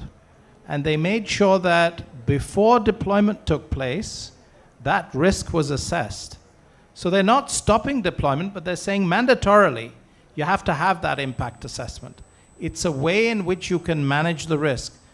There's another very famous example, which is the IBM Watson case. You guys will know this, where they were deploying medical technology using AI, but the result was hugely expensive drugs, not appropriate in a global south country. Again, you need to have procurement tools which will step in and manage that risk before that deployment takes place. If you're going to wait for an answer from regulation and law to do it, I don't think you've got an adequate answer, really. I mean, we can all try. We all should. I think all the things that people are suggesting are important. But we need to tailor this. And we need to tailor this because global south countries, certainly a country like ours, has a huge number of languages, has entities at different levels. So when I was talking about liability, Siddharth, the other Siddharth, he's right that there's a value chain, but there's also gradations in terms of types of entities. Why should a startup entity be pushed to the same level of compliance as a large entity? You need to have that built in, right? So if all those things can come, I think we can manage harms much better. I think that's a very comprehensive answer. Thank you, Dr. Goswami, on this. Last but not the least, Ms. Banerjee, I want to ask you, from your ecosystem vantage point, because you support startups in India and other countries, what practices should AI builders adopt as non-negotiables before selling them into high-stake settings? That's a great question, actually, Abdullah. So especially when we work with startups, but I think what my answer, I'll make it generic, because there are some non-negotiable factors. Doesn't really matter whether it's corporate, GSIs, GCCs, startups, anyone for that matter. So whatever is the size, the first thing is there is no one-size-fits-all kind of a solution, and that's quite apt for AI safety as well. While we are all working on the framework and trying to make some guidelines so that we are all safe and actually enabling AI safety, it's very difficult because we are all doing it for the first time. There is no precursor. We don't have any learnings. So things should be pretty flexible at this point in time, so that it can change with the time as we learn. So that's the first thing. But when it comes to the enablement, the question that Abdullah was putting, so I think we still have a tendency where we see that this becomes more of a compliance paperwork, right? Because, okay, this has been imposed upon me. So there was a lot of discussion on the incentivization of it. That's the reason that incentivization in the first place is coming into the discussion, because otherwise it is more of an imposition that's done. But what we should actually consider it is, especially when it comes to evaluation, when it comes to guardrails, that's infrastructure, and also when it comes to governance. This should actually be first-class engineering problems. These are not AI safety problems at all. Because if we consider that as an engineering problem, then we will deal it in a very different way. So if evaluation always has to be continuous, it's not a one kind of a deal, right? It's not a one-way procedure, it's not a one-time thing. So that's the first thing. The second thing is when we are talking about guardrails, so guardrails has to understand the infrastructure. They have to be infrastructure aware, no matter how big or how small the infrastructure is. And then the last thing that I'm going to talk about is the governance. So governance has to be operationally tested. So governance cannot be just dictated by the terms and conditions, because what might have worked in some other geography, or maybe in the same geography for a different industry, might drastically fail for another. So we have seen that with scale. So that's the reason there's not a one-size-fits-all kind of a solution. And I saw that there was a lot of discussion on the procurement side as well. So I'll just put in a last point on that. So we all discuss about that, okay, is this system accurate? What is the latency? What is the accuracy? What is the throughput? So, but everything at the end of the day is talking about quality. But no one hardly talks about that, is this system auditable? Can we inspect this system? Can we suspend this system? If we cannot do that, if we cannot audit the system, we cannot govern it. That's the reality. So I think that's something that, regardless of whether it's a startup, it's a scale-up, it's an enterprise corporate, that's that we should be doing. And before we are going for adopting AI safety, 3 questions we should know how to articulate, not just for the sake of paperwork. The first thing is that, what is AI really solving? Who is the person accountable if it fails? And what happens if the model degrades and the data shifts? Because these are bound to happen. So if we don't know the answer for it, I don't think so they are matured enough to actually employ it just for the sake of it. Thank you so much, Banerjee. And thank you so much, everyone. We just have 1.5 minutes left, so maybe let's just do questions quickly. If there are any questions in the audience. Yes, let's just collect all of them and then we can go through it. Yeah, absolutely.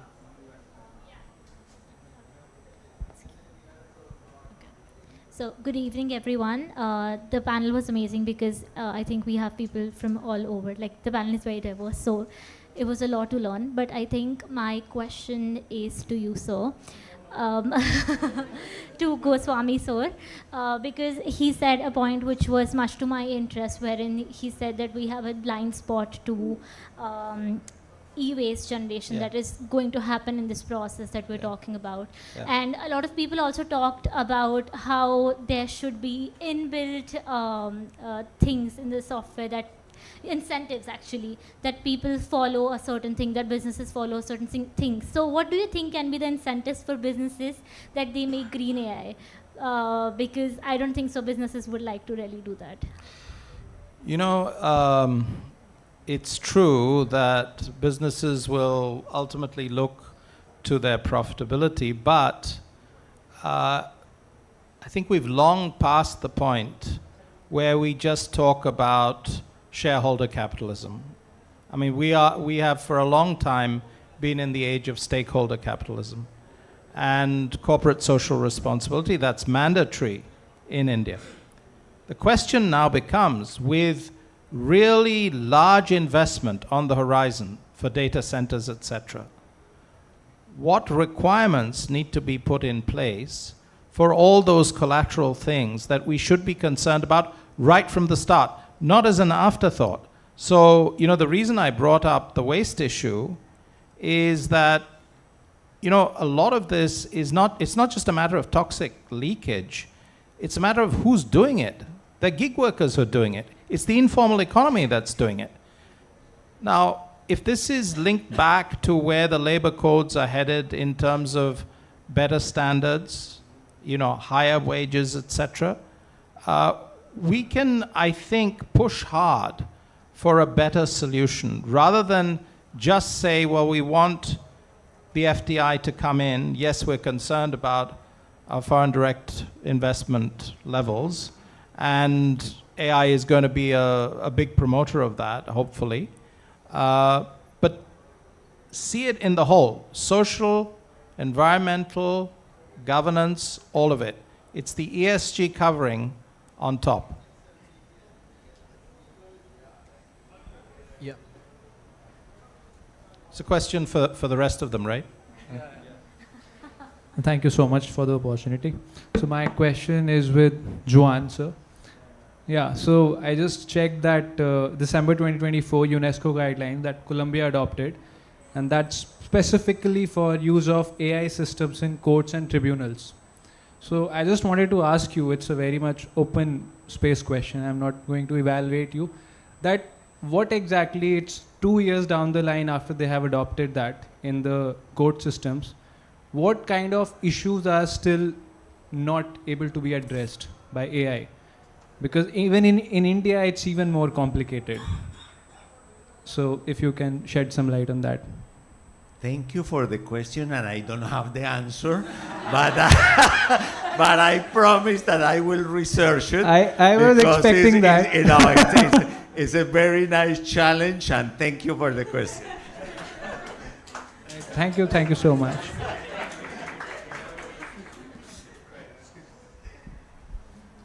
Hello, so my question is, anybody can answer it. So we've had a discussion about Latin countries, Colombia, Brazil and everything. But there's one country that we're all missing, that is China. And China also released recently the AI guidelines or principles in its Cybersecurity Act. So what are the benefits and what are the flaws of a system like China which treats cyberspace as its territory? And as a following question, the question of digital exceptionalism. Since security is the first condition of freedom, so how far can we, what is the middle ground between digital exceptionalism, where we could sacrifice or compromise the individual rights or the digital privacy rights, and how do we balance it? How do we come at a middle stage? So these are the two questions. Anybody can answer? Let's just do all the questions. Just wrap it up quickly if there are any other. I think we had one in the back. Yeah.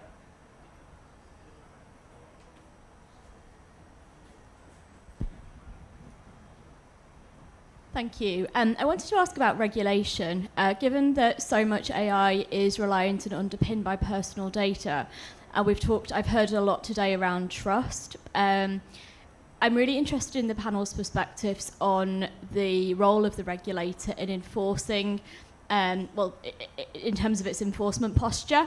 I don't know if the panel would like to comment on that. We've obviously heard around the need for kind of guidance and sandboxes and more in that proactive space.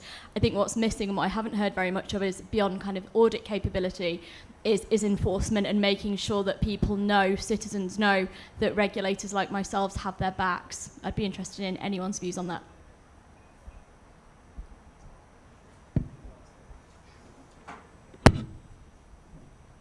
So I'll just try to first start with the China question. So in terms of the way that China has approached AI governance so far is primarily through its cyberspace administrative institution, but more so it's actually set up an algorithms register. So that registration institution, so they keep on passing piecemeal regulations, and more often than not, it directs local companies to make disclosures in terms of how they're using AI and how they're deploying their algorithms. So it's kind of a piecemeal approach, but one positive lesson from the Chinese experience is that, over time, incrementally, it's investing in institutional capacity to know more about how these systems work before making directives towards businesses. The downside, of course, is it leaves itself a lot of discretion when it comes to enforcing any company behavior that intersects with politics. So of course that has an implication for civil and political rights. On the question of data audits, I think in countries like India, what we're looking at is more so, instead of getting the regulator itself to undertake the audit. We're looking at requirements where businesses have to get, or larger businesses have to get independent audits done and then submit those to the regulator. So that's kind of a tertiary kind of way to implement our legal systems, but I guess it's a more pragmatic approach. You know, the beeper went off and it says time's up, so I really can't answer the question anymore. No. I just maybe a very brief one.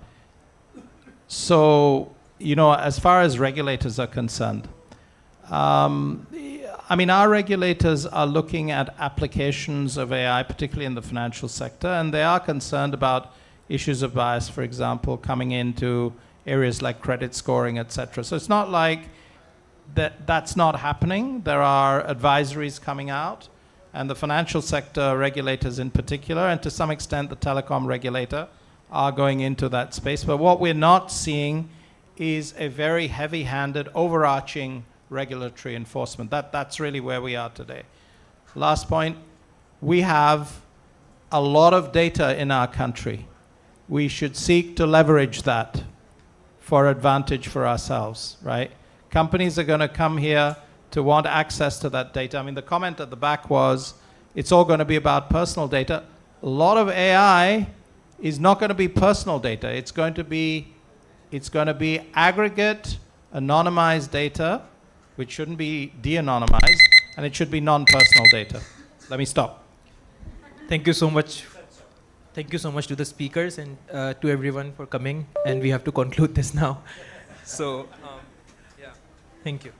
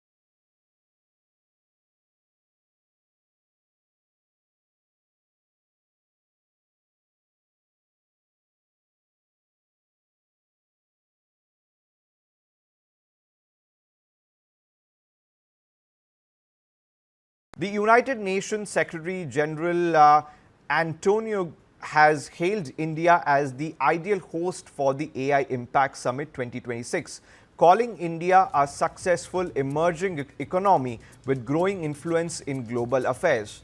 The summit set to bring together world leaders, tech innovators and policymakers. The third intervention was, of course, where we touch every citizen across the country is YUVAi, where the place names are transliterated and other names are translated. There is a unique challenge of number of places which are available. That is the digital dictionary of place which is available in the system is actually very limited. When we digitize the pension, AI के क्षेत्रों में तो large language models एक ही sector है जहां पे compute की जरूरत बहुत अधिक है।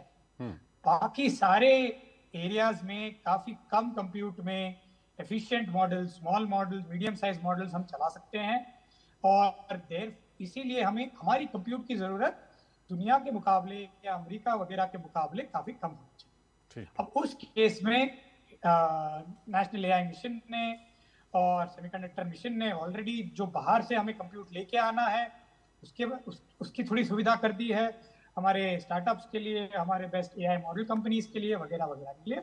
और दूसरा सेमीकंडक्टर मिशन के तहत हम नए स्टार्टअप चिप्स स्टार्टअप कंपनियां बन रही हैं जो अपनी खुद की इंडियन चिप्स बना रही हैं, ताकि आगे जाके हमें बाहर के चिप्स पे इतना डिपेंडेंस ना जरूरत पड़े। तो एक चीज है कि हमें कितनी जरूरत है, हमारी डिमांड कम है क्योंकि हम एफिशिएंट मॉडल्स बना रहे हैं। दूसरी चीज है कि ये डिमांड फुलफिल करने के लिए हम जो है बाहर से कुछ चिप्स लेके आ रहे हैं और उसको काफी सस्ते पे सरकार हमें उन स्टार्टअप्स के लिए पर्टिकुलरली उनको अवेलेबल कर रही है, ताकि स्टार्टअप्स पे प्रेशर ना हो कि उन्हें बहुत महंगी चिप्स बहुत ज्यादा खरीदनी पड़े। बट हमको उसमें सेल्फ सफिशिएंसी और सॉवरिन बनना पड़ेगा। शायद इसमें थोड़ा सा वक्त लगेगा, बट काम शुरू हो गया है। ठीक है प्रणव, आप क्या कुछ कहना चाहेंगे इस पर? कंपनीज बन रही हैं। मैं भी यही बोलना चाहूँगा कि जिस तरीके से हम लोग बढ़ रहे हैं, हमें डेफिनेटली चिप्स की ज़रूरत पड़ेगी। जैसे अर्जुन ने बोला कि हम लोगों का ज़्यादा रिलायंस स्मॉल मॉडल्स पे और ऐसे मॉडल्स पे हैं जो लार्ज लैंग्वेज मॉडल्स नहीं हैं, जो अमेरिका यूज़ करता है, तो इसीलिए शायद कंप्यूट की रिक्वायरमेंट अभी कम है। आगे जाके जैसे जैसे स्टार्टअप्स बढ़ते रहेंगे, कंप्यूट की रिक्वायरमेंट बढ़ेगी। अच्छी बात यह है कि ऑलरेडी ये इनिशिएटिव चालू हो गया है, देश में एक मैसेज जा चुका है, स्टार्टअप्स को सपोर्ट किया जा रहा है कि आप चिप्स के क्षेत्र में काम कीजिए, और उसमें गवर्नमेंट ने पूरा अपना सपोर्ट पीछे से दिया है। तो जैसे जैसे हम आगे बढ़ रहे हैं, ये कंप्यूट का रिक्वायरमेंट बढ़ता रहेगा और साथ ही साथ हमारा सेल्फ रिलायंस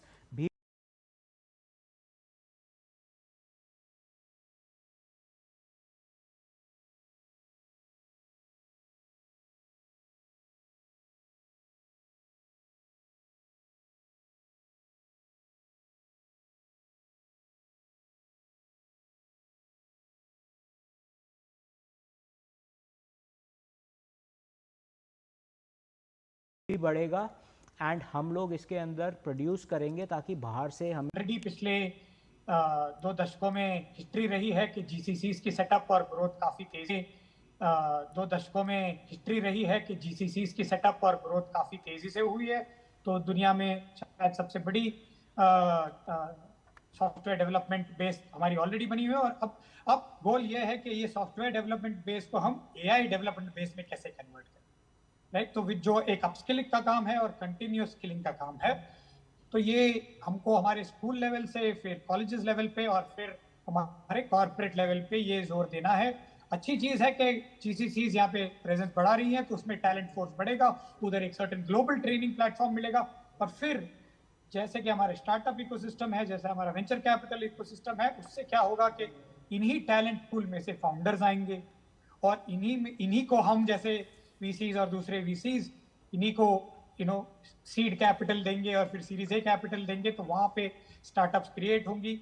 और जैसे दूसरे किसी स्पीकर ने कहा कि आज ऐसा कोई प्रॉब्लम नहीं है कि स्टार्टअप क्यों शुरू करे या क्यों ना शुरू करे।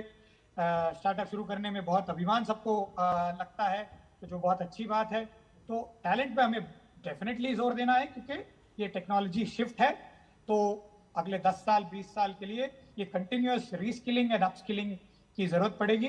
बट जीसीसीज का base is a very big advantage already, और इस एडवांटेज का हमें और फायदा उठाना चाहिए। जी अर्जुन, आपसे ये भी टेक्नोलॉजी पे काम करें। जी अर्जुन, आपसे ये भी जानना चाहेंगे, आज भारत जिस समिट का एक तरह से मेजबानी कर रहा है और प्रधानमंत्री नरेंद्र मोदी इस समय तमाम स्वदेशी एआई मॉडल्स को अब उसका अवलोकन कर रहे हैं, ऐसे में 20 साल पहले जब आपने अपने इस करियर की शुरुआत की थी और इसमें कई ऐसे पड़ाव आए, आप किस तरह से देखते हैं युवा स्टार्टअप्स के लिए और तमाम उन युवाओं के लिए जो आने वाले समय में एआई में अपने भविष्य को देख रहे हैं? इस तरह का एक बड़ा आयोजन भारत में हो रहा है जहां दुनिया भर के स्टार्टअप्स, इन्वेस्टर्स, इनोवेटर्स सब मौजूद हैं। इस मौके को कैसे देखते हैं आप? जी, इस मौके को तो हम इसी तरीके से देखते हैं कि हमें कभी 20 साल पहले हमने कभी सोचा नहीं था कि ऐसे बड़े प्लेटफॉर्म और ऐसे बड़े मौके हमारे देश में होंगे। हमें हमेशा लगता था कि ये कहीं बाहर होंगे, ऐसा कुछ एक्सपीरियंस करने के लिए और सीखने के लिए और देखने के लिए बाहर जाना पड़ेगा। ये आज हमारे देश में है, हमारे राजधानी में है, तो ये हमारे यंगस्टर्स के लिए और नेक्स्ट जनरेशन के लिए ये मोटिवेशन इससे ज़्यादा क्या हो सकता है, राइट। दूसरी चीज़ है कि ये सारी चीज़ें देख के, सर्वम देख के, भारत जन देख के और ये सारे प्लेटफॉर्म्स और ये सारी टेक्नोलॉजीज देख के इमेजिन कीजिए कोई कॉलेज में हो या जस्ट अभी कॉलेज से निकले हो, वो सोचे कि ये हम भी कर सकते हैं, क्योंकि ये क्योंकि ये जब दिखता है उससे मोटिवेशन बढ़ती है और उससे इंस्पिरेशन आती है कि ये हमारे जैसे ही हैं, ये हमारे सीनियर हैं, इन्होंने बनाया है तो हम भी बनाएंगे, तो मोटिवेशन बढ़ती है। और आज के प्लेटफॉर्म में जैसे हम सोचे कि 15-20 साल पहले जब मैंने स्टार्टअप शुरू किया था, शायद देश में 10 वीसी हुआ करते थे या 15 वीसी हुआ करते थे, शायद ये नंबर आज 150, 500, 1000 हो चुके हैं। तो ये सारे इंग्रेडिएंट्स एक साथ आ रहे हैं, तो ये सबका मनोबल बढ़ा रहे हैं, सबको मोटिवेशन दे रहे हैं। तो हम देखते आ रहे हैं कि इवन हमारी फंड में और हमारी कंपनी में जो 25 साल के जो हमारे जूनियर्स हैं, जो टीम में है, वो एआई का इस्तेमाल इतनी तेजी से कर रहे हैं जो हम शायद नहीं कर रहे हैं, राइट। तो ये सारे इंग्रेडिएंट्स है, it is only a positive sign अगले दशक के लिए और आगे जाने के लिए। तो we will see more innovation, ज़्यादा स्टार्टअप, ज़्यादा ideas at all levels of the stack, और ये सारे प्लेटफॉर्म्स के बदौलत ही हो रही है। जी हाँ, बिल्कुल अर्जुन, जिन बातों को आप कह रहे हैं उसमें जब आपने बात की स्कूल के स्टूडेंट्स और कॉलेज स्टूडेंट्स की, तो इंडिया एआई इम्पैक्ट एक्सपो में भी तमाम वो स्कूल के छात्र भी मौजूद हैं चंद्रशेखर, जो अपने इनोवेशंस दिखा रहे हैं, अपने स्टार्टअप्स, अपने इनोवेशंस। जिस तरह से हमने देखा 9th क्लास की छात्रा ने भी दिखाया कि कैसे ट्रैफिक को नियंत्रित करने के लिए उसने एक स्टार्टअप सोल्यूशन दिया है, एआई सोल्यूशन दिया है। बिल्कुल, कहीं ना कहीं जो अटल टिंकरिंग लैब हैं और इस तरह का जो एक प्रोत्साहन दिया जा रहा है स्कूलों में, उसका ही ये फ़ायदा देखने को मिल रहा है। कोचर साहब हमारे साथ जुड़े हुए हैं। कोचर साहब, आपसे हम जानना चाहेंगे कि जब हम एआई की बात करते हैं तो अभी जिस तरह से digital personal data protection act है, अब एआई आगे की ओर बढ़ेगा तो क्या हमें कुछ नए कानून बनाने की ज़रूरत पड़ेगी प्राइवेसी को देखते हुए? देखिए, जब भी कोई टेक्नोलॉजी आती है तो उसके साथ पॉलिसी और रेगुलेशन अहम होती है। ये तीनों पिलर्स जो है ये सब इकट्ठे चलने पड़ते हैं, और इसका मकसद यही होता है कि देश के जो कानून हैं, जो संभावनाएं हैं, उन सबको मद्देनजर रखो। अगर हम सिर्फ एक चीज को देखें तो हमारा प्रोग्रेस उतना नहीं हो सकता। तो इसको मद्देनजर रखते हुए अगर एआई बढ़ रहा है तो उसमें डेटा प्रिवेसी और ये सब चीजें रूल्स और रेगुलेशन से आएंगी, और उसको टेक्नोलॉजी सपोर्ट करेगा, और उसकी तरफ हम अग्रसर हो रहे हैं और काफी तेजी से हो रहे हैं। ये नहीं है कि वो हम सोच रहे हैं कि पहले टेक्नोलॉजी आ जाए उसके बाद रेगुलेशन या पॉलिसी आ जाएंगी, तीनों चीजें इकट्ठी चल रही। ठीक है, ये अजय हमारे साथ जुड़े हुए हैं।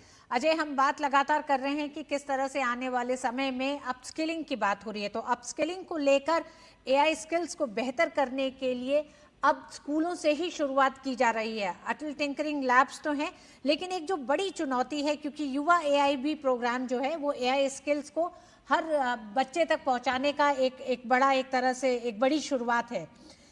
कैसे आप देखते हैं नई शिक्षा नीति में इस पे ध्यान दिया गया है, और आने वाले समय में जब एआई टैलेंट हब भारत बनने की उम्मीद करता है तो उसमें ये कितना ज़रूरी हो जाता है?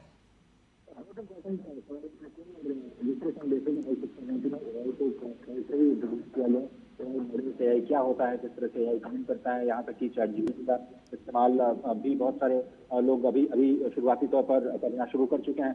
बहुत ही जरूरी समझा गया है पूरे एआई को अपने कार्यक्रम में सम्मिलित करना, और रीस्किलिंग की जा रही है। और इससे भी हाथ से जो नया एवीजीसी सेक्टर है, आपने देखा होगा अटल टिंकरिंग लैब की आपने बात की, 10,000 अटल टिंकरिंग लैब्स हैं, उनकी संख्या को 20,000 अटल टिंकरिंग लैब खोलने की शुरुआत की जा रही है। हर लैब के लिए 10 से 20 करोड़ रुपए एक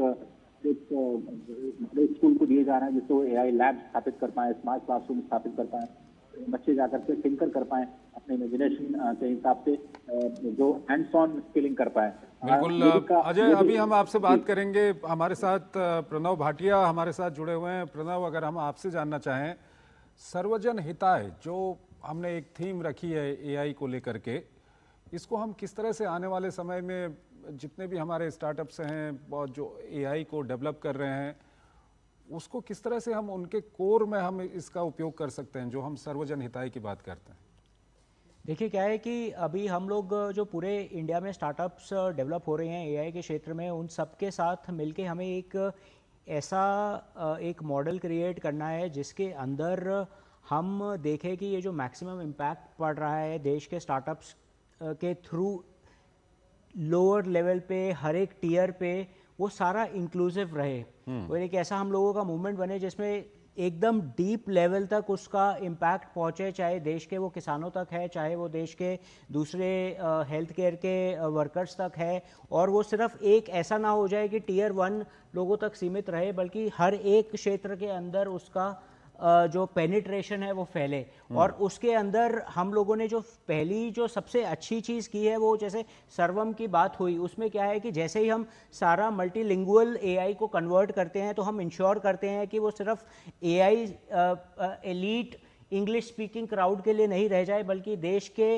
हर एक गांव तक, चाहे वो एक ट्राइबल एरिया हो जिसमें चाहे एक छोटी भाषा का इस्तेमाल किया जा रहा हो, वहाँ तक वो एआई पहुँचे, उसका एप्लीकेशन पहुँचे।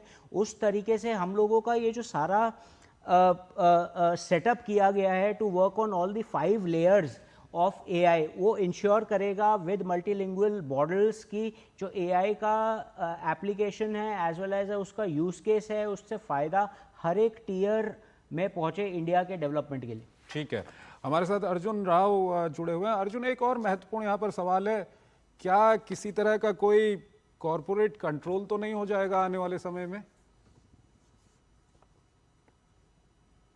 अर्जुन मेरी जी आवाज वैसे जी हाँ नहीं ये जरूरी सवाल है उठाना और ध्यान रखना पॉलिसी लेवल पे और कलेक्टिवली इंडस्ट्री लेवल पे भी देखना कि सारा एआई का कैपेबिलिटी हो, स्किल हो, डेटा हो, कंप्यूट हो, ये कहीं भी कुछ गिने चुने कंपनियों में कॉन्सेंट्रेट ना हो जाए, ताकि इनोवेशन बढ़ता रहे, अलग अलग कॉर्नर से आते रहे, अलग अलग कंपनियों से आते रहे और कंपटीशन लगा रहे, क्योंकि कंपटीशन से ही इनोवेशन और तेजी से बढ़ता है। ये हमें हमेशा समझने की और याद रखने की जरूरत है। कोई भी किसी भी क्षेत्र में मोनोपोलाइज करने की जरूरत सिचुएशन ना आ जाए, उसके लिए कोर इंग्रेडिएंट जो है, जो कंपोनेंट्स हैं, जो हम कब से बात कर रहे हैं, जो डेटा है, जो कंप्यूट है, जो टैलेंट है, इसको स्प्रेड करने की काफी जरूरत है। और खासकर ये बहुत जरूरत है कि हम स्टार्टअप्स पे बहुत ध्यान दें, क्योंकि बाय डिफॉल्ट स्टार्टअप्स बड़ी कंपनियों से तेज चलती हैं, वो अलग सोचती हैं, नया सोचती हैं, आगे सोचती हैं, क्योंकि उनके पास हिस्ट्री का बर्डन नहीं होता, तो वो हमेशा नई चीजों के बारे में सोचते रहते हैं। तो ये बैलेंस एज एन इकोसिस्टम हम सब पे ये रिस्पॉन्सिबिलिटी है और जोर है कि हम ये बनाए रखें कि छोटी कंपनियां बनती रहें और छोटी कंपनियां बड़ी भी होती रहें और फिर नई छोटी कंपनियां भी आती रहे, राइट। कुछ बड़ी कंपनियां ऑफ कोर्स होंगी जो अपने स्केल के तहत और अपने नो हाउ के तहत कुछ नई चीजें करेंगी, बट हर साइज की कंपनियां होनी चाहिए, हर डोमेन में अलग अलग कंपनियां होनी चाहिए जिनकी स्ट्रेंथ्स हो और जिनकी कैपेबिलिटीज हो, ताकि जो दूसरे भी कह चुके हैं डेमोक्रेटाइज्ड रहे इन द इंडस्ट्री एआई का डेवलपमेंट और एआई का ग्रोथ। तो ये सब पे निर्भर है कि हम ये इसको कैसे ध्यान पे रखते हैं, ना कि ये 3-4 कंपनियों के हाथ में रह जाए। जी अजय हमारे साथ जुड़े हुए हैं। अजय, अर्जुन जी ने जिस बात को कहा, हालांकि चंद्रशेखर ने इस सवाल को रखा कि किसी कॉरपोरेट जगत का कोई एकाधिकार ना हो, ऐसे में भारत जैसे देश में जहां आबादी इतनी है और साथ ही साथ अगर हम कृषि क्षेत्र, शिक्षा का क्षेत्र, स्वास्थ्य के क्षेत्र की बात करें, तो ऐसे में बहुत सारे चैलेंजेस भी हैं जिन्हें ध्यान में रखते हुए इस पे ध्यान देने की ज़रूरत है कि किसी एक कॉरपोरेट जगत का कोई एकाधिकार ना हो। हालांकि हम देखते हैं कि कृषि में जिस तरह से आगे बढ़ा है भारत, किसान ई मित्र को लेकर, एनपीएसएस को लेकर, डिजिटल एग्रीकल्चर मिशन को लेकर। संजय बिल्कुल आप सही कह रहे हैं कि मोनोपोली में विश्वास नहीं रखते हैं हम लोग डेमोक्रेटाइजेशन की बात करते हैं, और इसीलिए हम वेस्ट के उस मॉडल को बिल्कुल स्वीकार नहीं करते जिसमें जो एकाधिकार है कुछ चुनिंदा कंपनियों के पास है। और एआई के साथ यही हो रहा है। एआई में आपने देखा कि कुछ बड़ी कंपनियां हैं, 5-6 कंपनियां जिनके पास एआई के सोल्यूशंस हैं, उन्होंने हैवी इन्वेस्टमेंट किया है, और इसीलिए अब एआई बबल, आप सोचिए एआई शुरू भी नहीं हुआ, उसका यूज केस अब तक पहुंचा भी नहीं और एआई बबल की बात होने लगी कि क्या इतना बड़ा इन्वेस्टमेंट जरूरी था करना, इसकी वजह से जो इम्पैक्ट हो रहा है प्लेनेट पे वो कितना सस्टेनेबल है, वो कितना गैर जरूरी है। जिस तरह से पहले हमने देखा कि जो इंडस्ट्रियल रिवोल्यूशन हुआ उसमें संसाधनों का बेतरतीब से इस्तेमाल किया गया वेस्टर्न नेशंस के द्वारा, और उसके बाद अब वो सस्टेनेबल डेवलपमेंट की बात करते हैं, डेवलपिंग नेशंस पे प्रेशर डालते हैं कि ऊर्जा का उपयोग कम करें विकास के लिए। दूसरी तरफ उसी तरह से एआई का जब इस्तेमाल किया तो एआई की जब शुरुआत हुई तो हैवी इन्वेस्टमेंट झोंका गया इसमें, और कुछ कंपनियों के पास इसका अभी भी टेक्नोलॉजिकल एक तरह से कहें कि मोनोपोलिस्टिक अधिकार उनके पास हैं, क्योंकि वो अपने सॉल्यूशंस लेकर के आ रहे हैं और उन्हीं सॉल्यूशंस को पूरी दुनिया तक लेके जा रहे हैं। पहले लोगों को फ्री में दे रहे हैं, उसके बाद कई सारी प्रीमियम सर्विसेज के नाम पर लोगों से पैसे वसूल रहे हैं। ये उनका मॉडल है, उसमें कोई गलत नहीं है, लेकिन भारत इस मॉडल को फॉलो नहीं करता है। भारत डेमोक्रेटाइजेशन की बात करता है और इसीलिए भारत सरकार ने लीड लिया है कि हम एआई को सपोर्ट करेंगे। भारत सरकार ने जिस तरह से डिजिटल पेमेंट को डेमोक्रेटाइज किया, स्टार्टअप इकोसिस्टम को डेमोक्रेटाइज किया और एक इकोसिस्टम का निर्माण करना जिसमें सभी लोग समान रूप से उसका फायदा उठा पाए, चाहे वो स्टूडेंट्स हो, रिसर्चर्स हो, स्टार्टअप कंपनी हो या फिर खुद गवर्नेंस मॉडल का इस्तेमाल करने वाली सरकारें हों, तो मोनोपोलिस्टिक जो व्यू पॉइंट है उसको बिल्कुल हम लोग स्वीकार नहीं कर सकते और इसीलिए हम पूरे डेमोक्रेटाइजेशन की बात कर रहे हैं। ग्लोबल साउथ में होना इस समिट का ये दिखाता है कि हम ग्लोबल साउथ के जो देश हैं, G20 में जिस तरह से हमने उनको प्रतिनिधित्व दिलाया, उनके कंसर्न्स की बात की, भारत को एक ट्रस्टेड पार्टनर के रूप में ग्लोबल साउथ ही नहीं बल्कि पूरी दुनिया के लोग देख रहे हैं और इसीलिए भारत के साथ जो कंपनियां हैं वो अभी जो लीडिंग कंपनियां हैं वो भारत के साथ हाथ मिलाना चाहती हैं, पार्टनरशिप करना चाहती हैं। और थोड़ा सा मुझे लगता है कि अब आप लोगों को इस बहस को थोड़ा सा मोड़ देना चाहिए उस बड़े बयान की तरफ भी, जहां आज अश्विनी वैष्णव साहब ने कहा कि जो ये बड़ी कंपनियां हैं या फिर जो OTT प्लेटफॉर्म्स हैं जिन पे हम कंटेंट क्रिएट कर रहे हैं एआई का इस्तेमाल करते हुए, वे कल्चरल कॉन्टेक्स्ट में लेते हुए जो स्थानीय कानून है उसका पालन करते हुए किसी भी देश में काम करें। और ये भी एक डेमोक्रेटाइजेशन का तरीका है कि आप अपने रेगुलेशंस को अपने तरीके से, जहां पर आप लिस्टेड हैं या जहां आपने कोई इनकॉर्पोरेट किया है, उसकी बात नहीं कर सकते जिस मोनोपोलिस्टिक कल्चर की आप लोग चर्चा कर रहे हैं। तो स्पष्ट तौर पर सरकार ने ये संदेश दे दिया है कि आपको जो देश के लोकल कानून है उसके तहत काम करना होगा। OTT कंटेंट की बात करें तो जो कल्चरल कॉन्टेक्स्ट है उसको ध्यान में रख करके ऐसे कंटेंट को प्रमोट करना होगा जहां पर किसी भी कल्चरल एस्पेक्ट को धक्का न लगे।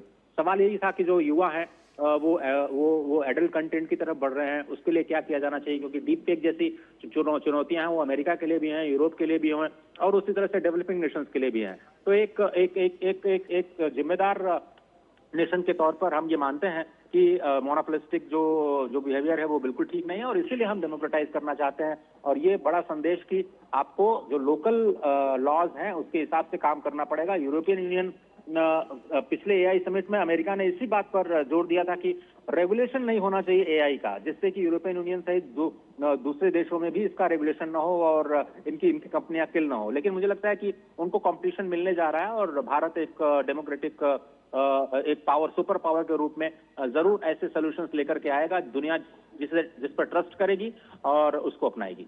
ठीक है अजय, काफ़ी महत्वपूर्ण बात आपने कही कि भारत कंपटीशन दे रहा है इन ब्लॉक्स को और कहीं ना कहीं वो अब दिख भी रहा है।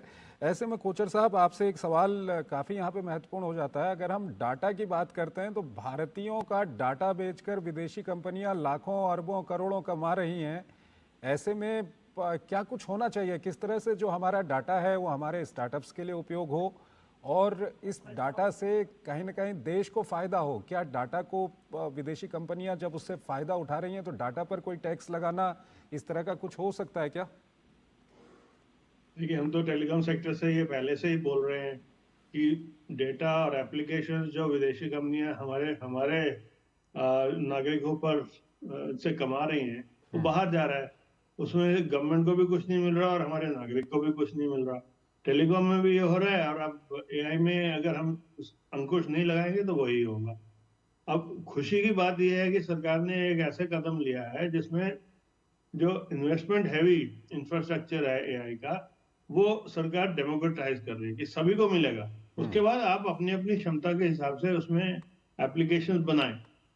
अब अगर फिर भी फॉरेन कंपनीज अपने एप्लीकेशन लाते हैं या डेटा हमारा यूज करती हैं तो मेरे ख्याल से उनके ऊपर अंकुश लगाने के लिए कुछ ना कुछ फाइनेंशियल बर्डन डालना चाहिए, जिससे कि इंफ्रास्ट्रक्चर में हमारा इंडियन इंफ्रास्ट्रक्चर बढ़ाने के लिए उनको भी कंट्रीब्यूट करना चाहिए, जो आज की डेट में वो नहीं कर रहे हैं। तो ये होना चाहिए। और साथ ही साथ अगर स्टार्टअप्स की हम बात करें तो कई स्टार्टअप्स ऐसे हैं जिसमें फॉरेन वेंचर कैपिटल है, तो उसको लेकर के हम कैसे उसका फायदा देश को मिले, देशवासियों को मिले, क्या कुछ करना चाहिए इस पर? देखिए, इस समय हम बाहर का निवेश बिल्कुल बंद नहीं कर सकते। लेकिन अगर हमारे पास फॉरेन वेंचर्स आ रहे हैं और हमारे पास वीसीज आ रहे हैं इनको प्रोत्साहन देने के लिए, तो जो प्रॉफिट होता है, जो वीसी का प्रॉफिट बाहर जाता है, उसके ऊपर टैक्स लगना चाहिए और भारतीय कानून के हिसाब से लगना चाहिए। उसमें तो कोई दो राय नहीं हो सकती। ठीक है। अजय, आप हमारे साथ बने हुए थे और अभी आप जिस बात को कह रहे थे कि आज केंद्रीय सूचना प्रसारण मंत्री अश्विनी वैष्णव ने एक तरह से दुनिया को और ओटीटी प्लेटफॉर्म्स पे जो सामग्री दी जा रही है उसे लेके भी सतर्क रहने का एक तरह से उन्होंने कहा है कि सभी सतर्क रहें, क्योंकि आने वाले समय में ओटीटी प्लेटफॉर्म पर ये ध्यान रखना होगा कि जिस देश में वो सामग्री परोसी जा रही है उस देश की संस्कृति को किसी तरह का कोई नुकसान ना हो। हाँ जी बिल्कुल, और बहुत स्पष्ट तरीके से उनसे सवाल किया गया और वो जो सज्जन उनका इंटरव्यू कर रहे थे, उनके साथ चैट कर रहे थे, वो अमेरिका के ही थे। उन्होंने कहा कि डीप फेक को लेकर के हम लोग बहुत ज्यादा चिंतित हैं। तो आपको क्या लगता है कि जो हमारे बच्चे हैं जो बड़े हो रहे हैं, एडोलेसेंस एज में जा रहे हैं, वो एडल्ट कंटेंट तक उनकी पहुंच ना हो पाए, उसके लिए कोई लॉ बनाने की जरूरत है क्या? स्पष्ट तौर पर उन्होंने सवाल किया था, मुझे अच्छे से याद है। उसके जवाब में उन्होंने कहा कि देखिए इसमें कोई दो राय है ही नहीं है कि ऐसी चीजें जो कि किसी भी कल्चर को प्रभावित करती हैं नेगेटिवली, उसको तो प्रमोट किया ही नहीं जा सकता। स्पष्ट तौर पर उन्होंने ये नहीं कहा कि हम लॉज को बदलेंगे या कोई नया कानून लेकर के आएंगे या कानूनों में बदलाव करेंगे, पर आईटी लॉज हमारे हैं। जिस तरह से ऑब्ससीन कंटेंट को हम लोगों ने बैन किया और उन्हीं लॉज के तहत हमने बहुत सारे ओटीटी प्लेटफॉर्म निकाल से 30 या 32 प्लेटफॉर्म्स को हमने पिछले दिनों में बैन भी किया है, पूरी तरह से उन पर एक्सेस तो बैन ही लगा दिया है। तो और उन्होंने स्पष्ट तौर पर कहा कि जो ओटीटी कंपनी नाम लिया, उन्होंने नेटफ्लिक्स जैसे प्लेटफॉर्म्स का नाम लेते हुए सूचना प्रसारण मंत्री ने कहा कि ऐसे ओटीटी प्लेटफॉर्म्स को भी इस बात का ख्याल रखना होगा कि वो जिस देश में काम कर रहे हैं उस देश के कानून का इस्तेमाल करें, उसका अनुपालन करें। संविधान का नाम लिया उन्होंने, इस संविधान को ध्यान में रखते हुए, कॉन्स्टिट्यूशन को ध्यान में रखते हुए जो लोकल लीगल पैरामीटर्स हैं उनके आधार पर आपको कंटेंट को प्रसारित करना होगा और अपने कंटेंट को रेगुलेट करना होगा, न कि वहां पर जहां पर आप इनकॉर्पोरेटेड हैं। यानी अगर आप नेटफ्लिक्स अमेरिका से चलाते हैं तो अमेरिका के कानून आप पे लागू नहीं होंगे। आप जिस देश में कंटेंट परोस रहे हैं वहां के लोकल कल्चरल कॉन्टेक्स्ट को ध्यान में रख करके आपको इसका इस्तेमाल करना पड़ेगा, अपने कंटेंट को परोसना होगा। बहुत ही स्पष्ट संदेश था और मुझे लगता है कि उसके बाद और दो टूक जिसको कहा जाए शब्दों में उन्होंने कहा कि इसमें तो कोई दो राय है ही नहीं। मतलब आपका सवाल तो बिल्कुल बेमानी है, ये तो बिल्कुल समझी हुई बात है कि आपको लोकल लॉज का सम्मान करना पड़ेगा और आपको जो कल्चरल कॉन्टेक्स्ट है उसको ध्यान में भी रखना होगा। जी, केंद्रीय इलेक्ट्रॉनिक्स और सूचना प्रौद्योगिकी मंत्री अश्विनी वैष्णव ने डीप फेक और एआई के दुरुपयोग से निपटने के लिए तकनीकी और कानूनी समाधानों पर भी जोर दिया और 30 देशों से ज्यादा अधिक देशों के साथ इस समय चर्चा इसको लेकर चल रही है ताकि वैश्विक स्तर पर इसके समाधान निकाले जा सके। मेजर जनरल कोचर हमारे साथ बने हुए हैं, इसको आप कितनी बड़ी चुनौती भी और एक समस्या के तौर पर भी देखते हैं, खासकर उन तमाम विकासशील देशों के लिए जो अपनी संस्कृतियों को लेकर बात संवेदनशीलता की नहीं है, लेकिन वो एक ऐसा क्षेत्र है जहां से तमाम उन देशों की मंशाएं पूरी हो सकती हैं अगर इसके जरिए वो अगर देश में किसी भी तरह की एक तरह से कह सकते हैं कि घुसपैठ की कोई कोशिश की जाए तो। देखिए, जितनी भी इंटरनेशनल कॉन्फ्रेंसेस में मैं गया हूं, जब वहां पे बैठते हैं तो जितने वहां पे डेवलपिंग नेशंस हैं वो सब कहते हैं ये नहीं होना चाहिए, लेकिन वही बात होता है who will bell the cat. तो भारत की तरफ देखते हैं कि अगर आप लीडरशिप रोल लेंगे तो हम आपका साथ देंगे। और खुशी की बात है कि अभी भारत लीडरशिप रोल ले रहा है और वो सब हमारी तरफ देखेंगे कि अगर भारत ने कर दिया तो हम भी कर सकते हैं। और ये बहुत खुशी की बात है कि गवर्नमेंट ने एक बहुत बड़ा स्ट्रॉन्ग स्टेप लिया है जो आज तक नहीं, इसी गवर्नमेंट ने पहले भी 1-2 स्टेप्स लिए हैं, लेकिन अमूमन पूरे विश्व में जो छोटी कंट्रीज है वो डरती है कि अगर हम बहुत स्ट्रिक्ट एक्शन लेंगे तो हमारा ही नुकसान। तो ये एक सोची समझी चाल भारतीय सरकार ने चली है कि भारतीय कानून भारतीयों का फायदा सर्वोपरि है और बाकी चीजें सब अलग। तो ये बहुत अच्छी चीज है और मेरे ख्याल एक तरह से लीडरशिप रोल भारत इसमें अपनाएगा और उसके कारण भारत में निवेश भी और आएगा और जितने डेवलपिंग नेशंस हैं और जितने नेशंस हमारी उपेक्षा करते हैं उनको हमारे एक्सपोर्ट्स भी जाएंगे। तो ये बहुत अच्छा होगा जिस तरह हम चल रहे हैं।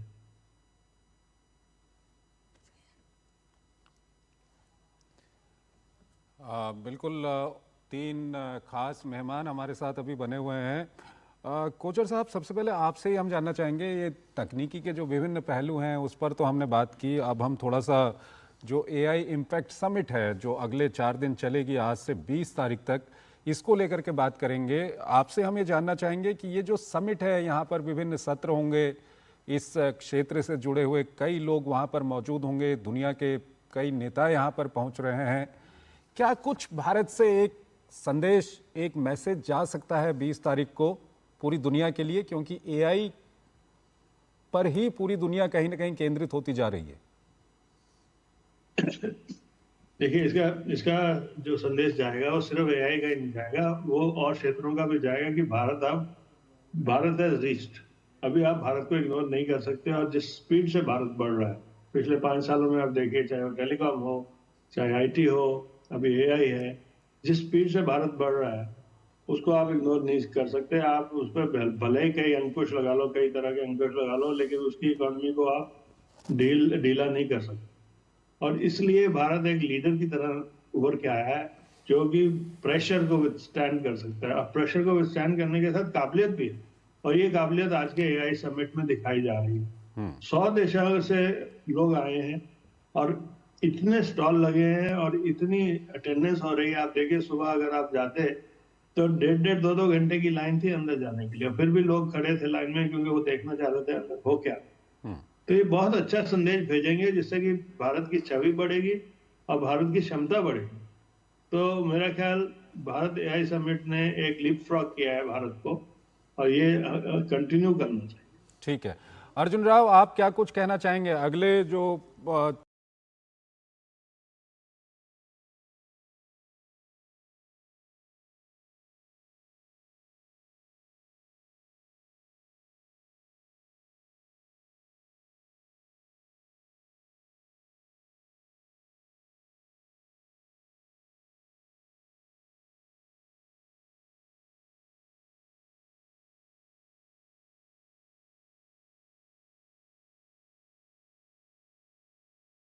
The United Nations Secretary General Antonio has hailed India as the ideal host for the AI Impact Summit 2026, calling India a successful emerging economy with growing influence in global affairs.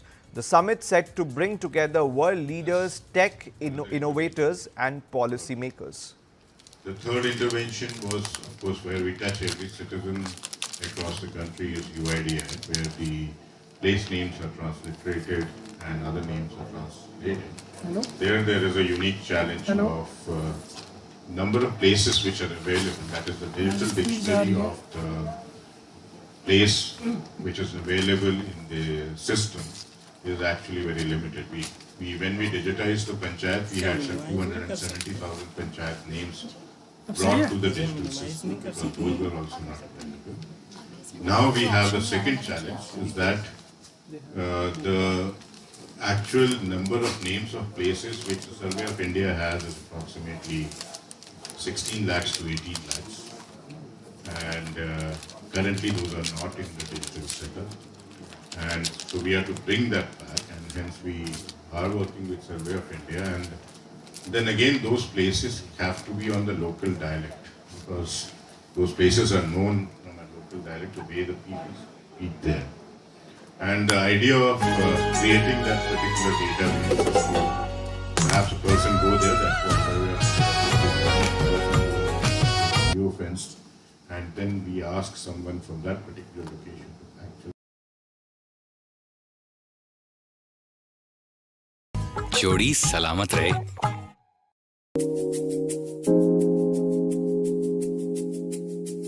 The United Nations Secretary General Antonio has hailed India as the ideal host for the AI Impact Summit 2026, calling India a successful emerging economy with growing influence in global affairs. The summit very set easy to for the OTT platforms to kind of forget the cultural context.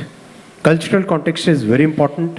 What is normal in one society may not be normal in another society. Absolutely. And that's where I think global platforms like yours, like Netflix, must make sure that the cultural context of the countries in which they are operating is fully, I mean, they should be aware of that cultural context, should modulate according to that cultural context, and work by the constitution and the legal framework of that country rather than the framework of the parent country. I think the reason that the creator of our ratings system, Jack Valenti, 65 years ago, only made it for the United States is it's hard enough in America to find consistent understanding. All of our states have different views as well. But I hear you loud and clear, and obviously our studios, the international market is the heart and soul of our business in many ways.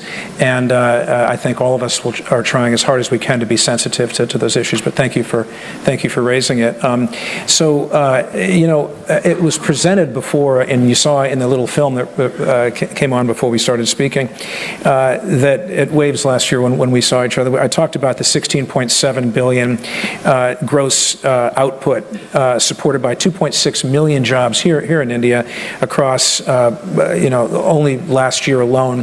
The 7% growth seems to still be in place. It could be 20 billion in a few years with another 300,000 or 400,000 jobs added.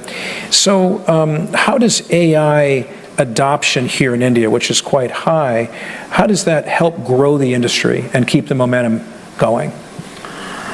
The talent pipeline which is getting created because of the AI adoption, because of the training programs, because of the skilling and upskilling programs, that is definitely going to create more opportunities for the global media industry to come and create in India.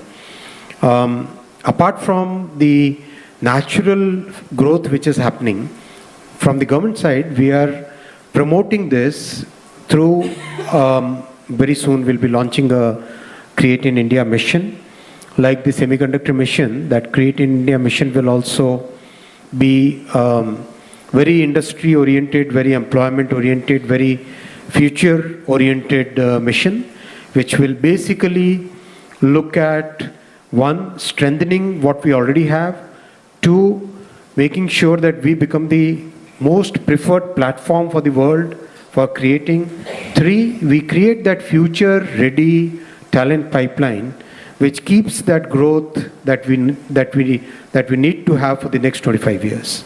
Yeah. That's I appreciate that response. That's exactly right. So as you move through this summit or on the other side, how do you see India's AI leadership intersecting with the creative economy going forward? You know, what role does the government policy play in ensuring that this growth remains sustainable and with support for copyright? What are the next steps coming out of this, do you think? So it's, in a sense, growing in parallel, simultaneously, and more as a complementary way of growth, where the technology piece and the creative piece are growing together in harmony, in synergy, because today's creative world needs technology, it uses technology, and technology has multiple applications where creators' economy is one of them.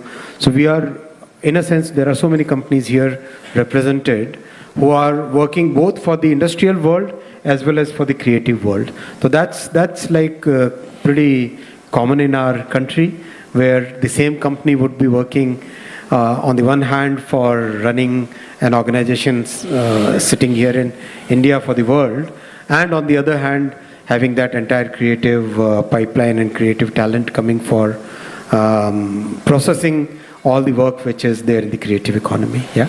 I get it. I know we're running out of time, and just one thing to say before we wrap up. You know, I think about the history of the American entertainment industry, which, you know, the MPA is already 103 years old. Our industry is about 115, Bollywood similarly. And people talk about fearing change and fearing the future. And I would like to contest that, because in our industry in America, people were worried when movies started talking. It was going to be the end of the movies. That was it. And then when they started talking, all of a sudden they jumped into color. that was it. Only a couple companies can make color. No way. The industry's over. It's dead. Years later, the VHS is introduced. Industry's over. People are going to watch it at their house. That's done. Oh no. Now the CDs and DVDs get introduced with perfect digital quality, even more so. It's over. No one's going to ever do it again. And all of a sudden the internet comes. Now it's really over. There's no possible way with the internet that we're going to want to enjoy entertainment the way we always have. But you know, Mr. Minister, what's happened at every single step is we've gotten stronger. We've gotten better. We've used the technology to improve what we do. We've taken advantage of this. We've embraced it. Technology makes us stronger.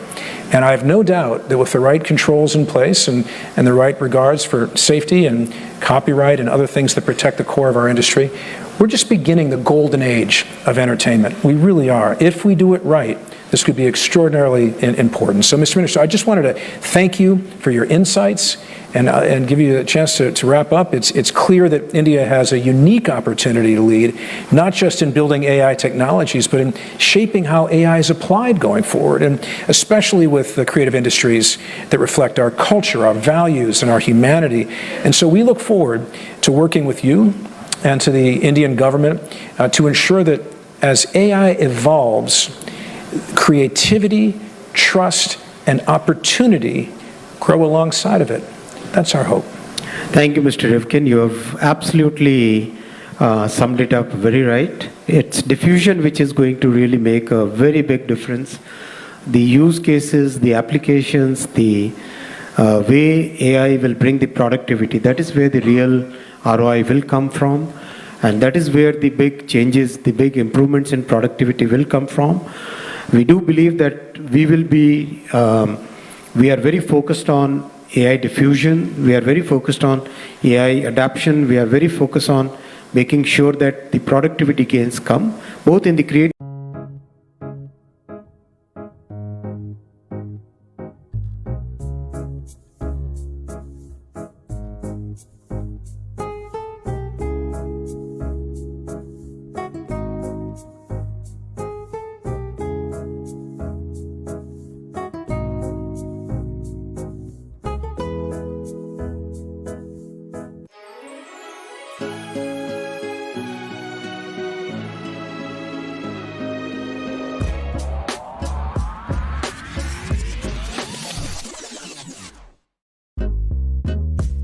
Could have been a love story if everyone had a Neil Kamal edge. Office chair stands the test of time. Political leaders, policymakers, and they're here to address key challenges such as, what are the promises and perils of AI in our time? How can we maximize the positive impacts of AI and this transformative technology for both our economies and our societies? And how can our industry and the U.S. and India writ large deepen our leadership at the intersection of creativity, technology, and culture? The creative industries, particularly the Motion Picture Association studios, sit at the convergence of entertainment, culture, and technology. And it's our job with India and other partners worldwide to seek ways to deploy AI responsibly, like we've done with every other technological innovation that's come our way in the 115-year existence of Hollywood. And AI there's enormous benefits, and we're going to all hear about some of them in the panel that will take place after our presentation. But in stronger filmmaking, in better storytelling, driven by humans, human-centric storytelling, higher quality content, and in a growing and ever-expanding market that AI is going to enable. Mr. Minister, when since I saw you last May, you've spoken at a number of global forums, including Davos, where you gave a fantastic speech about your vision for India's role and making it clear that India's talent, innovation, spirit, and expanding AI adoption places it among the leading nations in the world in the first tier of what's happening in artificial intelligence. And the ministries that you run are situated in a way that lets you take the reins of this effort and work with partners from the United States and elsewhere in finding the right solutions. In the introduction, you heard about the MPA's member studios, for those of you that don't know what the Motion Picture Association does, but they're not only the world's largest entertainment companies, they're also huge technology companies at the same time. There is increasingly little difference between technology and entertainment. They are now one. And they're making massive investments, as you know, Mr. Minister, in the Indian film, TV, and streaming sectors. But this creative economy track of the AI Summit is the perfect way to support the pillars of the overall AI Impact Summit, which is trusted AI, AI for economic and social good, and human capital. So in my industry, we're already investigating ways to take advantage of that. We do things in production you're going to hear about in a moment of color correction, de-aging, visual effects, post-production. It's making our business more efficient. It's making the experiences more real, and there's so much more to come if we can navigate this correctly. The common thread of our work at the MPA and in your government is the firm belief that AI is here. It's not going away. And it's not something to fear. It's not something to fear at all, and I'd love to talk about that, but it's an opportunity for growth, especially when it's used to enhance and not replace human storytelling. So AI and copyright are not in conflict, as was mentioned earlier. They're not in conflict, in spite of what you may hear from others. AI, should coexist with a strong copyright system that protects content, creators' rights, just as copyright has been protected throughout history in spite of every single other technological innovation. Copyright has been the engine of both India's vibrant media sector, Bollywood and Hollywood, and it protects works that embody our culture, our values, our history, and it's one of the many things, as I mentioned earlier, that bind us together. So with all of that, Minister Vaishnav, let me give the floor to you and start off with a big question, since we're at the beginning of this historic week. Tell us about your vision for what's going to happen over the next week, and tell us your vision for the AI, for the creative track that we have right now for the next couple of days. We'd love to hear that. Thank you, Mr. Rifkin, and welcome to the AI Summit. Welcome to India. We met last during the Waves Summit in Mumbai, and that was a very exciting conversation. Thank you so much for all the support that you are giving for our creators' economy. It's an economy which is rapidly growing, and it's an economy which is also rapidly adapting to the new technologies, the new ways of working which are rapidly emerging in the world today. We as a country are very openly adapting new technologies. We have a very large digitally skilled population. We have one digital highway. Basically our 5G covers practically 90% of the entire country. So our people are, in a sense, digitally native. So that's why adapting to new technologies is like fish taking to water. And we from the government are making all the efforts to facilitate reskilling, upskilling, and new skilling. So in all the three ways, our existing workforce should be reskilled, our people should get upskilled, and a new talent pipeline should get created. That's the thought process with which we are working. In the AI Summit, creative track is one of the tracks. There are multiple tracks. There is industrial track, there is citizen-centric track, there are things about AI safety, there is cyber track, cyber security track. There are multiple things on which we are working. And in these next few days of the AI Summit, when the world's entire AI leadership is collected here in India, and they discuss all the pertinent questions which are there, look at the opportunities, look at the challenges, we intend to come out with the basic theme is impact.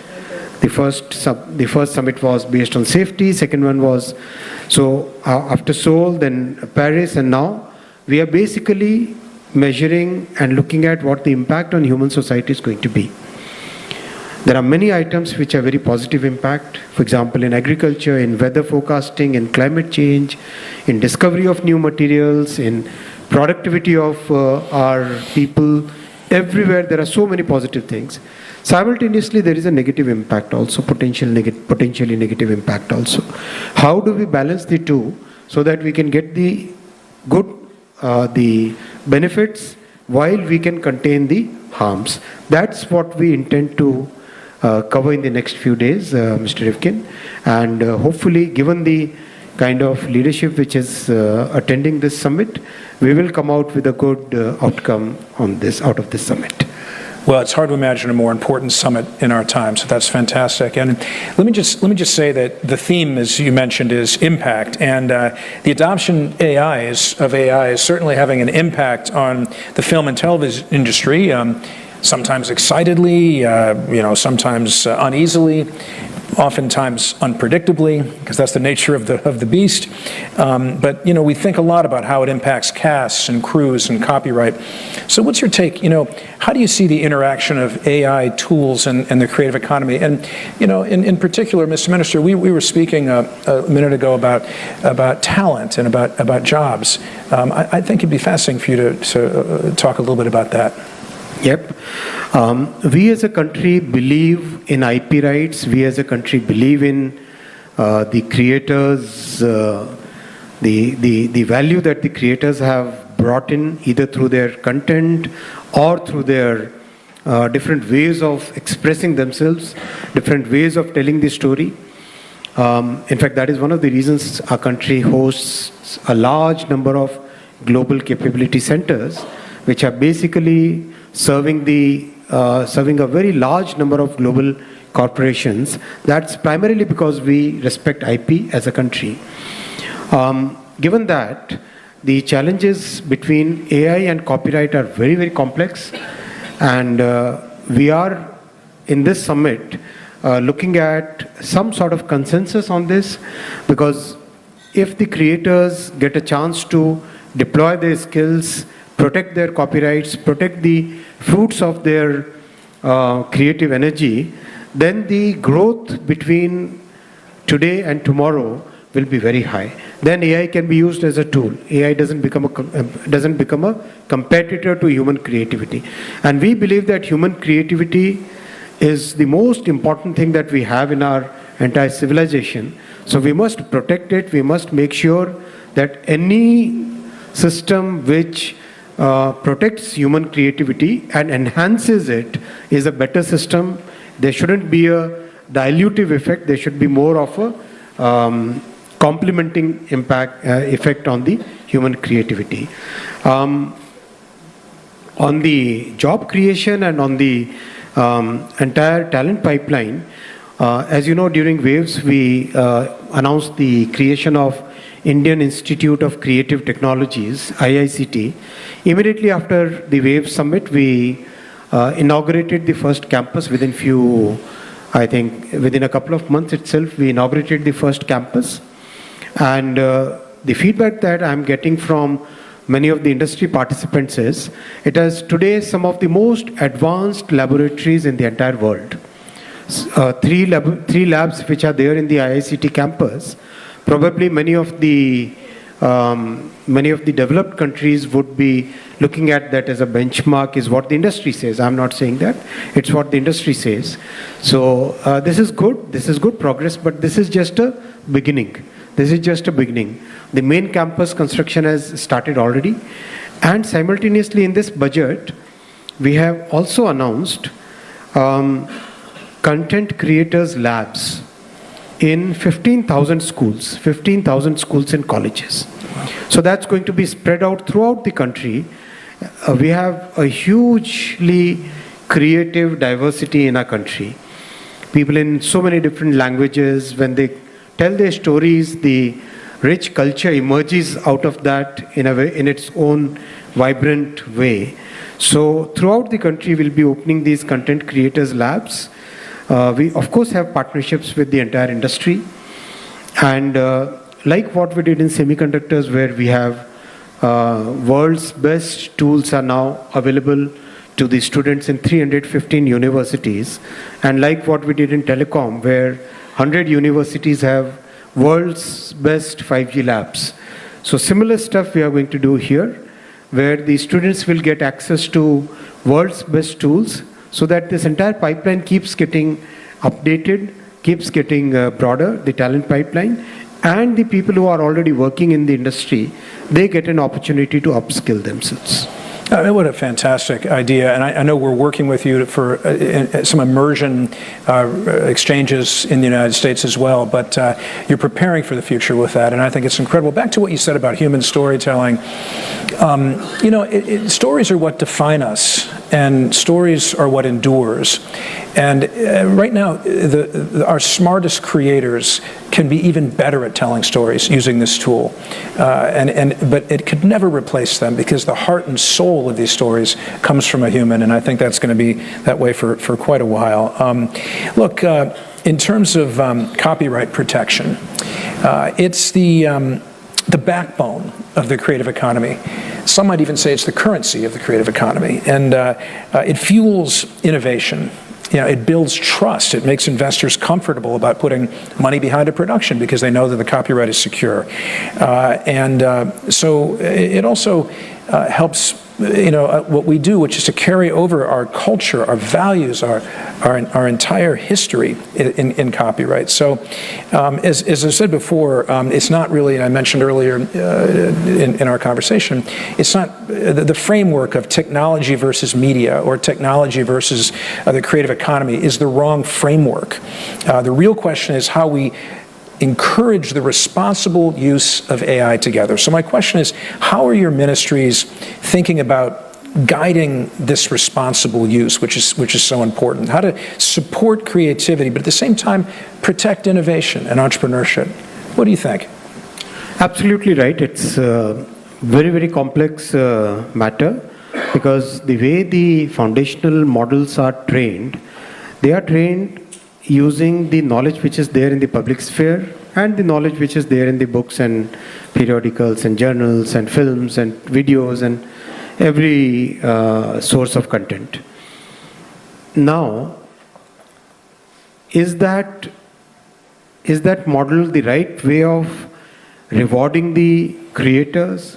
Are there more improvements to be done? Are there the right guardrails to be created so that the balance between IP and innovation, that right balance comes? Would a simple regulation do that? Probably no. That will require a lot of consensus building. That will also require a lot of technological tools to be created. Our understanding so far is that for such complex problems, we have to have techno-legal solutions. Solutions which look at laws, while they simultaneously they also look at technical guardrails and technical balancing features in the AI models as well as in the way AI is deployed. So that's the way we look at it, and we are very closely engaged with the industry to find out the right technical and legal structures for this. And this is something which will have to be taken up at a global level. This will require a consensus building across different countries. I couldn't agree more. And your point about rights, when rights are unclear, then risk tolerance is low. It just makes sense. So hopefully we'll continue in that direction, even with this technology advancing as rapidly as it is. So to change the topic, in a world that we're all facing right now of honestly persistent misinformation, disinformation, deepfakes, how can government work with industry to solve this dangerous problem that not only impacts creativity, which is obviously what we're here to talk about, but it impacts public safety, it impacts national security? How do you think we can provide guardrails here? This is extremely important point. Misinformation, disinformation, deepfakes, they are attacking the foundation of our society. Foundation of our society is the trust between institutions. The trust between the institutions which society has created over centuries. These are the trusts, these are the institutions of family, institutions of different social identities, institutions of governance. These are the institutions which hold the society together. And the rapid spread of deepfakes, misinformation, disinformation is basically striking at the root of these institutions, the root of trust between these institutions. And I think the social media platforms, the AI models, the creators. धूप, पसीना और dark spot से चेहरा दिखे dark और dull. Smart and handsome daily brightening cream जिसमें niacinamide जो 2 गुना तक डार्क स्पॉट्स घटाए, दे ब्राइटर लुक और सन डैमेज से protection. Smart and handsome brightening cream for main. Break up between different institutions without creating the alternative.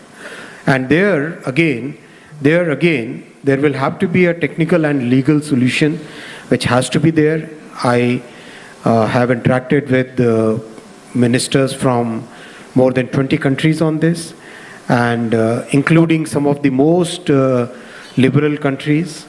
And practically every one of them believes that time has come when the society has to look at it with a fresh, in a totally new way. The construct of freedom of speech has to be with responsibility on the person who's speaking. So, of the many people impacted by that, you mentioned the institution of family. And I wanted to raise a sub-point, an important one, which is children. The consideration to ensure that children and other groups are protected from from AI-generated content. I mean, children around the world a young girl could be without a permission placed in an adult movie. Individuals could all of a sudden find themselves starring in movies without getting paid for it and doing things they wouldn't necessarily do in normal life. But about children, how do we protect kids and families? What do you think? This should be non-negotiable for the entire country. Yeah. This should be non-negotiable for the entire human society. And we believe that this will require very strict legal as well as technical measures. Yeah, I agree, and that's wonderful, and I can agree completely. I just want to say, in America, we are behind this piece of legislation called No Fakes, which is trying to address this issue while preserving our right to tell stories, but at the same time making sure those guardrails are in place. And all of our product has parental controls. Our product, the stuff made by our 7 studios, are curated content. You can't upload a new Netflix show on your own. It's Netflix that does it, and they're curated, and they're rated. And so what we do in America is we make sure that people understand what they're going to be seeing. Our movie rating system in the United States has R and PG and G, and it's been around for 62 years because 92% of the parents trust that we're going to at least tell them what their kid might see if they go to this theater, so they're not completely surprised by it. And so the point I wanted to make is simply, there's a big difference between user-generated content, something that's uploaded and unregulated and uncontrolled, and curated content where we've already put a tremendous amount of thought into what's being seen. And I think that distinction needs to be remembered, certainly in our opinion. A quick point here. When you mention the OTT world, my request is, in the digital world, there are no physical boundaries. In that scenario, it's very easy for the OTT platforms to kind of forget the cultural context. Cultural context is very important. What is normal in one society may not be normal in another society. Absolutely. And that's where I think global platforms like yours, like Netflix, must make sure that the cultural context of the countries in which they are operating is fully, they should be aware of that cultural context, should modulate according to that cultural context, and work by the constitution and the legal framework of that country, rather than the framework of the parent country. I think the reason that the creator of our ratings system, Jack Valenti, 65 years ago, only made it for the United States is it's hard enough in America to find consistent understanding. All of our states have different views as well. But I hear you loud and clear, and obviously our studios, the international market is the heart and soul of our business in many ways.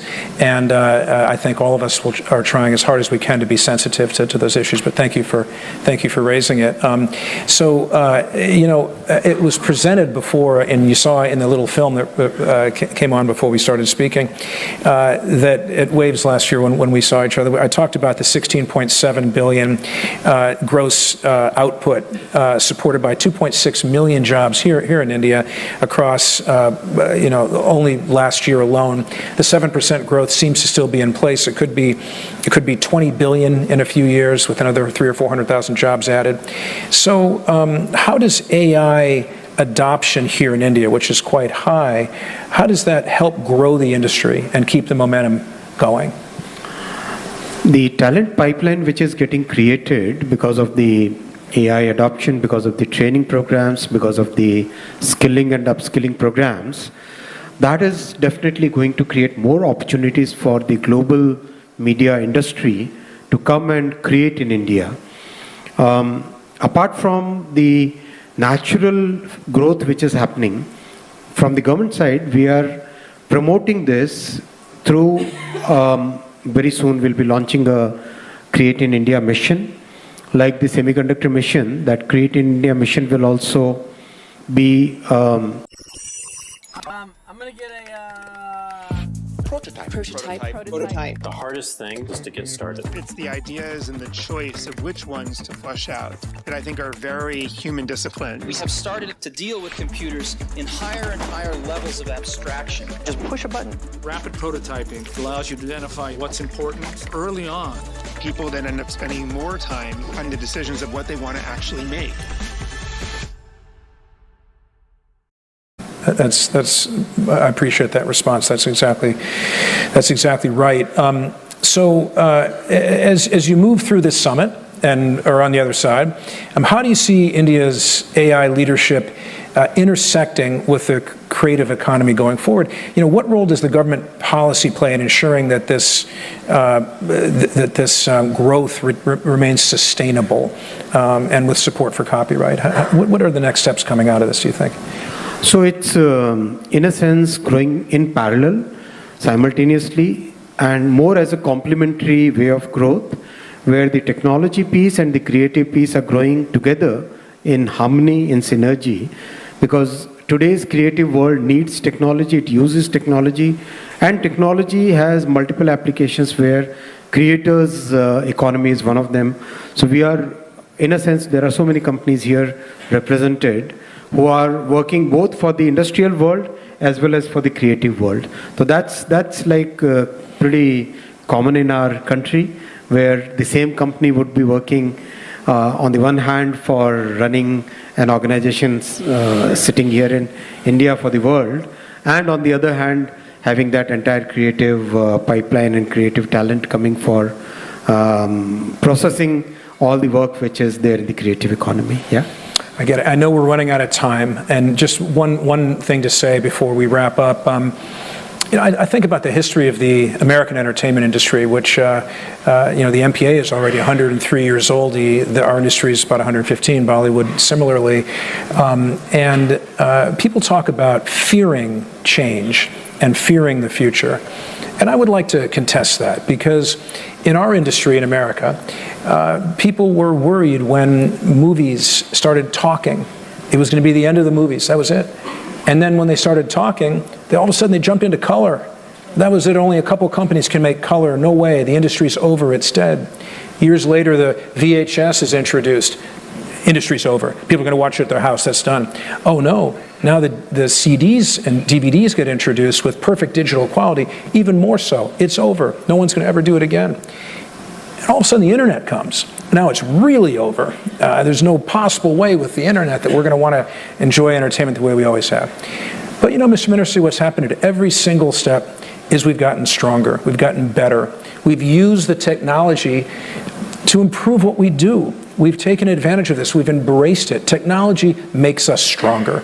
And I have no doubt that with the right controls in place and the right regards for safety and copyright and other things that protect the core of our industry, we're just beginning the golden age of entertainment. We really are. If we do it right, this could be extraordinarily important. So, Mr. Minister, I just wanted to thank you for your insights and give you a chance to wrap up. It's clear that India has a unique opportunity to lead, not just in building AI technologies, but in shaping how AI is applied going forward, and especially with the creative industries that reflect our culture, our values, and our humanity.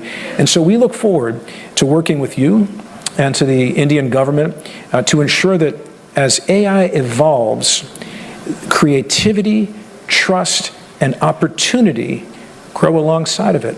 That's our hope. Thank you, Mr. Rivkin. You have absolutely summed it up very right. It's diffusion which is going to really make a very big difference.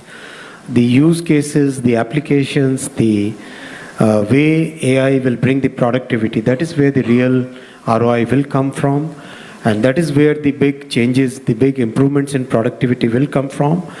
We do believe that we will be, we are very focused on AI diffusion, we are very focused on AI adoption, we are very focused on making sure that the productivity gains come, both in the creative industry as well as the other industries. Thank you so much for all the cooperation that is coming from you. And we look forward to many more areas of cooperation where we can create those win-win equations where it's beneficial for both. Thank you so much. To continue the conversation today on such an important topic and to launch, the creative economy track of the AI Impact Summit, which is incredibly important. Bollywood and Hollywood mean so much to our respective countries, to our respective cultures, and to what binds our nations together. So they deserve a place in this conversation, and thank you. It's an extraordinary gathering that you've put together of world leaders and political leaders, policymakers, and they're here to address key challenges such as, what are the promises and perils of AI in our time? How can we maximize the positive impacts of AI and this transformative technology for both our economies and our societies? And how can our industry and the U.S. and India writ large deepen our leadership at the intersection of creativity, technology, and culture? The creative industries, particularly the Motion Picture Association studios, sit at the convergence of entertainment, culture, and technology. And it's our job with India and other partners worldwide to seek ways to deploy AI responsibly, like we've done with every other technological innovation that's come our way in the 115-year existence of Hollywood. And AI there's enormous benefits, and we're going to all hear about some of them in the panel that will take place after our presentation.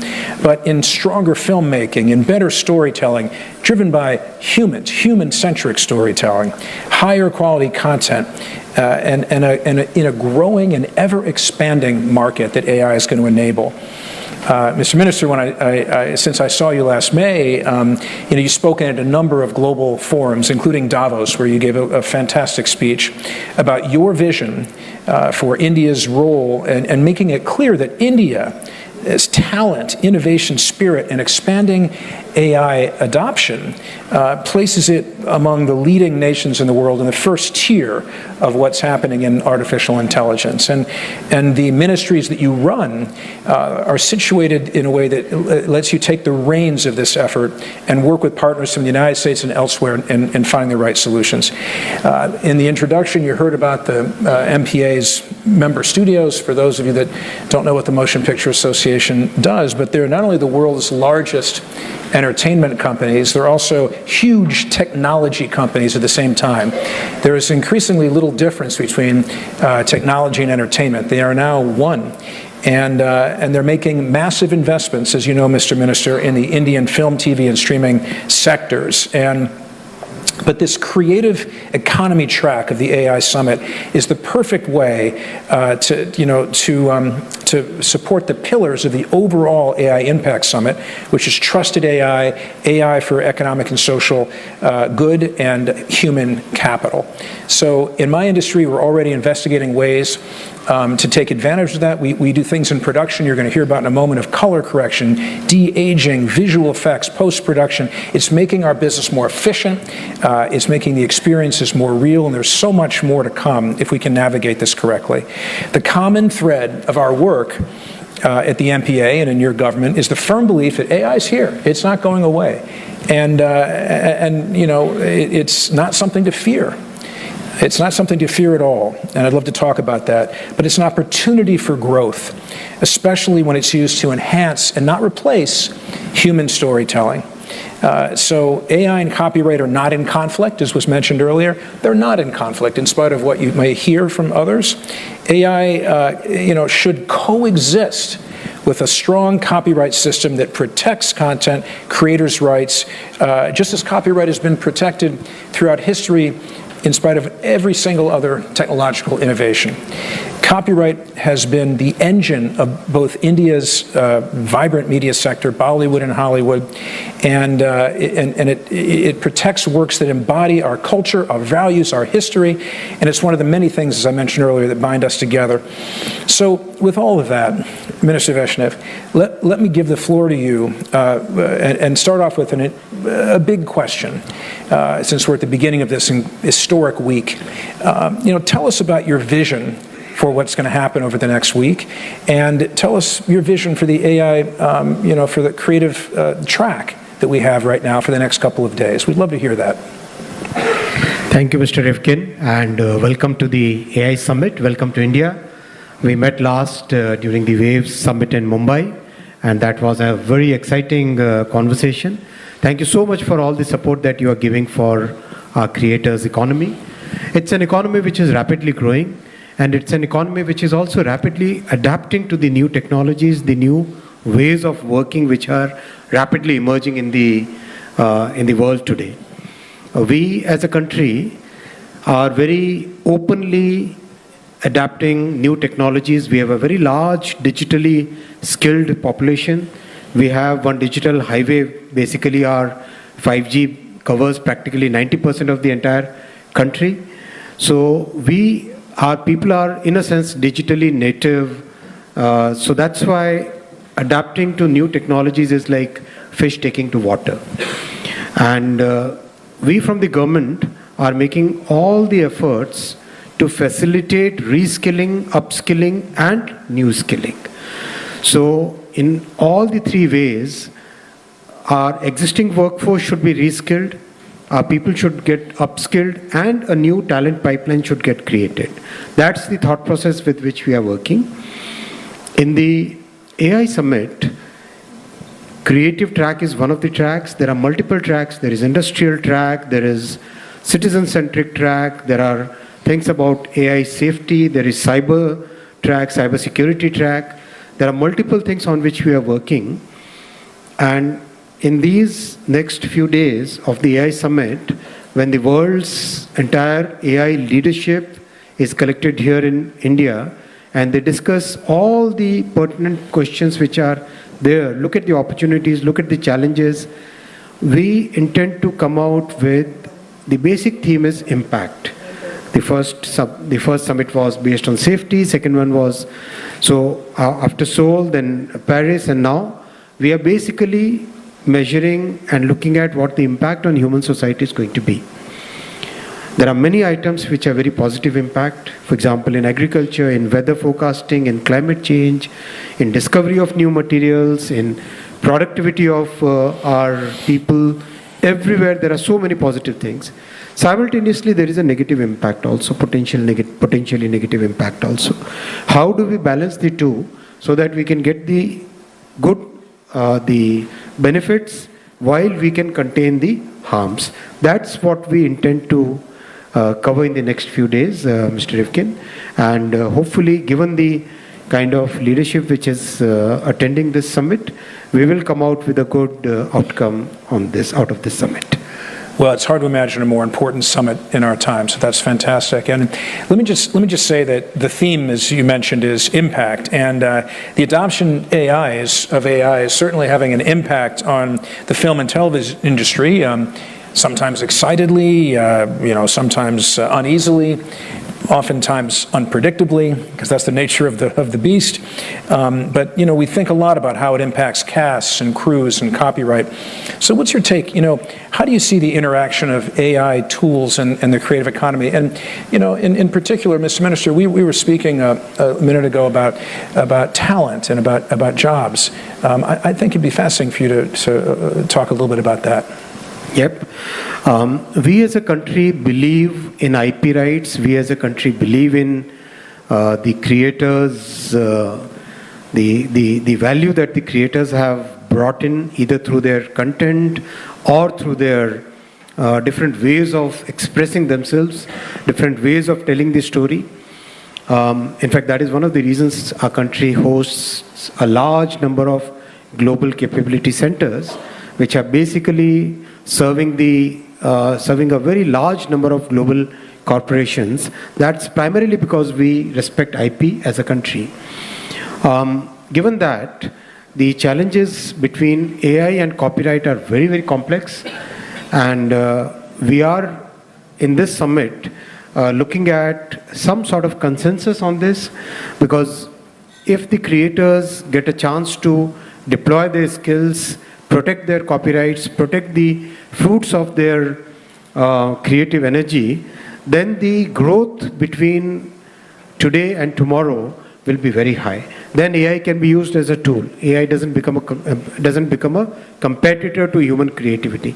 And we believe that human creativity is the most important thing that we have in our entire civilization. So we must protect it. We must make sure that any system which protects human creativity and enhances it is a better system. There shouldn't be a dilutive effect. There should be more of a complementing effect on the human creativity. On the job creation and on the entire talent pipeline, as you know, during Waves, we announced the creation of Indian Institute of Creative Technologies, IICT. Immediately after the Wave Summit, we inaugurated the first campus within a couple of months itself, we inaugurated the first campus. And the feedback that I'm getting from many of the industry participants is, it has today some of the most advanced laboratories in the entire world. Three labs which are there in the IICT campus. Probably many of the developed countries would be looking at that as a benchmark, is what the industry says. I'm not saying that. It's what the industry says. So this is good. This is good progress, but this is just a beginning. This is just a beginning. The main campus construction has started already. And simultaneously in this budget, we have also announced content creators labs in 15,000 schools and colleges. So that's going to be spread out throughout the country. We have a hugely creative diversity in our country. People in so many different languages, when they tell their stories, the rich culture emerges out of that in its own vibrant way. So throughout the country, we'll be opening these content creators labs. We, of course, have partnerships with the entire industry. And like what we did in semiconductors, where we have world's best tools are now available to the students in 315 universities. And like what we did in telecom, where 100 universities have world's best 5G labs. So similar stuff we are going to do here, where the students will get access to world's best tools, so that this entire pipeline keeps getting updated, keeps getting broader, the talent pipeline, and the people who are already working in the industry, they get an opportunity to upskill themselves. What a fantastic idea. And I know we're working with you for some immersion exchanges in the United States as well, but you're preparing for the future with that, and I think it's incredible. Back to what you said about human storytelling. Stories are what define us, and stories are what endures. And right now, our smartest creators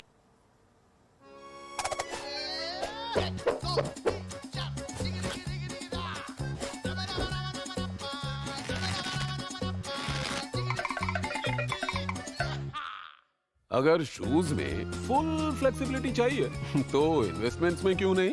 अब अपने investments को दो full flexibility का advantage with flexi cap funds. Tata mutual fund की एक निवेशक शिक्षण एवं जागरूकता पहल। म्यूचुअल फंड निवेश बाजार जोखिमों के अधीन है। योजना संबंधी सभी दस्तावेज सावधानी पूर्वक पढ़ें। So it also helps, what we do, which is to carry over our culture, our values, our entire history in copyright. So as I said before, it's not really, and I mentioned earlier in our conversation, it's not the framework of technology versus media or technology versus the creative economy is the wrong framework. The real question is how we encourage the responsible use of AI together. So my question is, how are your ministries thinking about guiding this responsible use, which is so important? How to support creativity, but at the same time protect innovation and entrepreneurship? What do you think? Absolutely right. It's a very, very complex matter, because the way the foundational models are trained, they are trained using the knowledge which is there in the public sphere and the knowledge which is there in the books and periodicals and journals and films and videos and every source of content. Now, is that model the right way of rewarding the creators? Are there more improvements to be done? Are there the right guardrails to be created so that the balance between IP and innovation, that right balance comes? Would a simple regulation do that? Probably no. That will require a lot of consensus building. That will also require a lot of technological tools to be created. Our understanding so far is that for such complex problems, we have to have techno-legal solutions. Solutions which look at laws, while they simultaneously they also look at technical guardrails and technical balancing features in the AI models as well as in the way AI is deployed. So that's the way we look at it, and we are very closely engaged with the industry to find out the right technical and legal structures for this. And this is something which will have to be taken up at a global level. This will require a consensus building across different countries. I couldn't agree more. And your point about rights, when rights are unclear, then risk tolerance is low. It just makes sense. So hopefully we'll continue in that direction, even with this technology advancing as rapidly as it is. So to change the topic, in a world that we're all facing right now of honestly persistent misinformation, disinformation, deepfakes, how can government work with industry to solve this dangerous problem that not only impacts creativity, which is obviously what we're here to talk about, but it impacts public safety, it impacts national security? How do you think we can provide guardrails here? This is extremely important point. Misinformation, disinformation, deepfakes, they are attacking the foundation of our society. Foundation of our society is the trust between institutions. The trust between the institutions which society has created over centuries. These are the trusts, these are the institutions of family, institutions of different social identities, institutions of governance. These are the institutions which hold the society together. And the rapid spread of deepfakes, misinformation, disinformation is basically striking at the root of these institutions, the root of trust between these institutions.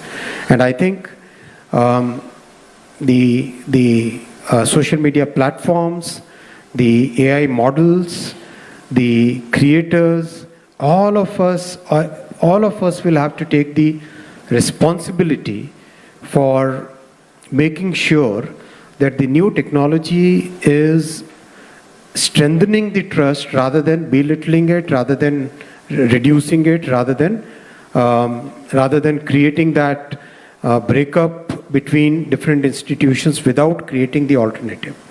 And there again, there will have to be a technical and legal solution which has to be there. I have interacted with the ministers from more than 20 countries on this, and including some of the most liberal countries. And practically every one of them believes that time has come when the society has to look at it with a fresh, in a totally new way. The construct of freedom of speech has to be with responsibility on the person who's speaking. So, of the many people impacted by that, you mentioned the institution of family. And I wanted to raise a subpoint, an important one, which is children. The consideration to ensure that children and other groups are protected from from AI-generated content. I mean, children around the world a young girl could be without a permission placed in an adult movie. Individuals could all of a sudden find themselves starring in movies without getting paid for it and doing things they wouldn't necessarily do in normal life. But about children, how do we protect kids and families? What do you think? This should be non-negotiable for the entire country. Yeah. This should be non-negotiable for the entire human society. And we believe that this will require very strict legal as well as technical measures. Yeah, I agree, and that's wonderful, and I can agree completely. I just want to say in America, we are behind this piece of legislation called No Fakes, which is trying to address this issue while preserving our right to tell stories, but at the same time making sure those guardrails are in place. And all of our product has parental controls. Our product, the stuff made by our 7 studios, are curated content. You can't upload a new Netflix show on your own. It's Netflix that does it, and they're curated, and they're rated. And so what we do in America is we make sure that people understand what they're going to be seeing. Our movie rating system in the United States has R and PG and G, and it's been around for 62 years because 92% of the parents trust that we're going to at least tell them what their kid might see if they go to this theater, so they're not completely surprised by it. And so the point I wanted to make is simply, there's a big difference between user-generated content, something that's uploaded and unregulated and uncontrolled, and curated content where we've already put a tremendous amount of thought into what's being seen. And I think that distinction needs to be remembered, certainly in our opinion. A quick point here. When you mention the OTT world, my request is, in the digital world, there are no physical boundaries. In that scenario, it's very easy for the OTT platforms to kind of forget the cultural context. Cultural context is very important. What is normal in one society may not be normal in another society. Absolutely. And that's where I think global platforms like yours, like Netflix, must make sure that the cultural context of the countries in which they are operating is fully, they should be aware of that cultural context, should modulate according to that cultural context, and work by the constitution and the legal framework of that country, rather than the framework of the parent country. I think the reason that the creator of our ratings system, Jack Valenti, 65 years ago, only made it for the United States is it's hard enough in America to find consistent understanding. All of our states have different views as well. But I hear you loud and clear, and obviously our studios, the international market is the heart and soul of our business in many ways. And I think all of us are trying as hard as we can to be sensitive to those issues. But thank you for raising it. It was presented before, and you saw in the little film that came on before we started speaking, that at Waves last year when we saw each other, I talked about the 16.7 billion gross output supported by 2.6 million jobs here in India across, only last year alone. The 7% growth seems to still be in place. It could be 20 billion in a few years with another 300,000 or 400,000 jobs added. So how does AI adoption here in India, which is quite high, how does that help grow the industry and keep the momentum going? The talent pipeline which is getting created because of the AI adoption, because of the training programs, because of the skilling and upskilling programs, that is definitely going to create more opportunities for the global media industry to come and create in India. Apart from the natural growth which is happening, from the government side, we are promoting this through, very soon we'll be launching a Create in India mission, like the semiconductor mission. That Create in India mission will also be very industry oriented, very employment oriented, very future oriented mission, which will basically look at, one, strengthening what we already have, two, making sure that we become the most preferred platform for the world for creating, three, we create that future ready talent pipeline which keeps that growth that we need to have for the next 25 years. Yeah. I appreciate that response. That's exactly right. So as you move through this summit or on the other side, how do you see India's AI leadership intersecting with the creative economy going forward? What role does the government policy play in ensuring that this growth remains sustainable and with support for copyright? What are the next steps coming out of this, do you think? So it's, in a sense, growing in parallel, simultaneously, and more as a complementary way of growth, where the technology piece and the creative piece are growing together in harmony, in synergy, because today's creative world needs technology, it uses technology, and technology has multiple applications where creators' economy is one of them. So we are, in a sense, there are so many companies here represented who are working both for the industrial world as well as for the creative world. So that's like pretty common in our country, where the same company would be working on the one hand for running an organization sitting here in India for the world, and on the other hand having that entire creative pipeline and creative talent coming for processing all the work which is there in the creative economy. Yeah. I get it. I know we're running out of time, and just one thing to say before we wrap up. I think about the history of the American entertainment industry, which, the MPA is already 103 years old. Our industry is about 115, Bollywood similarly. And people talk about fearing change and fearing the future. And I would like to contest that, because in our industry in America, people were worried when movies started talking. It was going to be the end of the movies. That was it. And then when they started talking, all of a sudden they jumped into color. That was it. Only a couple companies can make color. No way. The industry's over. It's dead. Years later, the VHS is introduced. Industry's over. People are going to watch it at their house. That's done. Oh no. Now the CDs and DVDs get introduced with perfect digital quality, even more so. It's over. No one's going to ever do it again. And all of a sudden the internet comes. Now it's really over. There's no possible way with the internet that we're going to want to enjoy entertainment the way we always have. But Mr. Minister, what's happened at every single step is we've gotten stronger. We've gotten better. We've used the technology to improve what we do. We've taken advantage of this. We've embraced it. Technology makes us stronger. And I have no doubt that with the right controls in place and the right regards for safety and copyright and other things that protect the core of our industry, we're just beginning the golden age of entertainment. We really are. If we do it right, this could be extraordinarily important. So, Mr. Minister, I just wanted to thank you for your insights and give you a chance to wrap up. It's clear that India has a unique opportunity to lead, not just in building AI technologies, but in shaping how AI is applied going forward, and especially with the creative industries that reflect our culture, our values, and our humanity. And so we look forward to working with you and to the Indian government to ensure that as AI evolves, creativity, trust, and opportunity grow alongside of it. That's our hope. Thank you, Mr. Rivkin. You have absolutely summed it up very right. It's diffusion which is going to really make a very big difference.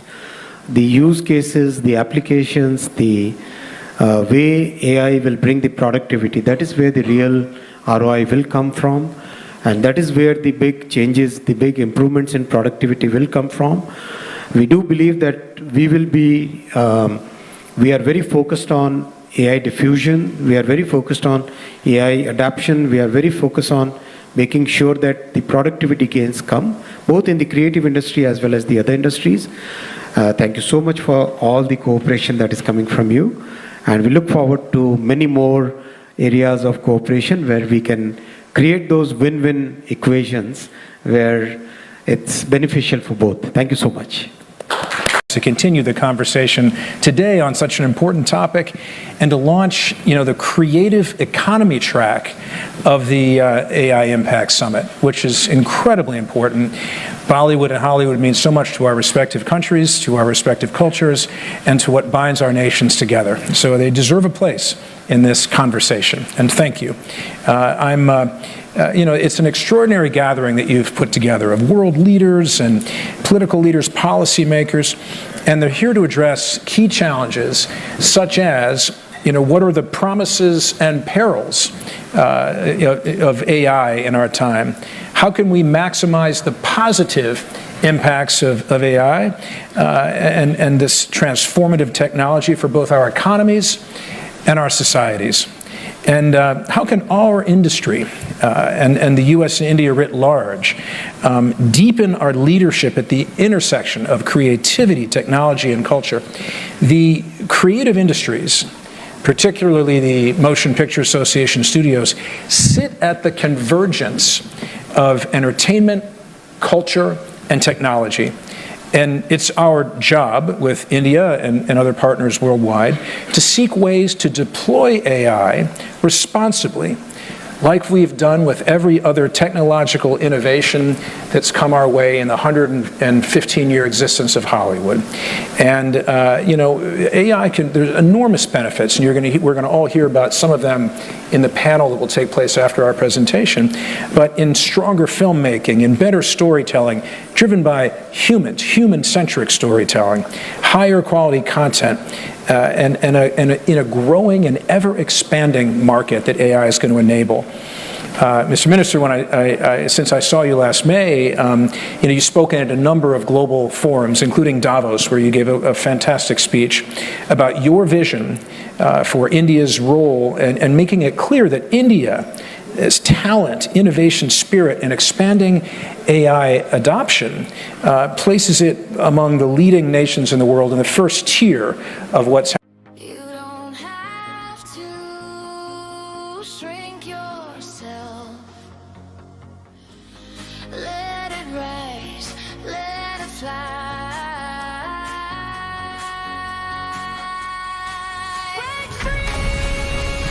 Targeted compression and ventilated, breathable fabric. It's time to break free from suffocation. Breezology. Wear the breeze. Feel the breeze. Between technology and entertainment, they are now one. And they're making massive investments, as you know, Mr. Minister, in the Indian film, TV, and streaming sectors. But this creative economy track of the AI Summit is the perfect way to support the pillars of the overall AI Impact Summit, which is trusted AI, AI for economic and social good, and human capital. So in my industry, we're already investigating ways to take advantage of that. We do things in production you're going to hear about in a moment of color correction, de-aging, visual effects, post-production. It's making our business more efficient. It's making the experiences more real, and there's so much more to come if we can navigate this correctly. The common thread of our work at the MPA and in your government is the firm belief that AI is here. It's not going away. And you know, it's not something to fear. It's not something to fear at all, and I'd love to talk about that, but it's an opportunity for growth, especially when it's used to enhance and not replace human storytelling. So AI and copyright are not in conflict, as was mentioned earlier. They're not in conflict, in spite of what you may hear from others. AI, you know, should coexist with a strong copyright system that protects content, creators' rights, just as copyright has been protected throughout history in spite of every single other technological innovation. Copyright has been the engine of both India's vibrant media sector, Bollywood and Hollywood, and it protects works that embody our culture, our values, our history, and it's one of the many things, as I mentioned earlier, that bind us together. So with all of that, Minister Vaishnav, let me give the floor to you and start off with a big question, since we're at the beginning of this historic week. You know, tell us about your vision for what's going to happen over the next week, and tell us your vision for the AI, you know, for the creative track that we have right now for the next